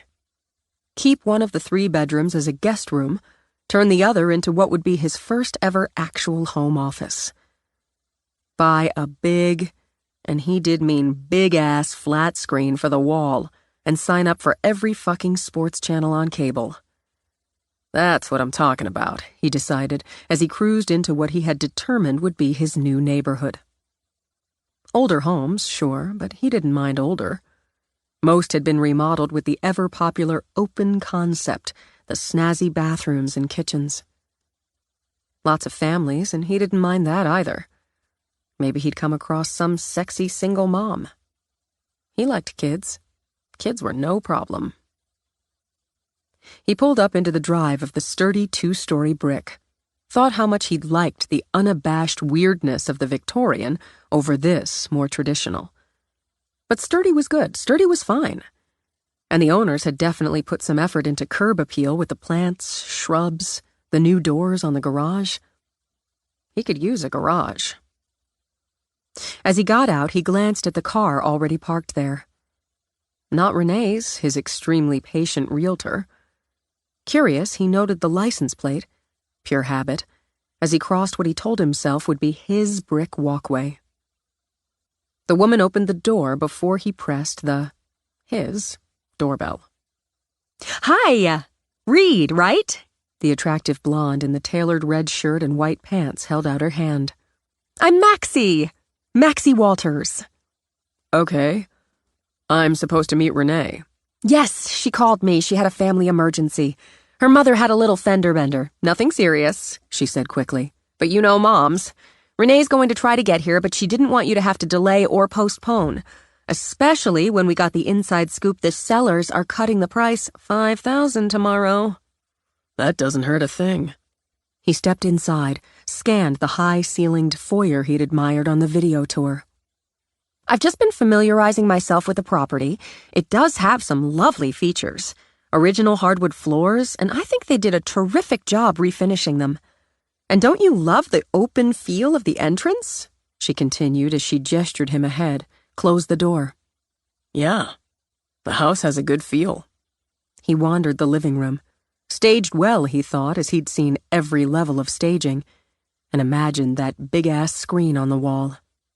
He liked the sightline, straight back to the kitchen with the wide breakfast counter and the dining area, to the wide sliders that opened onto the back deck he wanted for his own. So you work with Renee? He didn't know why he asked. He knew everyone who worked with Renee. He turned toward her. Blonde and blue, mid-20s, about 5'4" and 115. Good muscle tone. We're friends, she said as she led the way toward the kitchen. Actually, she's been my mentor. I only got my license 3 months ago. Granite countertops, she added. The appliances are new. Not stainless, but I think the clean white suits the space. Her voice, he thought. Something about her voice. He stopped on his way to that beckoning deck, turned with the breakfast bar between them. Do you cook, Reed? Not really. He thought the flirty smile she sent him just didn't fit the space between her nose and chin. She stepped up to the counter. You're a police detective. That must be exciting. Not married, though? No. It's a great house for a family when you start one. She shifted. He couldn't see her hands, but her body language. Every instinct went on alert. The eyes, the hair, even the shape of the mouth with that slight overbite were all different. But the voice. It clicked just an instant too late. She'd already brought up the gun. He dived for cover, but she caught him twice, in the side, in the shoulder. He hit the refinished hardwood behind the granite breakfast counter hard, with stupefying pain exploding through his body. Some cop. With a laugh, she strolled around the counter to finish him off with one to the head. You did a better job protecting some idiot kid way back when than protecting yourself now. Say goodbye, hero. He saw her face change from eager to shocked. Now he had his gun out. He fired 3 times, forced to use his left hand as his right couldn't hold his weapon. He heard her scream, thought he hit her, thought at least one shot hit before she used the counter to block. Before he heard her running for the front door. You motherfucker! She screamed it as she ran. He had to drag himself across the floor, brace the weapon as he cleared the counter. She'd left the door open. He heard the sound of a car starting, tires squealing. She could come back, he thought. If she came back... Teeth gritted, he pushed himself to sit, back to the counter, gasping against the pain as he fought for his phone. He passed out, felt himself fade. He didn't know how long. Struggling to breathe against the pain, he pulled out his phone. He started to hit 911, then thought of Essie and her family. She answered on the second ring. We're coming. 5 minutes. No, don't. Stay back. I'm shot. I'm shot. What? Reed! Need ambulance. Need backup. Fuck me. Passing out again. Need bolo. Reed! Reed! Hank, stay here. Stay with Dylan. Essie? What? But she was running, the phone in her hand and her weapon in the other. Officer down! Officer down! She shouted into the phone.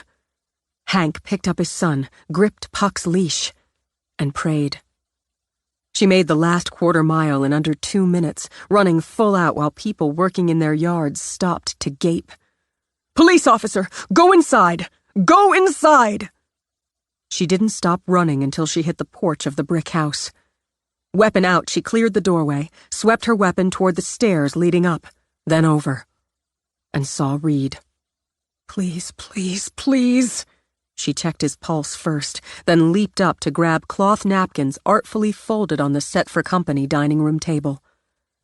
When she patted them, put pressure on the wound in his side, the fresh pain shot him to the surface. Shot!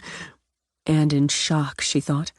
Yeah, you're going to be all right. Be still. An ambulance is coming. Backup's coming.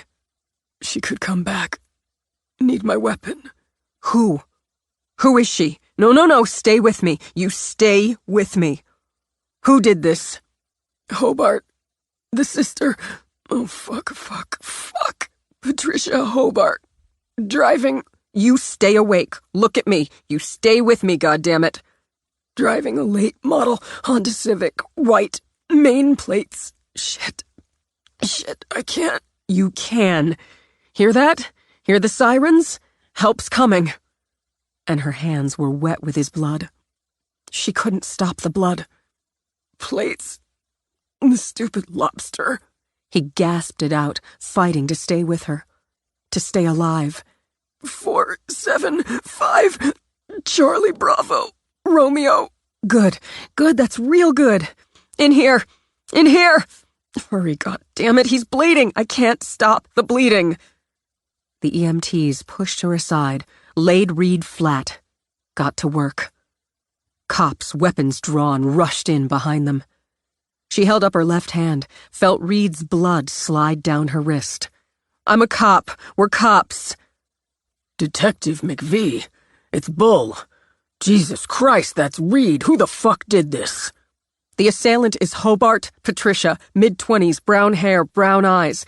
She's driving, or was, a late-model white Honda Civic, Maine lobster plates, 475 Charlie Bravo Romeo. Get it out. I don't know her address, lives with grandparents. Get it out. Get that bitch. Detective, one of the officers said. There's some blood leading out. She could be hit. She looked back at Reed and dearly hoped so. Alert hospitals and clinics. 2 of you clear the house and let's move. Let's move! Patricia moved. And fast. The son of a bitch shot her. She couldn't believe it. She hoped he died screaming. She couldn't stop to check, but the bullet had gone in just under her left armpit. And she thought, hoped, right out again. A through and through, they called it, she remembered as she blinked away tears of pain and fury. If he lived long enough, the bastard would identify her. Plus, she knew she'd bled on the way out, and that meant DNA. She pounded a fist on the steering wheel of the stolen car as she pulled into the sweep of her grandparents' driveway. She needed her cash, her fake IDs, some weapons, her go bag. She'd have to leave the stolen car behind, just take her own until she could ditch it. She'd planned for this, she thought. She'd planned for it. She just hadn't expected to hit the road with a bullet wound. She raced into the house, up the stairs. It should have gone perfectly, she told herself. She'd cultivated the asshole cop's realtor, going through some of the same houses he had. Had drinks, girlfriends with the clueless bitch. And she'd been right there sipping hard lemonade when the should-be dead guy contacted dumbass Renee about the house.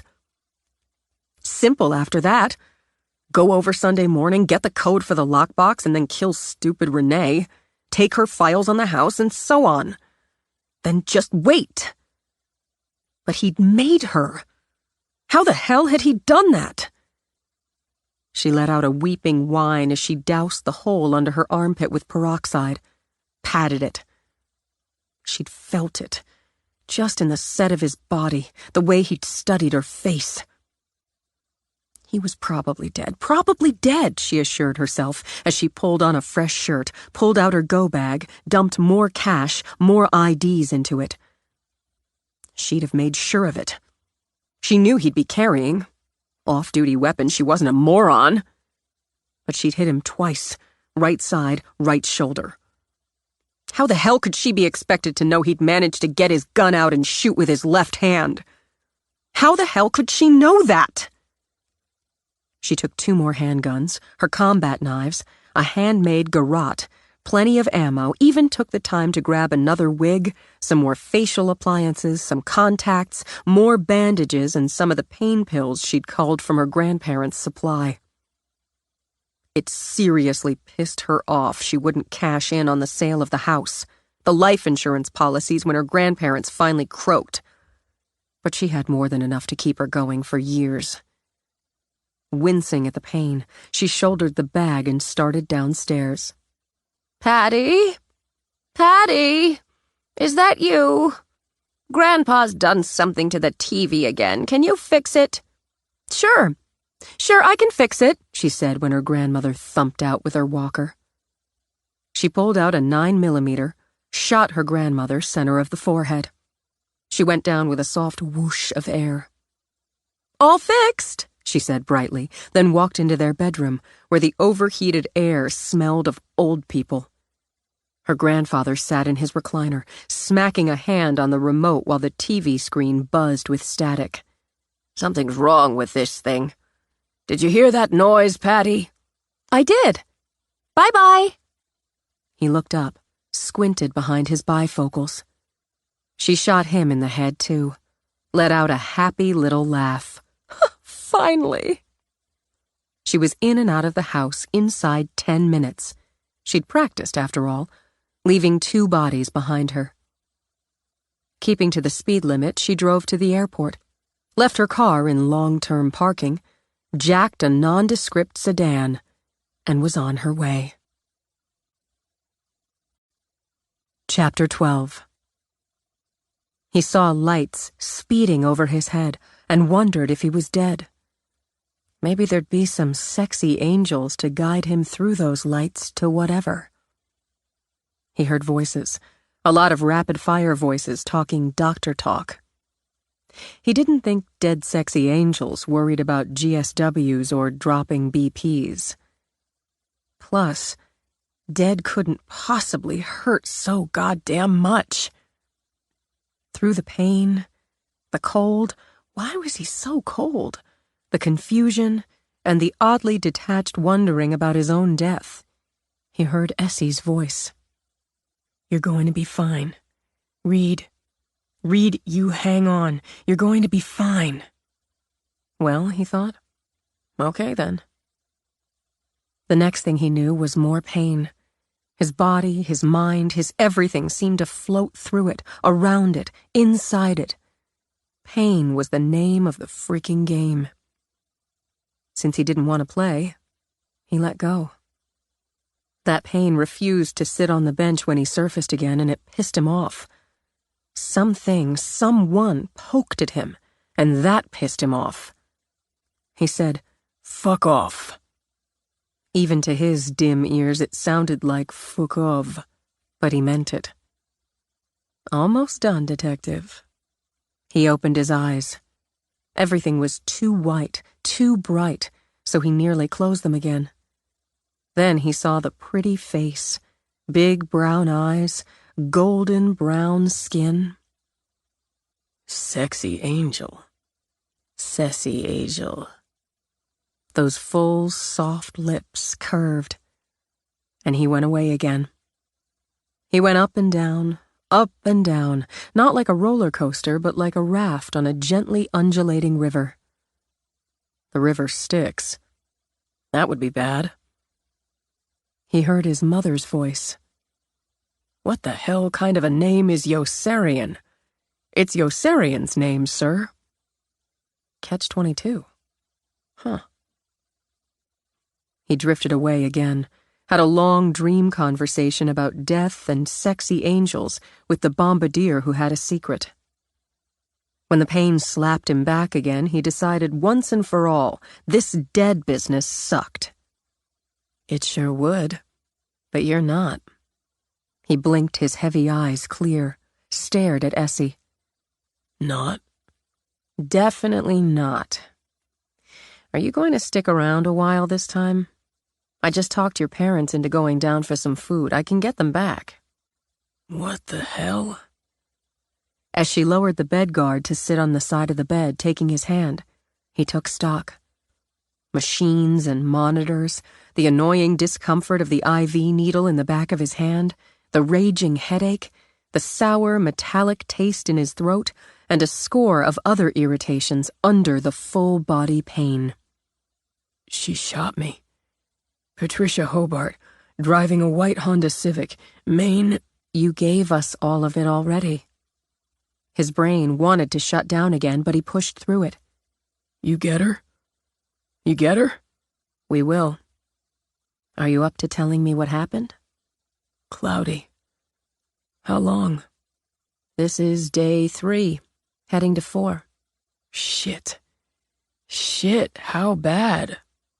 She shifted. They'd had pieces of this conversation before, but he seemed more lucid this time. Or maybe she just wanted him to be. Good news first. You're not going to die. Really good news. You took 2 hits. The one in the shoulder tore some things up, but the docs say you'll regain full mobility and range of motion with PT. You can't screw around with the PT no matter how much it hurts or how boring. Got it? Yeah. The second, torso, right side, fractured a couple ribs, nicked your liver on the way down. You had internal injuries and you lost a lot of blood, but they patched you up.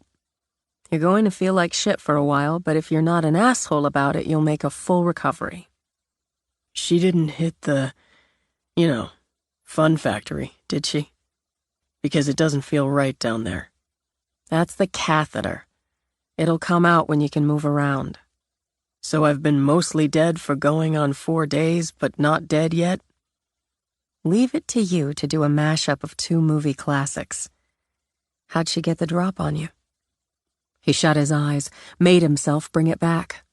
Blonde wig, blue contacts, an appliance, sexy little overbite. Said Renee had... Renee. His eyes opened and he saw it. He saw it before Essie told him. I'm sorry, Reed. We found her in her house. 2 shots to the head. TOD's estimated at roughly 2 hours before she shot you. From what we've pieced together, Hobart, as a redhead going by the name of Faith Appleby, connected with Renee a few months ago. She claimed she was house hunting, and it looks like she followed your footsteps on properties. She got friendly with Renee, so she must have known about the appointment, saw that as her opportunity to take you out. She said Renee was delayed and asked her to show me through the house. I didn't make her straight off, but her voice. I watched some interviews and I recognized her voice. Took too long to put it together. Partner, if you hadn't put it together, you'd be really most sincerely dead. And yet another movie classic. She got the drop on me, Essie, and let me just add, getting shot hurts like a motherfucker. She came around the bar, the kitchen island deal, to finish me off. I couldn't use my right arm, but I got my weapon out with the left. I think I got 3 rounds off. I know I hit her. I fucking know I hit her. You did. Blood trail led out the front door. Good. We just missed her, Reed. She had to have an escape plan worked out. She killed her grandparents before she walked out the door. Come on. The bitch dropped her grandmother off her walker, took her grandfather out in his goddamn Barca-lounger. We froze their accounts. They all had her name on them, but she'd been systematically clearing them out for what looks like years and must have millions. She rubbed his hand between hers. I owe you a big, giant apology. She's the one. She's been killing people her brother and his buddies missed. We found her war room. Her kill lists, photos, data she's accumulated, weapons she left behind, more wigs and disguises, maps. No computer. We have to figure she worked on a laptop and took it with her. The car she drove to the house was stolen that morning and she left it at her grandparents'. We've got an APB out on the car registered to her, and since she's now the prime suspect on unsolved cases across state lines, that's national. The feds pushed in. I'll take them. She's smart, Reed. She's canny and she's crazy. It's our case, but we'll take the help. You have to get back on your feet, partner. That means rest and meds and PT and whatever the docs say it means, and no bullshit from you. In my apartment. Bedroom. I've got a case board going, comp files. Don't let the feds confiscate it. I'll share, but don't let them confiscate the work. Go get it. You got it. Look, I'm going to go get a nurse since you're staying awake longer than you have. And your mom and dad, who've been here pretty much round the clock, even with your sibs taking rotation. Needing to touch, she rubbed her hand over the 4-day scruff on his face. You look rough, Reed. But you're pulling it out. That button there? It's your personal decision morphine drip. Yeah, I'll think about that. There's one nurse, I think nurse, unless I was hallucinating. Really pretty, brown eyes, great smile, skin the color of the caramel my mom used to melt to coat apples on Halloween. Trust you. That's Tanette. I'll see if she's on. Then she leaned over, laid her lips lightly on his. Scared the shit out of me, Reed. Try not to do that again. He went in and out for another 24, but as much in as out. They wanted him up, taking short walks, and the lovely, unfortunately for him, married, Tanette, cracked a velvet whip. She added if he wanted the catheter removed, oh yes, please, he had to be mobile. He shuffled, pulling his IV along, usually with one of his family or another cop beside him. It touched him that Bull Stockwell didn't miss a day, even if Bull harangued him about getting his skinny, malingering ass moving. In the 10 days since steel met flesh, he had lost 8 pounds and could all but feel his muscle tone dissolving. His mother brought him meatloaf, his father snuck him pizza, his sister baked him cookies, his brother slipped him a beer. His first PT session left him covered in cold sweat and exhausted. His hospital room, full of flowers, plants, books, and a ridiculous teddy bear outfitted with a detective's shield and a 9mm, began to feel like prison. The only plus there was that getting in was as hard as breaking out. The one time Selena McMullen slipped through, Tanette, now Reed's hero, kicked her right out again. She managed to get a shot of him with her cell phone. When he saw it posted on the internet, he decided maybe everyone lied to him and he had died. He sure as hell looked like a zombie. Bull lived up to his name and bullied him into getting up and moving after the second round of PT, when all Reed wanted to do was sleep off the misery. Quit your belly aching. It's not my belly that aches. Bitch, moan, whine. You want to be a cop again? I never stopped being a cop. Reed gritted his teeth as they walked. At least they allowed him cotton pants and a t-shirt now, instead of the humiliating hospital gown. They'll put you on a desk and keep you there if you can't draw and fire your weapon like a man. Essie'd kick your ass for the like a man. She ain't here. He walked Reed out to a small garden area where at least the air smelled like air. She ain't giving it to you straight either. Doesn't want to put stress on your poor little feelings. What are you talking about? The feds. They're pushing us back, taking over. I knew it! Disgusted, Reed punched out at the air. His vision went gray when his shoulder exploded. Okay, take it easy, killer. Bull gripped Reed's good arm, pushed him down on a bench. She fought the good fight, you ought to know. You've been ahead of the pack on this for years and nobody got on board. That includes yours truly. Thing is, it's not just a hot case, it's hot press. They can put on their stern, fed faces and claim the press doesn't have dick to do with it, but that's a crock of shit. But the other thing is you were part of the Down East Mall, and now you've been a target of the sister of one of the shooters. She had a part in that. I'm telling you, she knew what her brother was up to. Not saying otherwise. I'm saying the feds see that as 2 strikes against you staying on the investigation, and the brass on our blue line agrees. That's a crock of shit. It's a big stinking crock of shit, but that's what they're serving. They're going to lock you to a desk when you come back and give you grunt work until you pass the physical. And even then they're going to block you out of the Hobart case. Son of a bitch. Get your sad, skinny ass back in tune, kid. There are plenty of us who'll work this on the side, but you need to shake off getting shot. And don't tell me it doesn't give you some cold sweats in the dark. I see that gun coming up. Slow motion. Like I've got all the time in the world to take cover, return fire. But I'm in slower motion and the damn gun's as big as a cannon. Shake it off. Get back to work. Your compassion and sympathy are so heartfelt. Bull snorted, as bulls do. You get enough of the soft stuff and forehead kisses, you need a kick in the ass. It's appreciated. And for shit's sake, eat something. You look like a zombie scarecrow. Now get up and walk. Reed waited to speak to Essie about it because, at long last, they opened his cage door. He was going home. Not home to the shit can, as he couldn't yet handle 3 flights of stairs, but home to his old bedroom, his mother's cooking, his father's wonderfully bad jokes.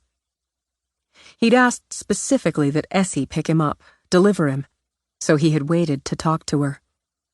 Why do I have to get in a wheelchair to leave when all I've heard for 2.5 freaking weeks is get up and walk? Tinette of the beautiful smile patted the chair. Rules are rules, my darling. Now put that sweet butt in the chair.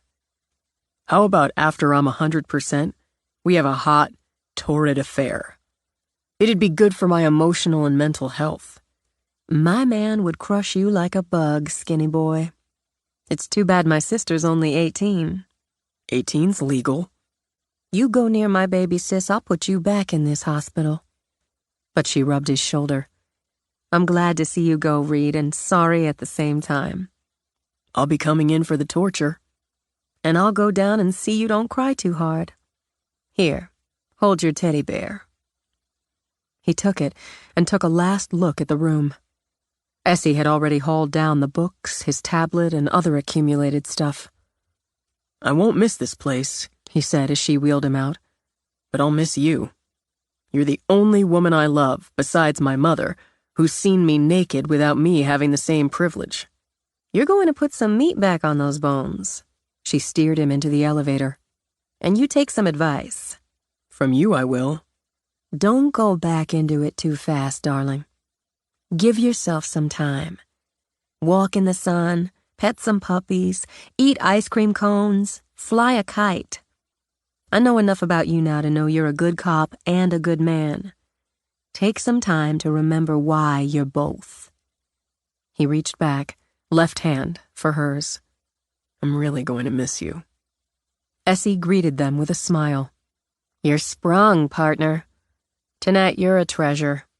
Oh, I am every bit of that. Come on now, darling, let's get you in the car. She settled him and strapped him in herself. You take care of my favorite patient. 1 hour in a cheap motel, it'll change your life. With a laugh, she kissed him on the mouth. I like my life. Go live yours now. What if she'd said yes? Essie wondered aloud as they drove away. Never happen. She's crazy about her husband. You know, she was 20 when the Down East Mall happened and doing community service as part of her college credits. Nurse's aide, so she ended up being on the front lines at the hospital that night. Small, small world. He waited a beat. Bull told me the feds have taken over, pushed us back, pushed me out. She let out a hiss of breath. I was going to talk to you about it once you got out, got home, got settled in. I'm sorry, Reed. They brought down the hammer in the house. You're too close, so I'm too close. I went to the wall on it and the wall won. It's not going to stop me. She blew out a breath, fluttering the bangs she'd recently tried out. Look, I didn't support your theory, and that theory's now proven as fact. The feds are scooping that right up from under you. They'll give you a handshake and a brushback. On our end, the same decision goes right to the top. It's not going to stop me, he repeated. They'll make it in order, believe me.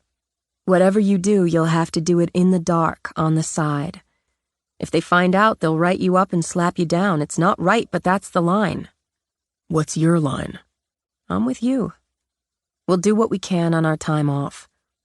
I'm going to add Hanks with us on it. Good man. He is. He's not going back to full-time teaching. He's going to finish the book he's been writing. Literary cop fiction, he calls it.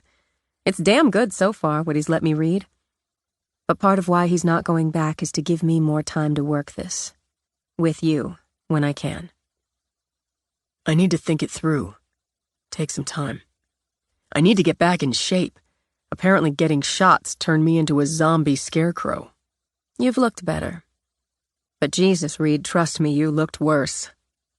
He knew it, just like he knew he had a ways to go. I need to take her down, Essie. I need to be a part of it. But I'm going to think it through. No word on her since they found her car? She's in the wind. The wind's going to change, he murmured. He spent a month with his parents, white-knuckled his way through the PT, managed to put back on a couple of the pounds he'd lost during his hospital incarceration. He'd dropped 12 before he'd leveled off. He went back to work, desk duty. And when he got the word from his captain on the Hobart investigation, he didn't argue. No point. Still, desk duty had its advantages and gave him plenty of time to access files. He might not have the brass behind him, but he had the blue line. Traces of Hobart's blood had been found on the driver's seat of the car she'd dumped at the airport. The car reported stolen by a family of 4 after they returned from a 3-week vacation in Hawaii had yet to be recovered. Reed placed his bets on Hobart dumping it in a lake, torching it in the woods, or otherwise erasing it. She had cash, most likely fake IDs and credit cards. No way she'd stick with a stolen car. She'd buy one under a fake name with cash. A solid, nondescript used car, he calculated. She'd change her hair, her appearance, so she looked little to nothing like the photos on the newscasts and the internet. She would watch those newscasts, the blogs, the newspapers, and lie low at a distance. Until she hit again. If she had a bullet in her, she'd found a way to get medical treatment. He tried to check for break-ins, clinics, veterinary hospitals, pharmacies, but found nothing to fit. He tried to search for deaths, medical profession. Doctors, nurses, aides, vets. Ran down a couple, but again, none fit. He thought about what he'd do, where he'd go in her place. His mind wandered north. Canada. Fake ID, fake passport. Cross the border, settle in, take a breather. That's just what he'd have done. No need to risk air travel. No need to learn a new language. Rent a freaking cabin in the woods, keep a low profile. But she wouldn't be able to cut her losses. He knew. She'd need to finish what she started. Sooner or later, he'd get an alert that someone else who'd shared that nightmare with him had died. So he shuffled papers, did the PT, ate his mother's cooking. And one day he woke up realizing he didn't feel like a good cop anymore. He barely felt like a cop at all. He could rotate his shoulder without agony and could lift a 10-pound weight for a handful of reps, but he didn't feel like much of a man either. He was, well, the zombie scarecrow with a vulture on his shoulder, just waiting for somebody to die. Time to pull it out, he decided, and take Tinette's advice. He needed to walk in the sun and remember what he'd been and why. Chapter 13. For the second day, while she enjoyed her morning coffee on her patio, Cece watched the man on the narrow strip of sand below. He'd jog a little, walk, jog, back and forth for about a half hour before he'd climb, slowly, onto the rocks to sit and watch the water. Then, like a man who'd been fit and strong and was recovering from a long illness, he'd do it all again before walking back along the beach to the bike path toward the village. After day 1, she'd gotten his name from the rental agent who'd booked him into a bungalow. A 3-week booking in October, heading into November, wasn't without precedent for the island, but it was unusual. Plus, before she had his name, she'd used her binoculars to get a good look at his face. Good-looking, but thin and too pale, with a lot of scruff. Personally, she liked a man with some scruff. She'd recognized him. She kept up with current events, but she'd wanted to be sure. So she knew who he was, what had happened, and wondered what went through his mind as he jogged, walked, sat. Since she wanted to find out, on day 3 of the morning routine, she did her makeup, fluffed up the hair she'd recently dyed a deep plum, put on some leggings, she still had good legs, a long-sleeve tee and a denim jacket. And after filling 2 lidded cups with mocha lattes, Cece walked down while he sat on the rocks.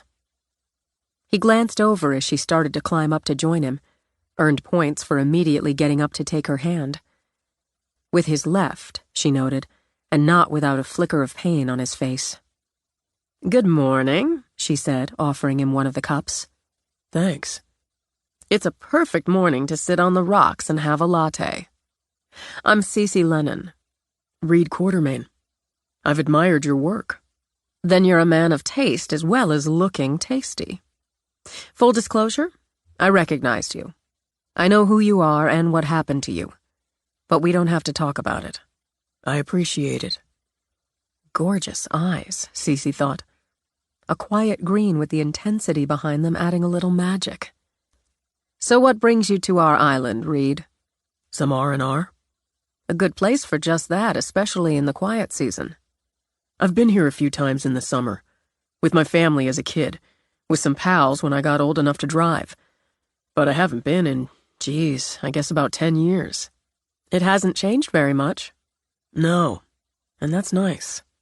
Slowly, carefully, he angled around to look back. I remember your house, and thinking how cool it would be to live there. All those windows, see the water all the time, be able to walk right down to this little beach. It is cool. The only place for me, as it turns out. Where's yours? Still looking. Actually got shot looking in the wrong place. He smiled, quick and easy. That'll teach me. There was another house here I remembered, and it's still there. I walked over from the village to see if it was. 2-story with a widow's walk. What you'd call rambling, like yours. I guess I like rambling. Not as much glass, but enough. Sealed cedar shakes that have weathered, big double porches on the front, decks on the back. It's sort of straddling some woods and the water. A little sand beach, not as much as here. Then the rocks. That's Barbara Ellen Dorchett's place. Just this side of the village and tucked back some. A riot of lupins in the yard in the summer. Was there a red pickup out front? Yeah, and a Mercedes G-Wagon. That's her son's. He's here to help her do some sprucing up before she puts it on the market. Seriously? Cece, a little bit psychic, smiled and sipped her latte. Not such good timing for her, as there won't be many looking for a place like that on the island late fall or winter when she's ready to list it. But she lost her husband last year and doesn't have it in her to stay. She's moving south. Her boy moved to Atlanta about 12 years ago for work. She's got 3 grandchildren there, so there's where she wants to be. She's going to sell the house. He let out a half laugh. I've been looking for the right house for years now, and I realized after I got here, saw your place and the other, they're why nothing I looked at rang the bell. Looking in the wrong place, she added. You should make her an offer. I can find out her ballpark easy enough. I wasn't figuring on... He trailed off, sipped some of the really excellent latte. This is downright weird. I'm a fan of the downright weird. Well, come on, Detective Delicious. I'm going to cook you breakfast. You don't have to... He broke off to study her, the fabulous hair, the amazing eyes. Do you invite strange men for breakfast often? Only ones who interest me. Normally you'd be doing the cooking, but since I didn't spend the night rocking your world, I'll make the cranberry pancakes. That got a laugh and a grin out of him, earned him more points. I'd be stupid to turn down a beautiful woman and cranberry pancakes at the same time. I'm not stupid. I could tell. Let me help you down. He climbed down, favoring his right side, wincing just a little before he reached his left hand up for hers. Still hurting? I get twinges, and I'm still working on range of motion and building back up. Doing physical therapy, exercises, and I'm ferrying back and forth twice a week for the real torture sessions. You need to do some yoga. I'm a big believer, and of holistics. But we'll start with pancakes. How do you feel about Bloody Marys? Don't spare the Tabasco. Oh, my man. She took his left hand, swung arms with him. To borrow a phrase, this is the beginning of a beautiful friendship. The inside of the house turned out to be as fascinating as the exterior. The color, the light, Jesus, the views. It looks like you. My, aren't you clever? No, I mean it. He wandered, looking everywhere. It's bold and beautiful and creative, and... He stopped beside the bust, stared in wonder at Emergence. Wow. This is... wow. My granddaughter Simone's work. It is wow. You can feel the triumph, the joy of it. Is that the right word? It's an excellent word. She was in the mall that night, too. My Simone. I know. He couldn't take his eyes off the statue, the face. Simone Knox. Have you met her? Huh? What? Sorry, no, I kept track. Even before I became a cop. I needed to keep track of the people when I could, the people who were there. She was there, too. Cece touched a gentle hand to the bust before she went into the kitchen to mix the drinks. That's the face of the friend Simone lost that night, as Simone imagines her. So yes, triumph. She was the first 911 caller, your granddaughter. You do keep up. The cop who took out Hobart, the first on scene, she became my partner when I made detective. She's part of the reason I became a cop. Isn't the world a fascinating place, Reed? How it intersects, crosses, separates, pulls back. That boy destroyed that sweet girl, and she was a sweet girl. He destroyed all her potential. Simone brought her back triumphantly with her talent and the love she had for our Tish. This police officer responds because fate put her right there and stops that sick boy from taking even more lives than he had and helped Simone through the start of the awful aftermath. She stepped over, gave him a Bloody Mary. That same police officer connects with you, and you become a police officer. I'm a little bit psychic, she said, and I sense you're a very good police officer. Then that sick boy's sick sister kills and tries to kill you. And here you are in my house that you admired as a boy. I believe you were meant to be. She touched her glass to his. I'm a decent enough cook, but my pancakes are exceptional. So prepare to be astonished.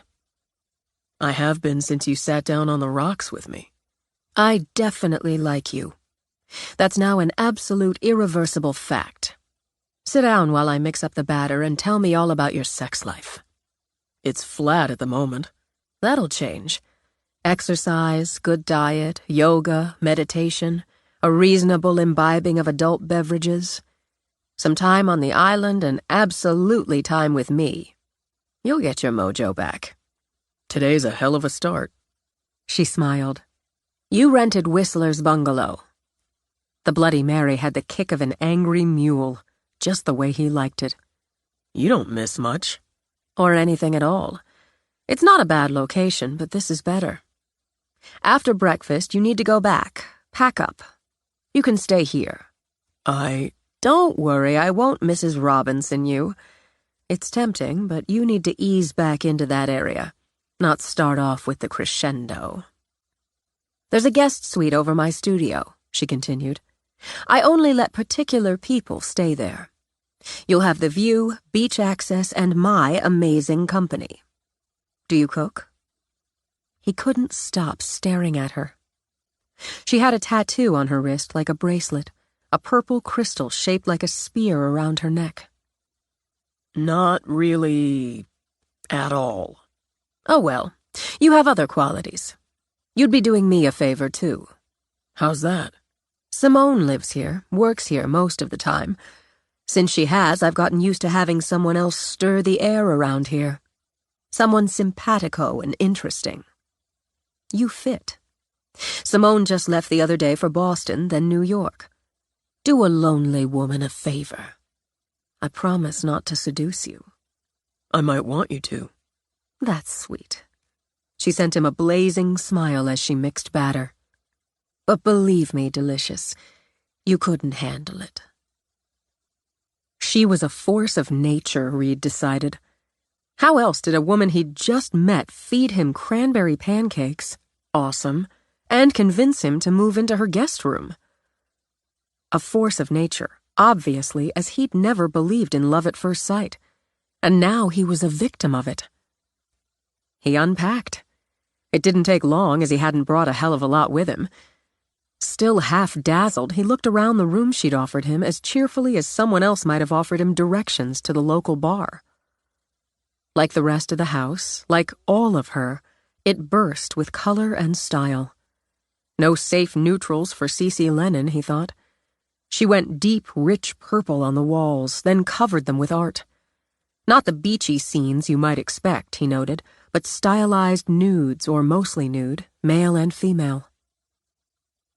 He was especially struck by one of a woman who seemed to be waking, reaching up toward the sky with one hand, a sly, knowing look on her face, and the bloom of just unfurling wings on her back. The bed, a massive four-poster, gleamed bold bronze with tendrils of vines carved into the posts. The spread had a garden of purple flowers sweeping over bright white. Masked with pillows because, in his experience, women had a strange love affair with pillows. The bases of the lamps formed the sort of trees he'd expect to see in some magic woods.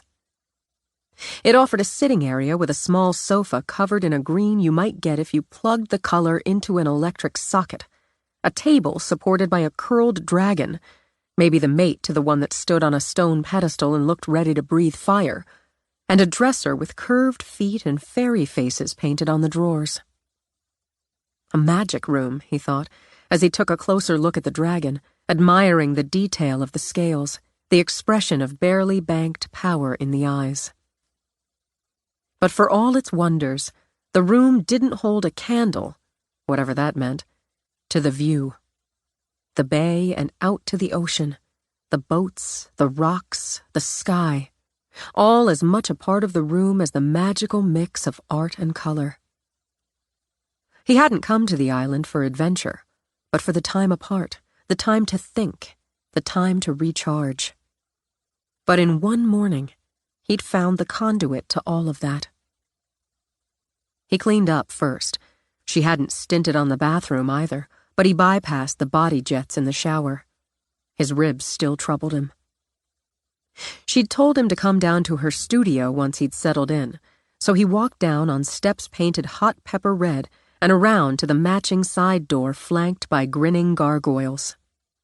She called out, "Come on in," to his knock, and he entered another wonderland. It smelled of paint and turpentine and incense, with a hint of weed. Not surprising, since she held a paintbrush in one hand, a joint in the other. She wore a butcher's apron splattered with paint, and that amazing hair, about the same color as the guest room walls, was piled up with what looked like jeweled chopsticks. Art supplies and tools were jumbled together on tall red shelves. A long work table, as splattered as her apron, held more.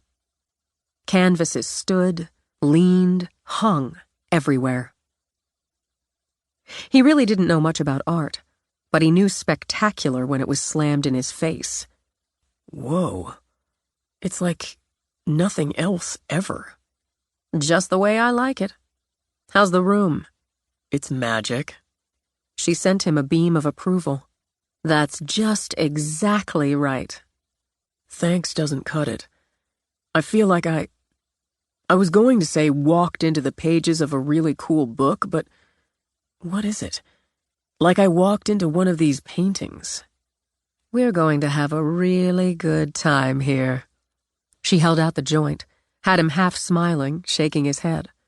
Cece, I'm a cop. Reed, I'm an old hippie. Not a damn thing old about you. He wandered over, let his jaw drop. This is... The Stones, circa 1971. That's just a print. Mick bought the original. It's not easy saying no to Mick. I bet. I'm now 1 degree from the freaking Stones. You're a fan? Definitely. I know some of these album covers, he added as he wandered. And posters. I had this poster of Janis Joplin. Intrigued, she drew on her joint. A little before your time, I'd have thought. She's timeless. We're made for each other, Cece decided, watching as he admired her work and rubbed the heel of his hand at his right side. Is that where you were shot? She asked him. He dropped his hand. One of them. Ribs are healing up, but they're still a bitch. Got drugs? I'm giving them a pass for now. She wiggled the joint. Organic. Maybe so, but the couple times I tried it in college, after the high and the insane munchies came the ice pick headache. That's a shame. Me, I loved drugs and did them all. I do mean all. You don't know until you try, right? I know if I jump off the cliff into the ocean, I'm going to die. She smiled behind a thin haze of smoke. What if there was a mermaid who pulled you out, nursed you back to health? He laughed. Got me there.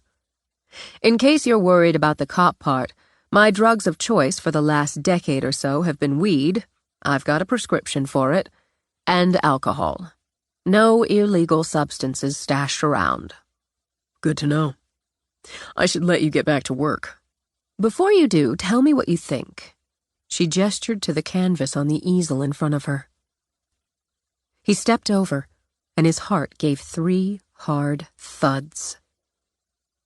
The woman stood in some sort of glade full of flowers and butterflies and sunlight. She looked at him over her left shoulder, a half smile on her lips, in her golden eyes.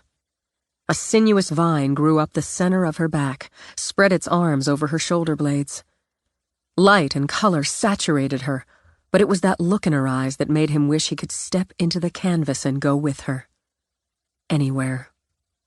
She's beautiful's not strong enough. Compelling? It's a fine word. You wonder who she's waiting for, who she's looking at, and what the hell's taking them so long.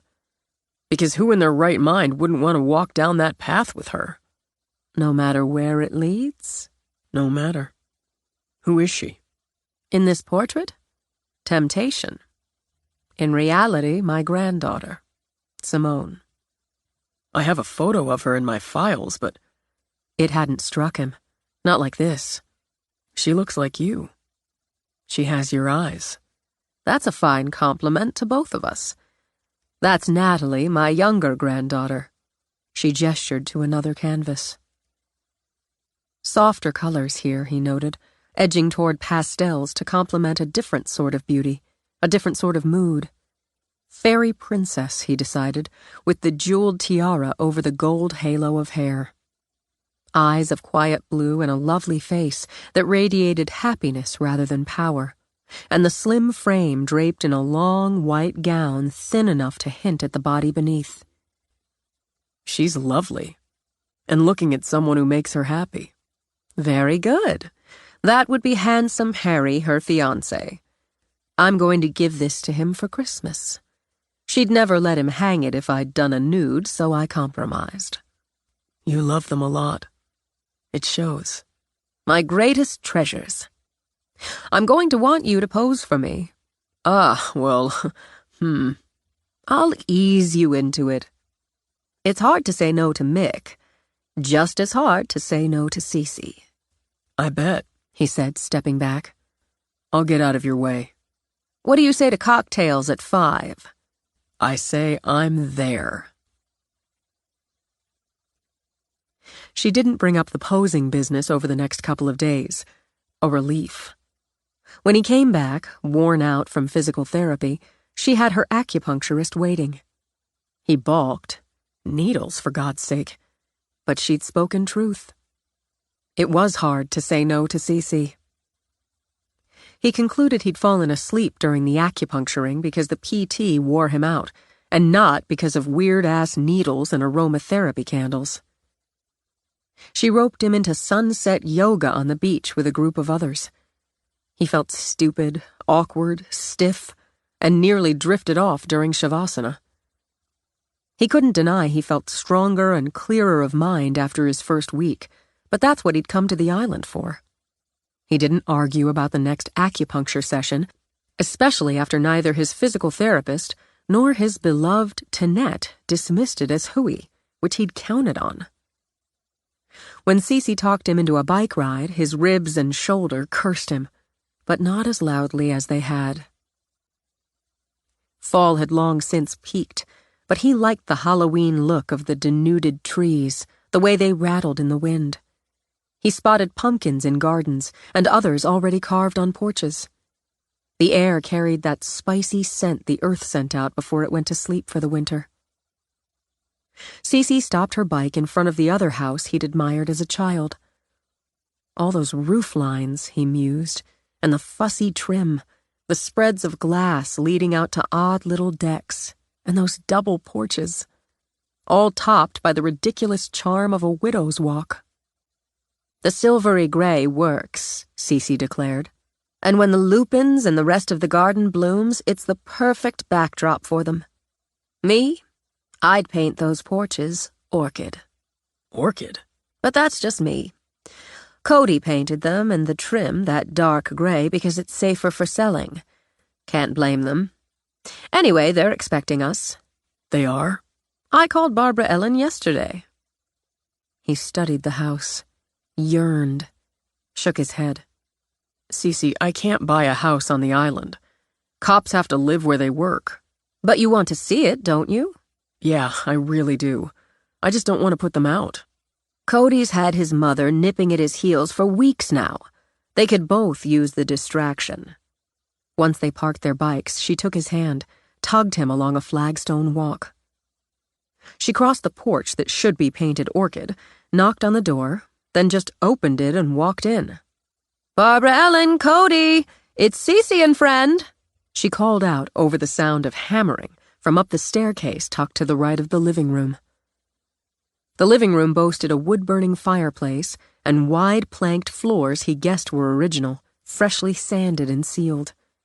It opened straight back to the kitchen, where he expected they'd put a lot of effort into modernizing. The peninsula, the prep island, the counters, sticking with gray and granite, and definitely new cabinets in a clean, simple white. He didn't know why anyone who wasn't a cooking maniac needed a 6-burner stove or double ovens, but they looked impressive. "Go ahead and wander," Cece told him. "I'll call them again." He couldn't stop himself and walked back toward the kitchen, noted the double barn-style doors, slid one open. He definitely couldn't buy the house, he reminded himself. Not only for obvious reasons, but because he wasn't worthy of a kitchen with a pantry big enough to hold enough supplies to withstand an alien invasion. Why had they put those cool Edison lights over the peninsula? He really had a weak spot for those lights. He turned as he heard someone coming down the stairs, chattering all the way. "Cece, I barely heard you with all the noise. Cody's redoing one of the bedroom closets. I don't know what I'd do without that boy. She was a tiny woman and made Reed think of a busy bird as she gave Cece a hug, still chattering. He's staying a whole month this time, and he's going to come back this winter to finish up if need be so we can get the house on the market come spring. Spring's the best time, everybody says, though I had my heart set on listing it before the first of the year. I'm going home with him when he leaves to start looking for a little place, maybe a condo, I don't know, but I know I just don't want to spend another winter here alone. We'll miss you, Barbara Ellen. Come meet my Reed. Oh my goodness, of course. How do you do? Cece's told me all about you. She put her little hand in Reed's, smiled up at him with dark brown eyes through dusty glasses. You're a policeman. My Uncle Albert was a policeman in Brooklyn, New York. Cece said you remember my house from when you came to the island as a boy. Yes, ma'am. Well, it's some different now in here. Cody's been working like a mule. It looks great. I hardly recognize the place. It's just not mine anymore. But I will say the kitchen's a treat. Let me get you some tea and cookies. Now don't worry about that. Cece patted her hand. Cody tucked a pretty little powder room under the stairs here, didn't he? He did. That boy's so handy. I don't know what I'd do without him. Singing Cody's praises, Barbara Ellen, nudged by Cece, showed off the first floor. Reed had to steel himself against the views of the woods, the water. With Cece leading, they headed upstairs. 4 fricking bedrooms, including a newly remodeled master suite. Gas fireplace, killer views, attached bath nearly as big as the bedroom in his old shit can. Everything about the house pulled at him and pushed against his reality. He met the handy Cody, talked a little construction before Cece waved him off. Go on up to the Widow's Walk. Oh, yes, you should, Barbara Ellen agreed. It's the crown of the house. I don't go up anymore, just don't trust myself on the narrow stairs, but you should take it in. Narrow, yes, but sturdy. Cody at work again, Reed thought. Then he stepped out onto the circling deck and couldn't think at all. He could see everything. The water, the woods, the village, Cece's amazing house to the west, then the fanciful lighthouse to the east. The world in all its color and beauty spread out for him like one of Cece's paintings. It could be his. Not once, he thought, in all the houses he'd walked through, studied, considered, had he ever felt not that it could be his, should be his, but already was. Fuck. When he, without thinking, dragged a hand through his hair, his shoulder snarled. I'm crazy. He rubbed absently at his shoulder. Maybe not. Shit. Investment property. What about that? Rent it out during the season. Use it for long weekends. For vacation time off season. What's wrong with that? Can't do it. Can't, he muttered as he took one more stroll around the railed deck. Can't. As he went back down, he heard Cece asking Cody what he planned to ask. Well, once we get the last bathroom up here gutted and redone and the last bedroom remodeled, a little more trim here and there, and some this and that. Give everything a nice fresh coat of paint and some more landscaping. He named a price that made Reed wince. Not because it was out of his range, but because it wasn't that much out of his range. Of course, Barbara Ellen put in, with a twinkle of a smile toward Reed. If somebody wanted it before we put it on the market, saved us that trouble, those fees, we'd adjust that price, wouldn't we, Cody? Some, sure, but we've still got the work left. What if you didn't? Reed heard himself ask, knew he'd just tied a rock to his leg. I mean, if you didn't gut the bathroom, add more landscaping, the paint, the bedroom. If, say, you finished what you're doing in here with the closet and that was that.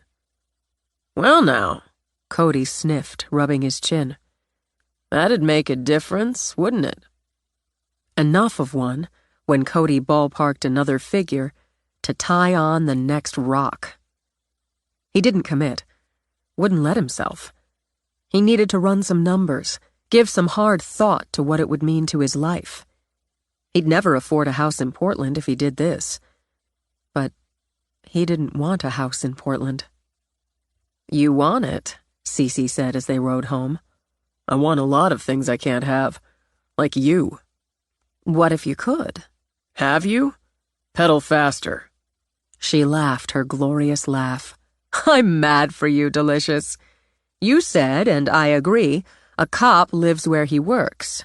Yeah, that's a sticking point. What if you could do that? Live and work on the island. Chief Wickett's retiring. He isn't saying so officially as yet, but he told me.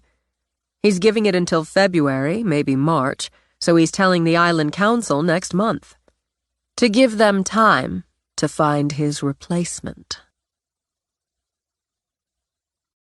Chapter 14. Chief of Police?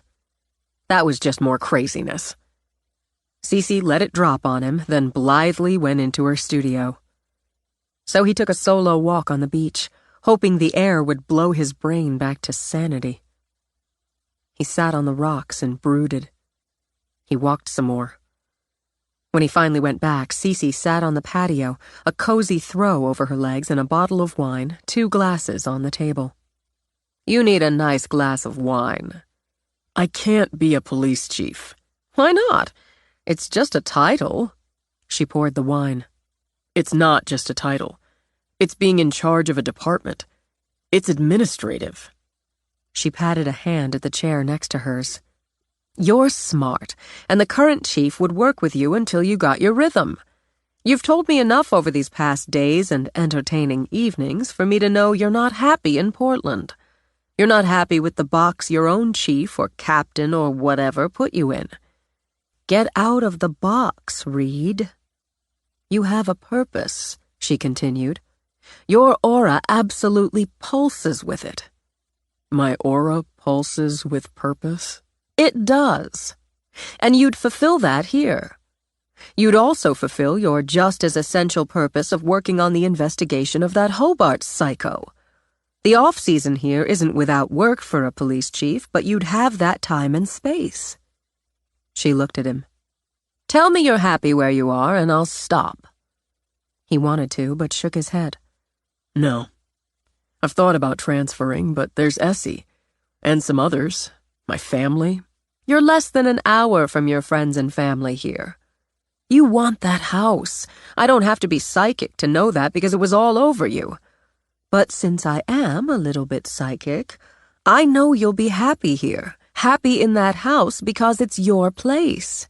Clear as day. You'll have your purpose, your home. You're going to find the love of your life. I already did, he interrupted. She reached over and took his hand. You're going to find the one who'll share that home with you. You're going to raise a family there. I can barely afford the house. Who knows if I'm qualified for chief of police, or if the Island Council would offer me the position. She smiled over the rim of her glass. Silver hoops with blood-red drops glinted at her ears. I have some not inconsiderable influence. We need good, young, bright blood in the job. And here you are. You're biased because you love me, too. I do, but if I didn't think this was right for you, for the island, not even just right for you, but the answer, I wouldn't have spoken with Hildy yesterday. Hildy? Mayor Hildy Ince. She'd love to talk with you. Jesus, Cece. Laughing, she poked him in the arm. Shit's getting real, am I right? It makes me think of Simone. I told you how she tried to fit in the box and finally realized she couldn't. When she took that leap, she found the answer. Or one of them. Don't let them keep you in their box, Reed. Damn, that's my phone. I left it inside. I'll get it. He hurried in, brought it back to her. Huh. Barbara Ellen. With a wiggle of her eyebrows, she answered. Hi, Barbara Ellen. Yes. She listened, nodded, sipped wine. I see. Oh, I absolutely will. It was wonderful to see you too, and Cody. Yes, he's done beautiful work. It's no wonder you're proud of him. Uh-huh. She gave Reed an eye roll. I know you will. Let me get back to you? Bye now. She ended the call, set the phone down, took another sip of wine. Barbara Ellen's anxious to pack up and move, just go back with Cody and be done. Factoring that, she's nagged Cody into lowering the price for you, if you take it as discussed, another $7,500. Oh, shit. She knows you'll love the house she loved, the house where she raised her children. Obviously, she's right about that. I shouldn't have gone up on the widow's walk. More rocks, he thought, sinking fast. He rubbed a hand over his face. It was bad enough before that. It was bad enough just feeling that place, but going up there did it. I can't talk myself out of it. I've never understood why people are always trying to talk themselves out of things they want. You just got another signpost, my man. You ought to follow it. Yeah. Why don't I call Hildy, invite her over for a drink? He looked at her, nodded. Why don't you do that? As soon as he returned to Portland, Reed contacted Essie, asked her to meet him at the park. He sat on the same bench where they'd sat more than a decade before. He'd taken a new direction right there with her help. Now he prepared to do just that again. In the brisk November breeze, he watched the water, the people, thought back to that hot summer day. Angie's funeral. A girl who'd never had the chance to change directions. Maybe that was part of the whole. Part of his whole, anyway. He'd been given the chance, twice, and believed he had to make the best of it. After Down East, he wondered and worried if there was a bullet on pause, waiting for somebody to hit the play button. Patricia Hobart had hit that button, and 2, not 1, bullets found him. And he'd survived. No wasting time or opportunities, he thought. No looking back later and thinking, why didn't I? So he sat while the wind kicked through his hair, while winter began to poke its chilly fingers through the balm of autumn and thoughts of yesterdays and tomorrows. Because hell, the right now was already here. He watched her come, his partner, his mentor, his friend. Quick strides in sturdy boots, dark jacket zipped against the wind, dark ski cap over the short, careless do she called mom cop hair. Without her, he'd have bled to death on a refinished hardwood floor. As much as he loved his family, Essie was the person he most wanted never, never to disappoint. Okay, let me take a look. She did just that, eyes narrowed and critical on his face. Then she nodded. Yeah, you look good. A couple weeks on tranquility worked for you. She sat, looked him in the eye. How do you feel? Better. A lot. Walked every day, jogged a little, kept up the PT, fell in love with a sexy, fascinating woman. That didn't take long. Boom. He snapped his fingers. Have you heard of C.C. Lennon? Artist, right? Local. Isn't she, like, your grandmother's age? Maybe. It occurs to me women have had a profound influence and effect on my life. My mom, sure, and my sister, too. And in a strange, awful way, Angie. You and I sat here the day of her funeral. I remember. You've had a profound influence and effect. You made your own way, Reed. I like to think so, but you helped me find it. I love being a cop. I hated seeing that worry on my parents' faces in the hospital, and I hate knowing that's going to be inside them from now on. But I know they'll deal. I need to be a cop. I never doubted it. He studied the water. The thing is, neither did I. Even lying on the floor wondering if that was it. Game over. The decision I made right here, or at least started to make, was the right one. A big part of that decision was Angie and that night. I can't stop pursuing that, Essie. I can't stop trying to take Patricia Hobart down. Essie angled toward him. The bitch shot my partner. Look, I'm pissed we got locked out, and I can still hope the feds run it aground. But either way, we'll work it, Reed. We'll work it off the books on our own time. They'll keep me on the desk for a while. 3 to 6 months, I figure. The department doesn't have our backs on it. You've got a family, Essie. We could carve out some time to work it, sure, but by the time they let me come back to full duty, they're going to have you with another partner. I'm pushing back on that, she began. We've got to work the actives. That's priority. They're never going to let either of us work the Hobart investigation, even peripherally, and I can't get too pissed about it. But Hobart's the key to the rest, and I'm not letting it go. By the time I'm cleared, they'll put me with someone else. We can both push back, but that's a big gaping maybe. And we'll both have cases that have to come first. You're circling around something, and I'm not feeling good about it. Are you thinking of requesting a transfer? Not exactly. I found the house. I found it on the island. It's everything I want and need, and it's the reason I never found that here. Well, Jesus, Reed. I get how much you want to find a place, but... The place, Essie, that's the thing. I stayed in Cece's house most of the time I was on the island. Not like that, he said with a quick laugh. Though if she'd give me a shot. Anyway, I found a lot of things. Bloody Marys and pancakes, yoga on the beach. Jaw-dropping, Essie held up a hand. Wait, you did yoga on the beach? Cece's got away. The thing is, I ended up sitting on the rocks down from her place because her house was one I remembered especially from 1,000,000 years ago when we had a couple of vacations on the island. And she ended up asking me to stay because she recognized me, from the shooting and from my connection to the mall. Her granddaughter was there. Wait, that's it. Now Essie punched her palm at the air. Nagging at me. She's Simone Knox's grandmother. Right. You answered Simone's 911. I'm looking at all of it, Essie. Angie, I talked to her, made a half-assed date with her minutes before she died. I end up hiding with Brady in her kiosk with her blood on me. And I end up on this bench with you. I end up on the island because of all of it. I don't want to get all metaphysical or whatever, but it just means something.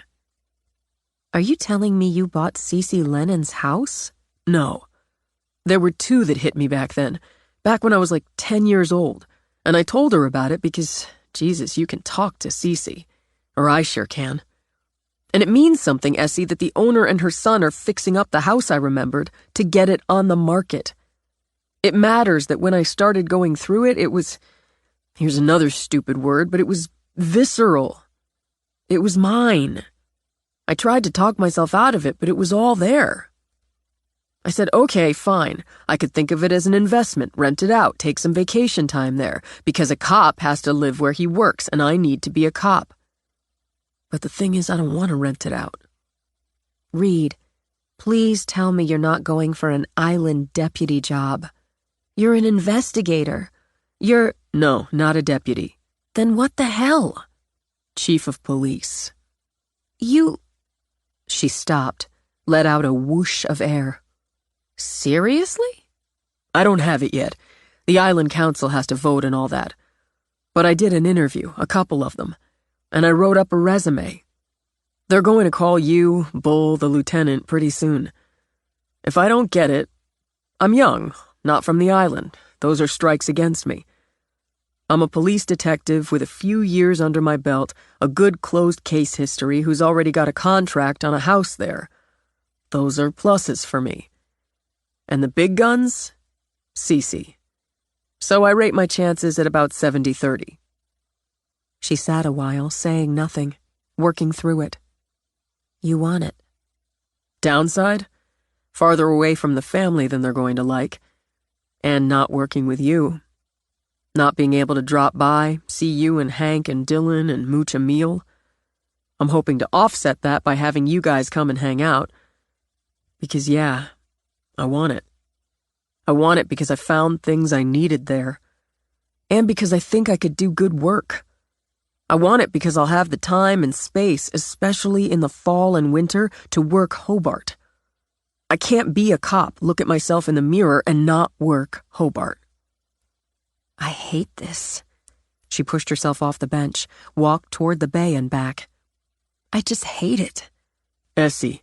She threw up a hand to stop him as he rose. I hate it because it feels right for you. It just feels like the right thing. And I'm going to miss you dropping by to mooch a meal. I'll miss working cases with you. It feels right? Yeah, it does. When would you leave? I don't have the job yet. You're going to get it. It felt too right for otherwise. When would you leave? Not until after the first of the year. The current chief's leaving in March. See, he told Cece, hadn't even told the council yet. It all just slid into place. Chief Quartermain. She shook her head. Isn't that a kick in the ass? He felt that kick 10 days later, when he formally accepted the job as Chief of Police of Tranquility Island. In the spirit of fence mending, Simone agreed to a fancy girls' lunch at her mother's country club.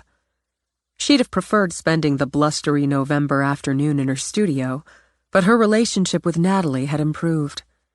Natalie wanted the lunch and pushed. So here they were, eating elaborate salads, drinking Kir Royales, and making chit-chat about a wedding that was still nearly a year off. She'd already gotten her mother's eye for the short, shaggy do in a color her adventurous hairdresser dubbed burning embers. But the fact that Tulip held her tongue for once helped keep the interlude civilized. Besides, she couldn't deny she'd chosen the over-the-knee boots, suede pants, and a bold green leather jacket to push her mother's buttons. In any case, she liked seeing Natalie so happy, even if a lot of it stemmed from debates on wedding dress designs and wedding colors. When she felt her mind melting over the perfect signature drink for a fall wedding, she steered the conversation toward the house Natalie and Harry had just purchased. So, the new house. That's exciting. When will you be ready to move in? There's certainly no rush, Tulip began, especially with all the holiday festivities coming up. Simone, you really must attend the Snowflake Ball next month. My friend Mindy's son Tristan's coming in from Boston for Christmas, and I'm sure he'd be happy to escort you. Yes! Glowing, happy, Natalie all but bounced in her seat. You could double date with Harry and me. Under the table, Simone gave Natalie's leg a quick, firm squeeze. My calendar's already full, Mom, but thanks for the thought. About the house. For once, I'd like to have my whole family present at an event that's important to me. Simone picked up her glass, took a careful sip of a drink that struck her as too sweet and silly. I know the Snowflake Ball's important to you. So's the Winter Gala, the Spring Ball, the Summer Jubilee in July, and so forth. I've come to several of them over the last few years. You haven't once come to the Jubilee, and we raise money for the arts with the proceeds. It's a bad time of year for me, Mom. Tulip started to speak, then looked away. It helps to do something positive. I know, and I do, for me. I really want to hear about the house. Haven't you hidden yourself away on the island long enough? If you're not there, you're off somewhere else. You're never going to create a social network or meet someone as wonderful as Harry on that island. Here we go again, Simone thought. I have the social network I want, and I'm not looking for someone like Harry. And he is wonderful, Simone added with a smile for Natalie. Mom, she said before Tulip could speak again, let's talk about things we can agree on. Like how happy Natalie is, what a wonderful wedding she'll have, how fabulous her new house is. About the wedding.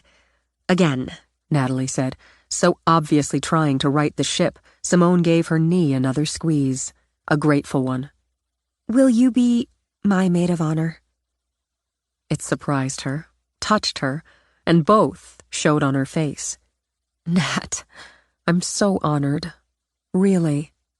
It means so much to me you'd ask, and if it's what you truly want, of course I will. But Now she took Natalie's hand on the white tablecloth. Cerise has been your best friend for a decade. The two of you are so close, and she knows exactly what you want for your wedding. She'll know how to make it happen for you. She should be your maid of honor. People will expect. Simone looked at her mother so fast, so fierce, the rest of the words died. What matters is what Natalie wants. Ask Cerise, and let me do something special for you instead. I don't want you to feel slighted. You're my sister. I won't. I don't. I'd like you to have Cerise stand for you. I'd like to make the topper for your cake. I'd like to do a sculpture of you and Harry. Something you'd keep to remember the biggest day of your lives. Something that shows not only how happy you were on that day, but how happy I am for you. We've already started looking at cake designs and toppers, Tulip pointed out. Mom. Natalie reached for her mother's hand, effectively joining the three women together. I would love it. Honestly, I'd just love it. Could you do something fun for the groom's cake? Like Harry putting on a golf green or swinging on the tee? Absolutely. You get me the cake designs once you have them. And when you have your dress, I'll do some sketches and photos. Same with Harry when he's got his groom clothes.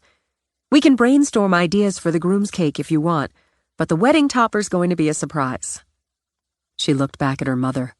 I won't disappoint or embarrass you. I want to give something to Natalie, something that's a part of me. How about the two of you pick a couple of desserts to share and order me some black coffee? I'll be right back. She wound her way through the dining room, escaping to the restroom and vowing no matter how many fences needed mending, she would never agree to another ladies' lunch at the club. To counterbalance, she decided she'd pick up some of her grandmother's favorite veggie pizza on the way home, and they'd gorge while drinking some good wine. She had to push herself mentally to go into the bathroom stall. She always did. But the little flutter came and went, as it always did. When she came out, she barely glanced at the blonde carefully touching up her lipstick in the mirror over the long silver counter with its line of deep vessel sinks. She needed to figure out how to put a cheerful smile on her face, get through dessert and coffee, and escape. Simone Knox. She looked over at the blonde. She heard the sneer in the voice, saw it on the deep rose lips. Before she realized, the physical sneer was caused by the pull of carefully masked scarring. The left eye, boldly blue, drooped just a fraction. A casual observer might not have noticed, but an artist who'd studied facial structure and anatomy couldn't miss it. She kept her own face as neutral as her voice. That's right. You don't recognize me? She hadn't in those first few seconds. But it all flooded over her. All. Tiffany. Sorry, it's been a long time. Hasn't it just? How are you? How do I look? Oh, don't be shy, she continued, waving her hands on either side of her face. 8 surgeries over 7 years. Add years of speech therapy, some brain bleeds, totally reconstructed left ear, she added, tapping on it. Of course, the hearing's pretty well shot in it, but you can't have everything. I'm sorry. Sorry?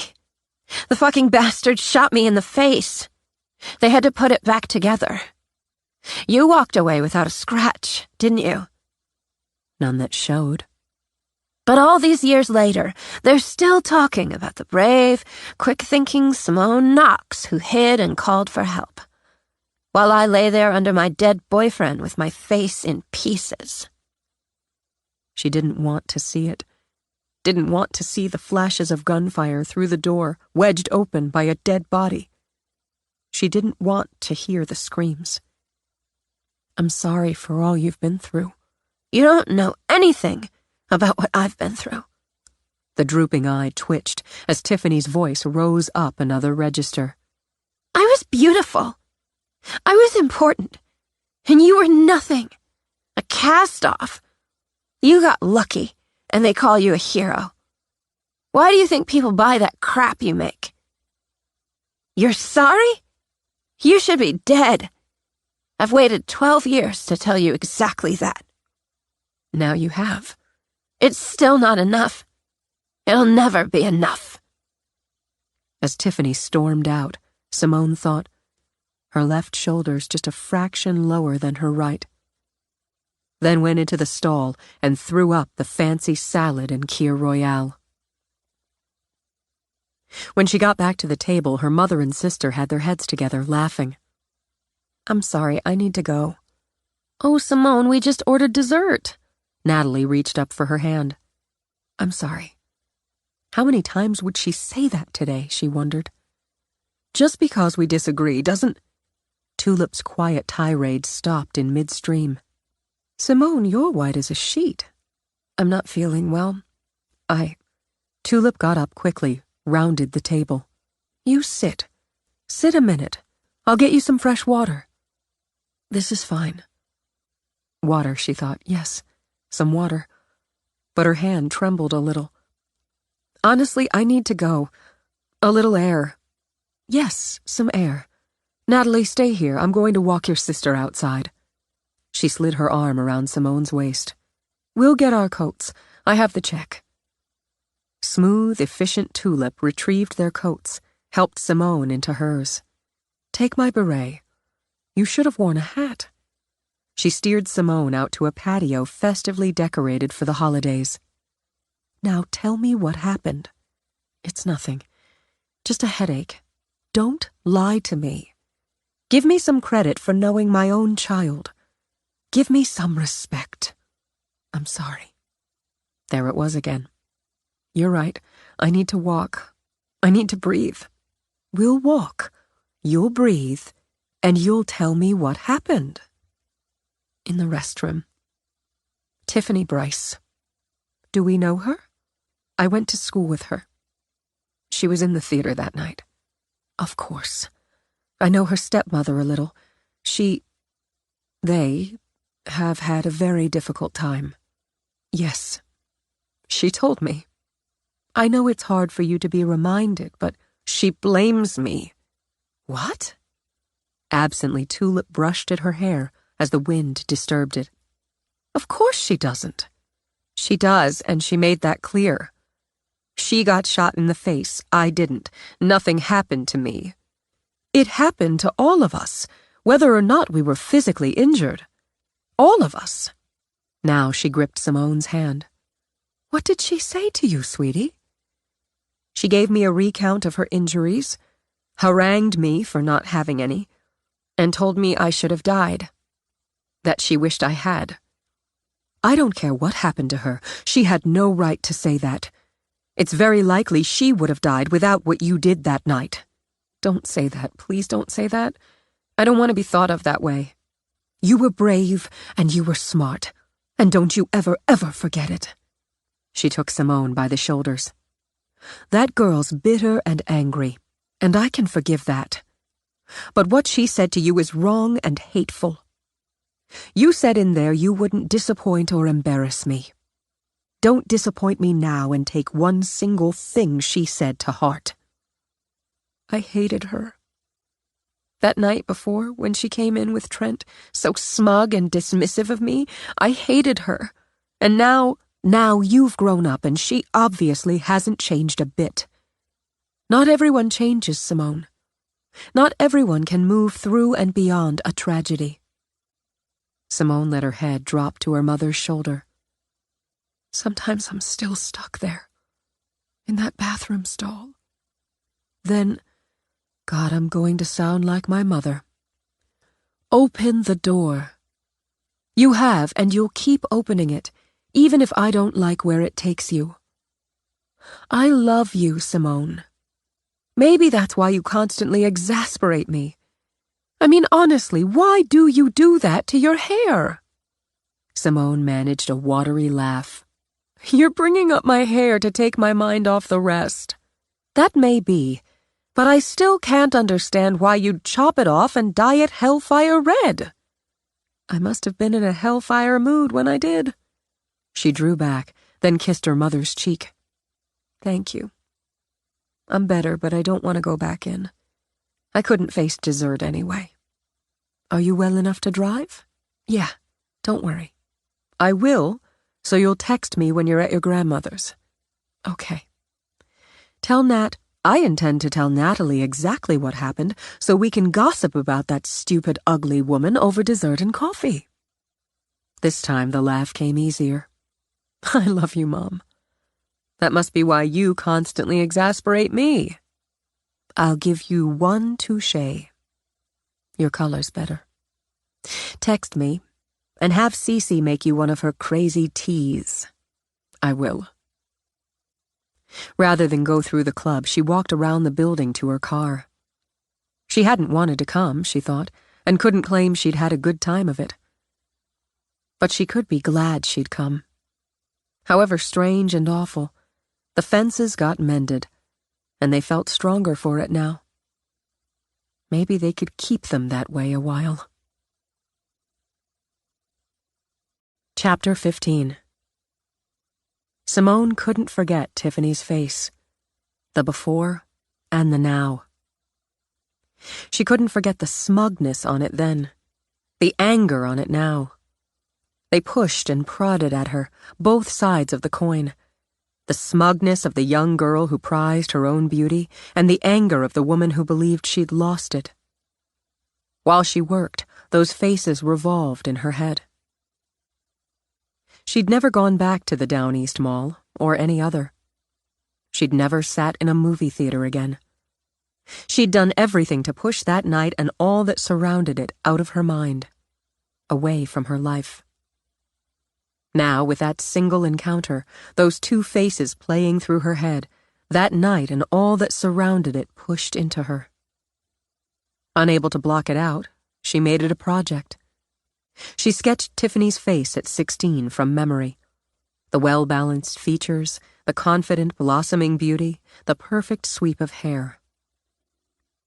Then she sketched the now, the woman who'd confronted her at the club, the scarring, the slight drooping of the left eye, the drawn-up lip, the reconstructed left ear. Flawed, she thought, studying the two faces, visibly flawed, but hardly monstrous. In fact, as an artist, she found the second face more interesting. But did the anger come from being reminded every time she looked in the mirror? Did the horror flood back? Instead of being able to shut it away, move on, the results of that single night lived in the face in the mirror. Wouldn't it take a particular kind of strength and resolve to face that and move on? How could she criticize? How could she dismiss that anger and resentment when she'd refused to face her own? She'd just locked hers away. Rising, she walked to the window. Outside, snow fell soft out of moody gray skies and piled in soft mounds on the rocks. The water blurred with the sky, and winter closed off everything but that water, that sky. The quiet and peace, the solitude of winter on the island spread before her. The chaos and ugliness of that long-ago summer night waited behind. She heard Tiffany's voice in her head. "You walked away without a scratch." No, I didn't. So, on a deep breath, she turned. She chose her tools, her clay. Half scale, she thought, as she spread out some canvas and began to roll clay into a rectangle. She could stop any time, she assured herself, or just change directions. But if she wanted the faces out of her head, maybe she needed to make them real. She trimmed the slab of clay before rolling it, bending it into a cylinder. Once she'd flipped it vertically, she used her hands to smooth the walls. She cut the angles, scored, overlapped, joined, compressing the seams, created the void. The practical, the technical, came first, laid the foundation. She sketched the outline of the face with a rounded tip, checked proportions. With her hands, she began to shape it. Eye sockets, forehead, nose, adding clay, pushing from the inside of the cylinder for cheeks, cheekbones, chin. She could see it just as her hands could feel it. A female face. Still any female face. Depressions, indentions, mounds. Thinking of the then, the now, the smug, the bitter, she turned the clay to do the same on the opposing side. The two sides, she thought, of a life. Now the dome of the head, coiling seams, compressing, adding a slit, until she left an opening only wide enough for her hand. She studied the work. Yes, simple, basic, rough, letting the clay stiffen a bit before cutting another dart the shape of a football on the sides. Her transition from neck to skull. She darted the front, taking her time to create the chin and neck. Repeated on the back with subtle changes from damage and the years. Rising again, she walked around the work table, studying the roughed-in faces, the sketches. She sat, made her commitment by using her thumb to draw down the depression of the left eye socket. Here we go, she mumbled, and began to roll a small ball of clay. I don't know what I'm trying to prove, but here we go. The eyeballs, the corners of the eyes, the lids, she structured with fingers and tools. As was her habit, she jumped from feature to feature, roughing in the eyes, moving on to the nose, the chin, the ears, and back again. Shifting as her mind and hands demanded, from face to face. The mouth, so perfect on the then, and with that hint of smug. On the now, that drawn-up corner. Not a smile, she thought, adding clay, scoring with a square edge, pushing with her thumb, her fingers. Flawed, yes, flawed, but it was bitterness hardening those lips. As the snow fell, she worked in silence. No music today, no background. Just the clay, giving under her hands, building, forming. She felt it, real as life, even before she went back to the eyes. The anatomy, of course, with the folds, the tear bags, the creases, but it was always the life in them, the expressions that opened the windows. The thoughts and feelings of a single moment or a lifetime could come through the eyes.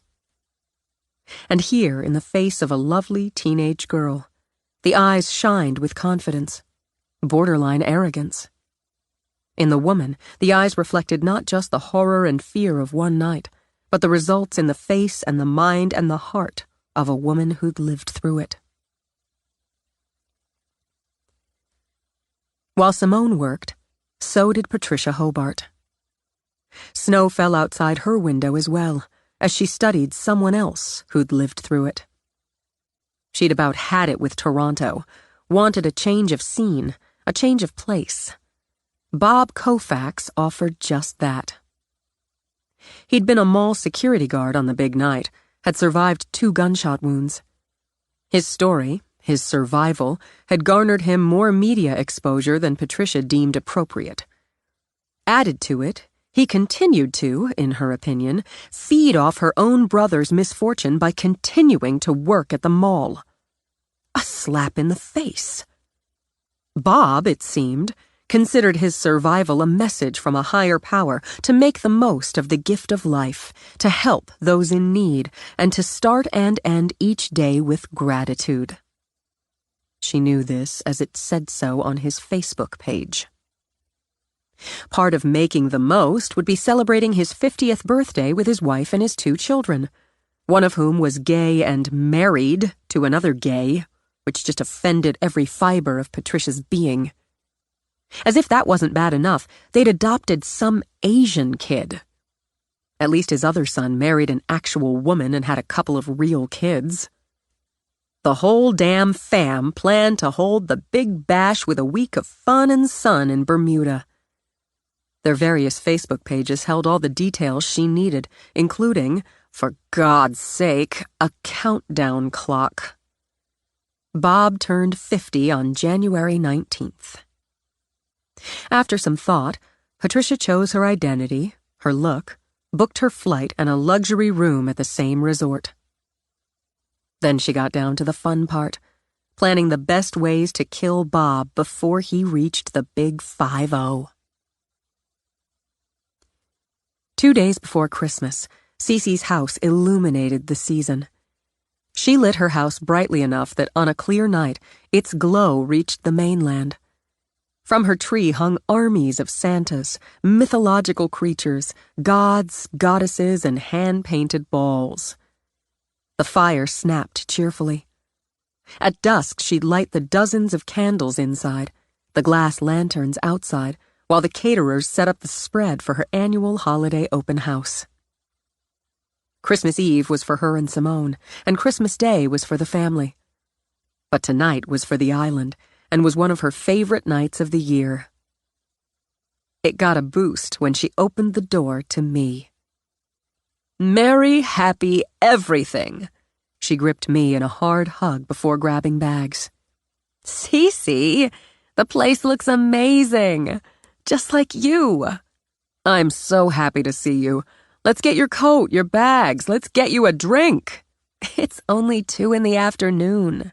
It's Christmas! We'll make it mimosas. You can take one up to Simone and lure her down here so I can have my girls for a while. I think she's hiding in her studio so I won't bug her about what she's wearing tonight. How's your family? They're really good. Me pulled her cap off her razor-straight bob. Cece, Nari's engaged. Well, will be tomorrow night. Everybody knows but Nari. He, James, asked my father for her hand and earned serious points for that. He's asking her on Christmas Eve. The boy from Boston had staying power, Cece thought, pausing with a bottle of champagne in her hand. She loves him? She loves him. Well then, Cece released the cork with a cheerful pop. We'll drink to her happiness. How about you? Anybody caught your eye? Some catch the eye, but, she shrugged. No one's caught the heart and mind along with it. You hold out for that. Sex is easy. Love's complicated. Now you take this up to Simone, have a little BFF time, then make her come down here. The 3 of us are going to have another drink, some gossip, then we're going to make ourselves gorgeous. Me bounced up 2 flights of steps, a glass in each hand. When she turned into the studio, into the music that masked the sound of her boots on the stairs, she saw her friend painting some sort of red wash over a statue. The nude bent back fluidly, nearly forming a circle from the feet to the crown of her head.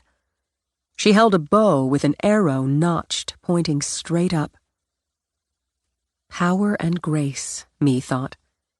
And beauty. She could and would say the same about her friend.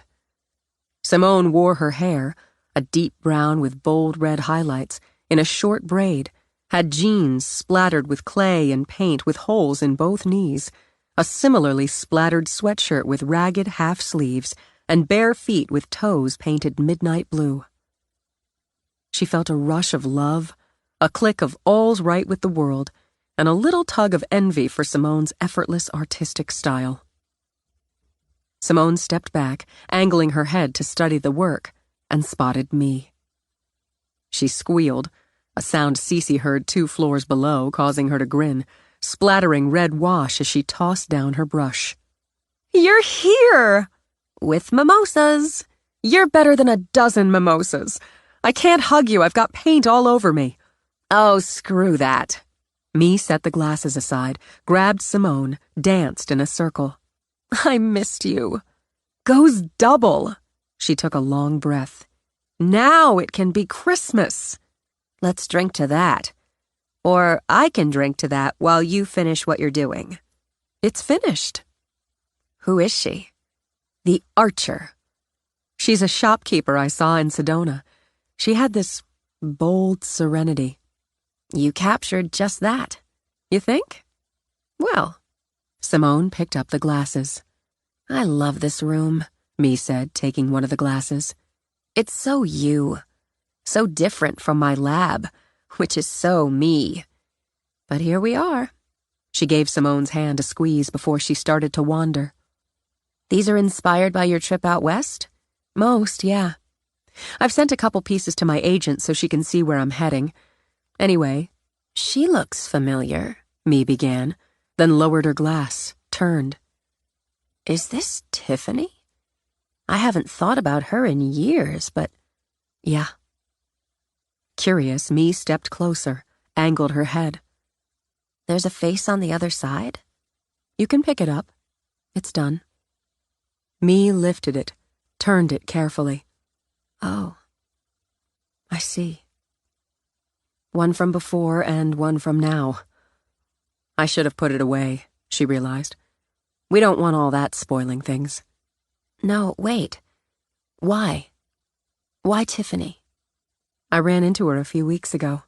Simone shrugged. It's so strange. We've got a reversal. Once I believed absolutely that this girl, she trailed a finger over the unlined brow, the smooth cheek. This girl ruined my life. She stole the boy I loved, the boy I just knew I'd marry and live happily ever after with. I blamed her for my misery. God, Mee. 16. 16. Mee slipped an arm around Simone's waist. But this girl was still a mean, conniving slut. She really was.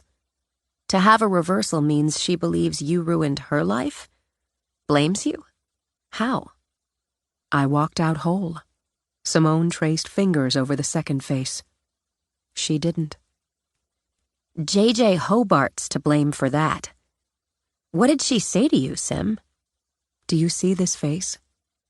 Not just the flaws. You mean the anger and bitterness?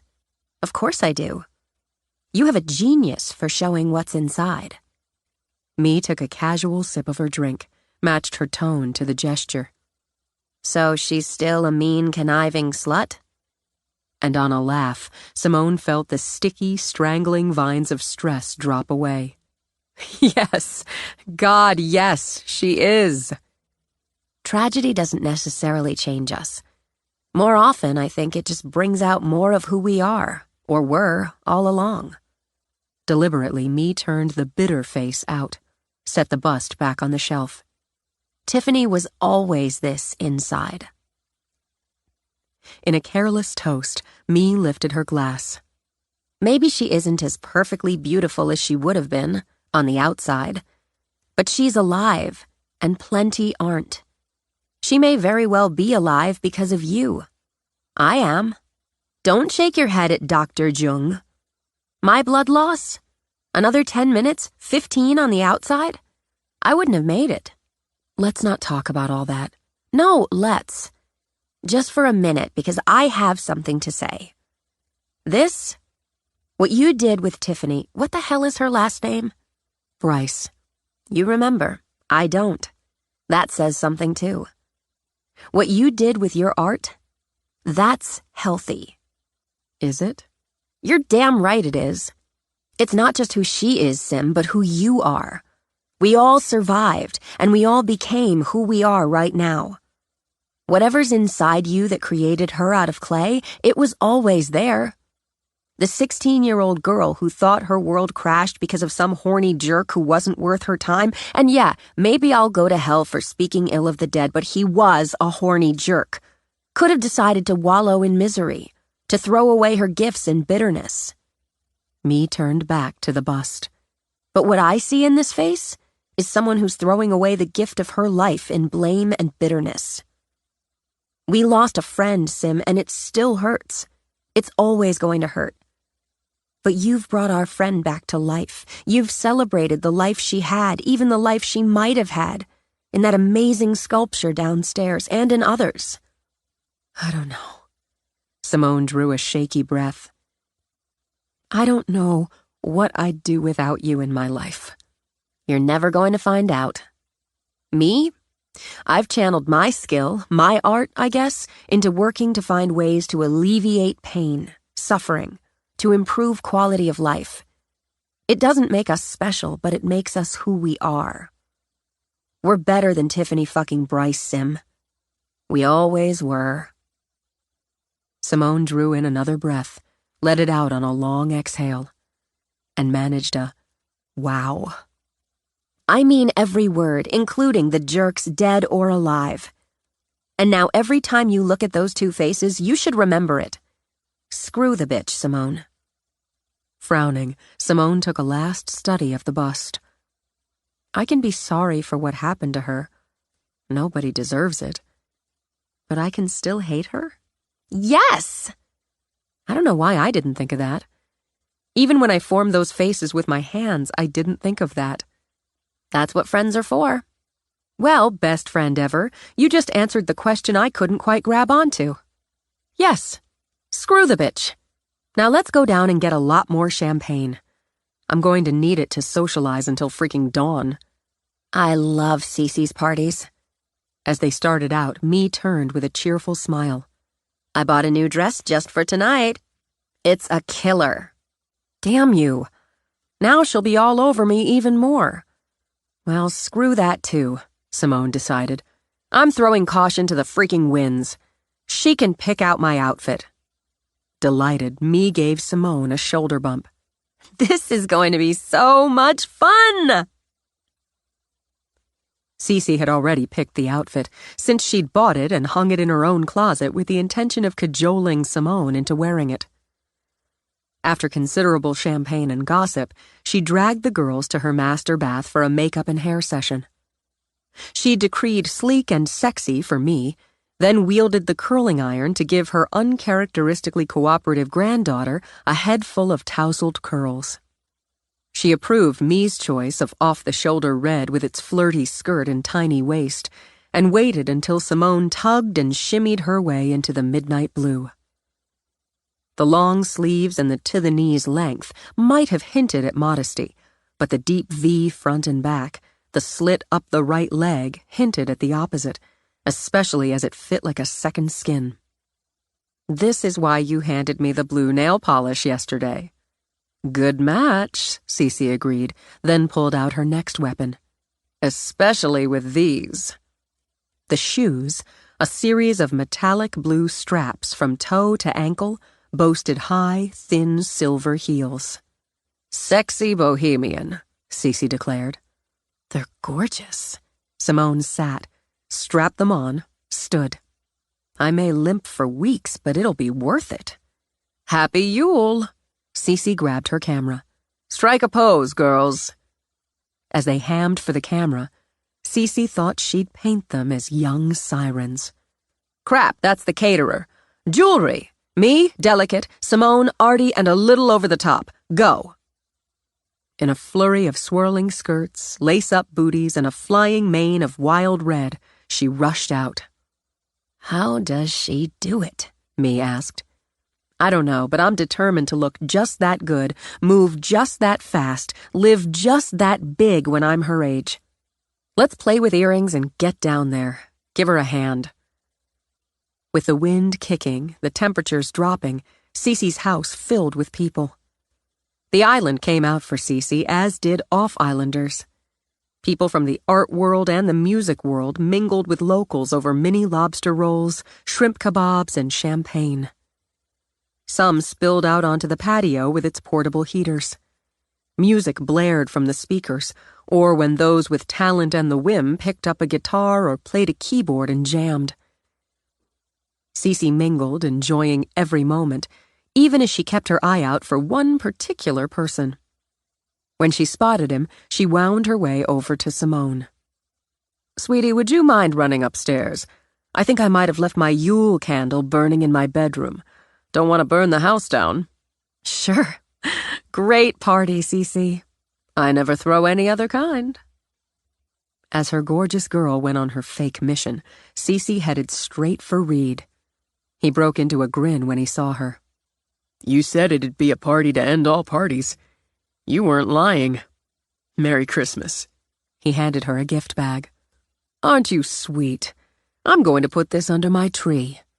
She kissed him first, brushed a hand down the sleeve of his dark gray jacket. And handsome. Gotta dude it up for the party to end all parties. You look amazing. Say, after the party, why don't we run away to...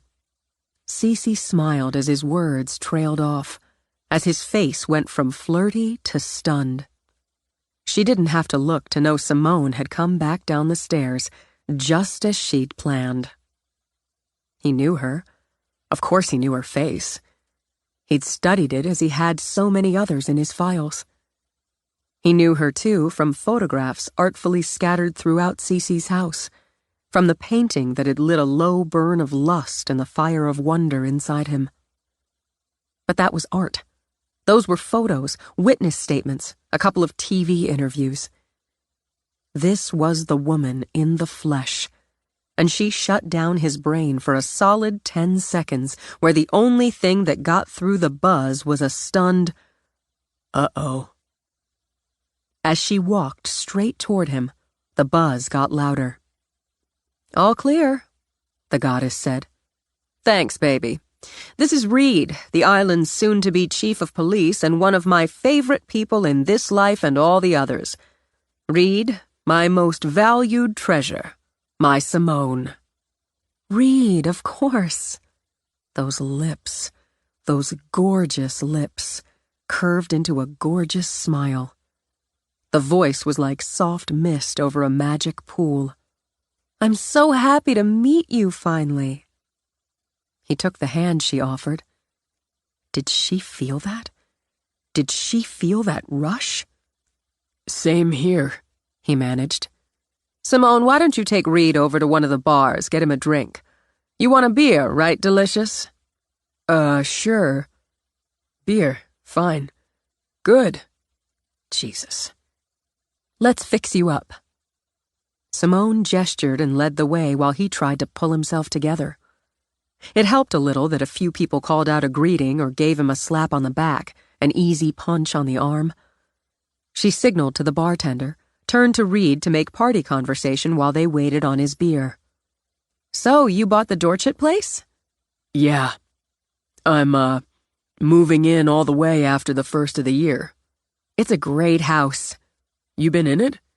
"Sure you have," he said immediately. "I fell pretty hard." "I can't blame you. The widow's walk," they said together. She laughed Cece's laugh, said, "Exactly," and he felt some of his balance restore.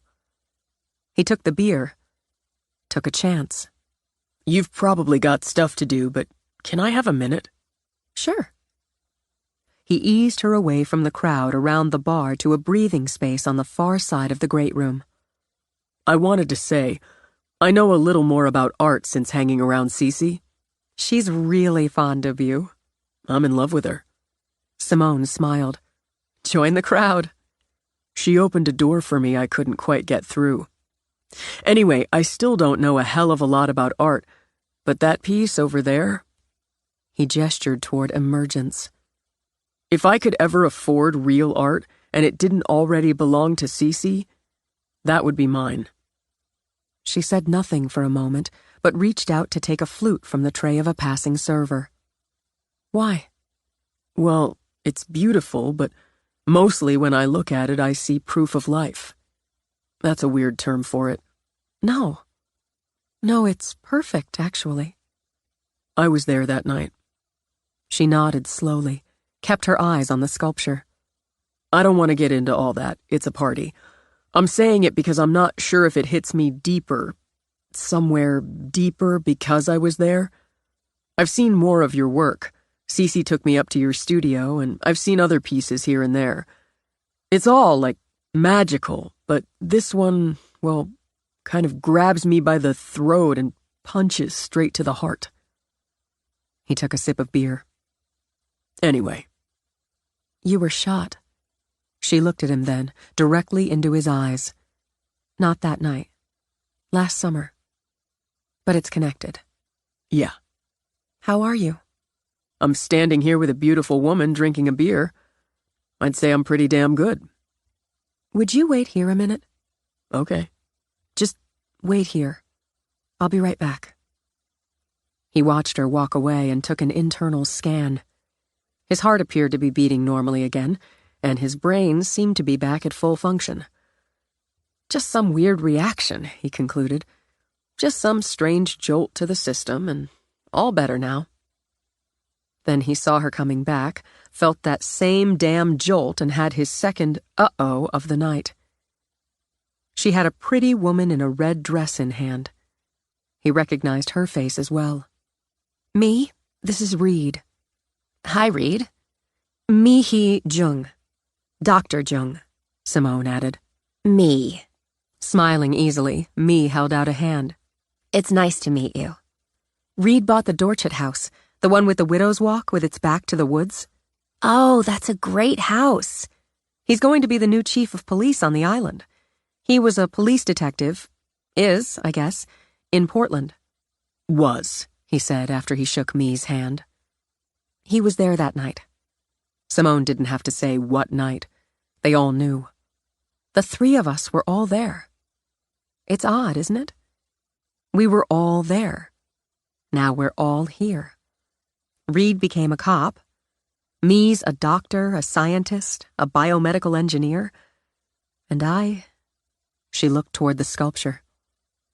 Did you become a cop because of that night? It pointed me in that direction. It and Essie McVie. Simone's gaze held his intensely now. Officer McVie. She's the one who found me. She's the one who responded first.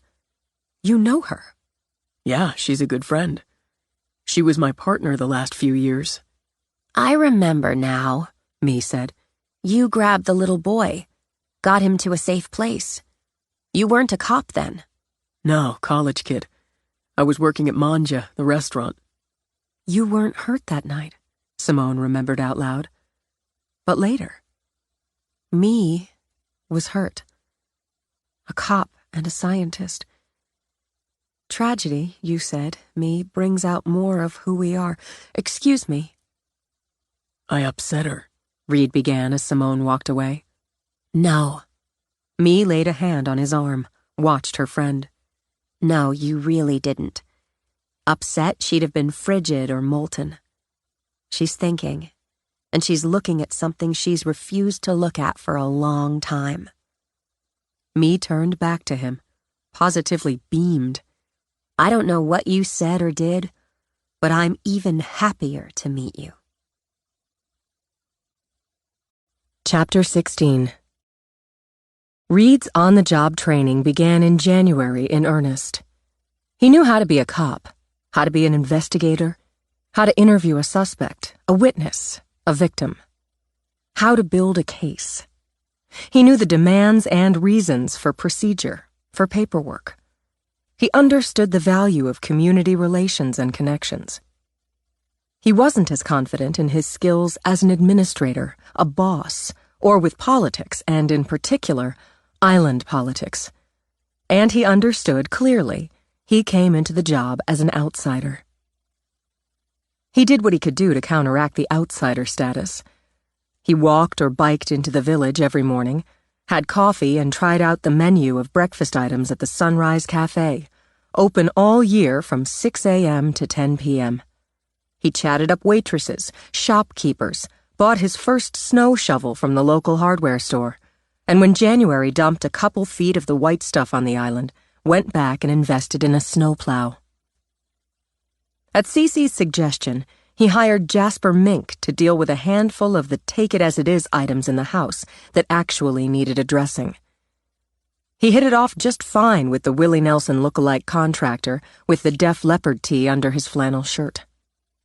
He shopped at the local market, warmed a stool at Drink Up, the only bar open winters, and generally made himself visible and accessible. He learned the rhythm of the island in winter. Slow, weather-obsessed, self-contained, and proud of it. He made a point of talking to the volunteer firefighters, the local doctors, and got scooped up for an exam. Same damn thing happened at the dentist. Because politics had to play a part, Reed sat in on his first town hall meeting, listened to complaints about the power outage on the south side of the island during the last storm, concerns about erosion on the north end. He noted the bitter exchange about mandatory recycling and those, called out by name, who ignored the ordinance routinely.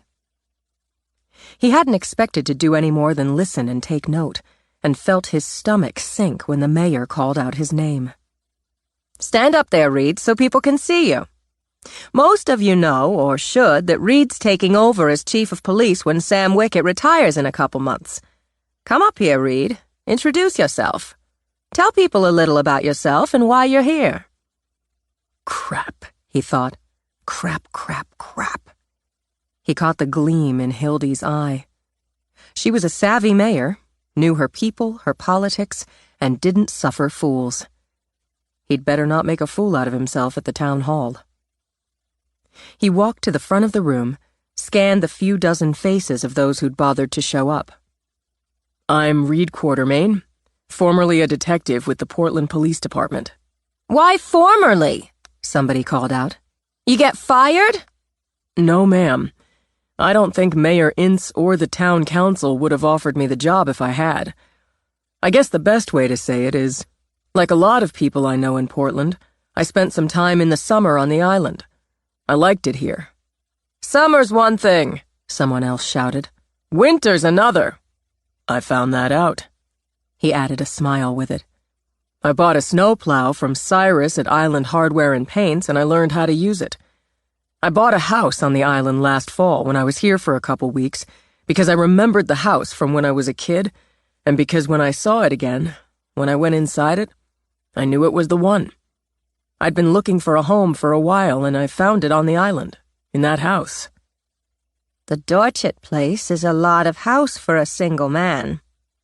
A woman with steel-gray hair wound in a braid eyed him more than a little dubiously while she continued to knit something out of bright green yarn. "Yes, ma'am. I'm working on finding enough furniture so it doesn't echo. A lot of you don't know me, but I'm around. Chief Wickett's showing me the ropes, and when he leaves, I'm going to continue his open-door policy. I'm going to do my best for you. This is my home now. You're my neighbors. As chief of police, I'm sworn to serve and protect you and this island. That's what I'm going to do." He started to go back to his seat, stopped when a pudgy guy with a gray speckled beard stood up in the front row. "You're cozied up with C.C. Lennon, aren't you?" "If you mean that in a romantic sense, I can only say, I wish." The answer brought some laughter and gave Reed enough time to flip through his mental files and identify the questioner. John Pryor, he recalled, year-rounder, plumber, owned a couple of summer rentals with his brother. "It seems to me you wouldn't have this job if Cece hadn't pushed you for it." "Now, just 1 minute," Hildy began, but Reed held up a hand. "It's okay, Mayor. It's a fair enough question. It's true I wouldn't have known about the job or the house coming up for sale if Cece hadn't told me. I'm grateful she did, so I had a shot at both." "You got shot back in Portland. Maybe you figure being chief of police here is going to give you a safe, easy ride." Mutters rose up, disapproving ones, and Pryor's face only hardened. "It's not about me getting a safe, easy ride, John.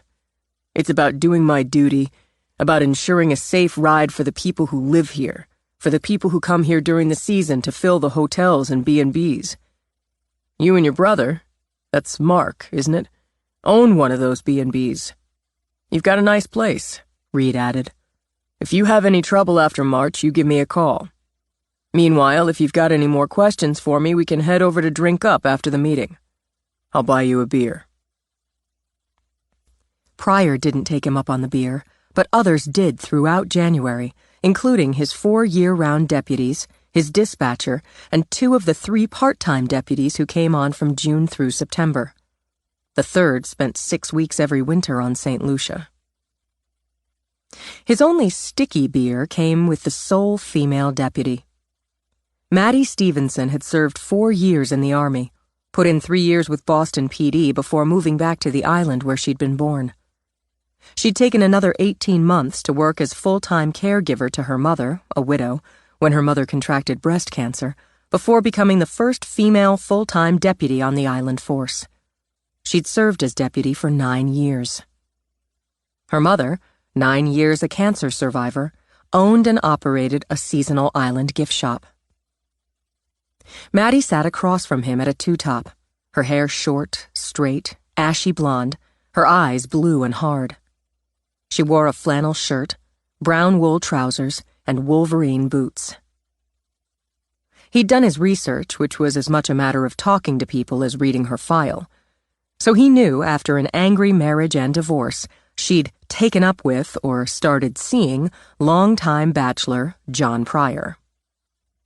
He didn't have to do any research to glean she wasn't particularly pleased with her new incoming boss. He decided to play it straight and to the point. You're pissed they're bringing me in as chief. They snuck you in from the outside. I've got close to 10 years on the island force. Nobody so much as asked if I wanted the job. I'm asking you. Doesn't make a damn bit of difference now. I'm asking you, he repeated. I'm not chief yet. You've got the contract. Yeah, I'm still asking you. You've got 4 years military, a dozen years with the police, and a long time on the island. You're probably more qualified than me. She sat back from her beer, folded her arms over her chest. I am more qualified. Why do you figure they didn't offer you the job? You're male. You took a couple bullets. You're one of the heroes of the Down East. He shrugged. All that's fact, except hero's a stupid word for what happened that night. You served in Iraq. You've got a Purple Heart. Hero's not a stupid word for that. I'm male, he repeated. Are you telling me you think they passed you over because you're not? She opened her mouth, shut it, picked up her beer and drank. I want to say yes.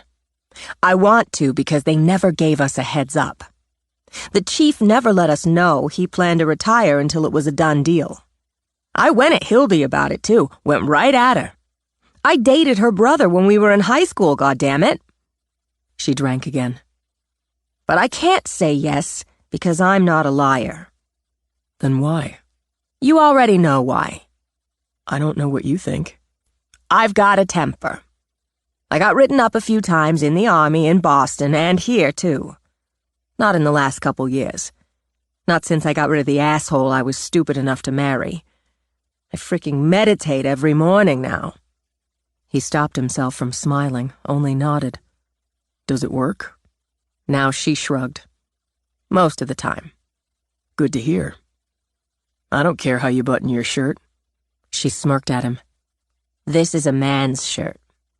Don't care.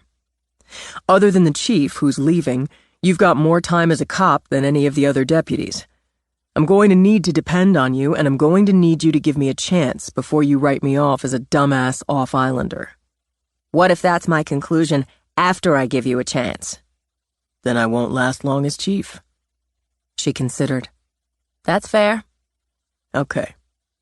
One more thing. If I need a plumber and call John Pryor, is he going to fuck with me? Now she snorted. He shouldn't have given you grief at the meeting. It wasn't that much grief. He shouldn't have anyway. Makes us both look like assholes. And bringing Cece into it made him look like an even bigger asshole. The answer's no. He takes too much pride in his work. Also, good to know. Thinking of Cece, he drove over to her house on his next day off. When she didn't answer, he walked around, as he often did, to her studio. He could see the art through the glass, but not the artist. He felt a little tug of worry, told himself it was just the cop always looking for worst case, but he walked around to the patio. He'd try the door, he thought, just step in and call out. Then he spotted the woman sitting on the rocks on the snowy beach. He made his way down, enjoying the slap of the wind, the sound of the water, and the look of it. As hard a winter blue as the sky overhead. She heard him, turned her head. That face, he thought. That instant sucker punch in the chest. He climbed up, sat beside Simone. Hell of a view, he said. A favorite. Yeah, mine too. She'd wound a scarf with a half-dozen bold colors around her neck, pulled a cap of bright blue over her hair. She looked vivid, Reed thought, and just downright amazing. Cece's not here, she told him. She's taking a couple days at a spa with a friend. Spur of the moment. I wondered when she didn't answer. Her car's out front. Yours, too. I drove her to the ferry this morning. He picked her up on the other end. He, huh? Reed slapped his chest. Heartbreak. They've been friends for decades, and he's gay. And hope springs yet again. He waited a beat, enjoyed her smile. Am I in the way here? No. I heard about the meeting the other night. Apparently you handled yourself well. People need time to get used to me, judge whether I suck at the job or not. I don't think you'll suck. I won't, but they need a chance to decide. Most Islanders like you, I hear. I'm a likable guy. He shot her a smile to prove it. I can even slide into affable. How about you? She looked back out over the water. I don't think I do affable very well. No, me. Let's talk about me. Am I likable? She turned her head again, gave him a long look with those tiger eyes. Probably. I don't really know you. I could take you to dinner. It's meatloaf night at the Sunrise, or there's Mama's Pizza. She shook her head. I'm taking a break, but I plan to work tonight. She took a deep breath of that slapping wind. The cold's getting through. When she shifted, he climbed down, offered her a hand. It's the meatloaf, right? He said, making her laugh. It factors, but I really do intend to work. I needed some air first. Some mind airing. As long as it's not me asking you out, that's the problem. She tipped her head this time, sort of slid her gaze up. I don't know if it is or not because I don't really know you. And because I've opted not to go out with your gender the last few months. Hey, me too. With yours. I bet we're due. Why? Because, he said, as they walked through the lumpy path in the snow they'd both formed in the drifts. You've got to break the fast sometime. No, why are you on a fast? Oh. He concluded a woman wasn't brushing a guy off altogether if she kept talking to him. Well, got shot, had to brood and bitch over that a while, came here, met the breathtaking Cece, changed my life. Not a lot of time for meatloaf with a woman in there. You? I'm not really sure. Lack of interest? There may have been some SBZ in there. SBZ? Simone Brood Zone. I sometimes reside there. But primarily I'd say a lack of interest. I can be interesting as well as affable. He started up the beach steps with her. I could clear these off for you. That's the affability. It's appreciated, but we're getting another few inches tonight anyway.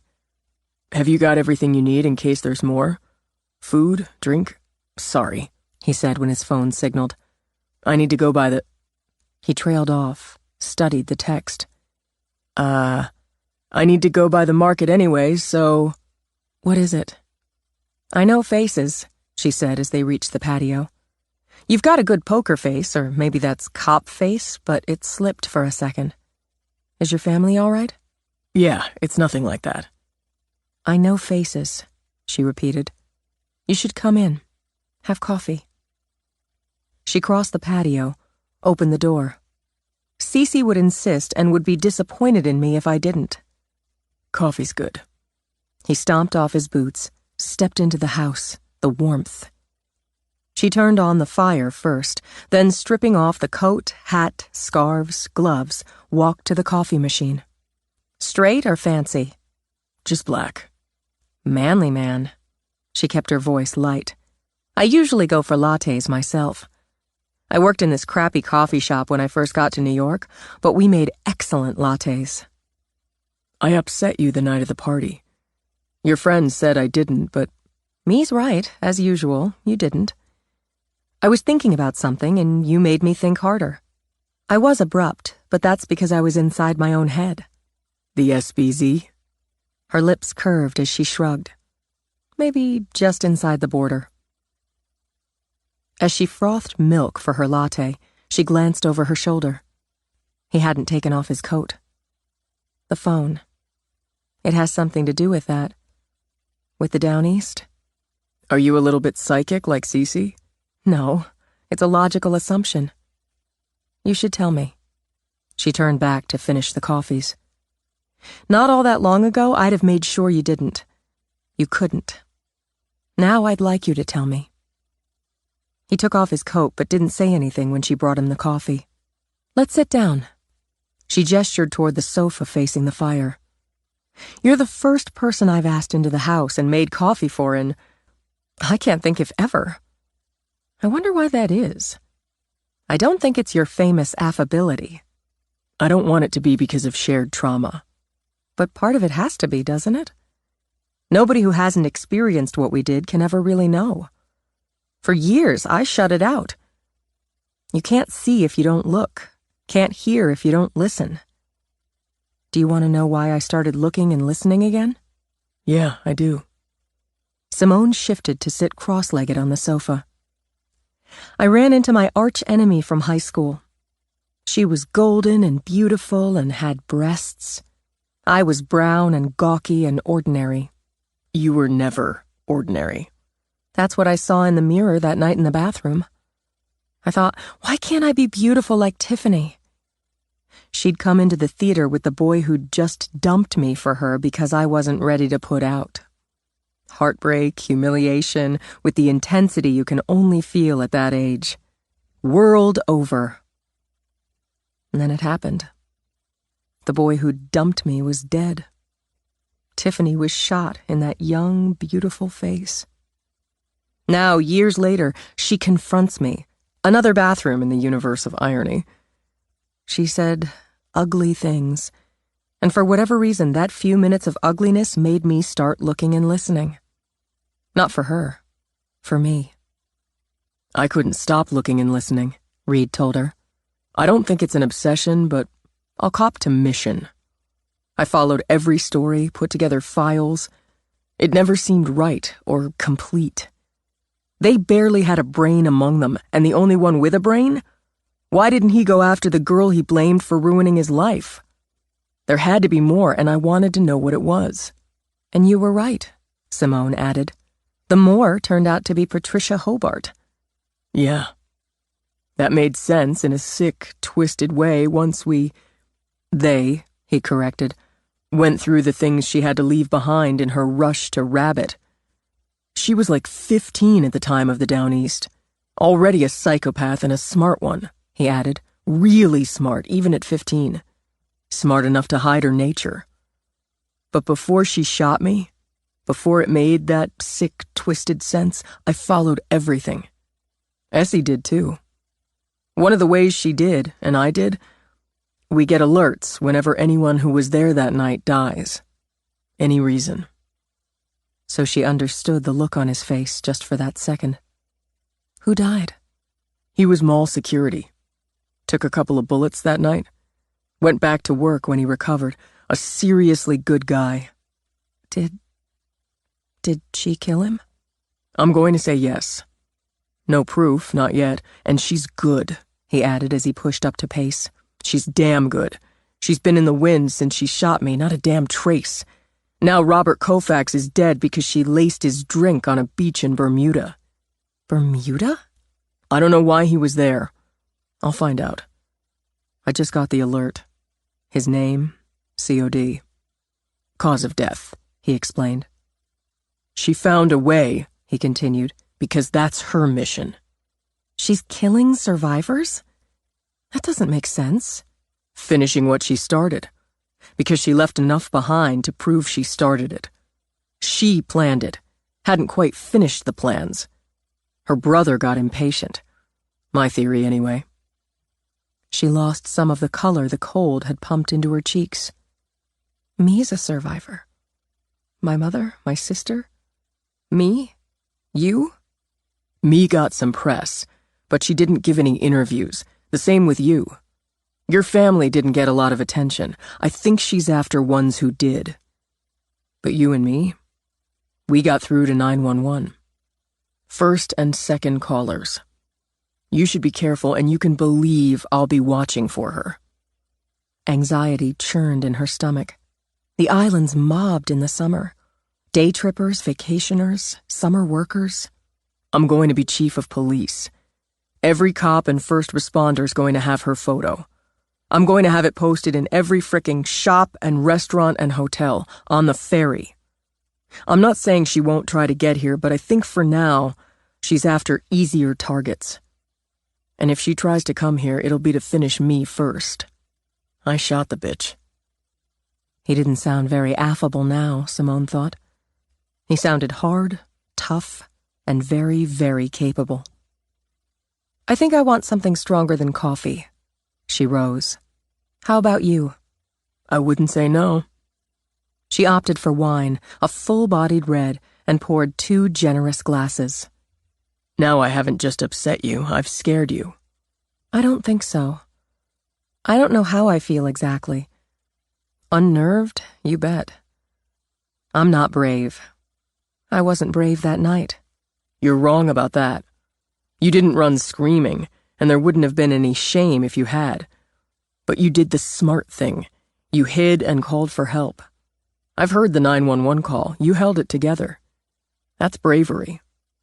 I didn't feel brave, and I haven't since. But come up to my studio. I want to show you something. Like etchings? She smiled, didn't feel quite as unnerved. Not in the least. I keep striking out with the beautiful artists in this house. I have to try another tactic. But he went with her. I can arrange for a cop, a girl cop, to stay with you tonight if you're worried. No, but thanks. I've always felt safe in this house. She won't make me a victim again. I know her victims. In the studio, he saw dozens and dozens of sketches pinned to boards. He knew them too. He knew the faces, the few she'd created with clay. It started with her, Tiffany. Simone picked up the small bust. I did her before, she turned the bust, and after. I thought, would be a kind of purge for me. But it didn't turn out that way. You're one of the reasons. Fascinated, he watched her. I am? The night of the party, I talked to me up here, showed her these 2 faces. I talked to you. More, I listened to you. And since... She survived, Simone said, and set the bust down again. But she's not grateful. I hadn't been either, not really. That's what struck me. I lived, and instead of being grateful, I wanted to pretend it never happened. What does that say about the ones who died? Was I saying they never happened? She took a long drink. Proof of life, you said that night about emergence, about Tish. It struck me. It rang the damn bell. So I'm, in my way, I guess, giving them all proof of life. He looked at her now, at that face, not just because it made his heart thump, not just because she made his blood swim, but because he felt a kind of awe and respect. This is bravery. She closed her eyes a moment. God, I hope so. He stepped to the shelf, carefully lifted one of the busts. I knew her. Angie. Angela Patterson. She was so damn pretty. I had a real thing for her. Oh, you were in love with her? No, but I liked her a lot. He thought of the kiosk, the blood, the body, and looked at the face, young, lovely, just on the edge of flirty. I talked to her mother a couple times a year. This will mean the world to Angie's mother. I want to create a memorial. All their faces. People shouldn't forget who they were, what happened to them. You could help me. How? I want to include the people who've died since because of that night or because of Patricia Hobart. You could help me. I could. He set the bust down. I will. What will you do with it when you finish? That'll be months, longer. I'll need to take a break from it or I won't see or hear clearly. But I'm hoping my father can help there. He's a lawyer and has a lot of connections. And, of course, there's Cece. I'd like to do molds, cast it in bronze, place it in a park. I could maybe help there, too. How? I talked to the next of kin, survivors, off and on, like Angie's mom.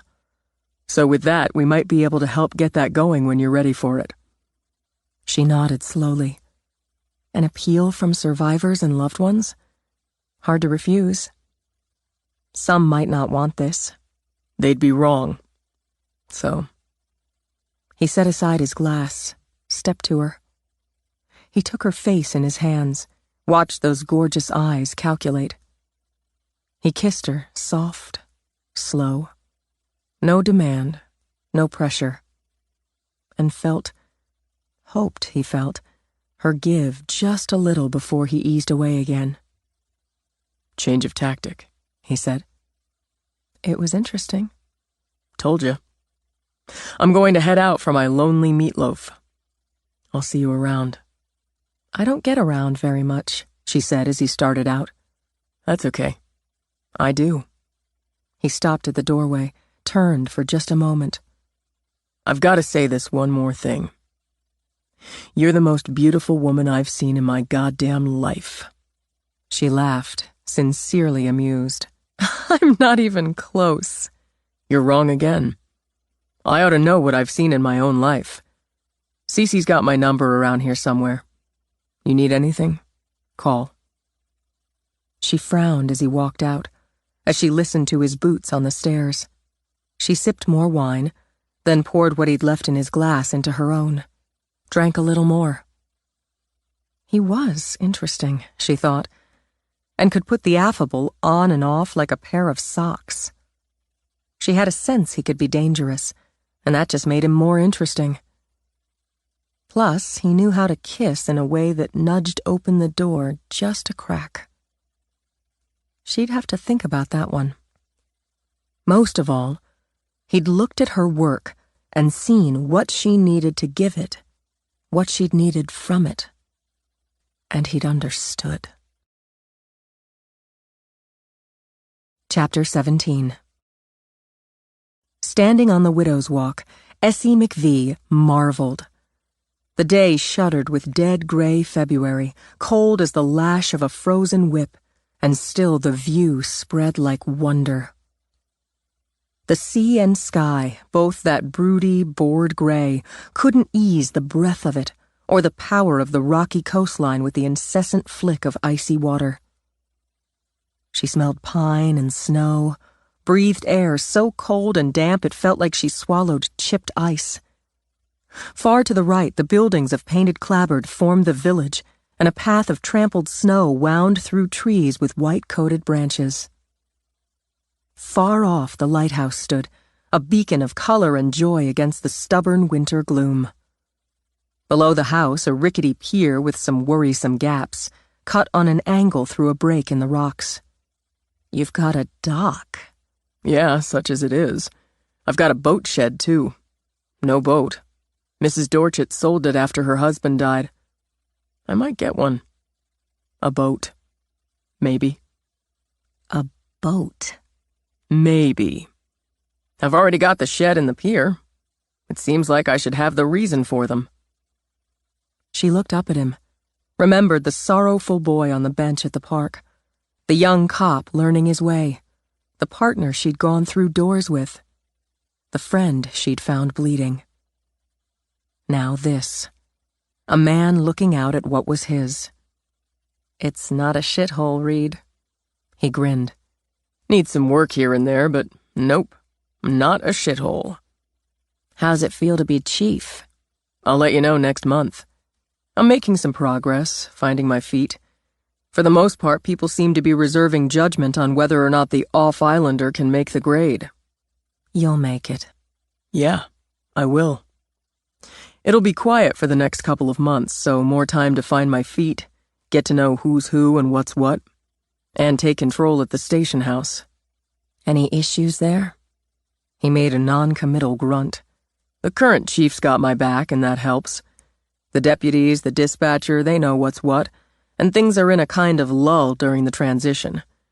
Got some quirks like anywhere, but they're solid enough. The best of the bunch is the lone female. Do tell. Smart and tough. A little bit of a hothead, but I can work with that. Beware the office romance. What? Oh, no. Laughing, he shook back his disordered mop of hair. Hell no. Not my type. And I'd be her boss on top of that.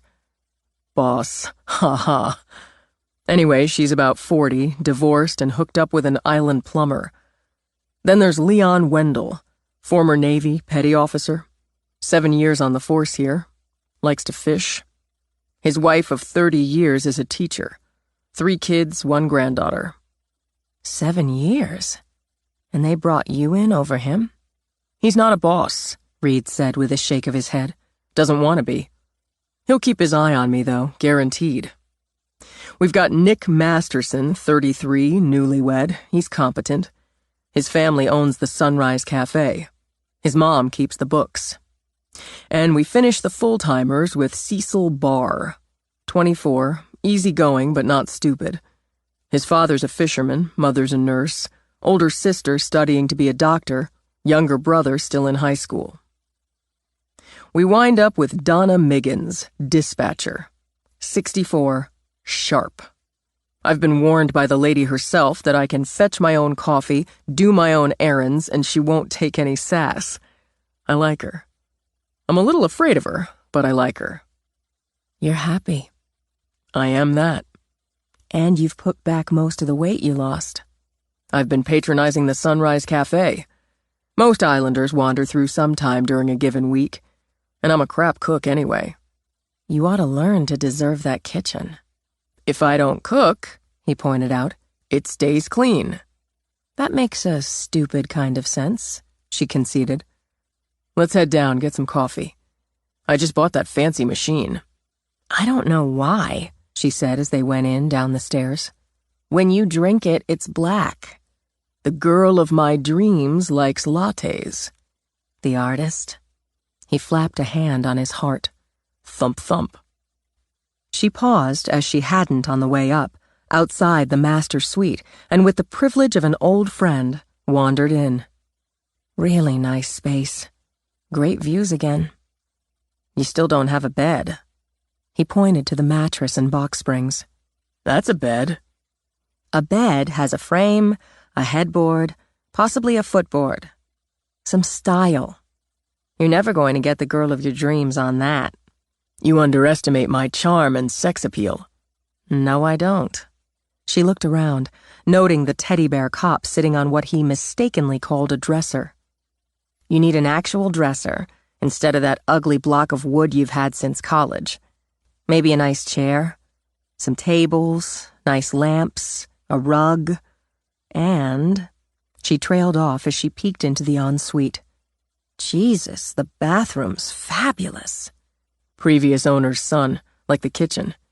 No more piss-trickle showers for me, baby. Spring for some new towels. Find some local art for the walls in here, and a good mirror for the bedroom. You're a tough sell, Essie. I know what I know. She walked out and into an empty bedroom.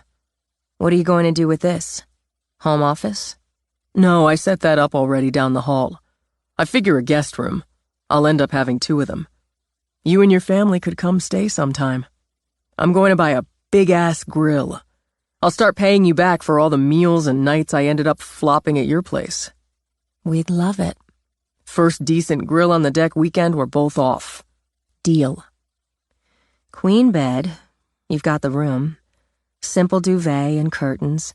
A little desk and chair. Nice lamps and end tables. Nothing matchy. An old dresser. Not a crap one, but an old one. What are you, my decorator?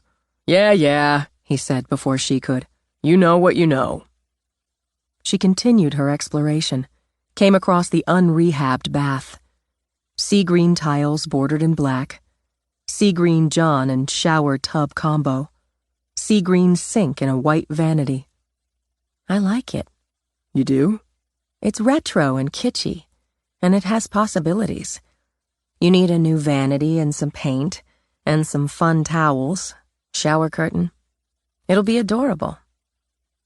She wandered on, rattling off ideas to the point he figured he should be taking notes. Then he opened the door to his office. "Ah," she said.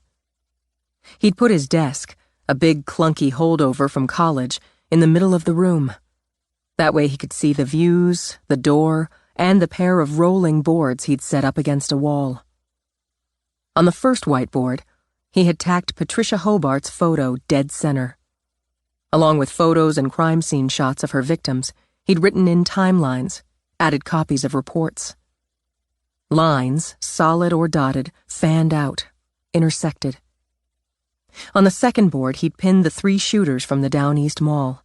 Timelines again, weaponry and photos, names, ages of the dead. Separated by a red line, he'd displayed photos, names, ages, locations, employment of survivors. The room held 3 gunmetal gray filing cabinets, a couple of folding chairs leaning against a wall, dry-walled, mudded, sanded, but not painted, his old mini-fridge, also from his college years, and a kitchen-sized trash can half full of empty cans of Coke and Mountain Dew, water bottles, and take-out coffee cups.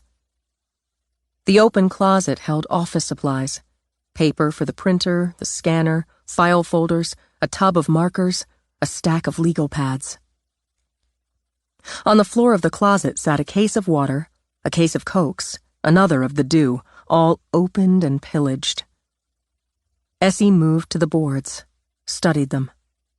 "Good, thorough work, Reed." It's quiet here now, and I'm not chief yet. I've had the time. Still, she got to another and she's back in the wind.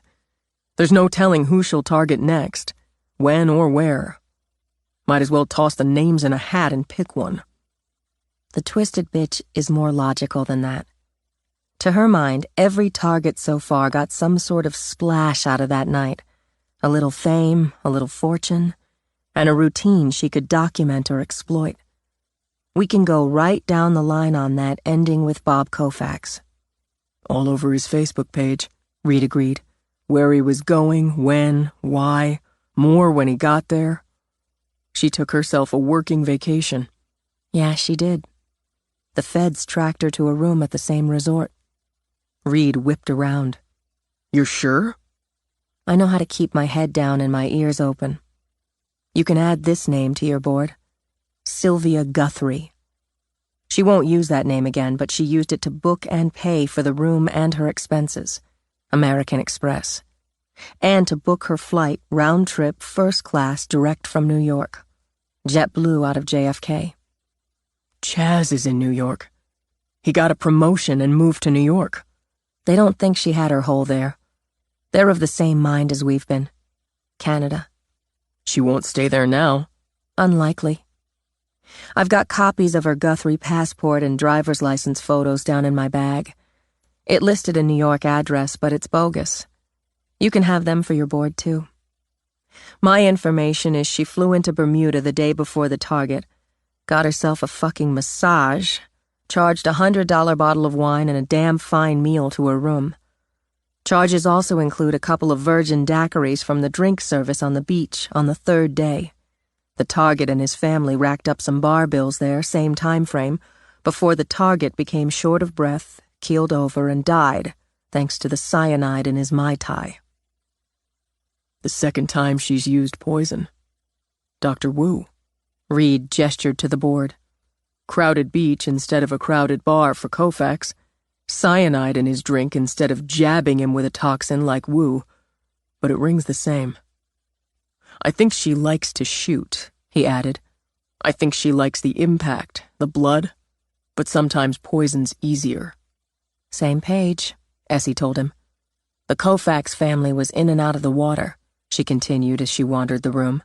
Boogie boards, horsing around, using the shaded lounge chairs the resort provides.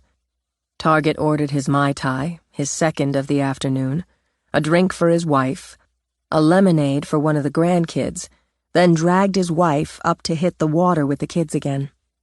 He came back, plopped down, started on his drink, and died at 49, a day before his 50th birthday.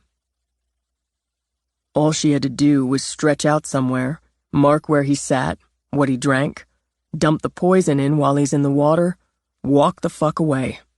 Which she did before she strolled back to the resort spa and enjoyed a facial. Pre-booked. It was always going to be poison for this one, I'd say.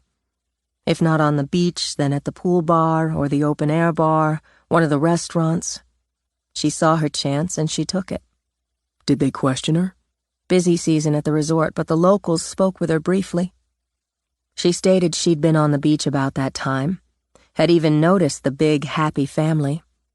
She'd left for her spa appointment and hadn't noticed anyone near the family group. But she'd been engrossed in her book.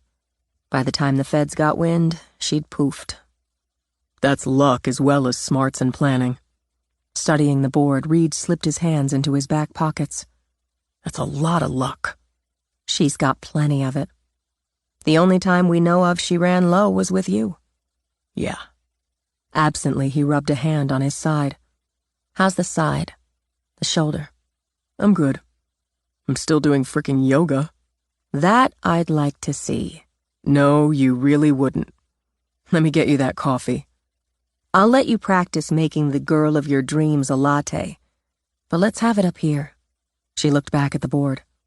Bounce things around, see if anything shakes. I was hoping you'd say that. She gave him 2 hours before she had to drive back to the ferry.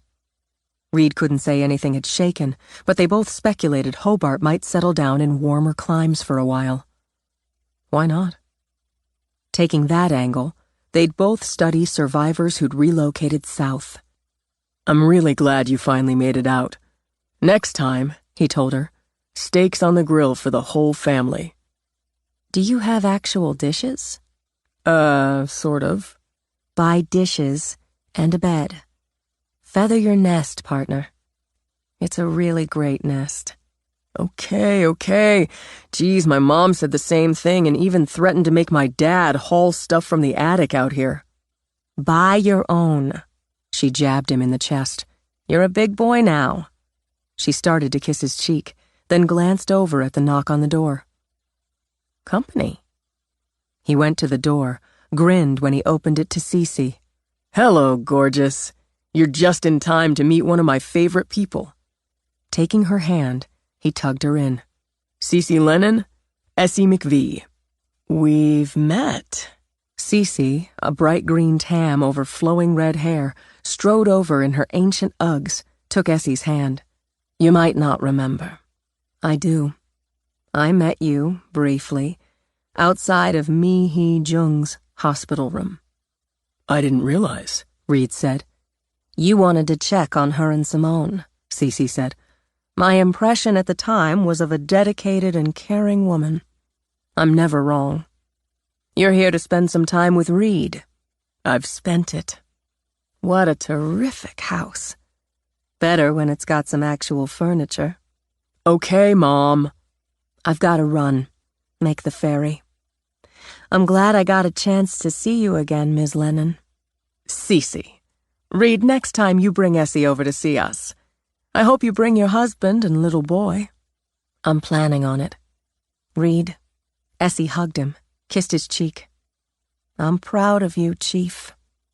Go on and walk Essie out to her car, Cece ordered. There's a package for you in mine. You can bring it in. She unwound a bright green scarf as she spoke. I'm going to help myself to a glass of wine if you have some, Reed. Got the white and the red you like. My man. Come back soon, Essie. Cece tossed her coat, scarf, and hat on a truly deplorable sofa. Essie was right about furniture, Cece thought, deciding on the white Reed had chilling in the refrigerator, as she liked it. She poured 2 glasses. He'd rather have a beer, she thought, but she hoped her housewarming gift rated the wine. He came back, loaded down with the package. You had to drive with the window down to fit it in there. It's cold, Cece. We Islanders are sturdy stock. It's a painting. A big one, and he could feel the frame under the thick brown paper she'd wrapped it in. You did a painting for me. I did, and I hope you'll like it. I don't even have to see it to know I'll love it. It'd be more fun if you did see it. Come on, get the paper off. I have a strong opinion where it needs to go. We'll see what you think. He had to lay it on the kitchen island to peel off the tape, pull the protective cardboard from the corners of the frame. He flipped it over, took a sheet of cardboard from the front, and stared, stunned, grateful, overwhelmed. Holy shit, Cece. I take that as approval. I don't even know what to say. It's amazing. The beach, the rocks, the strip of sand, all the colors so vivid and strong. Birds winged over the water. A white boat glided toward the horizon. The bluest of blue skies spread, and one of the filmy white clouds formed a dragon like the one guarding her guest room. A few shells, exquisitely detailed, dotted the sand like scattered treasures.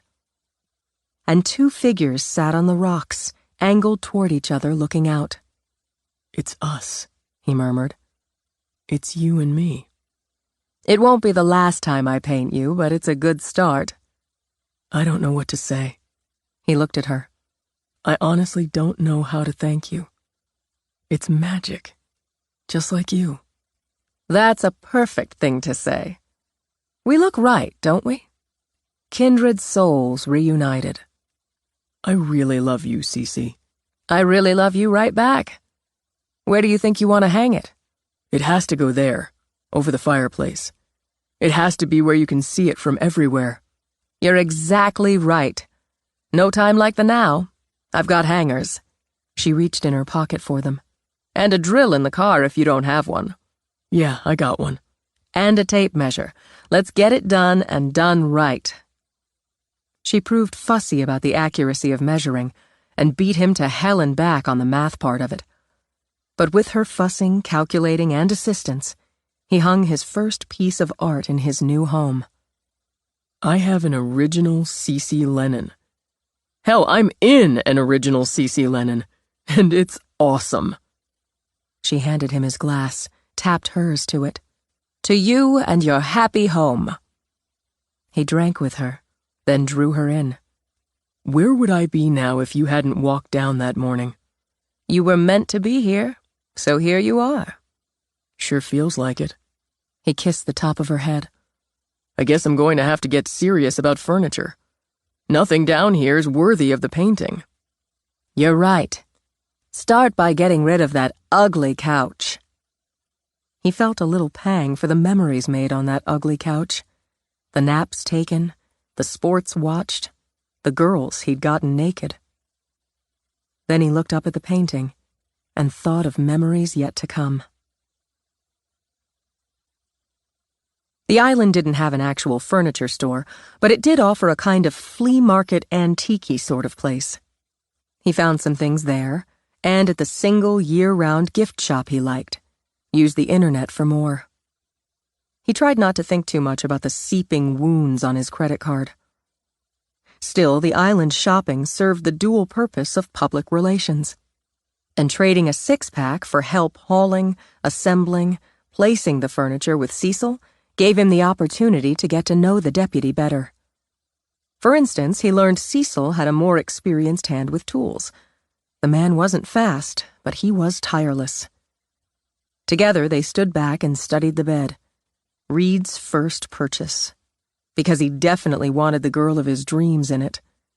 He'd even gone for a new mattress set. That's a nice bed, Chief. You think? Yeah, it works. Simple, he thought, but not so basic it looked like he didn't give a damn. He liked the vertical slats, the low footboard that wouldn't get in his way, the faded charcoal color. You wanna put the sheets and stuff on it? I'll deal with that later. Let's get the rest loaded in. I appreciate it, Cecil. Hell, I don't mind. I like putting things together. And it's a cool house. By the time he passed Cecil the beer, he had a furnished bedroom, a new couch, a second bed, queen size as ordered, set up in the guest room along with nightstands and lamps. Not too matchy, he hoped. Exhausted, he flopped down on his new bed, sans sheets. Considered. Bounced a little. How the hell had he slept on that old piece of shit mattress all this time? He thought about reaching for the beer on his new nightstand, On a coaster. He wasn't a fool. Thought about it again, and drifted right off. He dreamed of drills and hammers, screws and screwdrivers. Not so surprisingly, that slid into a rather stupendous sex dream starring Simone. In the dream, his new headboard banged against the wall as Simone locked her legs around his waist. He woke, hard as iron, a little breathless, and realized the banging didn't stop. Shit, fuck, damn. He shoved up, did his best to adjust himself. Down, boy, he muttered and started downstairs. The burly delivery man had been there before. Sorry, I was upstairs. You got another one. The driver held out his tablet for Reed to sign. You know, if I don't answer or I'm not here, you can just leave stuff. You gotta say so in writing. Okay, I'll do that. The driver hulked back to his truck, leaving Reed with a big, ridiculously heavy box on his doorstep. He hauled it in, pulled out his pocket knife to cut the seal. Dishes. Oh yeah, I bought dishes. White, he remembered, because once he'd started looking, all the colors and patterns made his head hurt. White was easy. Except now he had to unload them, and he probably had to wash them, which meant loading the dishwasher, then unloading it again, then putting them away. The idea made him long for another nap. Plus, he still had to put sheets on the bed, and he hadn't unpacked the new towels. Did he have to wash those, too? How the hell was he supposed to know? No point calling to ask his mother, because she'd just say yes right straight off. He just knew it. It can wait, he decided, going back up for his beer. Not altogether warm, he told himself, taking it into the shower. But the dishes and towels, the every damn thing nagged at him until he gave up. He dressed, loaded dishes in the dishwasher, towels in the washing machine. He reminded himself he had a flat screen coming. 2, in fact, as he'd ordered one for the master. The one downstairs wouldn't go above the fireplace as he'd imagined, because he had the magic painting. But he had other walls. And he had a full week before he took over as chief. He'd get it done. He went up to put sheets on the bed, also new. Had he lost his mind? His mother would undoubtedly claim they needed washing first, but to hell with it. He couldn't do everything. He'd gotten a duvet in a color called indigo, mainly because that's what they'd shown on the bed in the picture, and it seemed good enough. It came with shams, which seemed like a lot of fuss and bother, but he finished it up. He didn't have it in him to go out for food, so went with the reliable frozen pizza. He switched beer for Coke, carted his dinner up to his office. He sat eating pizza, studying his boards. Where are you, Patricia, you murdering bitch? I bet it's warm where you are. He shifted his gaze to his targets board, to the group he'd separated out. One in Savannah, another in Atlanta, one in Fort Lauderdale, another in Coral Gables. Add the kid who'd joined the Navy and was currently stationed in San Diego, and the woman who'd moved to Phoenix with her husband and daughter. Which one? Where are you hiding now? Patricia, currently Ellen Bostwick, had a pretty little vacation bungalow in Coral Gables. Every day she went out with a camera, a wide-brimmed hat, and a backpack. She put on her disguise, had friendly conversations with the neighbors. She was, she told them, a freelance photographer taking 3 months to do her own photography book of the area. She cheerfully took shots of the brats next door for their idiot mother. She printed them out, even framed them. Recently divorced, she told her neighbors, she'd wanted to take some time on her own and time away from the cold and crowds of Chicago.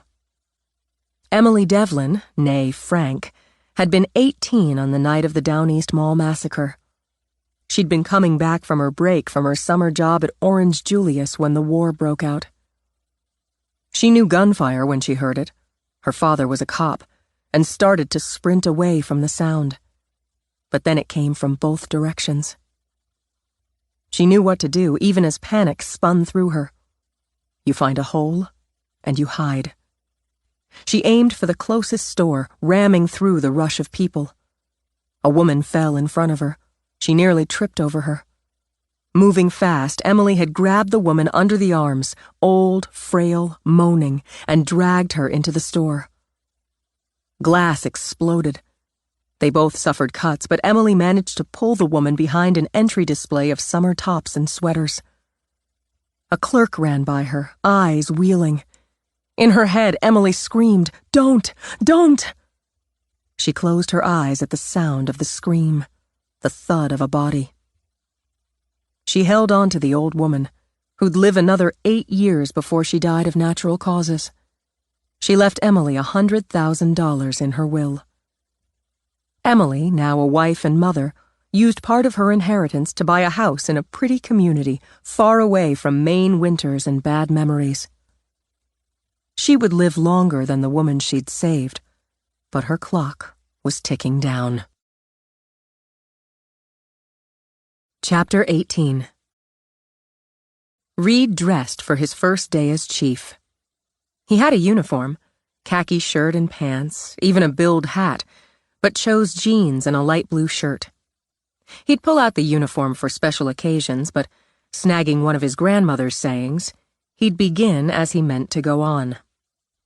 He pulled on boots, not new, not too beat up, and since March blew brisk, a leather jacket he'd had for about a decade. He clipped his service weapon to his belt.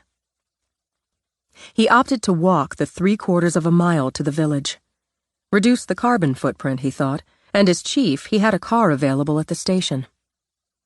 The walk gave him time to take stock. He wasn't nervous. He'd lived on the island for nearly 3 months now, had felt its pulse. Plenty of the 1,863 islanders, ages from 7 months to 88, hadn't figured he'd last the winter. But he had. Some of them calculated he wouldn't finish out the summer as chief. But he would. He didn't just like his life here. It was his life. He had a separate mission, and he'd work the Hobart case until the crazy bitch heard the door slam on her cell. But his priority now, from today on, had to be the island. He spotted a couple of deer in what he thought of as his woods, took that as a positive sign. Snowmelt made the ground soft under his feet, and the white stuff lay in pools and patches. They weren't done with it, at least according to the old guys who hung out at the sunrise, drinking coffee, playing cards, and bullshitting in the afternoons. Their consensus called for one more good nor'easter to blow winter out into spring. He wouldn't bet against them. He passed some of the vacation homes that would be closed up until summer came along. Vandalism, even the kid shit, was rare. Everybody knew every damn body, and everybody who knew every damn body also knew that the island economy largely depended on the summer people. A few more houses. Islanders. He'd made a point to find a way to make at least a passing acquaintance with all the year-rounders. Artists, photographers, shopkeepers, cooks, gardeners, retirees, bloggers, teachers, lobstermen, craftspeople. A couple of lawyers, a scatter of medical types, mechanics, handymen and women, and so on. All of them kept the island humming. Now he did too. He watched the ferry glide toward the mainland. Some had business there or took jobs off-season. A few sent their kids to private school. The 40-minute commute wasn't bad to his mind. No traffic, after all. He passed the ferry dock where he knew from his own memories cars would line up by the dozens for the trip home after a summer day on Tranquility Island. He wound his way into the village. Like the rentals, most shops and restaurants stood closed until the season. Some would get a fresh coat of paint once spring bloomed, so faded clapboard would become bright, drawing in visitors and disposable income. From there, the marina and beach offered everything the summer people could want: sun, sand, water, and water sports. He wound his way to the sunrise, stepped into the smell of bacon and coffee. Val, the counter waitress with bright blonde hair and a pink apron, offered him a cheerful smile. "Morning, Chief." Morning, Val. "Got the first day jitters, do ya?" Not so much. I'm going to need 6 large coffees to go. 2 black, 1 with cream only, 1 cream and 1 sugar, 1 cream double sugar, and 1 with that vanilla cream you've got and triple sugar. She gave him a nod as she went for the pot. "Treating the station?" It seems like the thing to do on day 1. "Good thinking. I'll mark them with what's what for you. Maybe you want some coffee cake to go along with it." I've got an order for a dozen donuts from the bakery. Cops, donuts, it's what we do. While Val put the order together, Reed greeted some of the breakfast regulars. The 2 grizzled men with New England accents so thick he had to retune the frequency of his ears to understand them. The manager of the seasonal Beach Buddies. A birder blogger with his camera, field glasses, notebook. The bank manager. The island librarian. Thanks, Val. "Good luck today, Chief." He carried the takeout tray down to the bakery, picked up his dozen donuts, and chatted briefly with the woman who ran Island Rentals while she waited for an order of sticky buns for what she called a brainstorming meeting. He continued down, took the right at the corner, and walked to the faded white single-story building with its narrow covered porch. The sign on the strip of grass between sidewalk and porch read, "Tranquility Island Police Department." Juggling the coffee and donuts, he fished out the keys his predecessor had given him the night before over a transitional beer.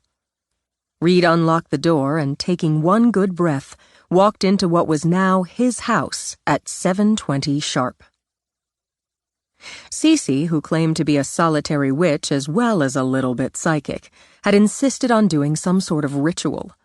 Cleansing or opening or whatever. He hadn't seen the harm in letting her light a couple of candles, wave around a sage stick, and chant. He looked around now at what the city cop in him thought of as a bullpen. The desks where his deputies worked, 4 in facing pairs with the other 2 shared by the summer deputies. The dispatch station ran along the right wall. Visitor chairs were lined up on the left. A map of the island on the wall. A really sad-looking plant of some sort in a pot in the corner. The steel door led back to 3 cells. Another to the small armory. 1 bathroom, unisex, a tiny break room with a hot plate for coffee, a small refrigerator, and a microwave. A table with a chipped linoleum top that he hoped to replace if he could find the means in his budget. He had a budget. Wasn't that a kick in the ass? He moved through the bullpen to the narrow hall that led one way to the break room, the other to the John, and straight ahead to his office. He went into his office, set down the coffee and donuts, took off his jacket, hung it on the tree by the door. His desk faced the office door, and he'd keep it that way. He had a decent chair, a computer, a whiteboard for scheduling, a corkboard, filing cabinets, a single window that brought in some sun. He had his own hot plate, and eventually he'd replace that with an actual coffee maker. "Okay, then," he said aloud. He went behind the desk, sat, booted up the computer, entered his password. He'd created the document the night before during Cece's magic ritual, and now opened it, gave it another look, sent it. When he heard the station door open, he rose, got the coffee and donuts, and went out to the bullpen. It didn't surprise him Maddie Stevenson was the first to arrive. "Chief," she said, a little cool, a little clipped. "Thanks for coming in early. Coffee, black." He pulled her cup out of the tray. She frowned at it. "Thanks. Donuts." He flipped the lid on the box. "You're first, so first choice." When she continued to frown, he set the box on the closest desk. "When I call everybody in a half hour early, the least I can do is bring coffee and donuts." While she mulled them over, Leon and Nick came in. "Chief Quartermain," Leon said, friendly but formal. "Coffee," Reed said, passing out the cups. "Donuts." He waved a thumb at the box. Cecil strolled in. "Hey, am I late?" Right on time, Reed told him, passing him his coffee.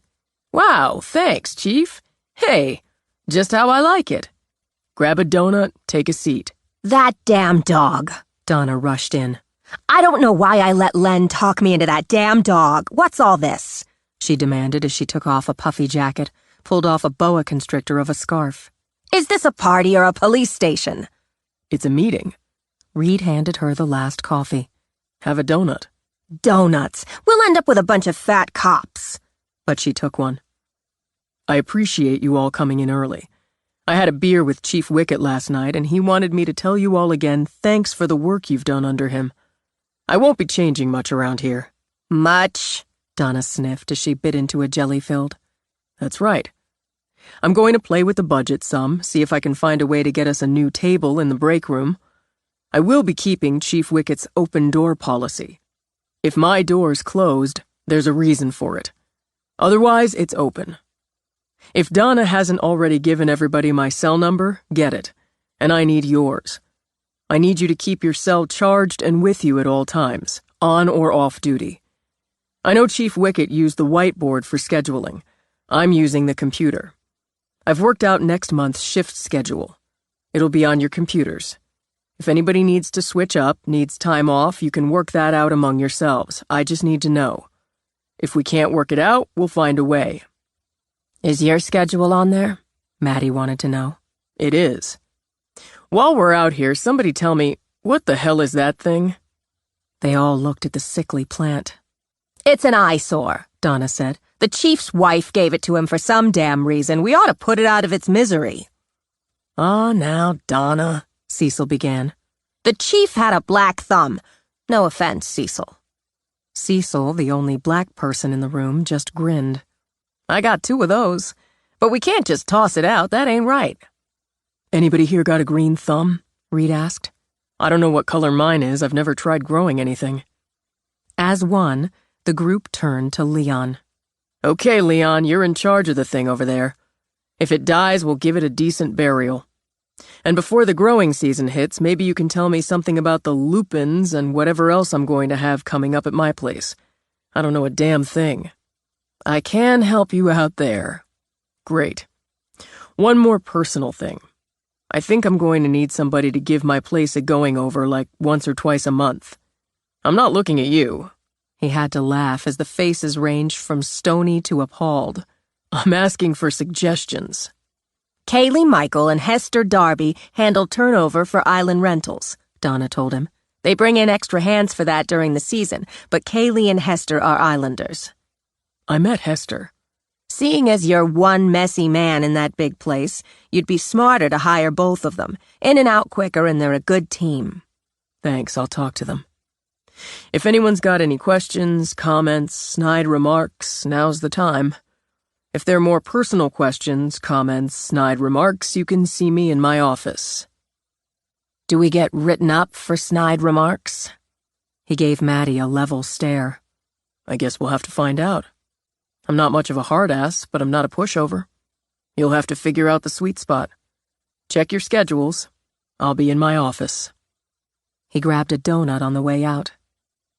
It took less than 10 minutes for the first to tap on his door jamb. Come on in, Nick. You've got me scheduled for next Saturday night. It's my 6-month anniversary, and I promised to take Tara, my wife, over to Portland for a fancy night out. Cecil said he'd switch with me. I'll fix it.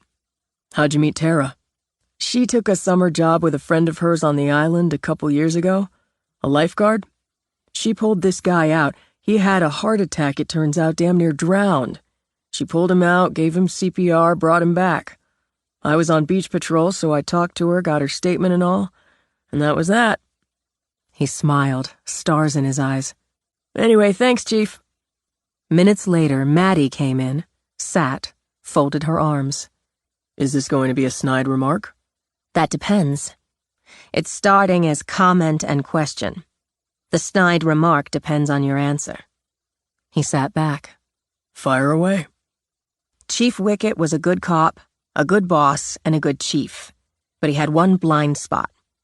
We've got one bathroom. We do, and I don't see how I can stretch the budget to add a second. I don't care about that. I care that the chief's blind spot meant he expected me and Donna to rotate cleaning the bathroom. Because we've got the ovaries, to his way of thinking. I don't share that way of thinking. Unless I can, once again, stretch the budget to have somebody come in once a week. Men are smelly and sloppy. Once a week doesn't cut it. Okay, then twice a week, if I can stretch it for somebody to come in and deal.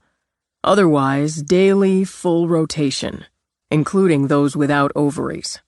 I'll send out a staff memo on it. Are you on that rotation? He smiled at her. I'm the chief of police. That means I don't scrub the toilet. But I'll do my best not to be smelly and sloppy.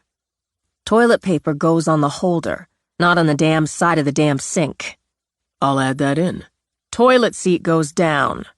Jesus. He scratched the back of his neck. How about this?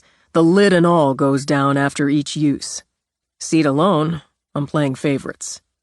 That's fair. But she hesitated. More? It ought to be just the deputies on John cleaning duty. Why not Donna? She doesn't use the toilet? You have to get down to scrub the floor. She's fit and she's agile, but I know it hurts her knees. Okay, just deputies. Thanks for telling me. She nodded, rose. How come you have me patrolling with either Nick or Cecil instead of Leon? Because they both need more seasoning and you and Leon don't. The way it was before. This isn't before. Take your toilet, Victory, deputy. He heard the phone ring in the bullpen. If that's a call, you and Nick are up first. Let's keep it safe out there. By the end of his first day, he made more adjustments, gave some, held the line more. He took a couple calls himself just to keep his hand in. At the end of his first week, he locked up the station feeling satisfied and steady. He left his cruiser at the station, opted to walk. If he got an after-hours call, he'd take his personal vehicle. He picked a couple things up at the market, made his way home in air that tasted of storms. His weather forecaster at the Sunrise said that nor'easter was barreling in. Since the official weather station agreed, he intended to batten down his own hatches, to be ready if he got a call involving storm damage, accidents, or downed trees. His trees swayed in that whooshing wind, but they'd come through storms before. He angled to go in the back in the kitchen.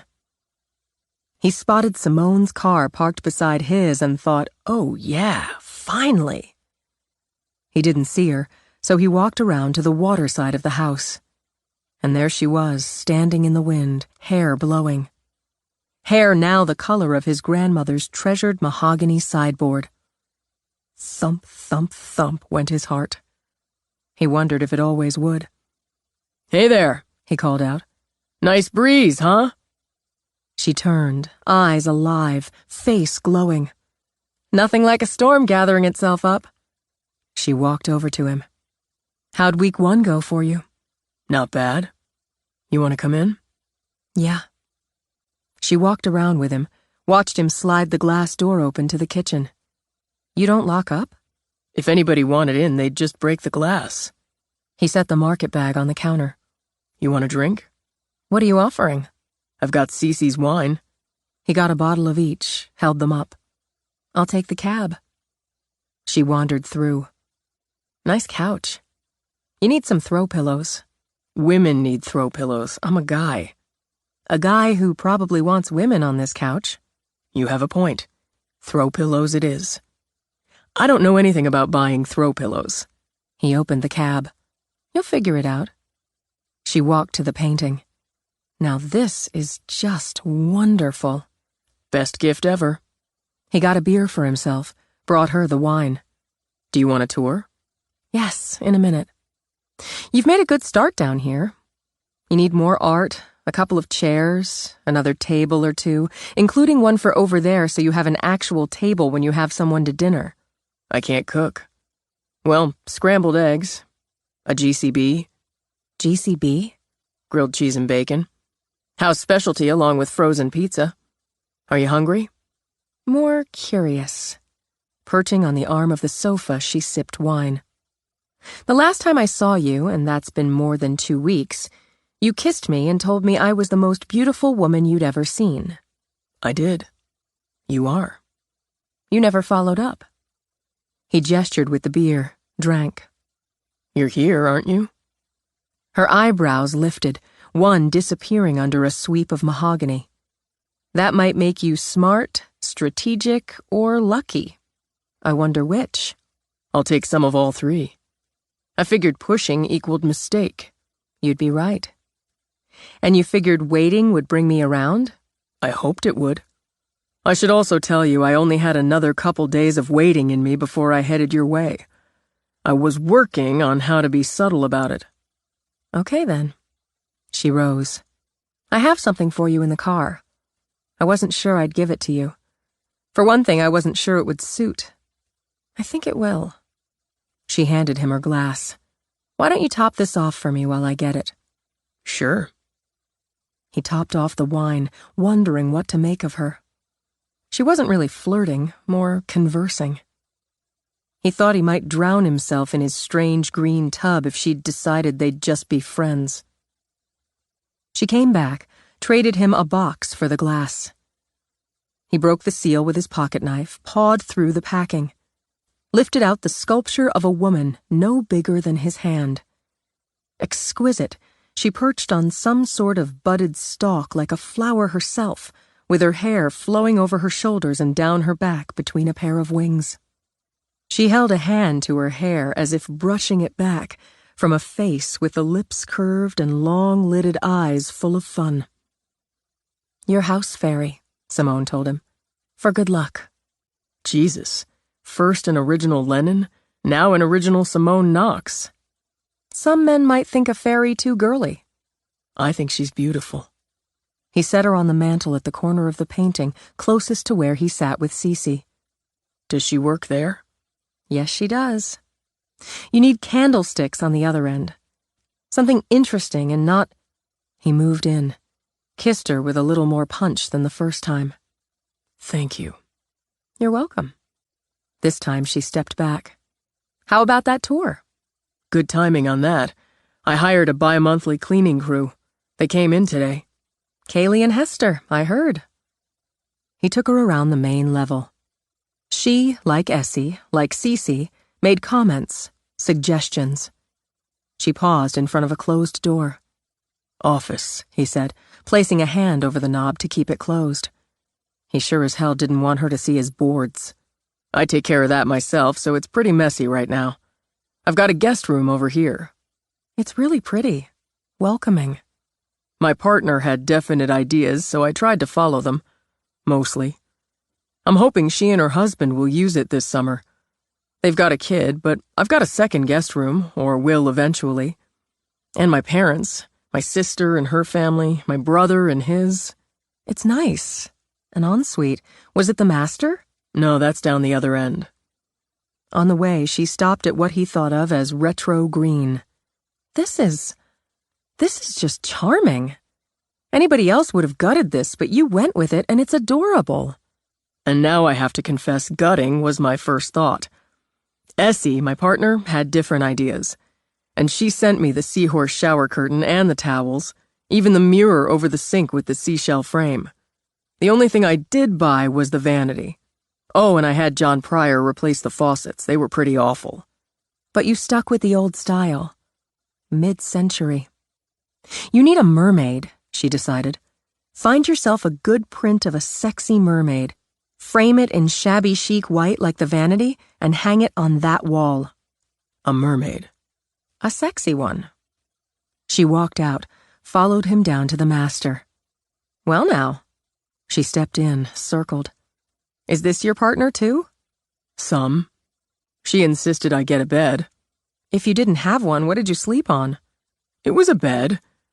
The kind of bed that's a mattress on top of box springs on top of the floor. I lived in a crap-hole apartment in Portland. Moved in right out of college, and I stuck with it because I wanted to buy a place. You have to save up for the place, then find the place. It wasn't the sort of apartment where you thought about furniture. You thought about this. The colors are good.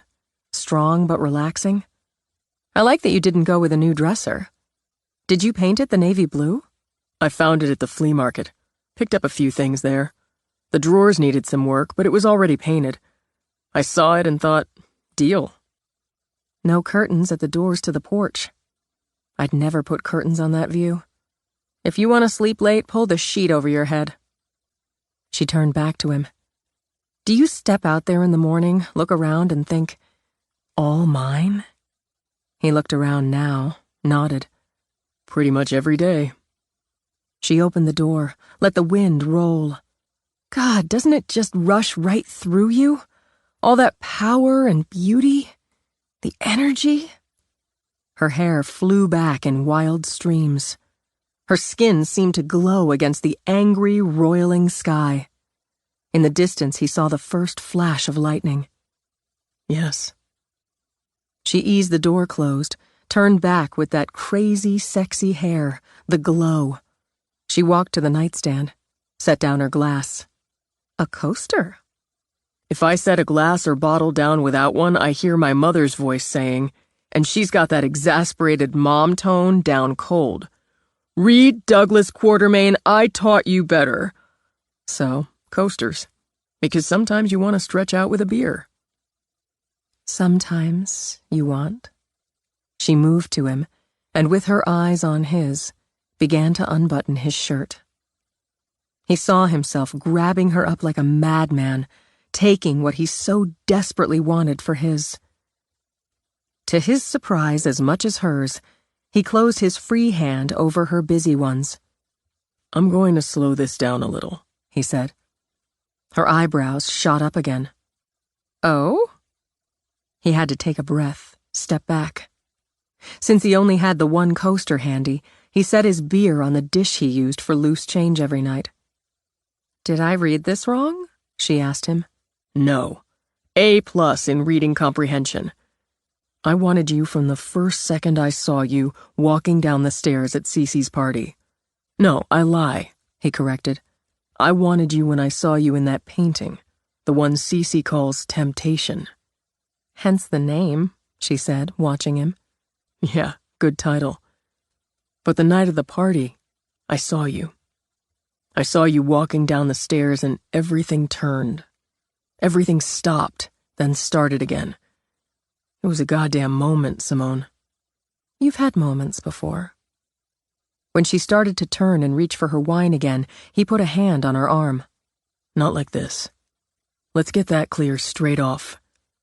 This is another goddamn moment. I just want to slow it down. You don't want to have sex with me tonight? I said I wanted to slow it down a little. I didn't say I'd lost my mind. I want you tonight. I'm going to have you tonight unless you walk out the door. I just want to slow it down. He drew her in, took her mouth. Long and slow, in contrast to the storm breaking outside the glass. Soft and smooth and dreamy. Don't walk out the door, he whispered. In answer, she wrapped her arms around his neck, took the kiss deeper. How slow? She asked. Pretty slow. To start, anyway. He slipped the jacket off her shoulders. I've had some pretty intense dreams about you in that bed. We may get there. He went back to her mouth as the wind kicked. Lightning flashed. Thunder rumbled in its wake. She'd underestimated him. She knew that now. She'd been so sure they'd just jump in, and she'd rid herself of this damn itch he'd left her with. But he lured her into wanting more, into giving more, feeling more.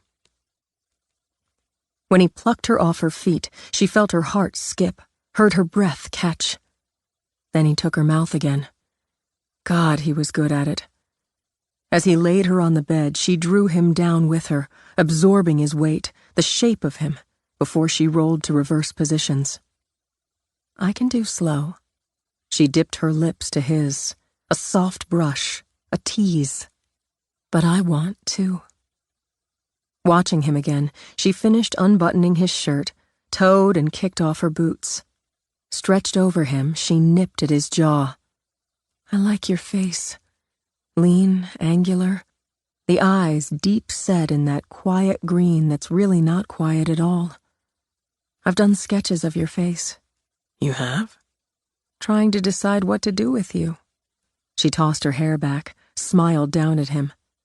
I decided this part of it.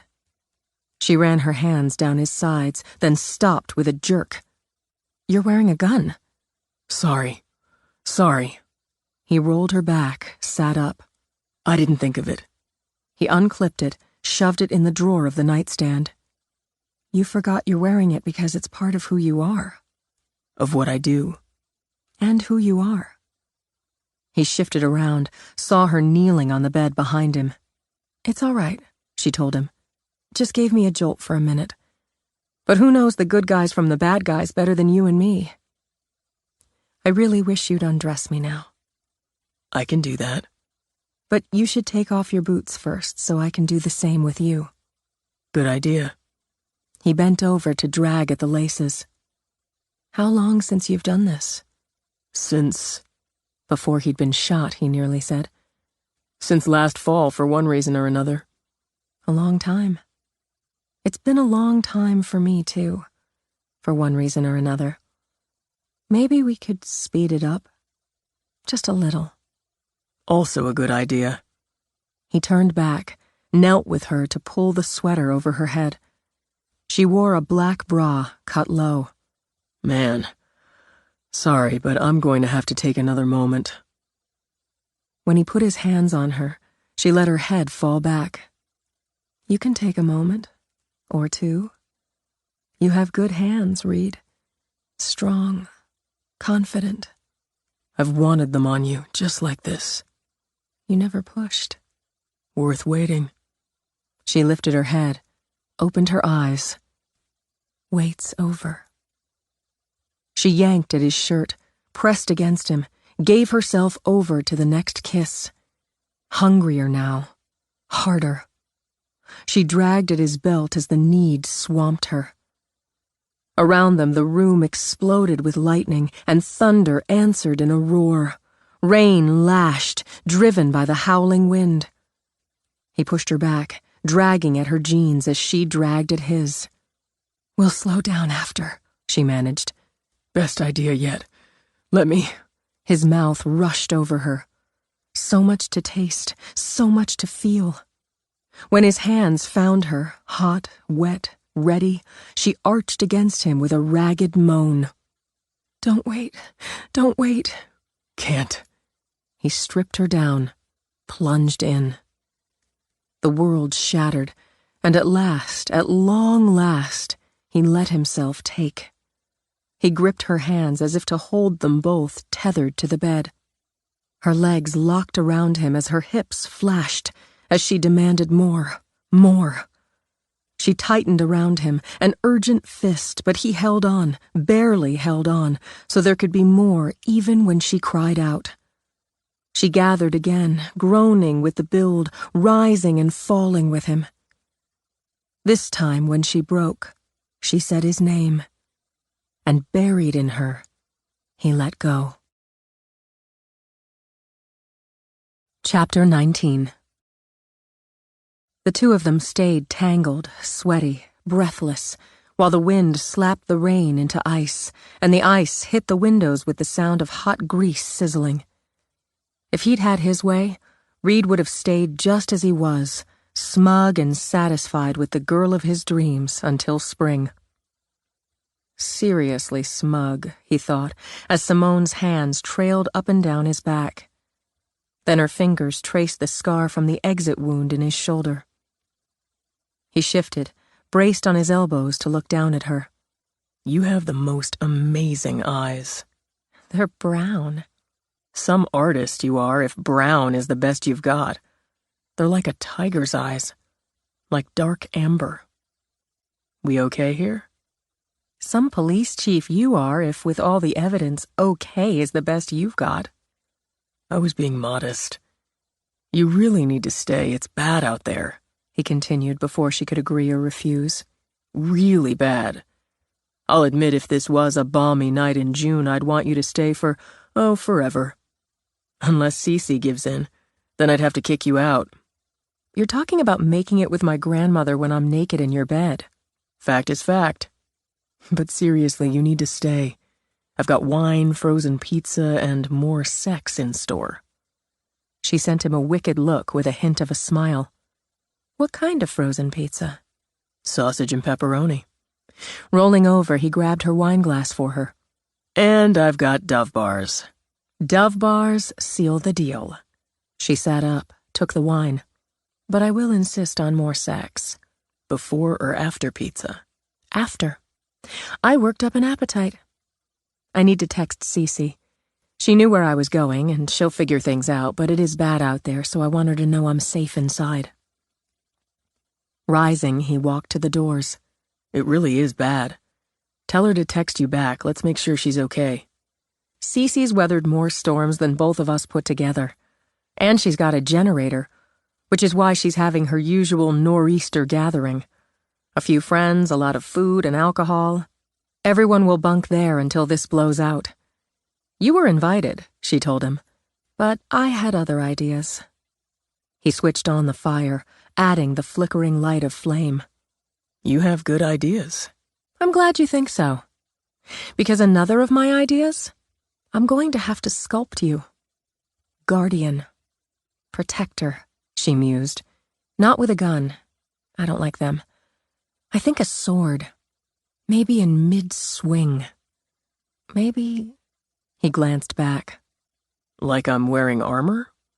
She laughed, hitched herself back to prop up on the pillows as she drank. No, Reed. You'll be wearing the sword. I don't really think... You've got a good form, an appealing body. Rangy, but not gaunt. You were on the edge of gaunt at Cece's party, but you're back in shape. Still a couple pounds light. And though he'd never been the modest type, he found himself reaching for his discarded boxers. I can't seem to get it back. You look good. I know the human anatomy, the male body. You look fit and strong, along with the rangy. She got up now, walked to him, traced her fingers over the scar on his shoulder, his side. And these. You'd want to leave them out. No. They're part of you. Part of the protector. You were wounded, but you still pick up the sword. That's admirable. It's a job. It's you. The boy who stopped to grab a terrified child in the middle of a nightmare, who protected him. I admire that. I might be here if I didn't. It was a long fast for me. But I wouldn't stay. She rose on her toes, brushed his lips with hers. I need to sculpt you. I could do it from memory now, but I'd rather do some sketches of you. You're trying to sex me into it. Oh. With a slow, slow smile, she trailed a hand down his chest, his belly. I will. I'm going to have to make you prove that. He started to pull her in, wanted to ravage that smile. And his phone rang. Crap. Shit, sorry. He crouched down for his jeans, dug the phone out of his pocket. Quartermain. Okay, slow it down. Where? All right, I'm on my way. Stay calm. I've got to go, he told Simone as he dragged on his jeans. I'm taking the calls tonight. What is it? Car accident, downed tree, a lot of hysteria. I could go with you. Absolutely no. He pulled on his shirt. Stay. Toss the pizza in the oven. Eat. I'll text you. He took his gun out of the drawer, clipped it on. You need a slicker. I've got rain gear downstairs. Sitting, he laced on his boots. Flashlight in the drawer there and candles. A lantern downstairs if the power goes out. Be careful, Chief. It really is bad out there. If I only had my sword. He stood, grabbed her, kissed her. Pizza and ice cream in the freezer. I'll be back as soon as I can.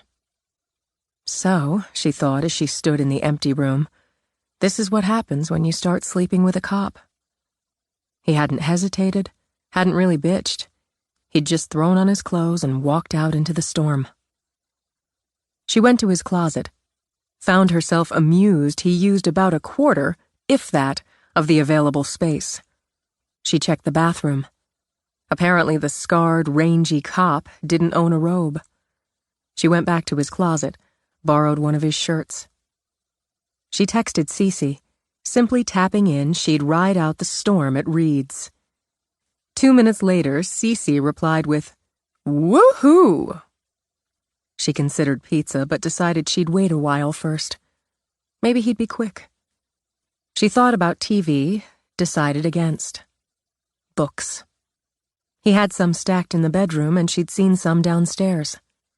Catch-22, some thrillers. Bradbury's Something Wicked This Way Comes. She enjoyed that particular book, but decided it wouldn't be the best choice on a dark and stormy night alone in a still unfamiliar house. If only she'd brought her sketch pad. On the chance he had a notebook or pad, she opened the nightstand drawers. The flashlight, as advertised, and an iPad that she discovered could operate the TV, a music system, the fireplace. So, the chief liked technology. Something new to add in the getting to know him file. Home office, she remembered. Bound to have a pad and a pencil in a home office. She wandered out, stopped to smile at the retro bathroom. Maybe she'd paint him a sexy mermaid. She was no Cece Lennon with brush and paint, but she could manage a fun, sexy mermaid. She'd while away the time until he got back sketching mermaids, and a few of the Protector. A study from the side, the right side because she wanted the scars, mostly back and butt, his head turned toward the right, sword lifted with both hands, caught in the downswing. She had to ask him not to get a haircut for a bit. She wanted it a little long and shaggy. Lightning flashed again as she opened the office door, and she thought of him out in it because someone needed help. She'd come for the sex, she admitted. Primarily for the sex. But she stayed, she waited, because of who she'd begun to discover he was. She switched on the lights, thought he hadn't lied about the mess. Piles of files on a boxy old desk, and a teddy bear with a gun and badge. Folding chairs against the wall, an open trash can loaded with bottles and cans. Maps pinned right to the unfinished walls.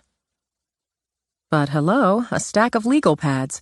They'd do in a pinch, in the closet that had no door. She walked in, took one, turned to the desk to hunt down pencils. And saw the boards. Saw what was crowded on the two big boards. God. Oh, God. She had to grip the back of his desk chair. Breathe in, breathe out. She knew the faces. So many of the faces. She'd formed some of them already with her hands. There. The boy she'd thought she loved. There. Her best friend. There. Reed's Angie. He had photos. Not just the faces, but of bodies, blood, broken glass, guns. One of those guns, she realized, had killed Tish, had shot me. She looked at the faces of the killers. Boys. Just boys. Hobart, Whitehall, Paulson.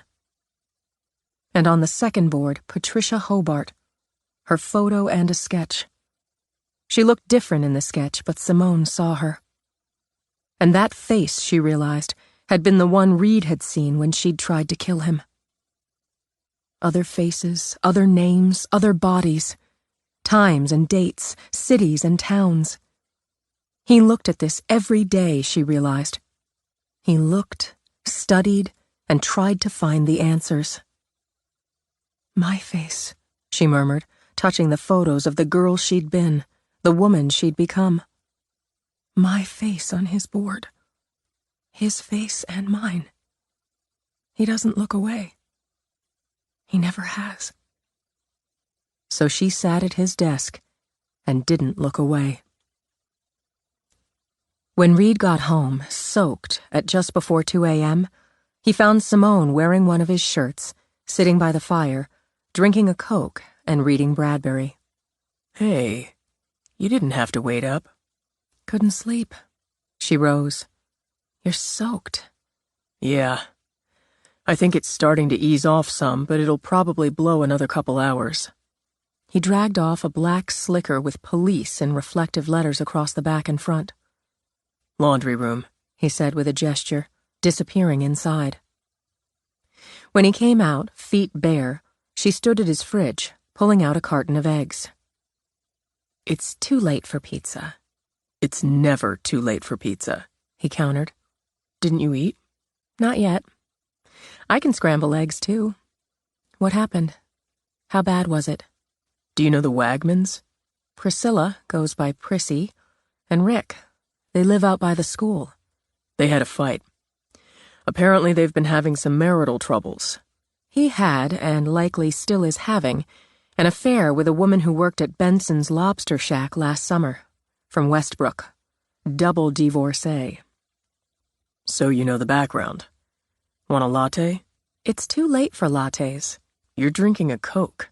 Makes no sense, does it? I'll have a latte. Off topic for one moment, she said as she put a pat of butter in a skillet to melt, began breaking eggs in a bowl. You could use some herbs and spices that aren't salt and pepper and red pepper flakes. Write them down and I'll get them. What happened with Prissy and Rick? Big fight, apparently, because he's still seeing the woman from Westbrook. Prissy chose tonight, during the storm, to tell Rick, a drunk Rick, she was getting a lawyer and filing for divorce. You can't blame her. No, you can't, he agreed. She found a receipt from some lingerie shop in Westbrook in his pocket, which proves he's a cheater and a dumbass. This, when they've been having some money issues and he swore he'd ended things with the recipient of the sexy lingerie. Prissy started dragging his clothes out of the closet, threatened to light them on fire, busted his MVP trophy from high school softball. He claims she threw it at him. She says she threw it against the wall. I'm going with her because I don't think she'd have missed and he was too drunk to duck. Anyway. He set her latte on the breakfast bar while she scrambled the eggs. He stormed out in the storm, drunk and pissed, lost control, hit a tree. Most of the tree fell on Kurt Siebold's truck. Siebold runs out, a little bit drunk himself, and he and Wagman get into it, bust each other up, with Siebold having the advantage of only being a little drunk and not already bloodied up from running into a damn tree. Siebold's wife, Alice, runs out, sees Wagman on the ground and her husband staggering around with blood pouring out of his nose and calls 911. At least somebody acted sensibly. Yeah, well, I had to arrest them both, haul their sorry asses to the emergency clinic. Siebold's back home. I figured house arrest until we sort through it all. Wagman's in the clinic with a cracked rib, and I know that's no fun. A mild concussion, busted lip, banged up knee, and so on. Prissy, who has no sympathy, suggested I tell him to call his slut, which I declined to do. Wise. She toasted some of the bread he'd picked up at the market and set a plate down for him, then one for herself. This will keep the island entertained for weeks. I hope she doesn't take him back. She seems pretty hardened there. She took him back at least once before that I know of, another summer worker. They've only been married 3 or 4 years. He's never going to be faithful to her or the slut. He hit on me just last week. Did he? In an idiot sort of way. She sampled the latte. Good latte. I've been practicing. The eggs are great. They'd be better with some time. Time's on the list. He tapped his temple. So how did you spend your evening? She set down the latte, looked into his eyes. I have a confession to make. At least you could let me interrogate you first. I can already see you've stolen one of my shirts. There will be consequences. She laid a hand over his. I'm going to apologize first. I was rude and intrusive. Did you find my stash of porn? You have a stash of porn? He stared back, face deliberately blank. Of what? She let out a half laugh. God, you really are so damn appealing. I was restless after you left. I'm going to say something else because it hit me. With anyone else, I'd have gone home. I'd have said to myself, well, that was fun, left you a chirpy note, and gone home. Party at Cece's. But I didn't, and I'm really going to have to think about that. I never even considered leaving. I asked you not to. It wouldn't have mattered, she she insisted. With anyone else, it wouldn't have mattered. I majored in one-night stands in college. Long time ago, Simone. Yes, but I have to think about why.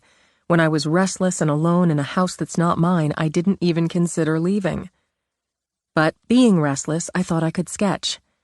Some of you and maybe a mermaid for your bathroom wall. Only I didn't have a sketch pad with me, so I went into your office to look for a pad.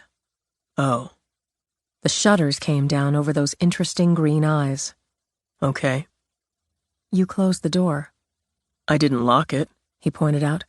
I didn't say don't go in there if you know what's good for you. God, you're so steady.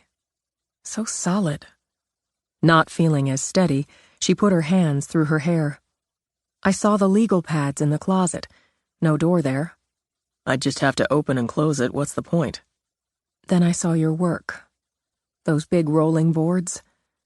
I realize some of what's on them is official. What? Crime scene photos and reports. Yeah. Since you're not a suspect, we can let that slide. But I'm sorry you saw some of that.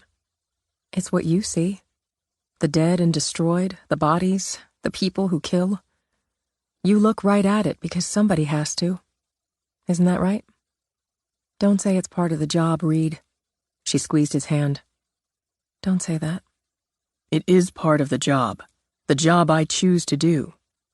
It's part of my life. It's a kind of mission, if that doesn't sound too lame. Not in the least. I won't stop until I take her down. If the feds beat me to it, that's fine. Either way, it closes out. When it does, He reached over, brushed her hair back from her face. I take down the boards. I file it all away. Can you? He sat back with his coffee. What happened that night's part of us, and always will be. But it doesn't and it can't define us. Not you or me or who you and I are going to be together. We need, however hackneyed the word, closure. And some fucking justice. Yes. She let out a breath. None of us ever had either. I'm going to work to get both. Then I'll think about Patricia Hobart sitting in a cell for the rest of her life, and I'll be good with it. Better then. You're made that way. That's how it is for you. The good guys go after the bad guys. That's how it should be. What are you doing, Simone? You're creating a memorial. You're working on the heart and the soul, honoring the dead, comforting those they left behind. That's a job too, but it's not just a job, that's your mission. I'm pretty late in getting to it. So what? You're awfully good for me, she stated. That scares the crap out of me. I'm going to get even better for you. So you'll either get used to it or live scared. He picked up their plates, took them to the sink. Will you talk to me about your work? Like how you believe Patricia Hobart's going to try to kill one of the survivors who's moved south. The 2 in Florida are top of your list. It's what I think and mostly a hunch. The problem is hundreds of people survived. She's got a lot to choose from. I will talk to you about it and you'll talk to me about your work. But not tonight. Did you check in with Cece? I did. You got a woo and a who. She'll probably never make hot, sweet love with me now. He turned around. I guess I have to settle for you. She cocked her head. There's a gorgeous Italian cellist in Florence named Dante with whom I made hot, sweet love many times. And could again. But since I'm not in Florence, I guess I have to settle for you. That's a solid snapback. I did promise you more sex. You did. I'm a man of my word. He held out a hand. She took it. Reed managed a couple hours of sleep before a bright, blustery dawn.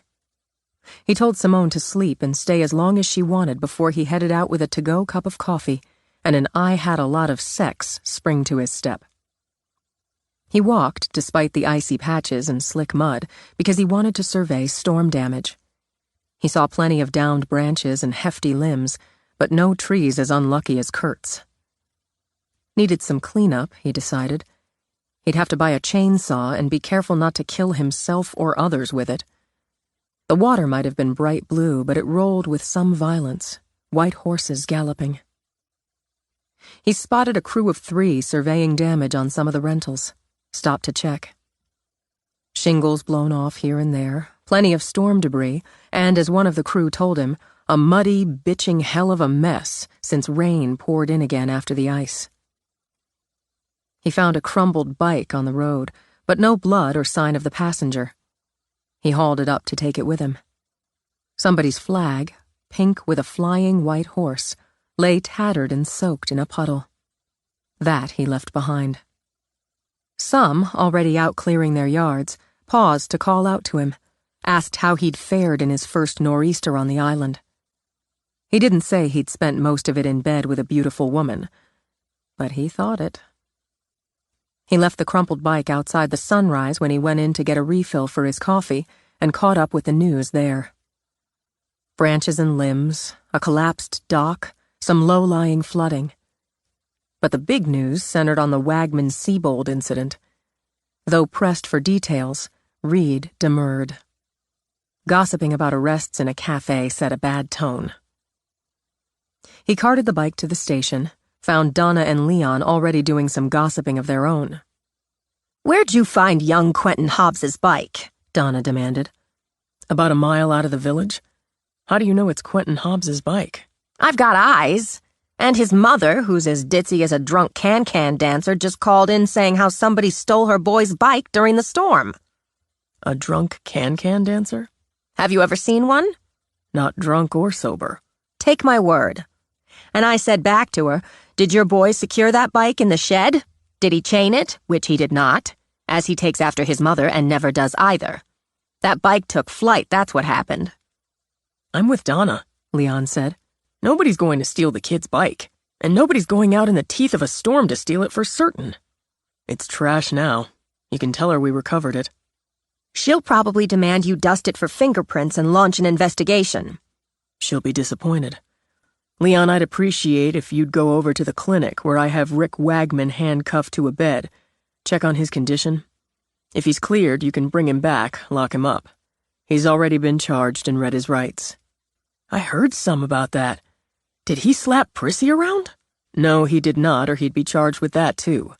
He's charged with OWI, reckless driving, assault on Kurt Siebold, destruction of private property, and resisting as he tried to take me on when I got there." "He swing at you?"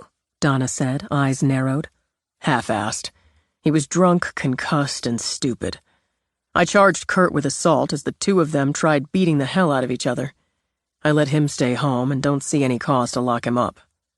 Frowning, Leon rubbed at his chin. "It seems to me Kurt was defending himself." "He took the first swing, Leon, and said so himself. He'd had a few drinks, but he wasn't driving, and he won't be driving his truck ever again from the looks of it. I expect we'll end up dropping the charge against him, but it has to stand for now. How would he take it if I asked Cecil to go over there with a chainsaw and help him cut up the tree on his truck?" "I'd say he'd take that as good." "Then that's what we'll do. Nick and Maddie are on second shift, but I'll pull them in if we need them. I want Wagman in a cell as soon as he's medically cleared, Leon. I filed the paperwork on him last night. He can get a lawyer, try for bail, but he's in a cell or cuffed to his bed at the clinic. Nobody's going to drive while intoxicated on the island under my watch and shrug it off."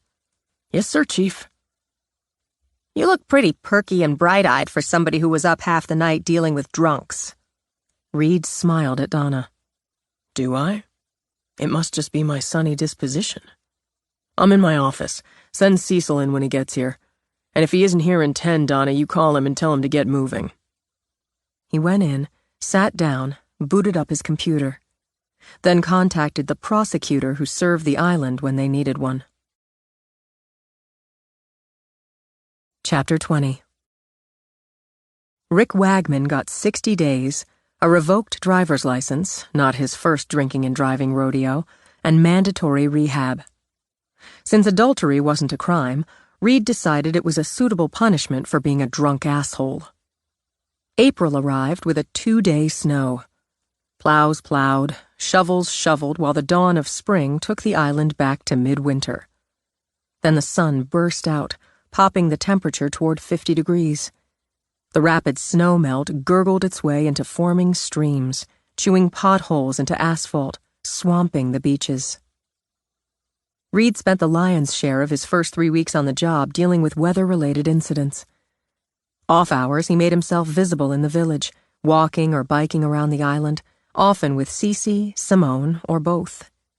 He spent as many nights as he could manage with Simone in his bed, and dedicated at least an hour every evening to Patricia Hobart. On his day off in mid-April, he ferried to Portland. He hadn't persuaded Simone to join him. Probably shouldn't have mentioned meeting his parents, he realized. He drove off the ferry, stopped to buy flowers, ended up choosing a madly blue hydrangea bush instead. Rethought, bought 3. His parents weren't his only visit on this spring Sunday. He had brunch with his family, played with the kids, bullshitted with his brother, teased his sister, more or less helped his father plant the well-received hydrangea, and took away an enormous care package of leftovers. At his next stop, he found Letitia Johnson sitting on her front porch potting up pansies. She brushed off her garden gloves when he pulled up. He thought it amazing she looked exactly the same as she had the night he'd met her. He glanced across the street, thought the same couldn't be said. The landlord had indeed sold the lot. The new owners had razed what was left of the house, built a nice little place, currently a soft blue with white trim. They'd added a porch, a concrete walkway, a short blacktop driveway, some foundation plants. Next door, Rob's and Chloe's fixer-upper had long since been fixed up into a pretty 2-story in a sage green with the addition of a garage on the far side and a bonus room topping it. He knew they'd added another kid, too. He pulled the hydrangea out of the car, walked toward Letitia's welcoming smile. "Aren't you a fine sight on a sunny day?" Not as fine as you. He bent down to kiss her cheek. I hope you like hydrangeas. "I surely do." Then pick your spot and tell me where I can find a shovel. She wanted it right in front, where she could see it when she sat on her porch. While he dug, she went in the house, came back out with a plastic container. "Coffee grounds, some orange peels I haven't taken out to the compost yet. You bury these with the roots, boy. They'll help keep the blooms blue." You'd like my father. I just delivered one there and he said just the same. What do you know about lupins? They talked about gardening, though most of it was like a foreign language to him. After, he sat on the porch with her, drinking iced tea, eating cookies. "You look healthy and happy. Island life agrees with you." He hadn't forgotten she'd come to see him at the hospital. Twice. It really does. I hope you'll come over sometime, let me show you around. We can sit on my porch. What you need is a pretty young woman sitting there with you. I'm working on it. Well, praise be. How are the neighbors doing? She looked across the street as he did.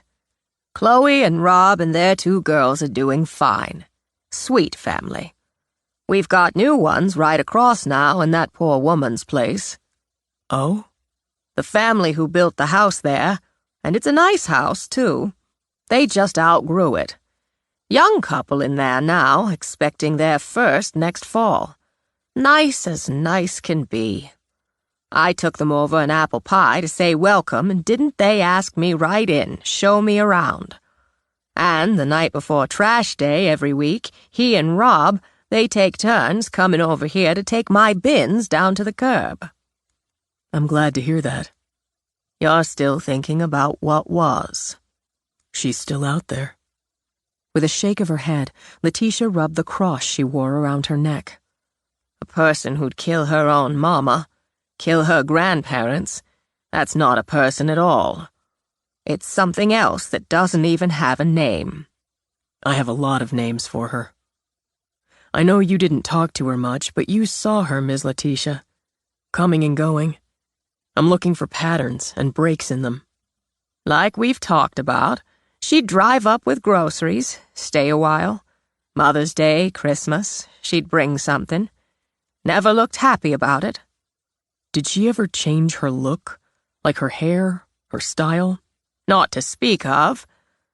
But now I did see her once in one of those outfits the girls exercise in, like for the gym or running around. Wasn't her usual morning, and she looked downright annoyed. I have to say she had a better figure than I'd have guessed. She ran most mornings. We've verified that. Interesting.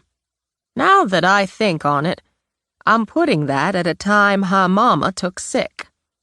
Could be Marcia Hobart called Patricia, nagged her into coming by before, and Patricia didn't bother to change from her morning run. Now you're putting me in mind of something else. Letitia tapped a finger on her knee.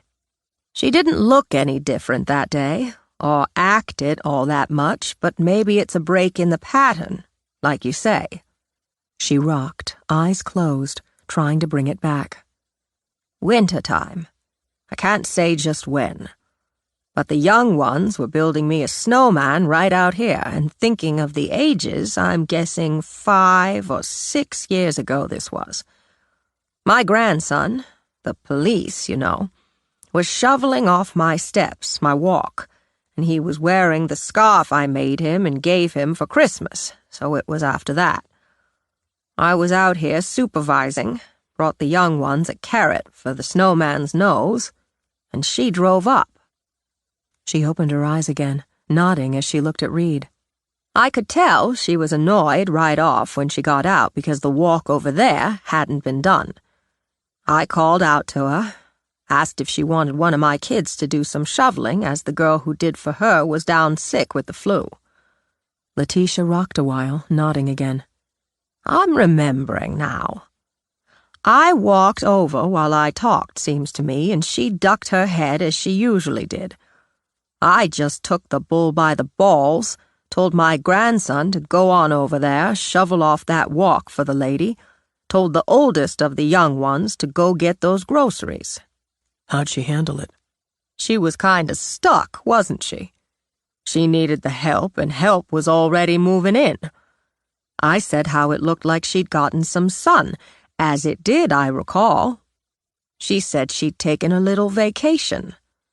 My boys shoveling her walk, the young ones carting the 2 bags of groceries up to the little porch, so she stuck and plainly irritated.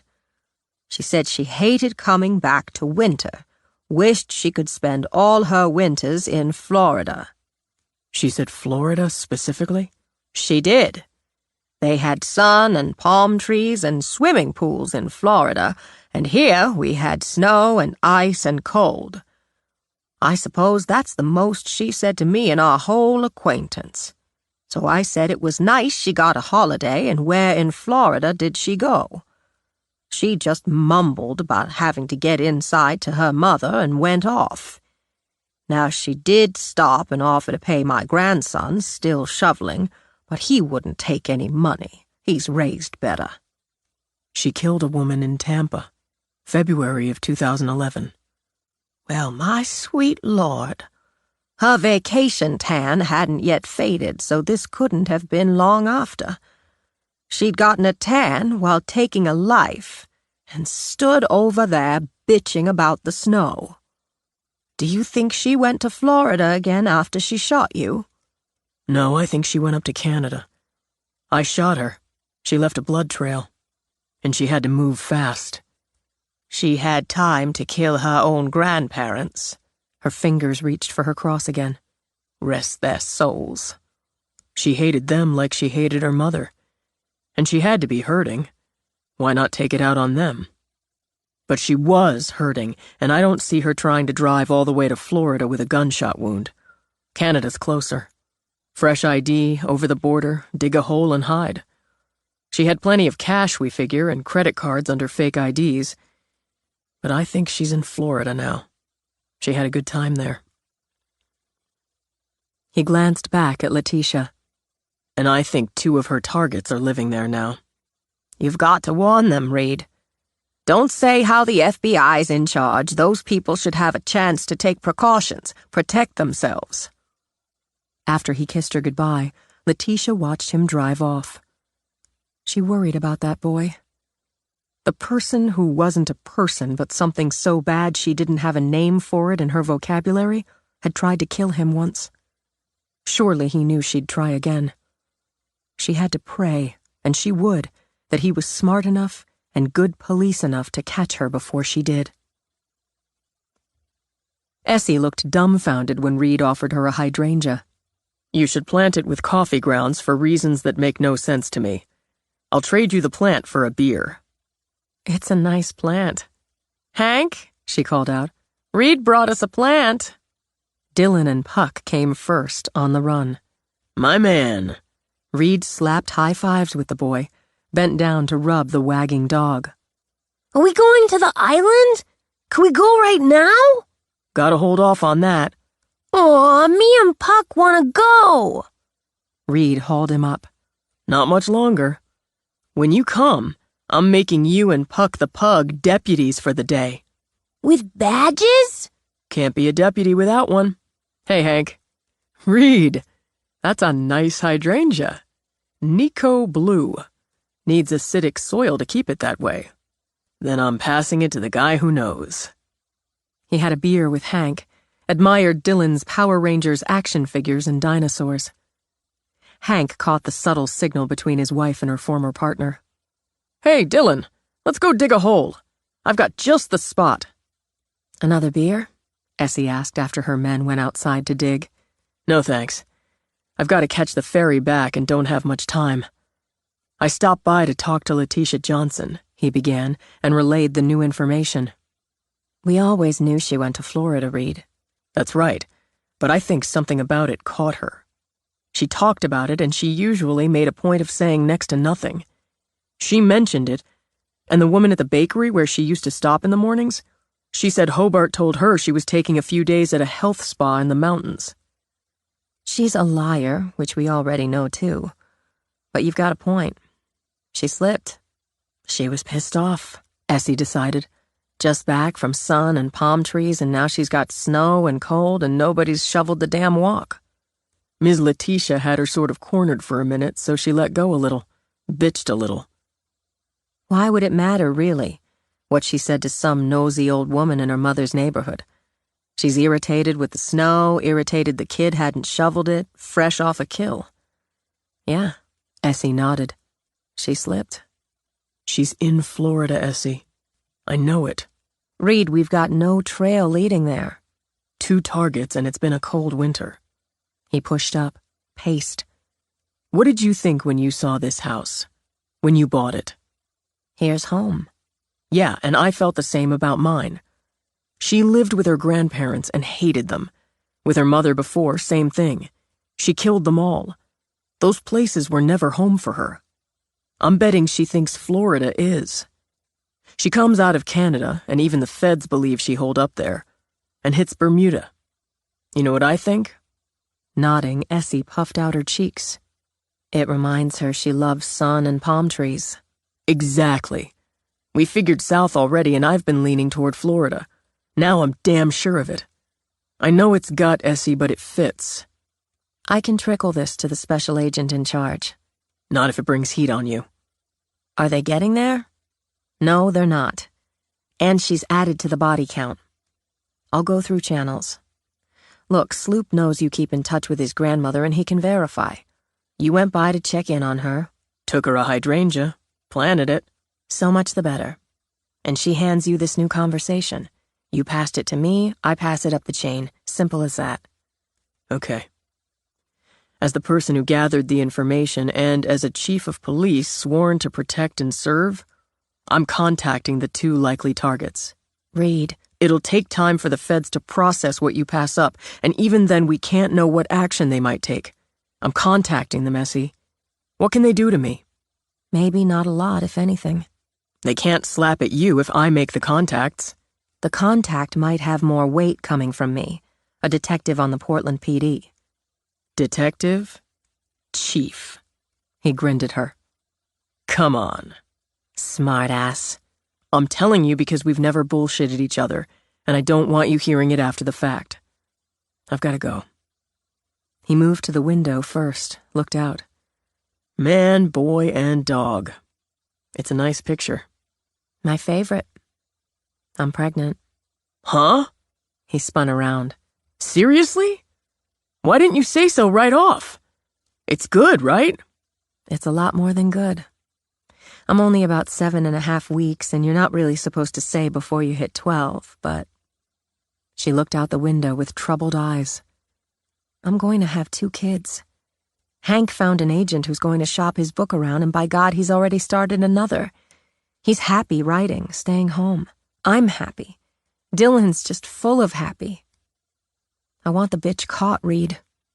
Sooner or later, she'll come after me, too. I'm the one who killed her brother. We're going to get her, Essie. She doesn't target families.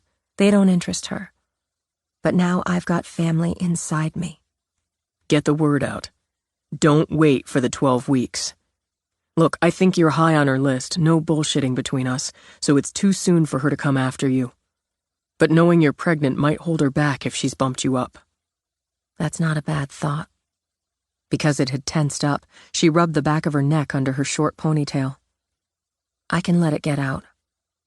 She came after you, and you were the second 911 caller. The second doesn't matter.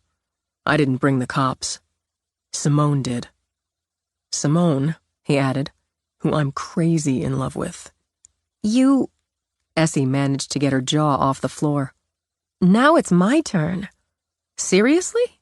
As serious as it gets. It's either you or Simone on the top of her list. No way she's getting to either of you. Is she in love with you? I'm working on it. I've got to go. But it's just getting interesting.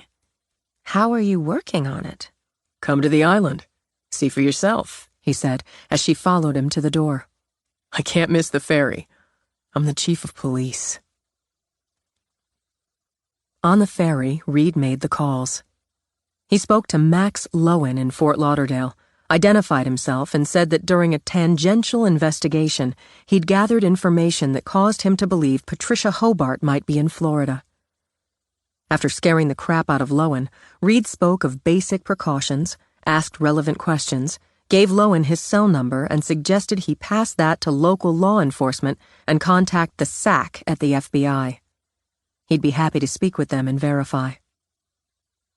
With Emily Devlin, he got an answering machine, left his name, number, and asked her to contact him as soon as possible about information on Patricia Hobart. Then he got out of his car, watched the island slide into view. Home, he thought, where the heart is.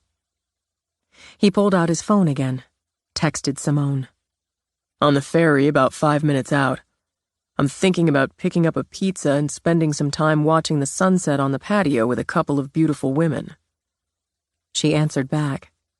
Cece's making what she calls vegetable soup for the ages, and she roped me into kneading bread dough, so no need for pizza. It's too chilly for sunset on the patio. We'll sit by the fire instead. Deal. Nearly home. He slid his phone back in his pocket. He'd try Emily Devlin again in the morning if she didn't give him a call back. But for now, he put it away. Emily heard the phone ring as she closed the kitchen door behind her. She hesitated a moment, nearly went back to answer, then kept going. With her husband and kids already off for a little beach time and pizza, she wouldn't worry about it. If Kent needed her, he'd have called her cell. They had the landline because Kent wanted one for clients and messages, so it had to be a client or another annoying political call or solicitation. Besides, this was her night. Her girls' night out disguised as a book club, the first and third Sundays of the month. She ran one and just participated in the second. And tonight, she wasn't in charge. She stepped into the garage, one her husband never used as he had it so packed with sports equipment, tools, and lawn crap it barely had room for her car. She heard a sound, felt a burning flood of pain, then heard and felt nothing. Patricia opened Emily's purse, flipped through her contacts to one of the names on the committee. Texted, "Something came up. Explain later. Can't make it. Boo." In the event a neighbor looked out, Patricia adjusted her wig, same style and color as Emily's. She took Emily's keys, slid into the minivan, hit the garage control. She drove through the neighborhood, out again, took a direct route to the open-air shopping center a convenient 1.5 miles away, and parked. She ditched the wig in her oversized purse with the gun, fluffed up her hair. Screw DNA. She wanted them to know she'd won again. She strolled through the mall, basking in the balmy spring evening. Man, she loved Florida. She window shopped, picked up a couple of things, and walked back to her own car, parked there before she'd taken the 1.5 mile hike to kill Emily. Her bags were already in the cargo area. She let out a sigh. She hated leaving Florida, wished she could stay and just bask a while. But she had places to go, people to kill. "Road trip," she said with a laugh. She opened the bag of jalapeno chips, the Diet Pepsi she'd picked up for the drive. Turned the satellite radio up. As she drove away, she decided Emily Devlin had been her easiest kill yet. Her luck was in. Her luck held. Emily's husband didn't check the garage when he got home. He had no reason to. The kids, hyped up from pizza and the ice cream he'd been weak enough to indulge them in after, kept him busy and distracted. He didn't expect his wife home until at least 10 in any case. He let the kids go crazy in the tub because they made him laugh, even if it did mean some serious mopping up before Mom got home. He read them a story, tucked them in, mopped up, got what he considered a very well-earned vodka tonic. He didn't check the machine, never thought of it, and fell asleep in the 6th inning of the baseball game on the bedroom TV. He woke just after midnight, disoriented, then more puzzled than annoyed when he found himself alone in bed. He shut off the TV, went into the bathroom to pee. Yawning, he checked on the kids and peeked into the guest room where Emily sometimes slept when he snored. He went downstairs, called for her. Annoyance flipped over puzzlement. House rule, he thought, for both of them. If you're going to be late, you call. He reached for his phone, remembered he'd stuck it in the charger beside the bed. He went into his office off the living area to use the landline, saw the blinking message light. He tapped for it, frowned. Why the hell was some police chief from an island off of Portland? He heard Hobart's name and felt his blood run cold. He called her cell, felt sick when he heard her cheery voicemail message. Call me, Emily, right now." He paced back and forth, telling himself she was fine. Just had too many glasses of Pinot, that's all. She was fine. But he went out, checked the pool, the hot tub, took a shaky breath of relief. He didn't even think of the garage or her car for nearly 10 minutes. He wobbled between relieved and shaky when he didn't see her car. Then he found her. Reed didn't get the call from a homicide cop until 3 a.m. He grabbed the phone, rolled up to sit on what he remembered was Simone's bed instead of his. Quartermain. Chief Quartermain, Tranquility Island, Maine? Yeah, who's this? Detective Silvio, Coral Gables, PD. I got your name and contact number off a message machine. Emily Devlin. He held on to hope for 10 seconds. Did she contact you? No, Chief Quartermain. Are you homicide? That would be affirmative. God damn it, when? How? We're working on that. I've got some questions. Ask them. He shoved open the door, walked out on the long terrace overlooking the water. He needed air. Simone turned on the lights. She felt that air, a strong, chilly flow of it, rush into the room. She got up, put on a robe, walked to the open door to see Reed standing naked in some fitful moonlight, snapping answers into his phone. He didn't feel the cold, she realized. Not with all that rage burning off him. She'd never seen him angry. Hadn't been sure he ever got there. At least not raging. He didn't rage now, but the rage was in there. She listened because after he snapped out answers, he snapped out questions. Obviously, the answers didn't satisfy him. Give me a break, detective. Give me a fucking break. She might be alive if I'd made that call sooner, if I'd connected with her. Because it's Hobart, goddammit. She'll have stalked in person, through social media. She'll have a place, or had one, within an easy walk or drive. She'll know Emily Devlin's routine, where she shops, banks, drinks, eats. She'll have documented every last detail. Did Devlin routinely go out on Sunday nights? Reed shoved at his hair, paced. For fuck's sake, call the FBI. The sack is Andrew Xavier. But right now you're standing over a dead mother of two. I was there with her in the Down East Mall. I didn't know her, but I was in there too. And Jesus fucking Christ, are you trying to be a dick? Then give me TOD and I'll tell you where the fuck I was. I was at the home of my former partner and her family. That's Detective Essie McVie. He rattled off her phone number and address. She'll verify. I left her place, drove to the ferry back to Tranquility. I contacted Emily Devlin, left the message while on the ferry. Prior, I contacted Max Lowen in Fort Lauderdale, as I believed Hobart to be in Florida.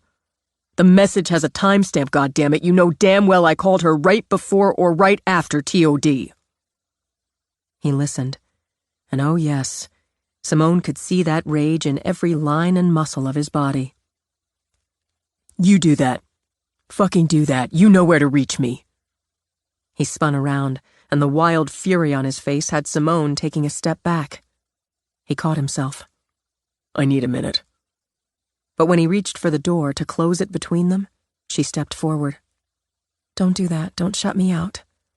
I heard enough to understand she killed someone else, someone you tried to warn. Come in, Reed. Put some clothes on. You don't know it yet, but you're freezing. A lot of fucking good it did. She didn't answer the phone. Maybe already dead. Too fucking late. He tossed his phone on the bed, grabbed his pants. And this homicide asshole's grilling me about why I left the message, why I left the Portland PD, how I know so much, where I was during the time in question. Fucking cocksucker. He caught himself again. Sorry, I have to go. To do what? Put your fist through a wall somewhere else? Once the fucking cocksucker does a minimum of checking, he's going to know he's a fucking cocksucker. That won't make Emily Devlin any less dead. She had 2 little kids. I was too late. She moved to him, wrapped around him. Damn it, Simone, I was too late. She got by me. You? She squeezed hard, eased back. Why you and you alone? I'm the only one she's tried to kill who's looked her in the eyes and lived. So you're not going to stop. Right now, you don't think that counts for much, but it does. I predict the cop in Florida will call you back, apologize, and ask for your help. I don't want his fucking apology. You're probably going to get it anyway. But now we're going to take a walk on the beach. It's cold. It's the middle of the damn night. I need to go, he insisted. You should go back to bed. Odd, she thought. He usually held on to his calm. Now that his had slipped, she had a good grip on her own. You're going to wait until I get dressed, then we're going to walk. It's something that helps me, at least sometimes, when I'm really pissed off. Let's see if it helps you. She went to her dresser for a sweatshirt, sweatpants. Seeing you in full-blown rage, I realized just how lucky the island is to have you. Yeah, nothing like a pissed-off chief of police. You have a right to be pissed, and still already you're banking it down. And part of the pissed, the part that's still showing, is sad.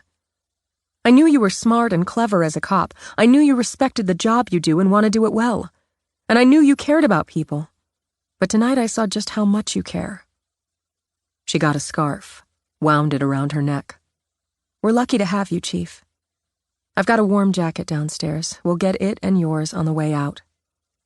I'm in love with you. Dear Christ, don't let that scare you off. It stole her breath for a minute, and she had to take a firmer grip on her calm. It scares me. It's not scaring me off, but I need a little more gathering myself together before I'm sure what we're going to do about it. I've never felt about anyone the way I feel about you. I just need to figure that out. That works for me. And I'm less pissed off now. Let's take that walk anyway. You're the first man who's said that to me I've believed. I think we both need a walk on the beach. It helped, and though he didn't go back to her bed, She knew he'd steadied himself. He kissed her, drove away after he waited for her to go inside. She didn't go back to her bed either. Instead, she made a large cup of coffee, went to her studio. There, she found the sketch of Emily Devlin she'd made from the photo on Reed's board, and gathering her tools, began to do what she could to honor the dead. Part 3. Proof of Life. Life is real, life is earnest, and the grave is not its goal. Dust thou art, to dust returnest, was not spoken of the soul. Henry Wadsworth Longfellow. Chapter 21. He did get an apology, stiff and obviously on orders, from the Florida detective, and a follow-up call from the detective's lieutenant, who didn't appear to have his head up his ass. They exchanged information and promises for updates as they came. Donna rapped on his door jamb. We got a call from Ida Booker over on Tidal Lane, and she's fit to be tied. About what? Some dog got into her compost bin and dug up her flower bed where her daffodils were just coming up and chased her cat up a tree. Whose dog is it? It's nobody's dog. That's the other problem.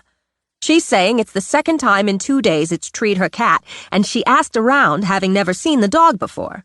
The thinking is somebody dumped it. Came over with it on the ferry, went back without it. Do we have a stray dog problem on the island I don't know about? We didn't, but it appears we've got one now.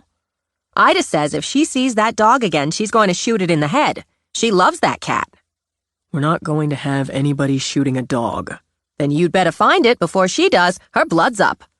I'll handle it. He could use the distraction.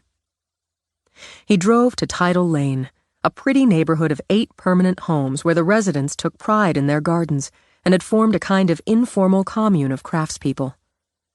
Ida, a sturdy woman of 50, wove textiles, had raised 2 sons, and loved her cat. He scared Bianca, and God knows what he might have done if she hadn't made it up the tree. And look what he did. Dug up my bulbs, spread my composting all over hell and back, and when I came out, he ran off like a coward. Reed thought he'd rather deal with a cowardly dog than an aggressive one. Did he have a collar? I didn't see one. For all I know, he's rabid. Well, we don't know that. Give me a description. Some brown mongrel dog, dirty, fast. First time he came around and chased Bianca, I was right over there, prepping that bed for planting. I stood up, yelled, and he ran off. Same thing today. I heard the barking and carrying on. Bianca likes to nap on the porch. I came out and he lit out. Which way? She pointed. Tail between his legs. He's lucky I didn't have the shotgun. Mrs. Booker, I'm going to advise you against getting that gun and firing it. My cat, my property. Yes, ma'am, but deploying a firearm in a residential area is against the law. Self-defense, she said stubbornly. Let's see if I can round up the dog. You say he ran off, so he didn't come at you? He went after Bianca. I get that, but he wasn't aggressive toward you? Ran the minute he saw me. Coward. Not aggressive with people, then? Probably. Okay, I'll look for him. If I don't find him, I'll send a couple of deputies to look around. We'll round him up. Sorry about the daffodils. He checked the neighborhood, found those who'd spotted the dog, usually after he'd knocked over a trash can and run off. He cruised a while, wondering where he'd go if he were a dog who liked to chase cats and dig up daffodils. It calmed him, he realized, the simple task of searching for a stray dog, crisscrossing that area of the island in his cruiser and on foot. Still, he'd nearly given up and decided to send Cecil out on the hunt when he heard the barking. He spotted the dog on a stretch of beach, chasing birds and the lap of the surf. He got the loop leash and the hamburger he'd stopped for earlier, walked down slow and easy as he considered his quarry. Not rabid to his eye, the way he splashed and ran, and not much more than a puppy. Skinny, ribs showing, so maybe the food would do the trick. He sat, unwrapped the burger, and set half of it beside him. The dog's nose went up, sniffing, then his head turned. The minute he spotted Reed, he froze. Reed sat, waited, let the breeze carry that seductive scent of meat. The dog hunched down, crept closer. Long legs, Reed noted, floppy ears, and yes, tail tucked. The closer the dog got, the lower he got, until he bellied over like a combat trooper. Eyes on Reed, he nipped the burger, ran back to the surf, devoured it. Reed set down the second half, got the loop leash ready. The dog bellied over again, but this time Reed slipped the loop around his neck when he lunged for the meat. The dog tried to pull back, eyes wide and wild. None of that. You're under arrest. And no biting. At the voice, the dog froze, then began to tremble. I'd say somebody gave you a bad time. Reed picked up the burger, and his movement had the dog hunching and cringing. A very bad time. Keeping his movements slow, he offered the rest of the burger. Hunger overcame fear. The tucked tail gave a hesitant wag. Gotta take you in. Attempted assault on a feline, destruction of personal property. The law's the law. Slow, Reed laid a hand on the dog's head, skimmed it back and over, felt the bumps of scars at the neck. I've got some of those myself. He stroked for a few minutes, was rewarded with a tentative lick on the back of his hand. The dog cringed again when Reed stood up, then shifted his gaze up when the expected blow didn't come. He learned quickly the dog didn't like the leash. He pulled, twisted, froze each time Reed stopped and looked down at him. With that process, they made it to the car. The tail wagged with more enthusiasm. Like riding in cars, huh? Well, this is your lucky day. He started to put him in the back, but the dog looked at him with such soulful eyes, the beginning of hope. Don't barf up the burger in my official vehicle. The instant he opened the door, the dog leaped in, sat in the passenger's seat, and banged his snout on the window. Reed decided a dog could look surprised. He rolled the window down, and his prisoner's floppy ears waved out in the air all the way back to the station. Gotta write you up, and see if I can get the vet to come in and take a look at you. Then we'll figure out the rest. He noted the black SUV in the lot, and knew he had a federal visitor. In the bullpen, Donna took another call. Cecil and Maddie sat at their desks, and Special Agent Xavier sat in a visitor's chair with a cup of coffee while he scrolled something on his phone. The sight and smell and sound of so many humans in one place had the dog shaking, tail tucked, head down. Aw, you found the puppy. Cecil started to get up. Reed held up a hand to stop him. He's scared of people. Doesn't seem to be scared of you, Maddie pointed out. A little yet, but we came to terms over the burger I fed him. Donna, call the vet. Vet's only open Wednesdays and Saturdays except for emergencies. I know that. Call him at home, tell him the situation. I need him to look over the dog, make sure he's not sick. Cecil, why don't you take him back to the... As he held out the leash to his deputy, the dog whined, pressed against Reed's leg, and trembled. Never mind. Hang on a minute. Leading the dog, he went to the break room, hunted up a bowl, a bottle of water. Special Agent Xavier, he said as he came back. Why don't we go into my office? You're bringing the dog? He's in my custody. In the office, Reed gestured to a chair, then sat behind his desk. Immediately, the dog crawled under the desk. Reed poured water into the bowl, set it down. So what can I do for you? Reed began over the sound of wet, rapid lapping. I felt a face-to-face might make it crystal clear that neither I nor the Bureau appreciate your interference with an active investigation. Well, you didn't need to take a ferry ride for that, but maybe you needed one to define my interference. Detective, you contacted 2 people that we're aware of, related information to one of them that we know of, and stated your personal belief that Patricia Hobart intended to kill them. First off, that's chief. And clearly my personal belief became fact when Hobart killed Emily Devlin. Xavier pressed his palms together, folded down all but his index fingers. We have no evidence at this time that Hobart is responsible for the death of Emily Devlin. Reed just nodded. Would you mind shutting that door? If I get up to do it, this dog's just going to follow me over and back again, and it looks like he's finally settling down. Reed waited while Xavier obliged. I asked you to shut the door because I'd rather my bullpen doesn't hear me calling an FBI agent an asshole. You're going to want to be careful, Chief. Oh, I don't think so. I think what I have to be here is straight. You may not have any physical evidence to date or a handy eyewitness, but you've got everything else. Devlin fits Hobart's pattern down the line. She survived down east, and while she was at it, she saved a life. She got kudos. No, my office, he said as Xavier started to interrupt. She got some kudos at the time, write-ups and so on. More, she benefited financially when the life she saved died of natural causes years later and left Devlin $100,000 in her will. Every one of Hobart's victims so far got press and benefited in some way. You were ordered specifically to stay out of this investigation. I don't work for Portland PD now. I'm not interfering in dick all, and I hope like hell the FBI brings her down and fast. Until you do, I'll do what I do. By tampering with potential targets, tampering my ass.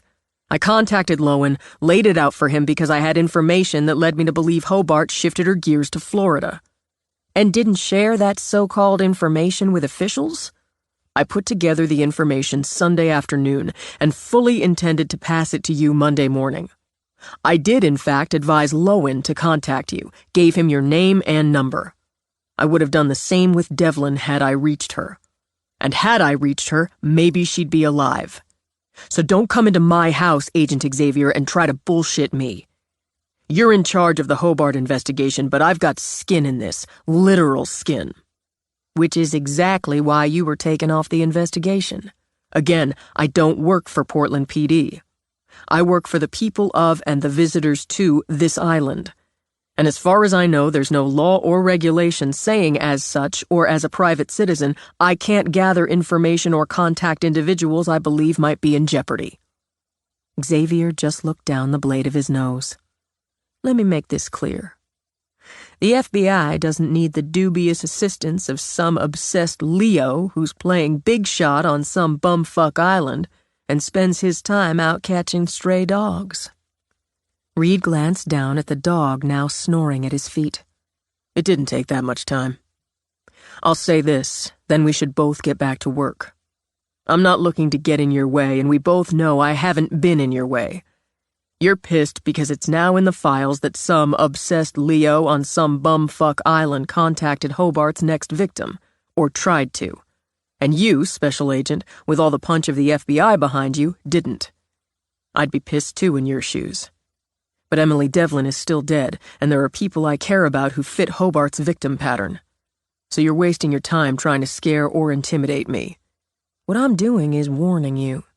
The Bureau has control of this investigation. Warning me isn't going to do dick all either. I hope you get her. I hope to Christ you take her down before she kills the next on her list. When you do, I'll send you a case of the beverage of your choice. Until then, I'd say we both know where we stand on this. You'll cross a line. Xavier got to his feet. When you do, I'll see to it you lose this cushy job you've got here and any chance at a badge anywhere. I'll keep that in mind. You know, you haven't asked how I determined Hobart was in Florida and would go for one of the two people I contacted. You don't ask, Reed continued, because you're pissed.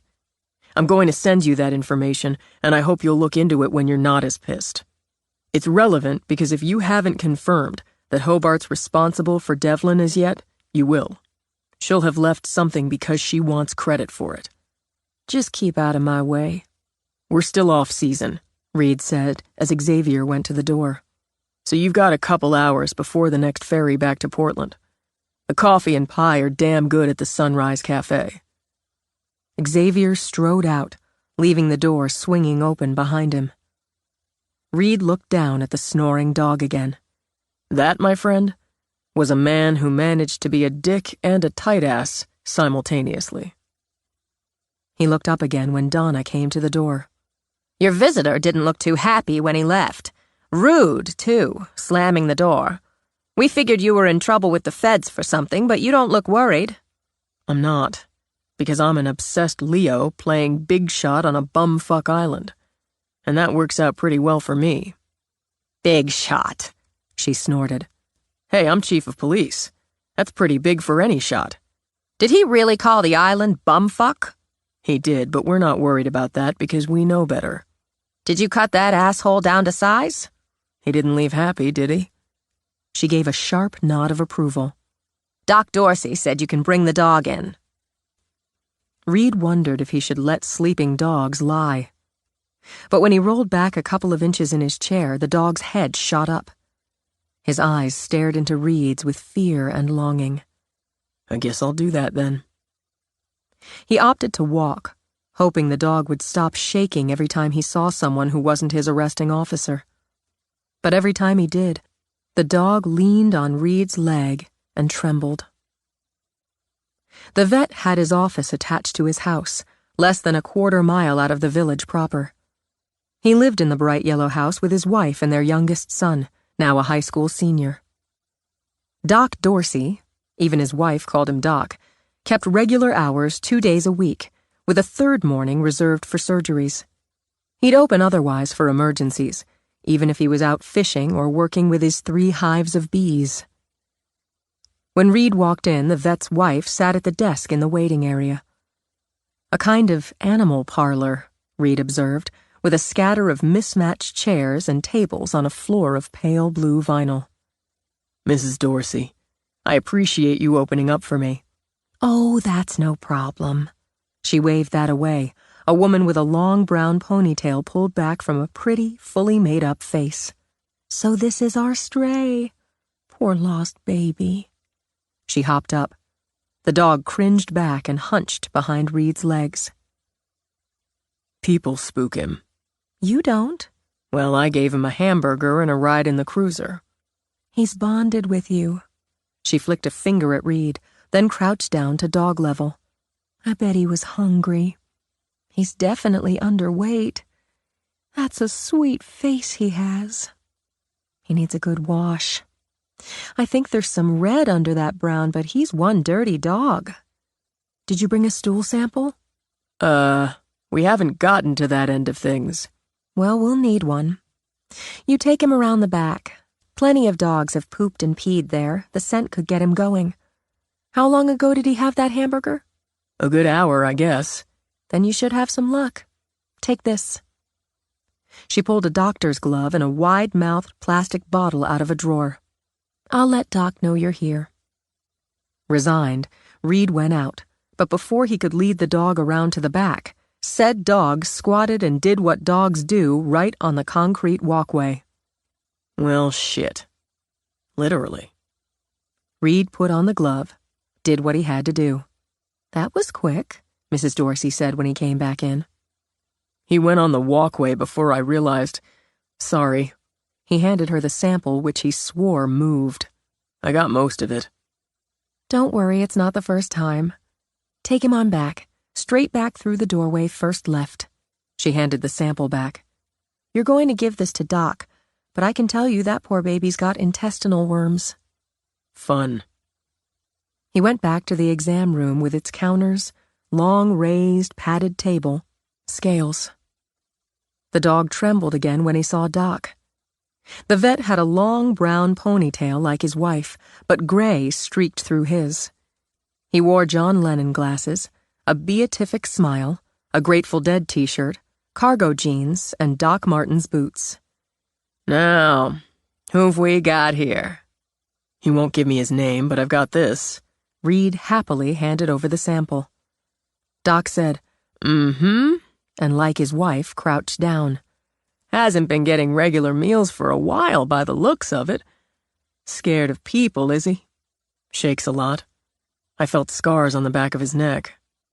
That beautiful smile vanished, and the eyes behind the glasses went hard. We'll have a look. He's not full grown, I'd say. See if you can get him to stand on the scale. It took a little convincing, but if Reed knelt down beside him, the dog stood still and trembled. Doc noted the weight, told Reed to lift him up on the table. You stand in front of him so he can see you, and you talk to him. Just keep your voice calm. Nobody's going to hurt you, but we've got to have a look. He kept looking at the dog, talking in that same quiet voice, while Doc gently ran hands over him.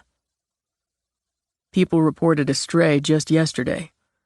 He chased Ida Booker's cat up a tree yesterday and again this morning. Dug in her garden, ran off when he saw her. I found him chasing birds on the beach down that way.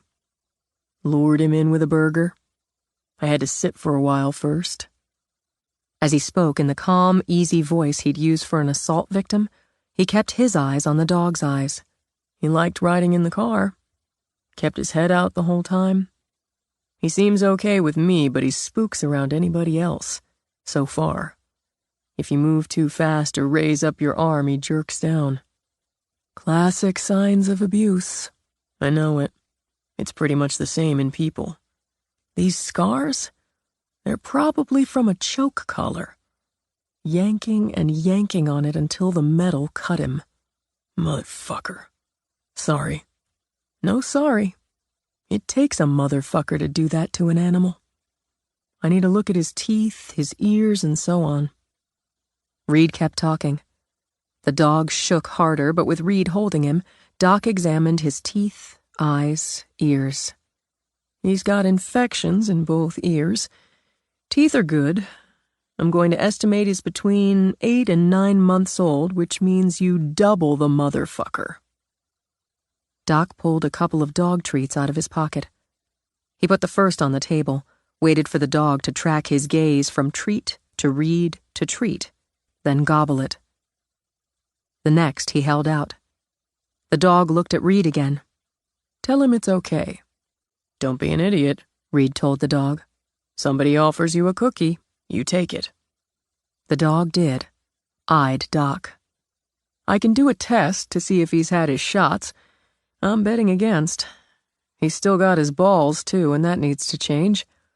I'm going to take a look at the sample, so just keep him on the table. Doc went into a little alcove. We can keep him, Doc said. Treat him here, but you're his person. If you can handle it, he'd do better with you until he's healthy. Whoever owned this dog can't have him back. If you find who did, they need to be charged with abuse and neglect. Since I'm not home all day, shouldn't... The dog licked the back of Reed's hand, looked up at him with that same combination of longing and fear. We'll take it one day at a time. He's got worms. I'm going to give you medicine for that, and we'll need a follow-up stool sample. I'll give you an ointment for the ears and an antibiotic. We'll write up instructions. I'd recommend you feed him a good puppy brand 3 times a day until he hits his normal weight. I need to draw some blood from him, so keep him distracted. Reed kept them both distracted. He'd rather face a fist than a needle. What do you think he is? I mean, what kind of dog? I think there's some coonhound in there. Doc pinched some skin on the dog's flank, slid the needle in. Might be some lab and a lot more of this and that. He's not full grown. I'm going to give you some shampoo. He's got some fleas, and that'll take care of them. You need a bath, boy. Doc came around, stroking the dog. The dog didn't shake as much, but he watched Doc as if waiting for the gentle hand to turn mean. Somebody did a number on him, Doc said. In time, with patience and good care, he may get over it. Some do, some don't.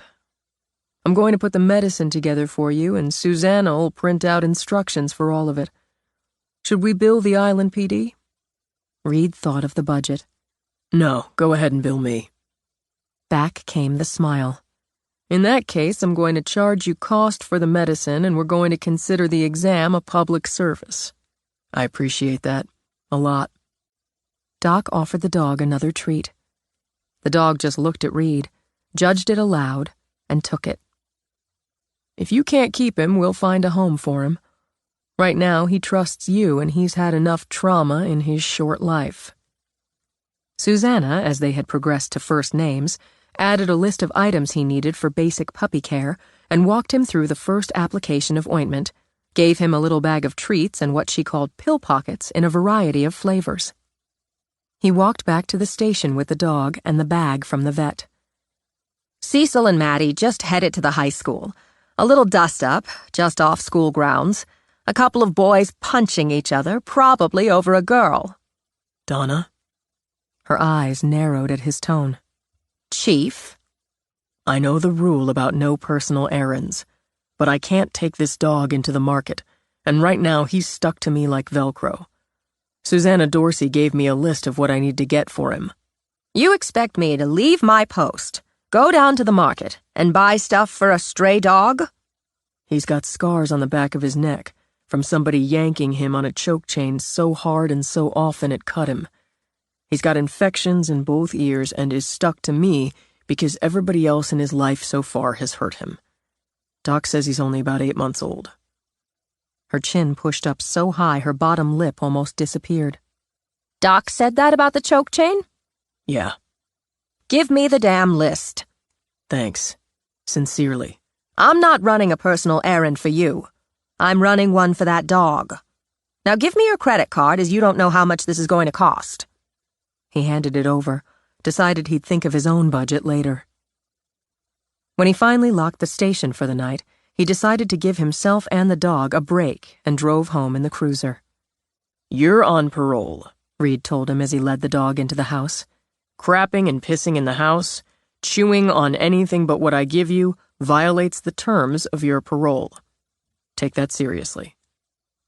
The dog sniffed around a little in the bedroom, always with one eye cocked at Reed, as Reed changed into his most ragged sweatpants, an old sweatshirt, and a pair of sneakers he hadn't gotten around to tossing out. Because of the two of them, Reed knew that what came next would be messy.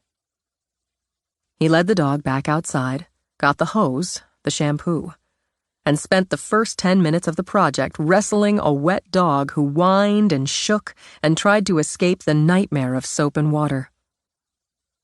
The dog finally submitted, just staring at Reed with eyes that spoke of the pain of betrayal.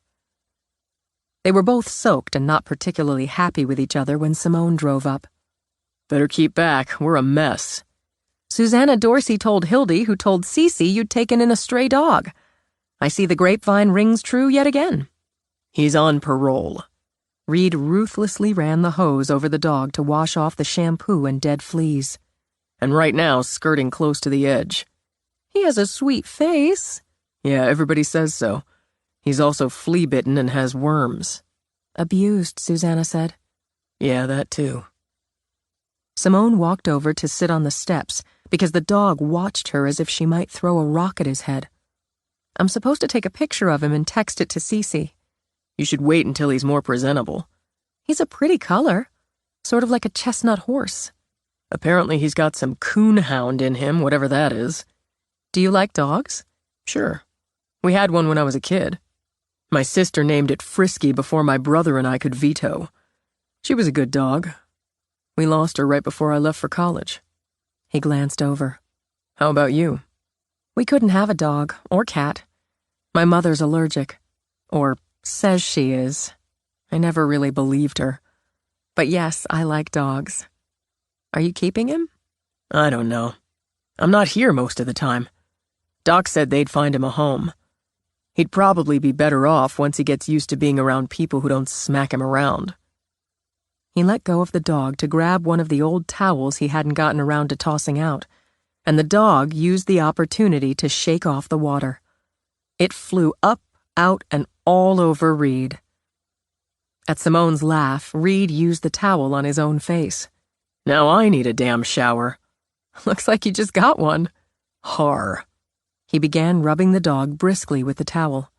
How do you like that? The dog responded by wagging its tail and licking Reed's face. Sure, now we're buddies. Simone watched the man rub the dog and grin, while the dog wagged and licked his face. Though she knew she'd been slipping and sliding, in that moment, with that image, she fell in love. Chapter 22. When Patricia decided she wanted to document her story professionally, only one person fit the bill. And really, Selena McMullen had been right there at the Down East, had ridden the wave of the videos she'd taken of that idiot Paulson. Who better? Besides, Patricia felt Selena had treated her with some respect when she'd done that anniversary interview. She even liked the way she'd looked and sounded, though, of course, she'd put on that poor, shy, sad me face. This would be different. This would be real. And when this hit cable and the internet, people would finally know who had the damn brains, who had some damn grievances. Patricia even wrote up a kind of script and practiced. In doing so, she was so impressed by her own skills, she decided that when she settled down to the good life in Florida, she'd write a screenplay on her life and times. When she had it set, when she had everything in place, when she believed everything was perfect, she made contact. This is Selena. "Don't hang up," Patricia whispered in a shaky voice. "Don't call the police." Who is this? "Please, I have to talk to somebody. I'm so scared." If you want to talk to me, I need a name. It's Patricia. Patricia Hobart. Please don't call the police." Patricia Hobart? Doubt dripped. Prove it. "You came into you called it the green room, before they took me out for the anniversary report last July. You sat with me and you said if I ever remembered anything about my brother, any little thing I hadn't told the police, I should call this number. I could tell you." I'm here for you, Patricia. Now excitement rang clear. I'm glad you called me. Patricia heard the rustling, imagined McMullen grabbing a recorder, a notebook, and smiled. "I don't know what to do." Tell me where you are. The FBI's looking for you, and a lot of cops. "It's not like they say, none of it. None of it. I don't know what's happening. I don't understand. I've been running, but I'm scared all the time. I'm going to turn myself in, but I need to talk to somebody first. I need to talk to somebody who'll listen and tell the truth." She added broken sobs. "You don't know. You don't know what they did to me." Who? "My grandparents. Oh God, I need to tell someone. I can't keep running, but nobody will believe me." You can tell me. I believe you. What did they do to you? No, not like this. In person. I need you to record everything so it's like on the record. You can't tell anyone or they'll kill me. I know it. Maybe I should just kill myself and end it. You don't want to do that, Patricia. You need to tell your story. I'll help you. Patricia smiled, let her voice quaver with hope. You'll help me? I will. Why don't you tell me where you are? You'll call the police. No, I won't. You said you're turning yourself in. But you want to tell your story first. You want me to make sure people hear your story. I won't call the police. A weak voice, Patricia thought, with just a touch of desperate hope. You swear? Patricia, I'm a journalist. I only want the truth. I only want your story. I'd never betray you. In fact, when you're ready, I know a lawyer who'll help you. We'll arrange for you to turn yourself in so no one hurts you. Patricia studied the flask of scotch she'd sipped while McMullen spoke. You'd do that? Tell me where you are and I'll come meet you. We'll talk. If you tell the police and they come, I'll kill myself. I have pills. Don't take any pills. I won't do that. Where are you? I'll come now. Right now? Yes, right now. I'm at the Traveler's Best Motel off Route 98, right before the Portland exit. Please help me, Ms. McMullen. There's no one else. You sit tight, Patricia. I can be there in 40 minutes. Someone has to listen, Patricia sobbed again. You're the only one. She hung up, toasted herself in the mirror with the scotch she'd developed a taste for. Selena raced to change into an on-camera suit. If things went well, she'd have the crazy woman in her studio inside 2 hours. The biggest exclusive anywhere, and it fell in her lap. Once she had that in the pipe, she'd call the FBI. First, the mother of all exclusives. Then she'd rake it in as the intrepid reporter who brought down Patricia Jane Hobart. She checked the time as she grabbed her laptop. She'd start with digital remote. Nearly midnight. She'd beat that 40 minutes if she pushed it. She packed up her recorder in case Patricia was initially shy. A still camera, her phone, tossed in a makeup bag, checked her Glock with its hot pink frame, and was in her garage in 5 minutes flat. Emily Devlin could have warned her about Patricia's skill with garage doors, but dead women don't talk. Selena slid behind the wheel. Her eyes widened in the rearview mirror when Patricia sat up in the back seat. Even as she grabbed for her purse and the gun, the syringe jabbed into her neck. "Night-night," Patricia said. When Selena slumped, Patricia got out, popped the trunk. She hauled Selena out, fixed plastic restraints on her wrists and ankles, added a gag just in case Selena came out of the sedative and made a fuss. With some effort, she dragged her to the trunk, hoisted her up, and rolled her inside. "You just take a nice nap," Patricia told her. "We've got a long drive ahead of us." She closed the trunk. Simone didn't tell him. She wasn't ready. And in any case, the moment didn't seem right for declarations of love. She knew he'd keep the dog. If he wasn't already in love, he was, as she'd been, slipping and sliding in that direction. Because he'd done a very good deed for the day, she did one of her own and fixed a simple pasta dinner. She didn't mention she'd learned how to make it from a certain Italian cellist. As Reed explained how easily the dog spooked around people and why, Simone strategically ignored him. Reed fed the dog, who ate as if he'd been starved for weeks. Her heart ached as she wondered if he had. By the time she had their meal together, the dog had stopped hiding behind Reed and was curled up under the table asleep beside his empty food bowl. He needs a name.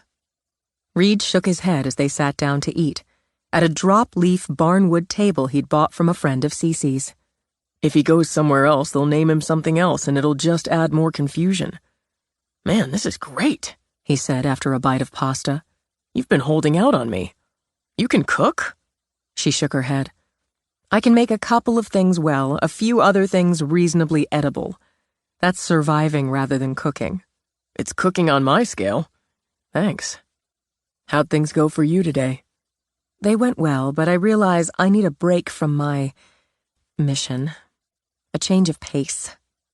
I need those sketches of you." "How about a loincloth?" "I could wear a loincloth." "Do you have one?" "No, but maybe I can rig one up." "The naked thing, I've seen you naked." "It's different seeing me naked and studying me naked, drawing me naked. You're on the other side of that." "I've been on both sides." "What?" He stopped eating. "I subsidized my income in New York by modeling." "Naked?" "Figure studies." Amused, if unsurprised by his reaction, she stabbed a noodle. "It's art, Reed, not voyeurism." "I can guarantee some of the guys, and probably some of the girls, were voyeuring." She laughed. "I got paid either way. So tonight's perfect.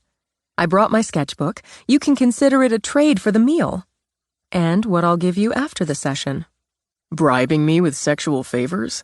That will completely work." "I thought it might. You haven't mentioned the FBI paying you a visit today." "Grapevine," he said. "It drips with juice. Did you not mention it because you thought it would upset me?" "It didn't amount to all that much." She'd heard differently but wanted his side of it. "So tell me what it did amount to and trust me to handle it." He picked up the wine she had insisted went better with the pasta than beer. He couldn't say she was wrong. "It's not about you handling it. I guess it was more about bringing work home." Arching her brows, she angled to look deliberately down at the dog under the table. Okay, you got me there. Proving your work doesn't come to a hard stop, and neither does mine. So?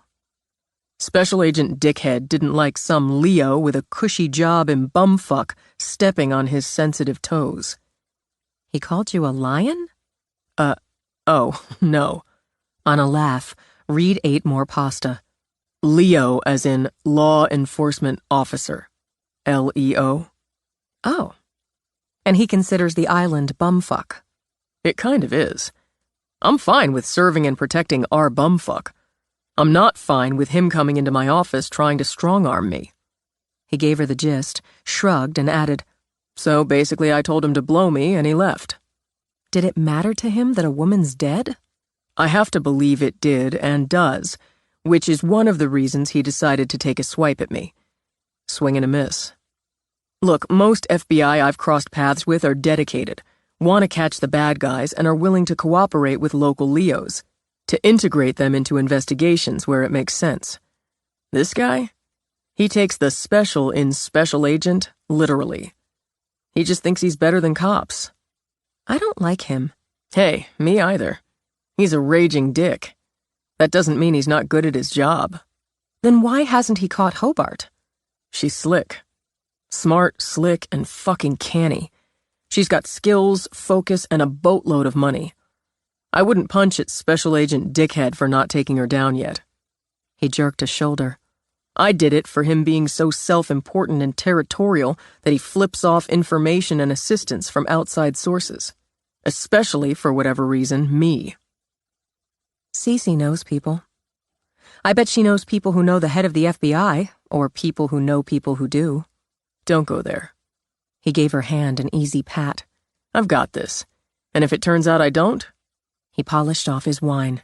Then we can revisit the idea of pulling out the awesome power of Cece. He rose to clear the pasta bowls. The dog jumped up immediately, smacking his head on a chair leg in his haste. Geez, chill. I've got to give him another pill, do another ear deal. The pill's easy. They've got this little flavored thing you push it into. The ear deal could get ugly. I bet he's a very good dog. Simone turned in her chair as the dog followed Reed to the sink. I bet he's very brave. Glued to Reed's leg, the dog watched her. You're so handsome, and you have such kind eyes. As she spoke, she eased down to sit on the floor. How could anyone have been mean to you? But it's going to be okay now. You landed in a big bowl of milk bones. The dog took a cautious step toward her, retreated, but she kept talking. And weren't you smart to find Reed? He's going to keep you. He's telling himself he's not, but he will. Another cautious step, then one more. Standing still and silent so he didn't distract, Reed watched, thought the dog looked half hypnotized. He bellied over to where Simone laid a hand on the floor. Sniffed it. Tried a lick. He cringed when she lifted the hand, trembled when she put it on his head. There now. No one's going to hit you anymore. He edged closer, eyes on her face as she stroked. I feel the scars, she murmured. He's got heart and fortitude. He must have a very pure soul to be able to trust any human. They couldn't turn him mean. He doesn't have mean in him. She bent down, kissed the dog on the nose. Welcome home, stranger. Reed took out one of the pills, pushed it into the soft little pocket, and accepted he'd gotten himself a dog. The downside of that showed itself when he took the dog out to walk him. Eventually, he thought, the dog would learn the territory, just go out on his own. But for now, he'd walk him over into the woods. If bears shit in the woods, so should dogs. When the dog didn't mimic a bear, Reed assumed he didn't have enough food in him yet to pass it along. Until they hit the slate walk, then the dog squatted and relieved himself. God damn it, what's wrong with the woods? Now I need a shovel. When he got one, the dog cowered and quaked. Oh, Jesus, it's not for you. He found his gut burning in fury at the idea of someone beating some poor dog with a shovel. Back inside, he got one of the dog biscuits, crouched down, offered it. That's not a reward for crapping on the walkway because, man, that's just uncivilized. It's just because. Now I have to go upstairs and get naked, and not for fun and sex. I'm already mortified. He started upstairs, the dog at his side, then looked back when he reached the top and heard the whining. How'd you do that? Stumped, Reed walked halfway down to where the dog now had his head through the pickets and was stuck. Why did you do that? Hold on. Stop squirming. He managed to angle the head, shift the body, re-angle, and work the head free. Don't do that. This time the dog followed close on his heels to the bedroom. Simone sat in the chair by the fire doing random sketches in her pad. Of body positions. Naked body positions. His naked body? If that wasn't weird enough, he glanced toward the bed. Took a step toward it. That's a sword. There's a sword on the bed. I told you I wanted you holding a sword. You've got a sword. I borrowed it from Cece. Cece has a sword. He picked it up, weighty, studied its long, carved sheath. It looked old, he realized. Not all jeweled up and fancy, but old and battle-tested.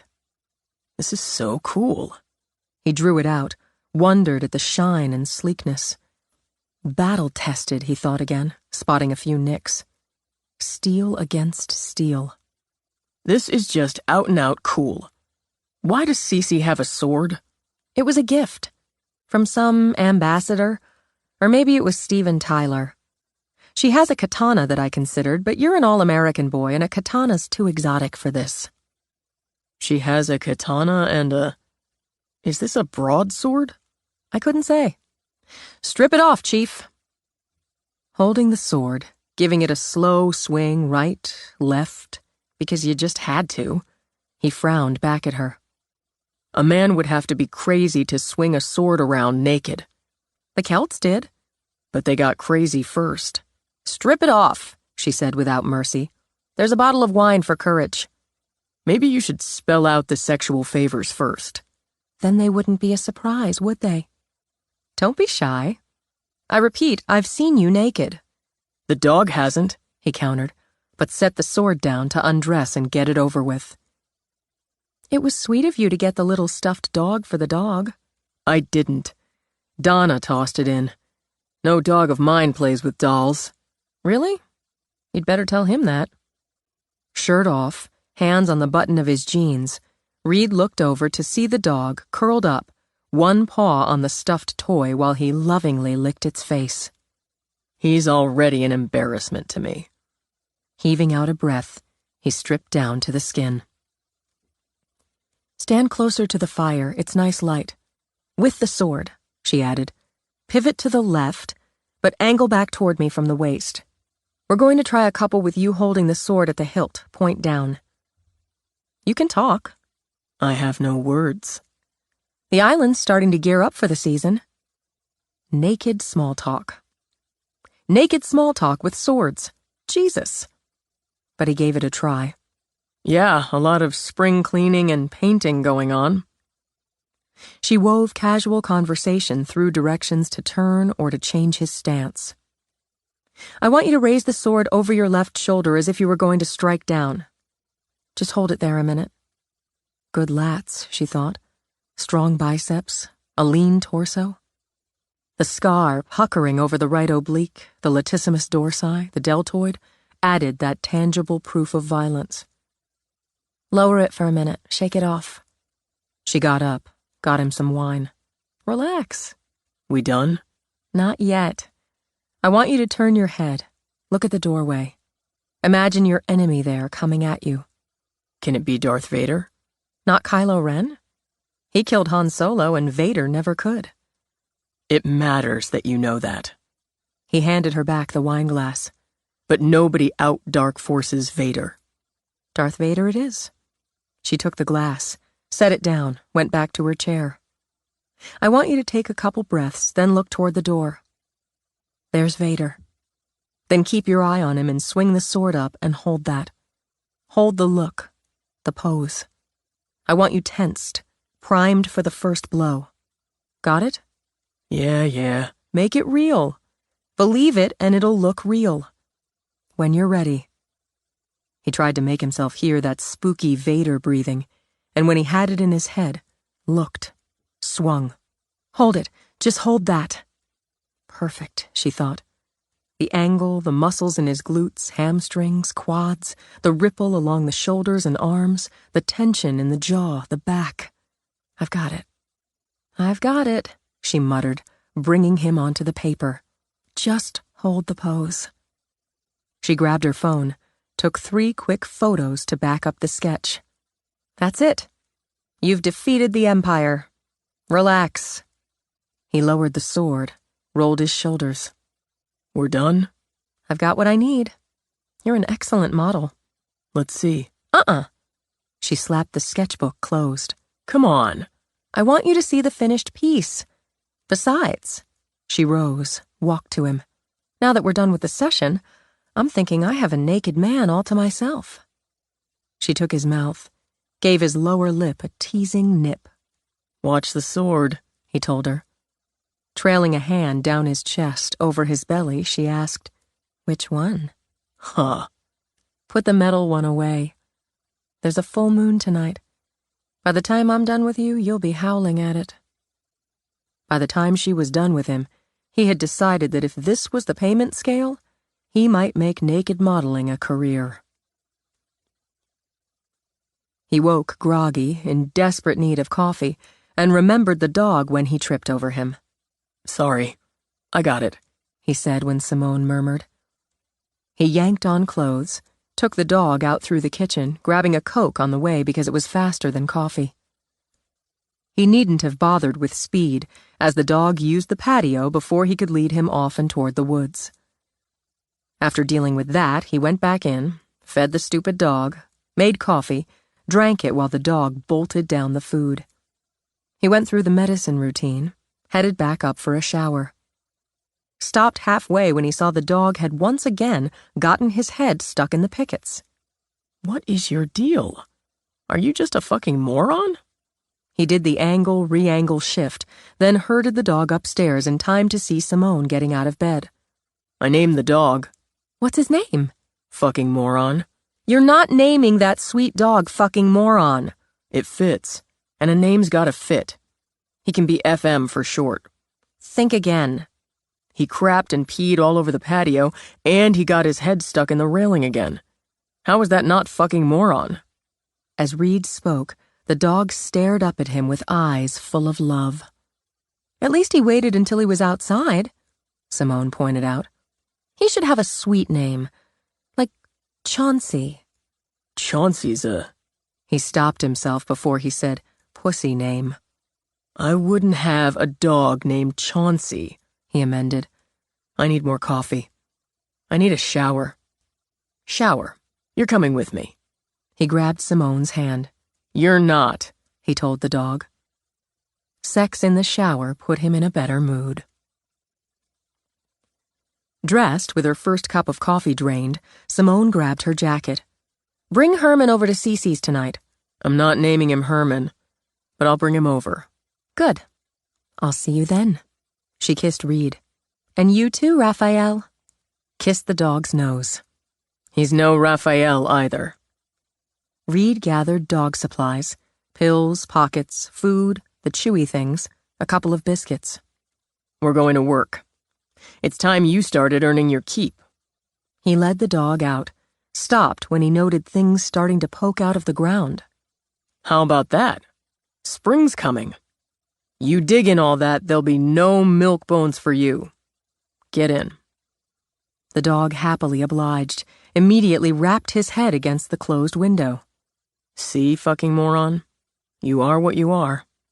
Despite the chill, Reed lowered the window. I guess I'm going to have to deputize you if I'm hauling your ass to work every day. That makes you deputy dog. Get it? The dog just stuck his head out the open window. Is that it? My amazing detective abilities lead me to conclude you think the damn pickets are a window, and the wind's going to blow your ears back. Some dumbass deputy that makes you. Shaking his head, Reed backed out of the drive, turned toward the village. Inspiration struck. Dumbass yet lovable deputy. Barney Fife, right? That's it. You're Barney. Deal is done. Barney seemed fine with it as his tongue lolled and his ears blew. Reed unlocked the station, went to his office. He filled Barney's water bowl, gave him one of his chew sticks. Don't make me regret this. He got a cup of coffee and heard Donna come in. She almost always arrived first, as he went to his desk to boot up his computer. Are you going to bring that dog in every day? Barney's been deputized. Barney? She set her fists on her hips. Like the purple dinosaur? No, like Barney Fife. Deputy Barney Fife. Isn't that show before your time? It's a classic. I can't argue there. You can just stop giving me the spook eye, she said to Barney. I picked up the mail on the way in. She walked over, dropped a short stack on his desk.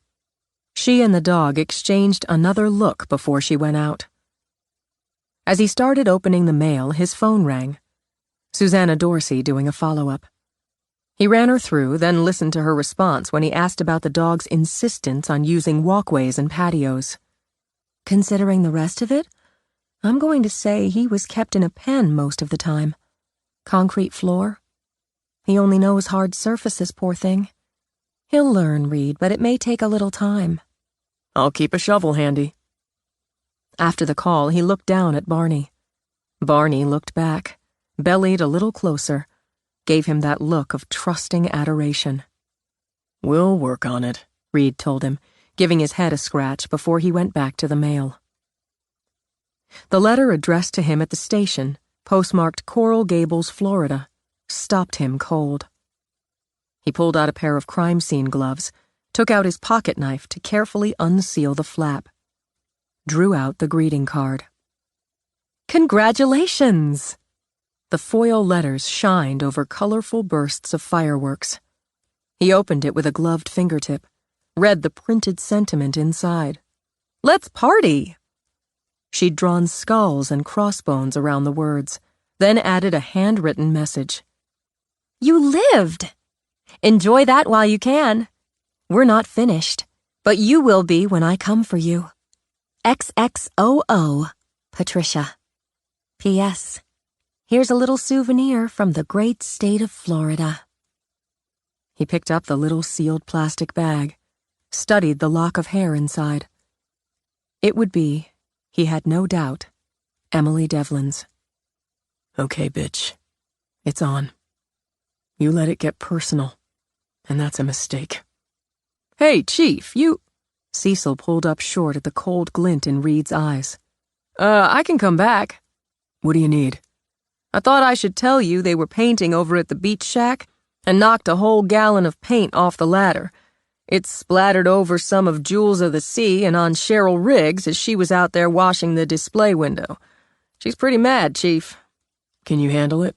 Yeah, well, I was walking to work when it happened, so I did what I could. Paint's all over the sidewalk, too. But Ms. Riggs wants you to come down there. Tell her I'll be down, but I have to take care of something first. Sure thing. Do it in person, Cecil. Block off the sidewalk so people don't end up walking through wet paint. And have Donna contact village maintenance to see about getting it off the sidewalk. Yes, sir, Chief. And close the door, Cecil. Spilled paint, angry shopkeepers had to be dealt with, Reed thought. But they'd just have to wait.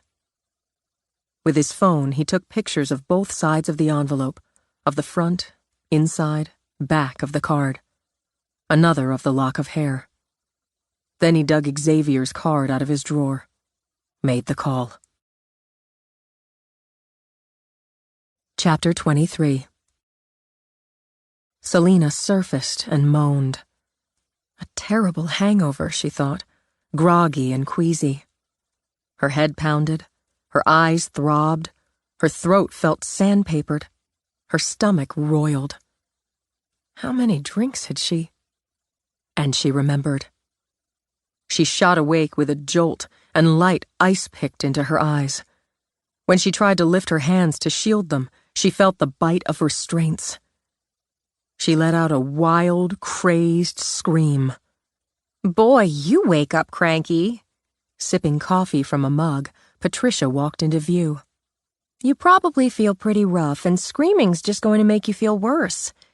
Nobody's going to hear you, so do yourself a favor. Where are we? Why are you doing this? God, don't kill me! Where we are is deep in the North Woods. I already told you why. I want to tell my story. If I was going to kill you, you'd be dead. Relax. She offered a glass with a straw. Just water. I need you awake and ready to go. Sorry about the needle in the neck, but I wasn't sure I could trust you. It's better this way for both of us. Her body quaked as she looked into Patricia's eyes. Her bladder threatened to release. You don't have to do this. I told you I wouldn't call the police. Yes, I trusted that part. You want the story, so you wouldn't start off calling the cops. But it's still better this way. With a roll of her eyes, Patricia used the straw and sucked down some water. See? Just H2O. Desperate, Selena accepted, drained the glass. Can't make you a macchiato. That's your coffee drink, right? But I bet you'd like some coffee. Get your brain up and running. Yes, please. Let me lay out some ground rules. First, I'm sorry, I need a bathroom. Understandable, but hold your water, Selena. You'd better hear the rules first so we don't have a spat. I'll release you and you use the facilities. Patricia pointed. I took the door off. Hey, we're both girls, right? Then you'll come back, sit. I'm going to put restraints back on your left hand, your ankles, but I'll leave your right hand free so you can drink your coffee, eat a yogurt bar, keep up your strength. If you try anything, I'll start by breaking your fingers. I won't kill you. We need each other. But I will hurt you. I understand. Great. When Patricia pulled out clippers, long, sharp points, Selena cringed back. For cutting the plastic. I've got plenty more zip ties. She snipped them off, stepped back, took the gun out of her belt holster.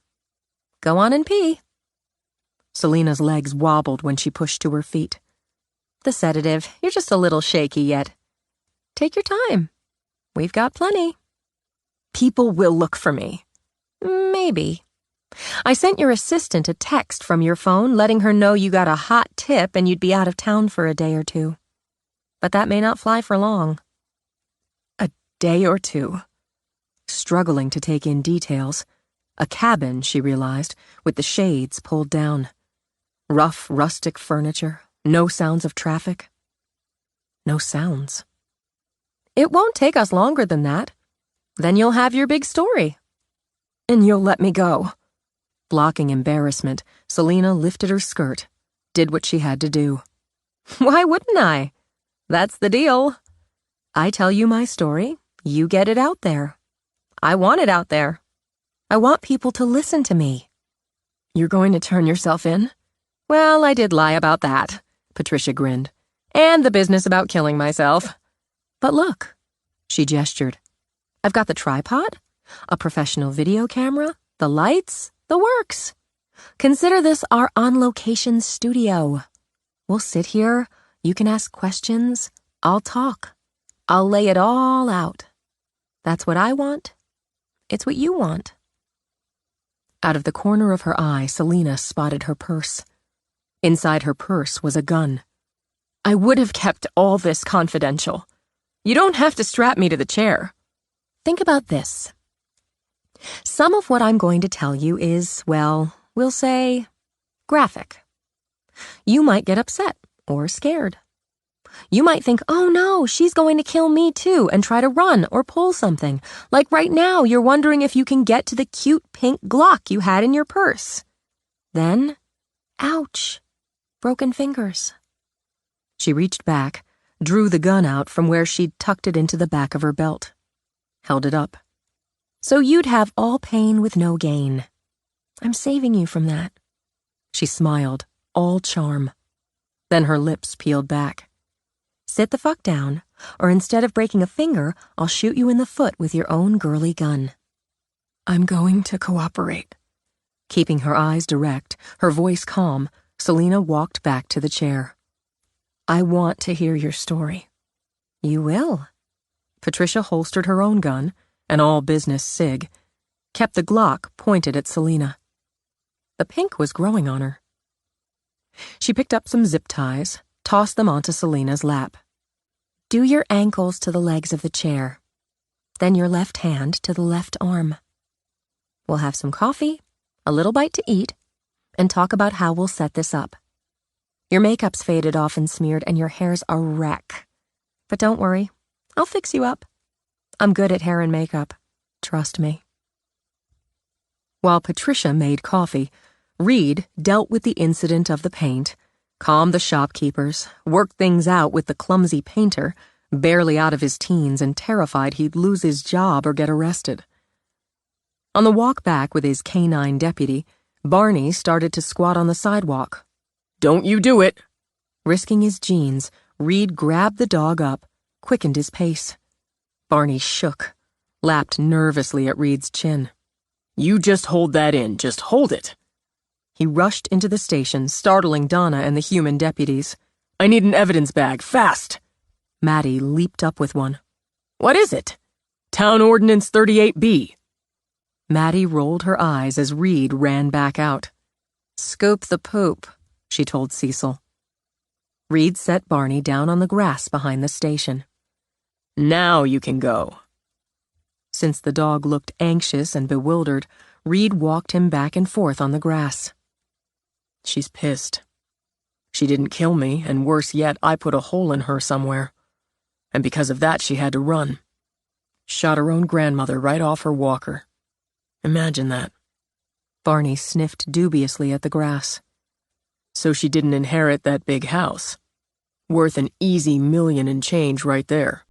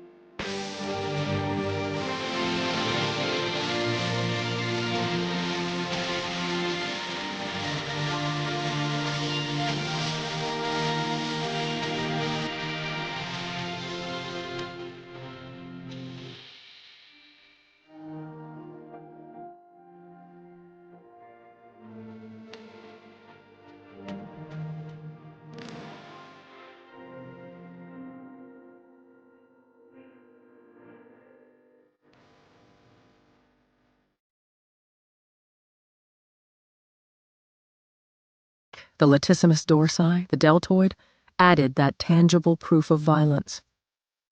Lower it for a minute. Shake it off. She got up, got him some wine. Relax. We done? Not yet. I want you to turn your head. Look at the doorway. Imagine your enemy there coming at you. Can it be Darth Vader? Not Kylo Ren? He killed Han Solo and Vader never could. It matters that you know that. He handed her back the wine glass. But nobody out-dark forces Vader. Darth Vader it is. She took the glass, set it down, went back to her chair. I want you to take a couple breaths, then look toward the door. There's Vader. Then keep your eye on him and swing the sword up and hold that. Hold the look, the pose. I want you tensed, primed for the first blow. Got it? Yeah. Make it real. Believe it and it'll look real. When you're ready. He tried to make himself hear that spooky Vader breathing, and when he had it in his head, looked, swung. Hold it, just hold that. Perfect, she thought. The angle, the muscles in his glutes, hamstrings, quads, the ripple along the shoulders and arms, the tension in the jaw, the back. I've got it, she muttered, bringing him onto the paper. Just hold the pose.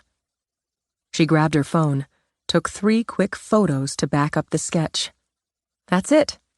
You've defeated the Empire. Relax. He lowered the sword, rolled his shoulders. We're done? I've got what I need. You're an excellent model. Let's see. She slapped the sketchbook closed. Come on. I want you to see the finished piece. Besides, she rose, walked to him. Now that we're done with the session, I'm thinking I have a naked man all to myself. She took his mouth, gave his lower lip a teasing nip. Watch the sword, he told her. Trailing a hand down his chest, over his belly, she asked, Which one? Huh. Put the metal one away. There's a full moon tonight. By the time I'm done with you, you'll be howling at it. By the time she was done with him, he had decided that if this was the payment scale, he might make naked modeling a career. He woke groggy, in desperate need of coffee, and remembered the dog when he tripped over him. Sorry. I got it, he said when Simone murmured. He yanked on clothes, took the dog out through the kitchen, grabbing a Coke on the way because it was faster than coffee. He needn't have bothered with speed, as the dog used the patio before he could lead him off and toward the woods. After dealing with that, he went back in, fed the stupid dog, made coffee, drank it while the dog bolted down the food. He went through the medicine routine, headed back up for a shower. Stopped halfway when he saw the dog had once again gotten his head stuck in the pickets. What is your deal? Are you just a fucking moron? He did the angle-re-angle shift, then herded the dog upstairs in time to see Simone getting out of bed. I named the dog. What's his name? Fucking moron. You're not naming that sweet dog fucking moron. It fits, and a name's gotta fit. He can be FM for short. Think again. He crapped and peed all over the patio, and he got his head stuck in the railing again. How is that not fucking moron? As Reed spoke, the dog stared up at him with eyes full of love. At least he waited until he was outside, Simone pointed out. He should have a sweet name, like Chauncey. Chauncey's a... He stopped himself before he said, pussy name. I wouldn't have a dog named Chauncey, he amended. I need more coffee. I need a shower. Shower. You're coming with me. He grabbed Simone's hand. You're not, he told the dog. Sex in the shower put him in a better mood. Dressed, with her first cup of coffee drained, Simone grabbed her jacket. Bring Herman over to Cece's tonight. I'm not naming him Herman, but I'll bring him over. Good. I'll see you then. She kissed Reed. And you too, Raphael. Kissed the dog's nose. He's no Raphael either. Reed gathered dog supplies, pills, pockets, food, the chewy things, a couple of biscuits. We're going to work. It's time you started earning your keep. He led the dog out, stopped when he noted things starting to poke out of the ground. How about that? Spring's coming. You dig in all that, there'll be no milk bones for you. Get in. The dog happily obliged, immediately wrapped his head against the closed window. See, fucking moron? You are what you are. Despite the chill, Reed lowered the window. I guess I'm going to have to deputize you if I'm hauling your ass to work every day. That makes you deputy dog. Get it? The dog just stuck his head out the open window. Is that it? My amazing detective abilities lead me to conclude you think the damn pickets are a window and the wind's going to blow your ears back. Some dumbass deputy that makes you. Shaking his head, Reed backed out of the drive, turned toward the village. Inspiration struck. Dumbass yet lovable deputy. Barney Fife, right? That's it. You're Barney. Deal is done. Barney seemed fine with it as his tongue lolled and his ears blew. Reed unlocked the station, went to his office. He filled Barney's water bowl, gave him one of his chew sticks.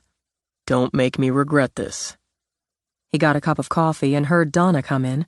She almost always arrived first, as he went to his desk to boot up his computer.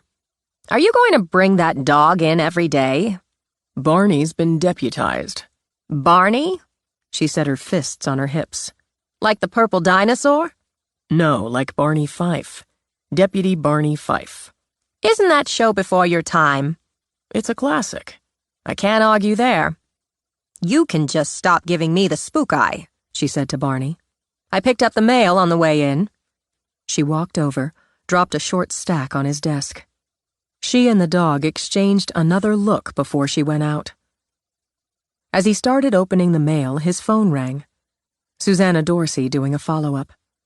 He ran her through, then listened to her response when he asked about the dog's insistence on using walkways and patios. Considering the rest of it, I'm going to say he was kept in a pen most of the time. Concrete floor. He only knows hard surfaces, poor thing.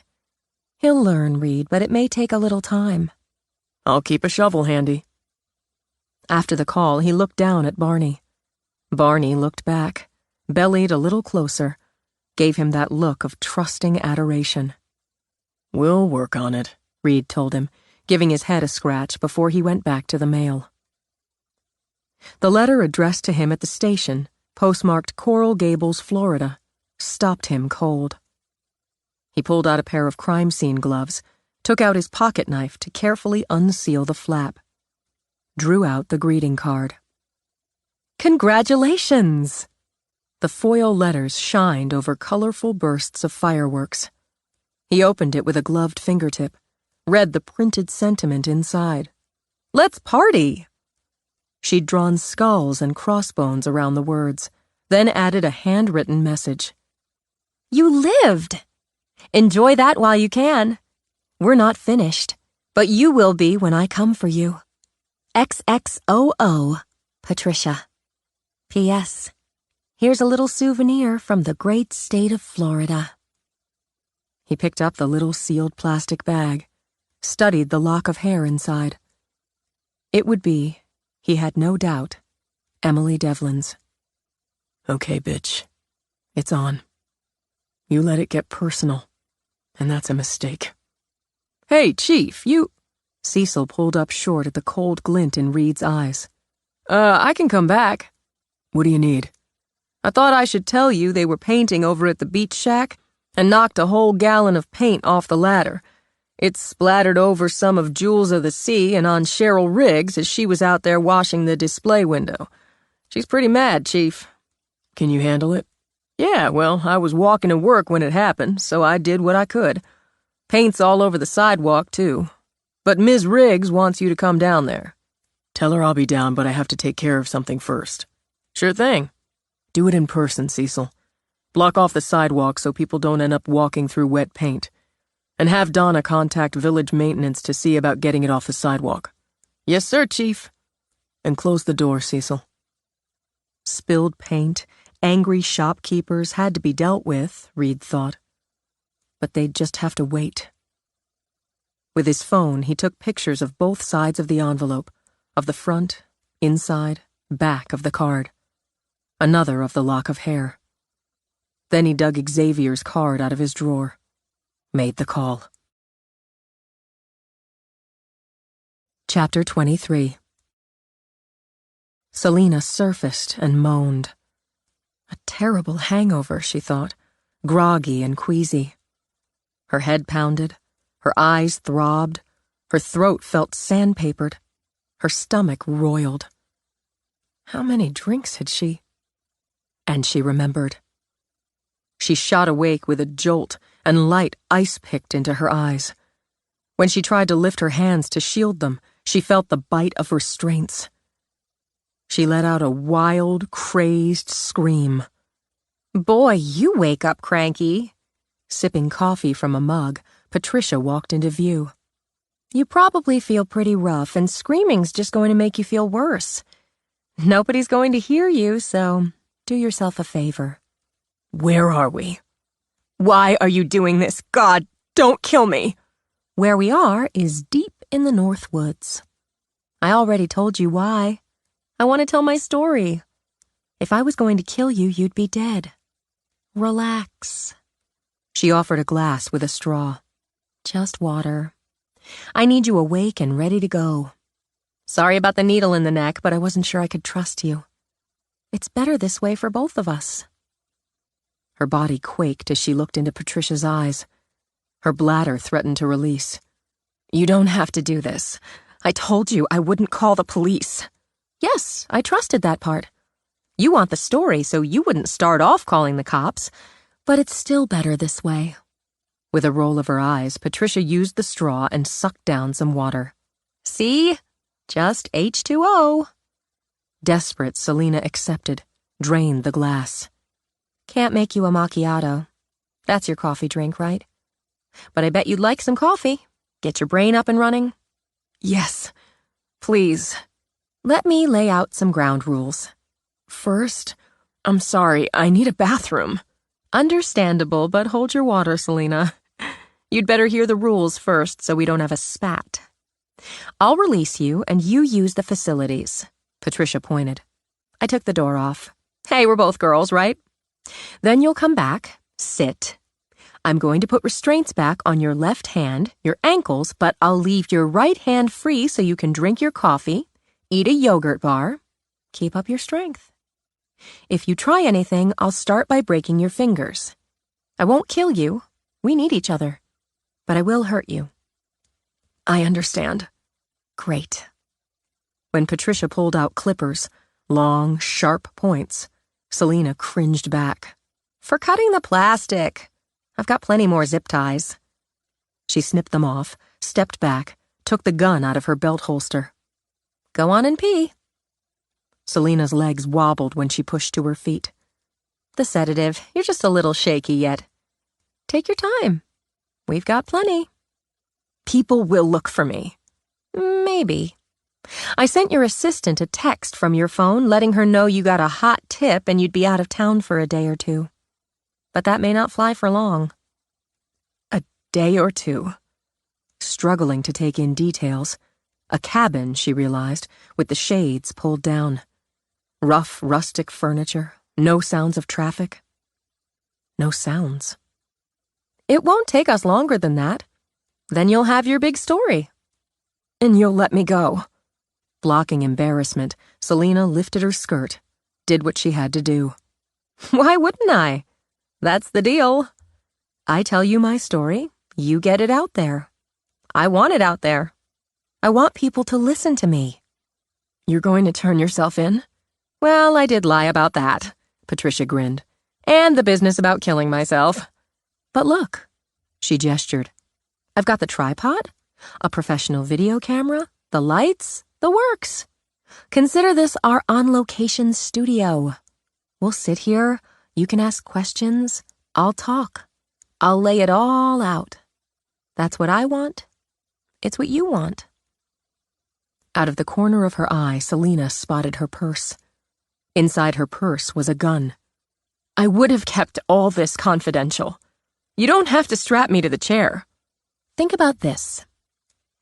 Some of what I'm going to tell you is, well, we'll say, graphic. You might get upset or scared.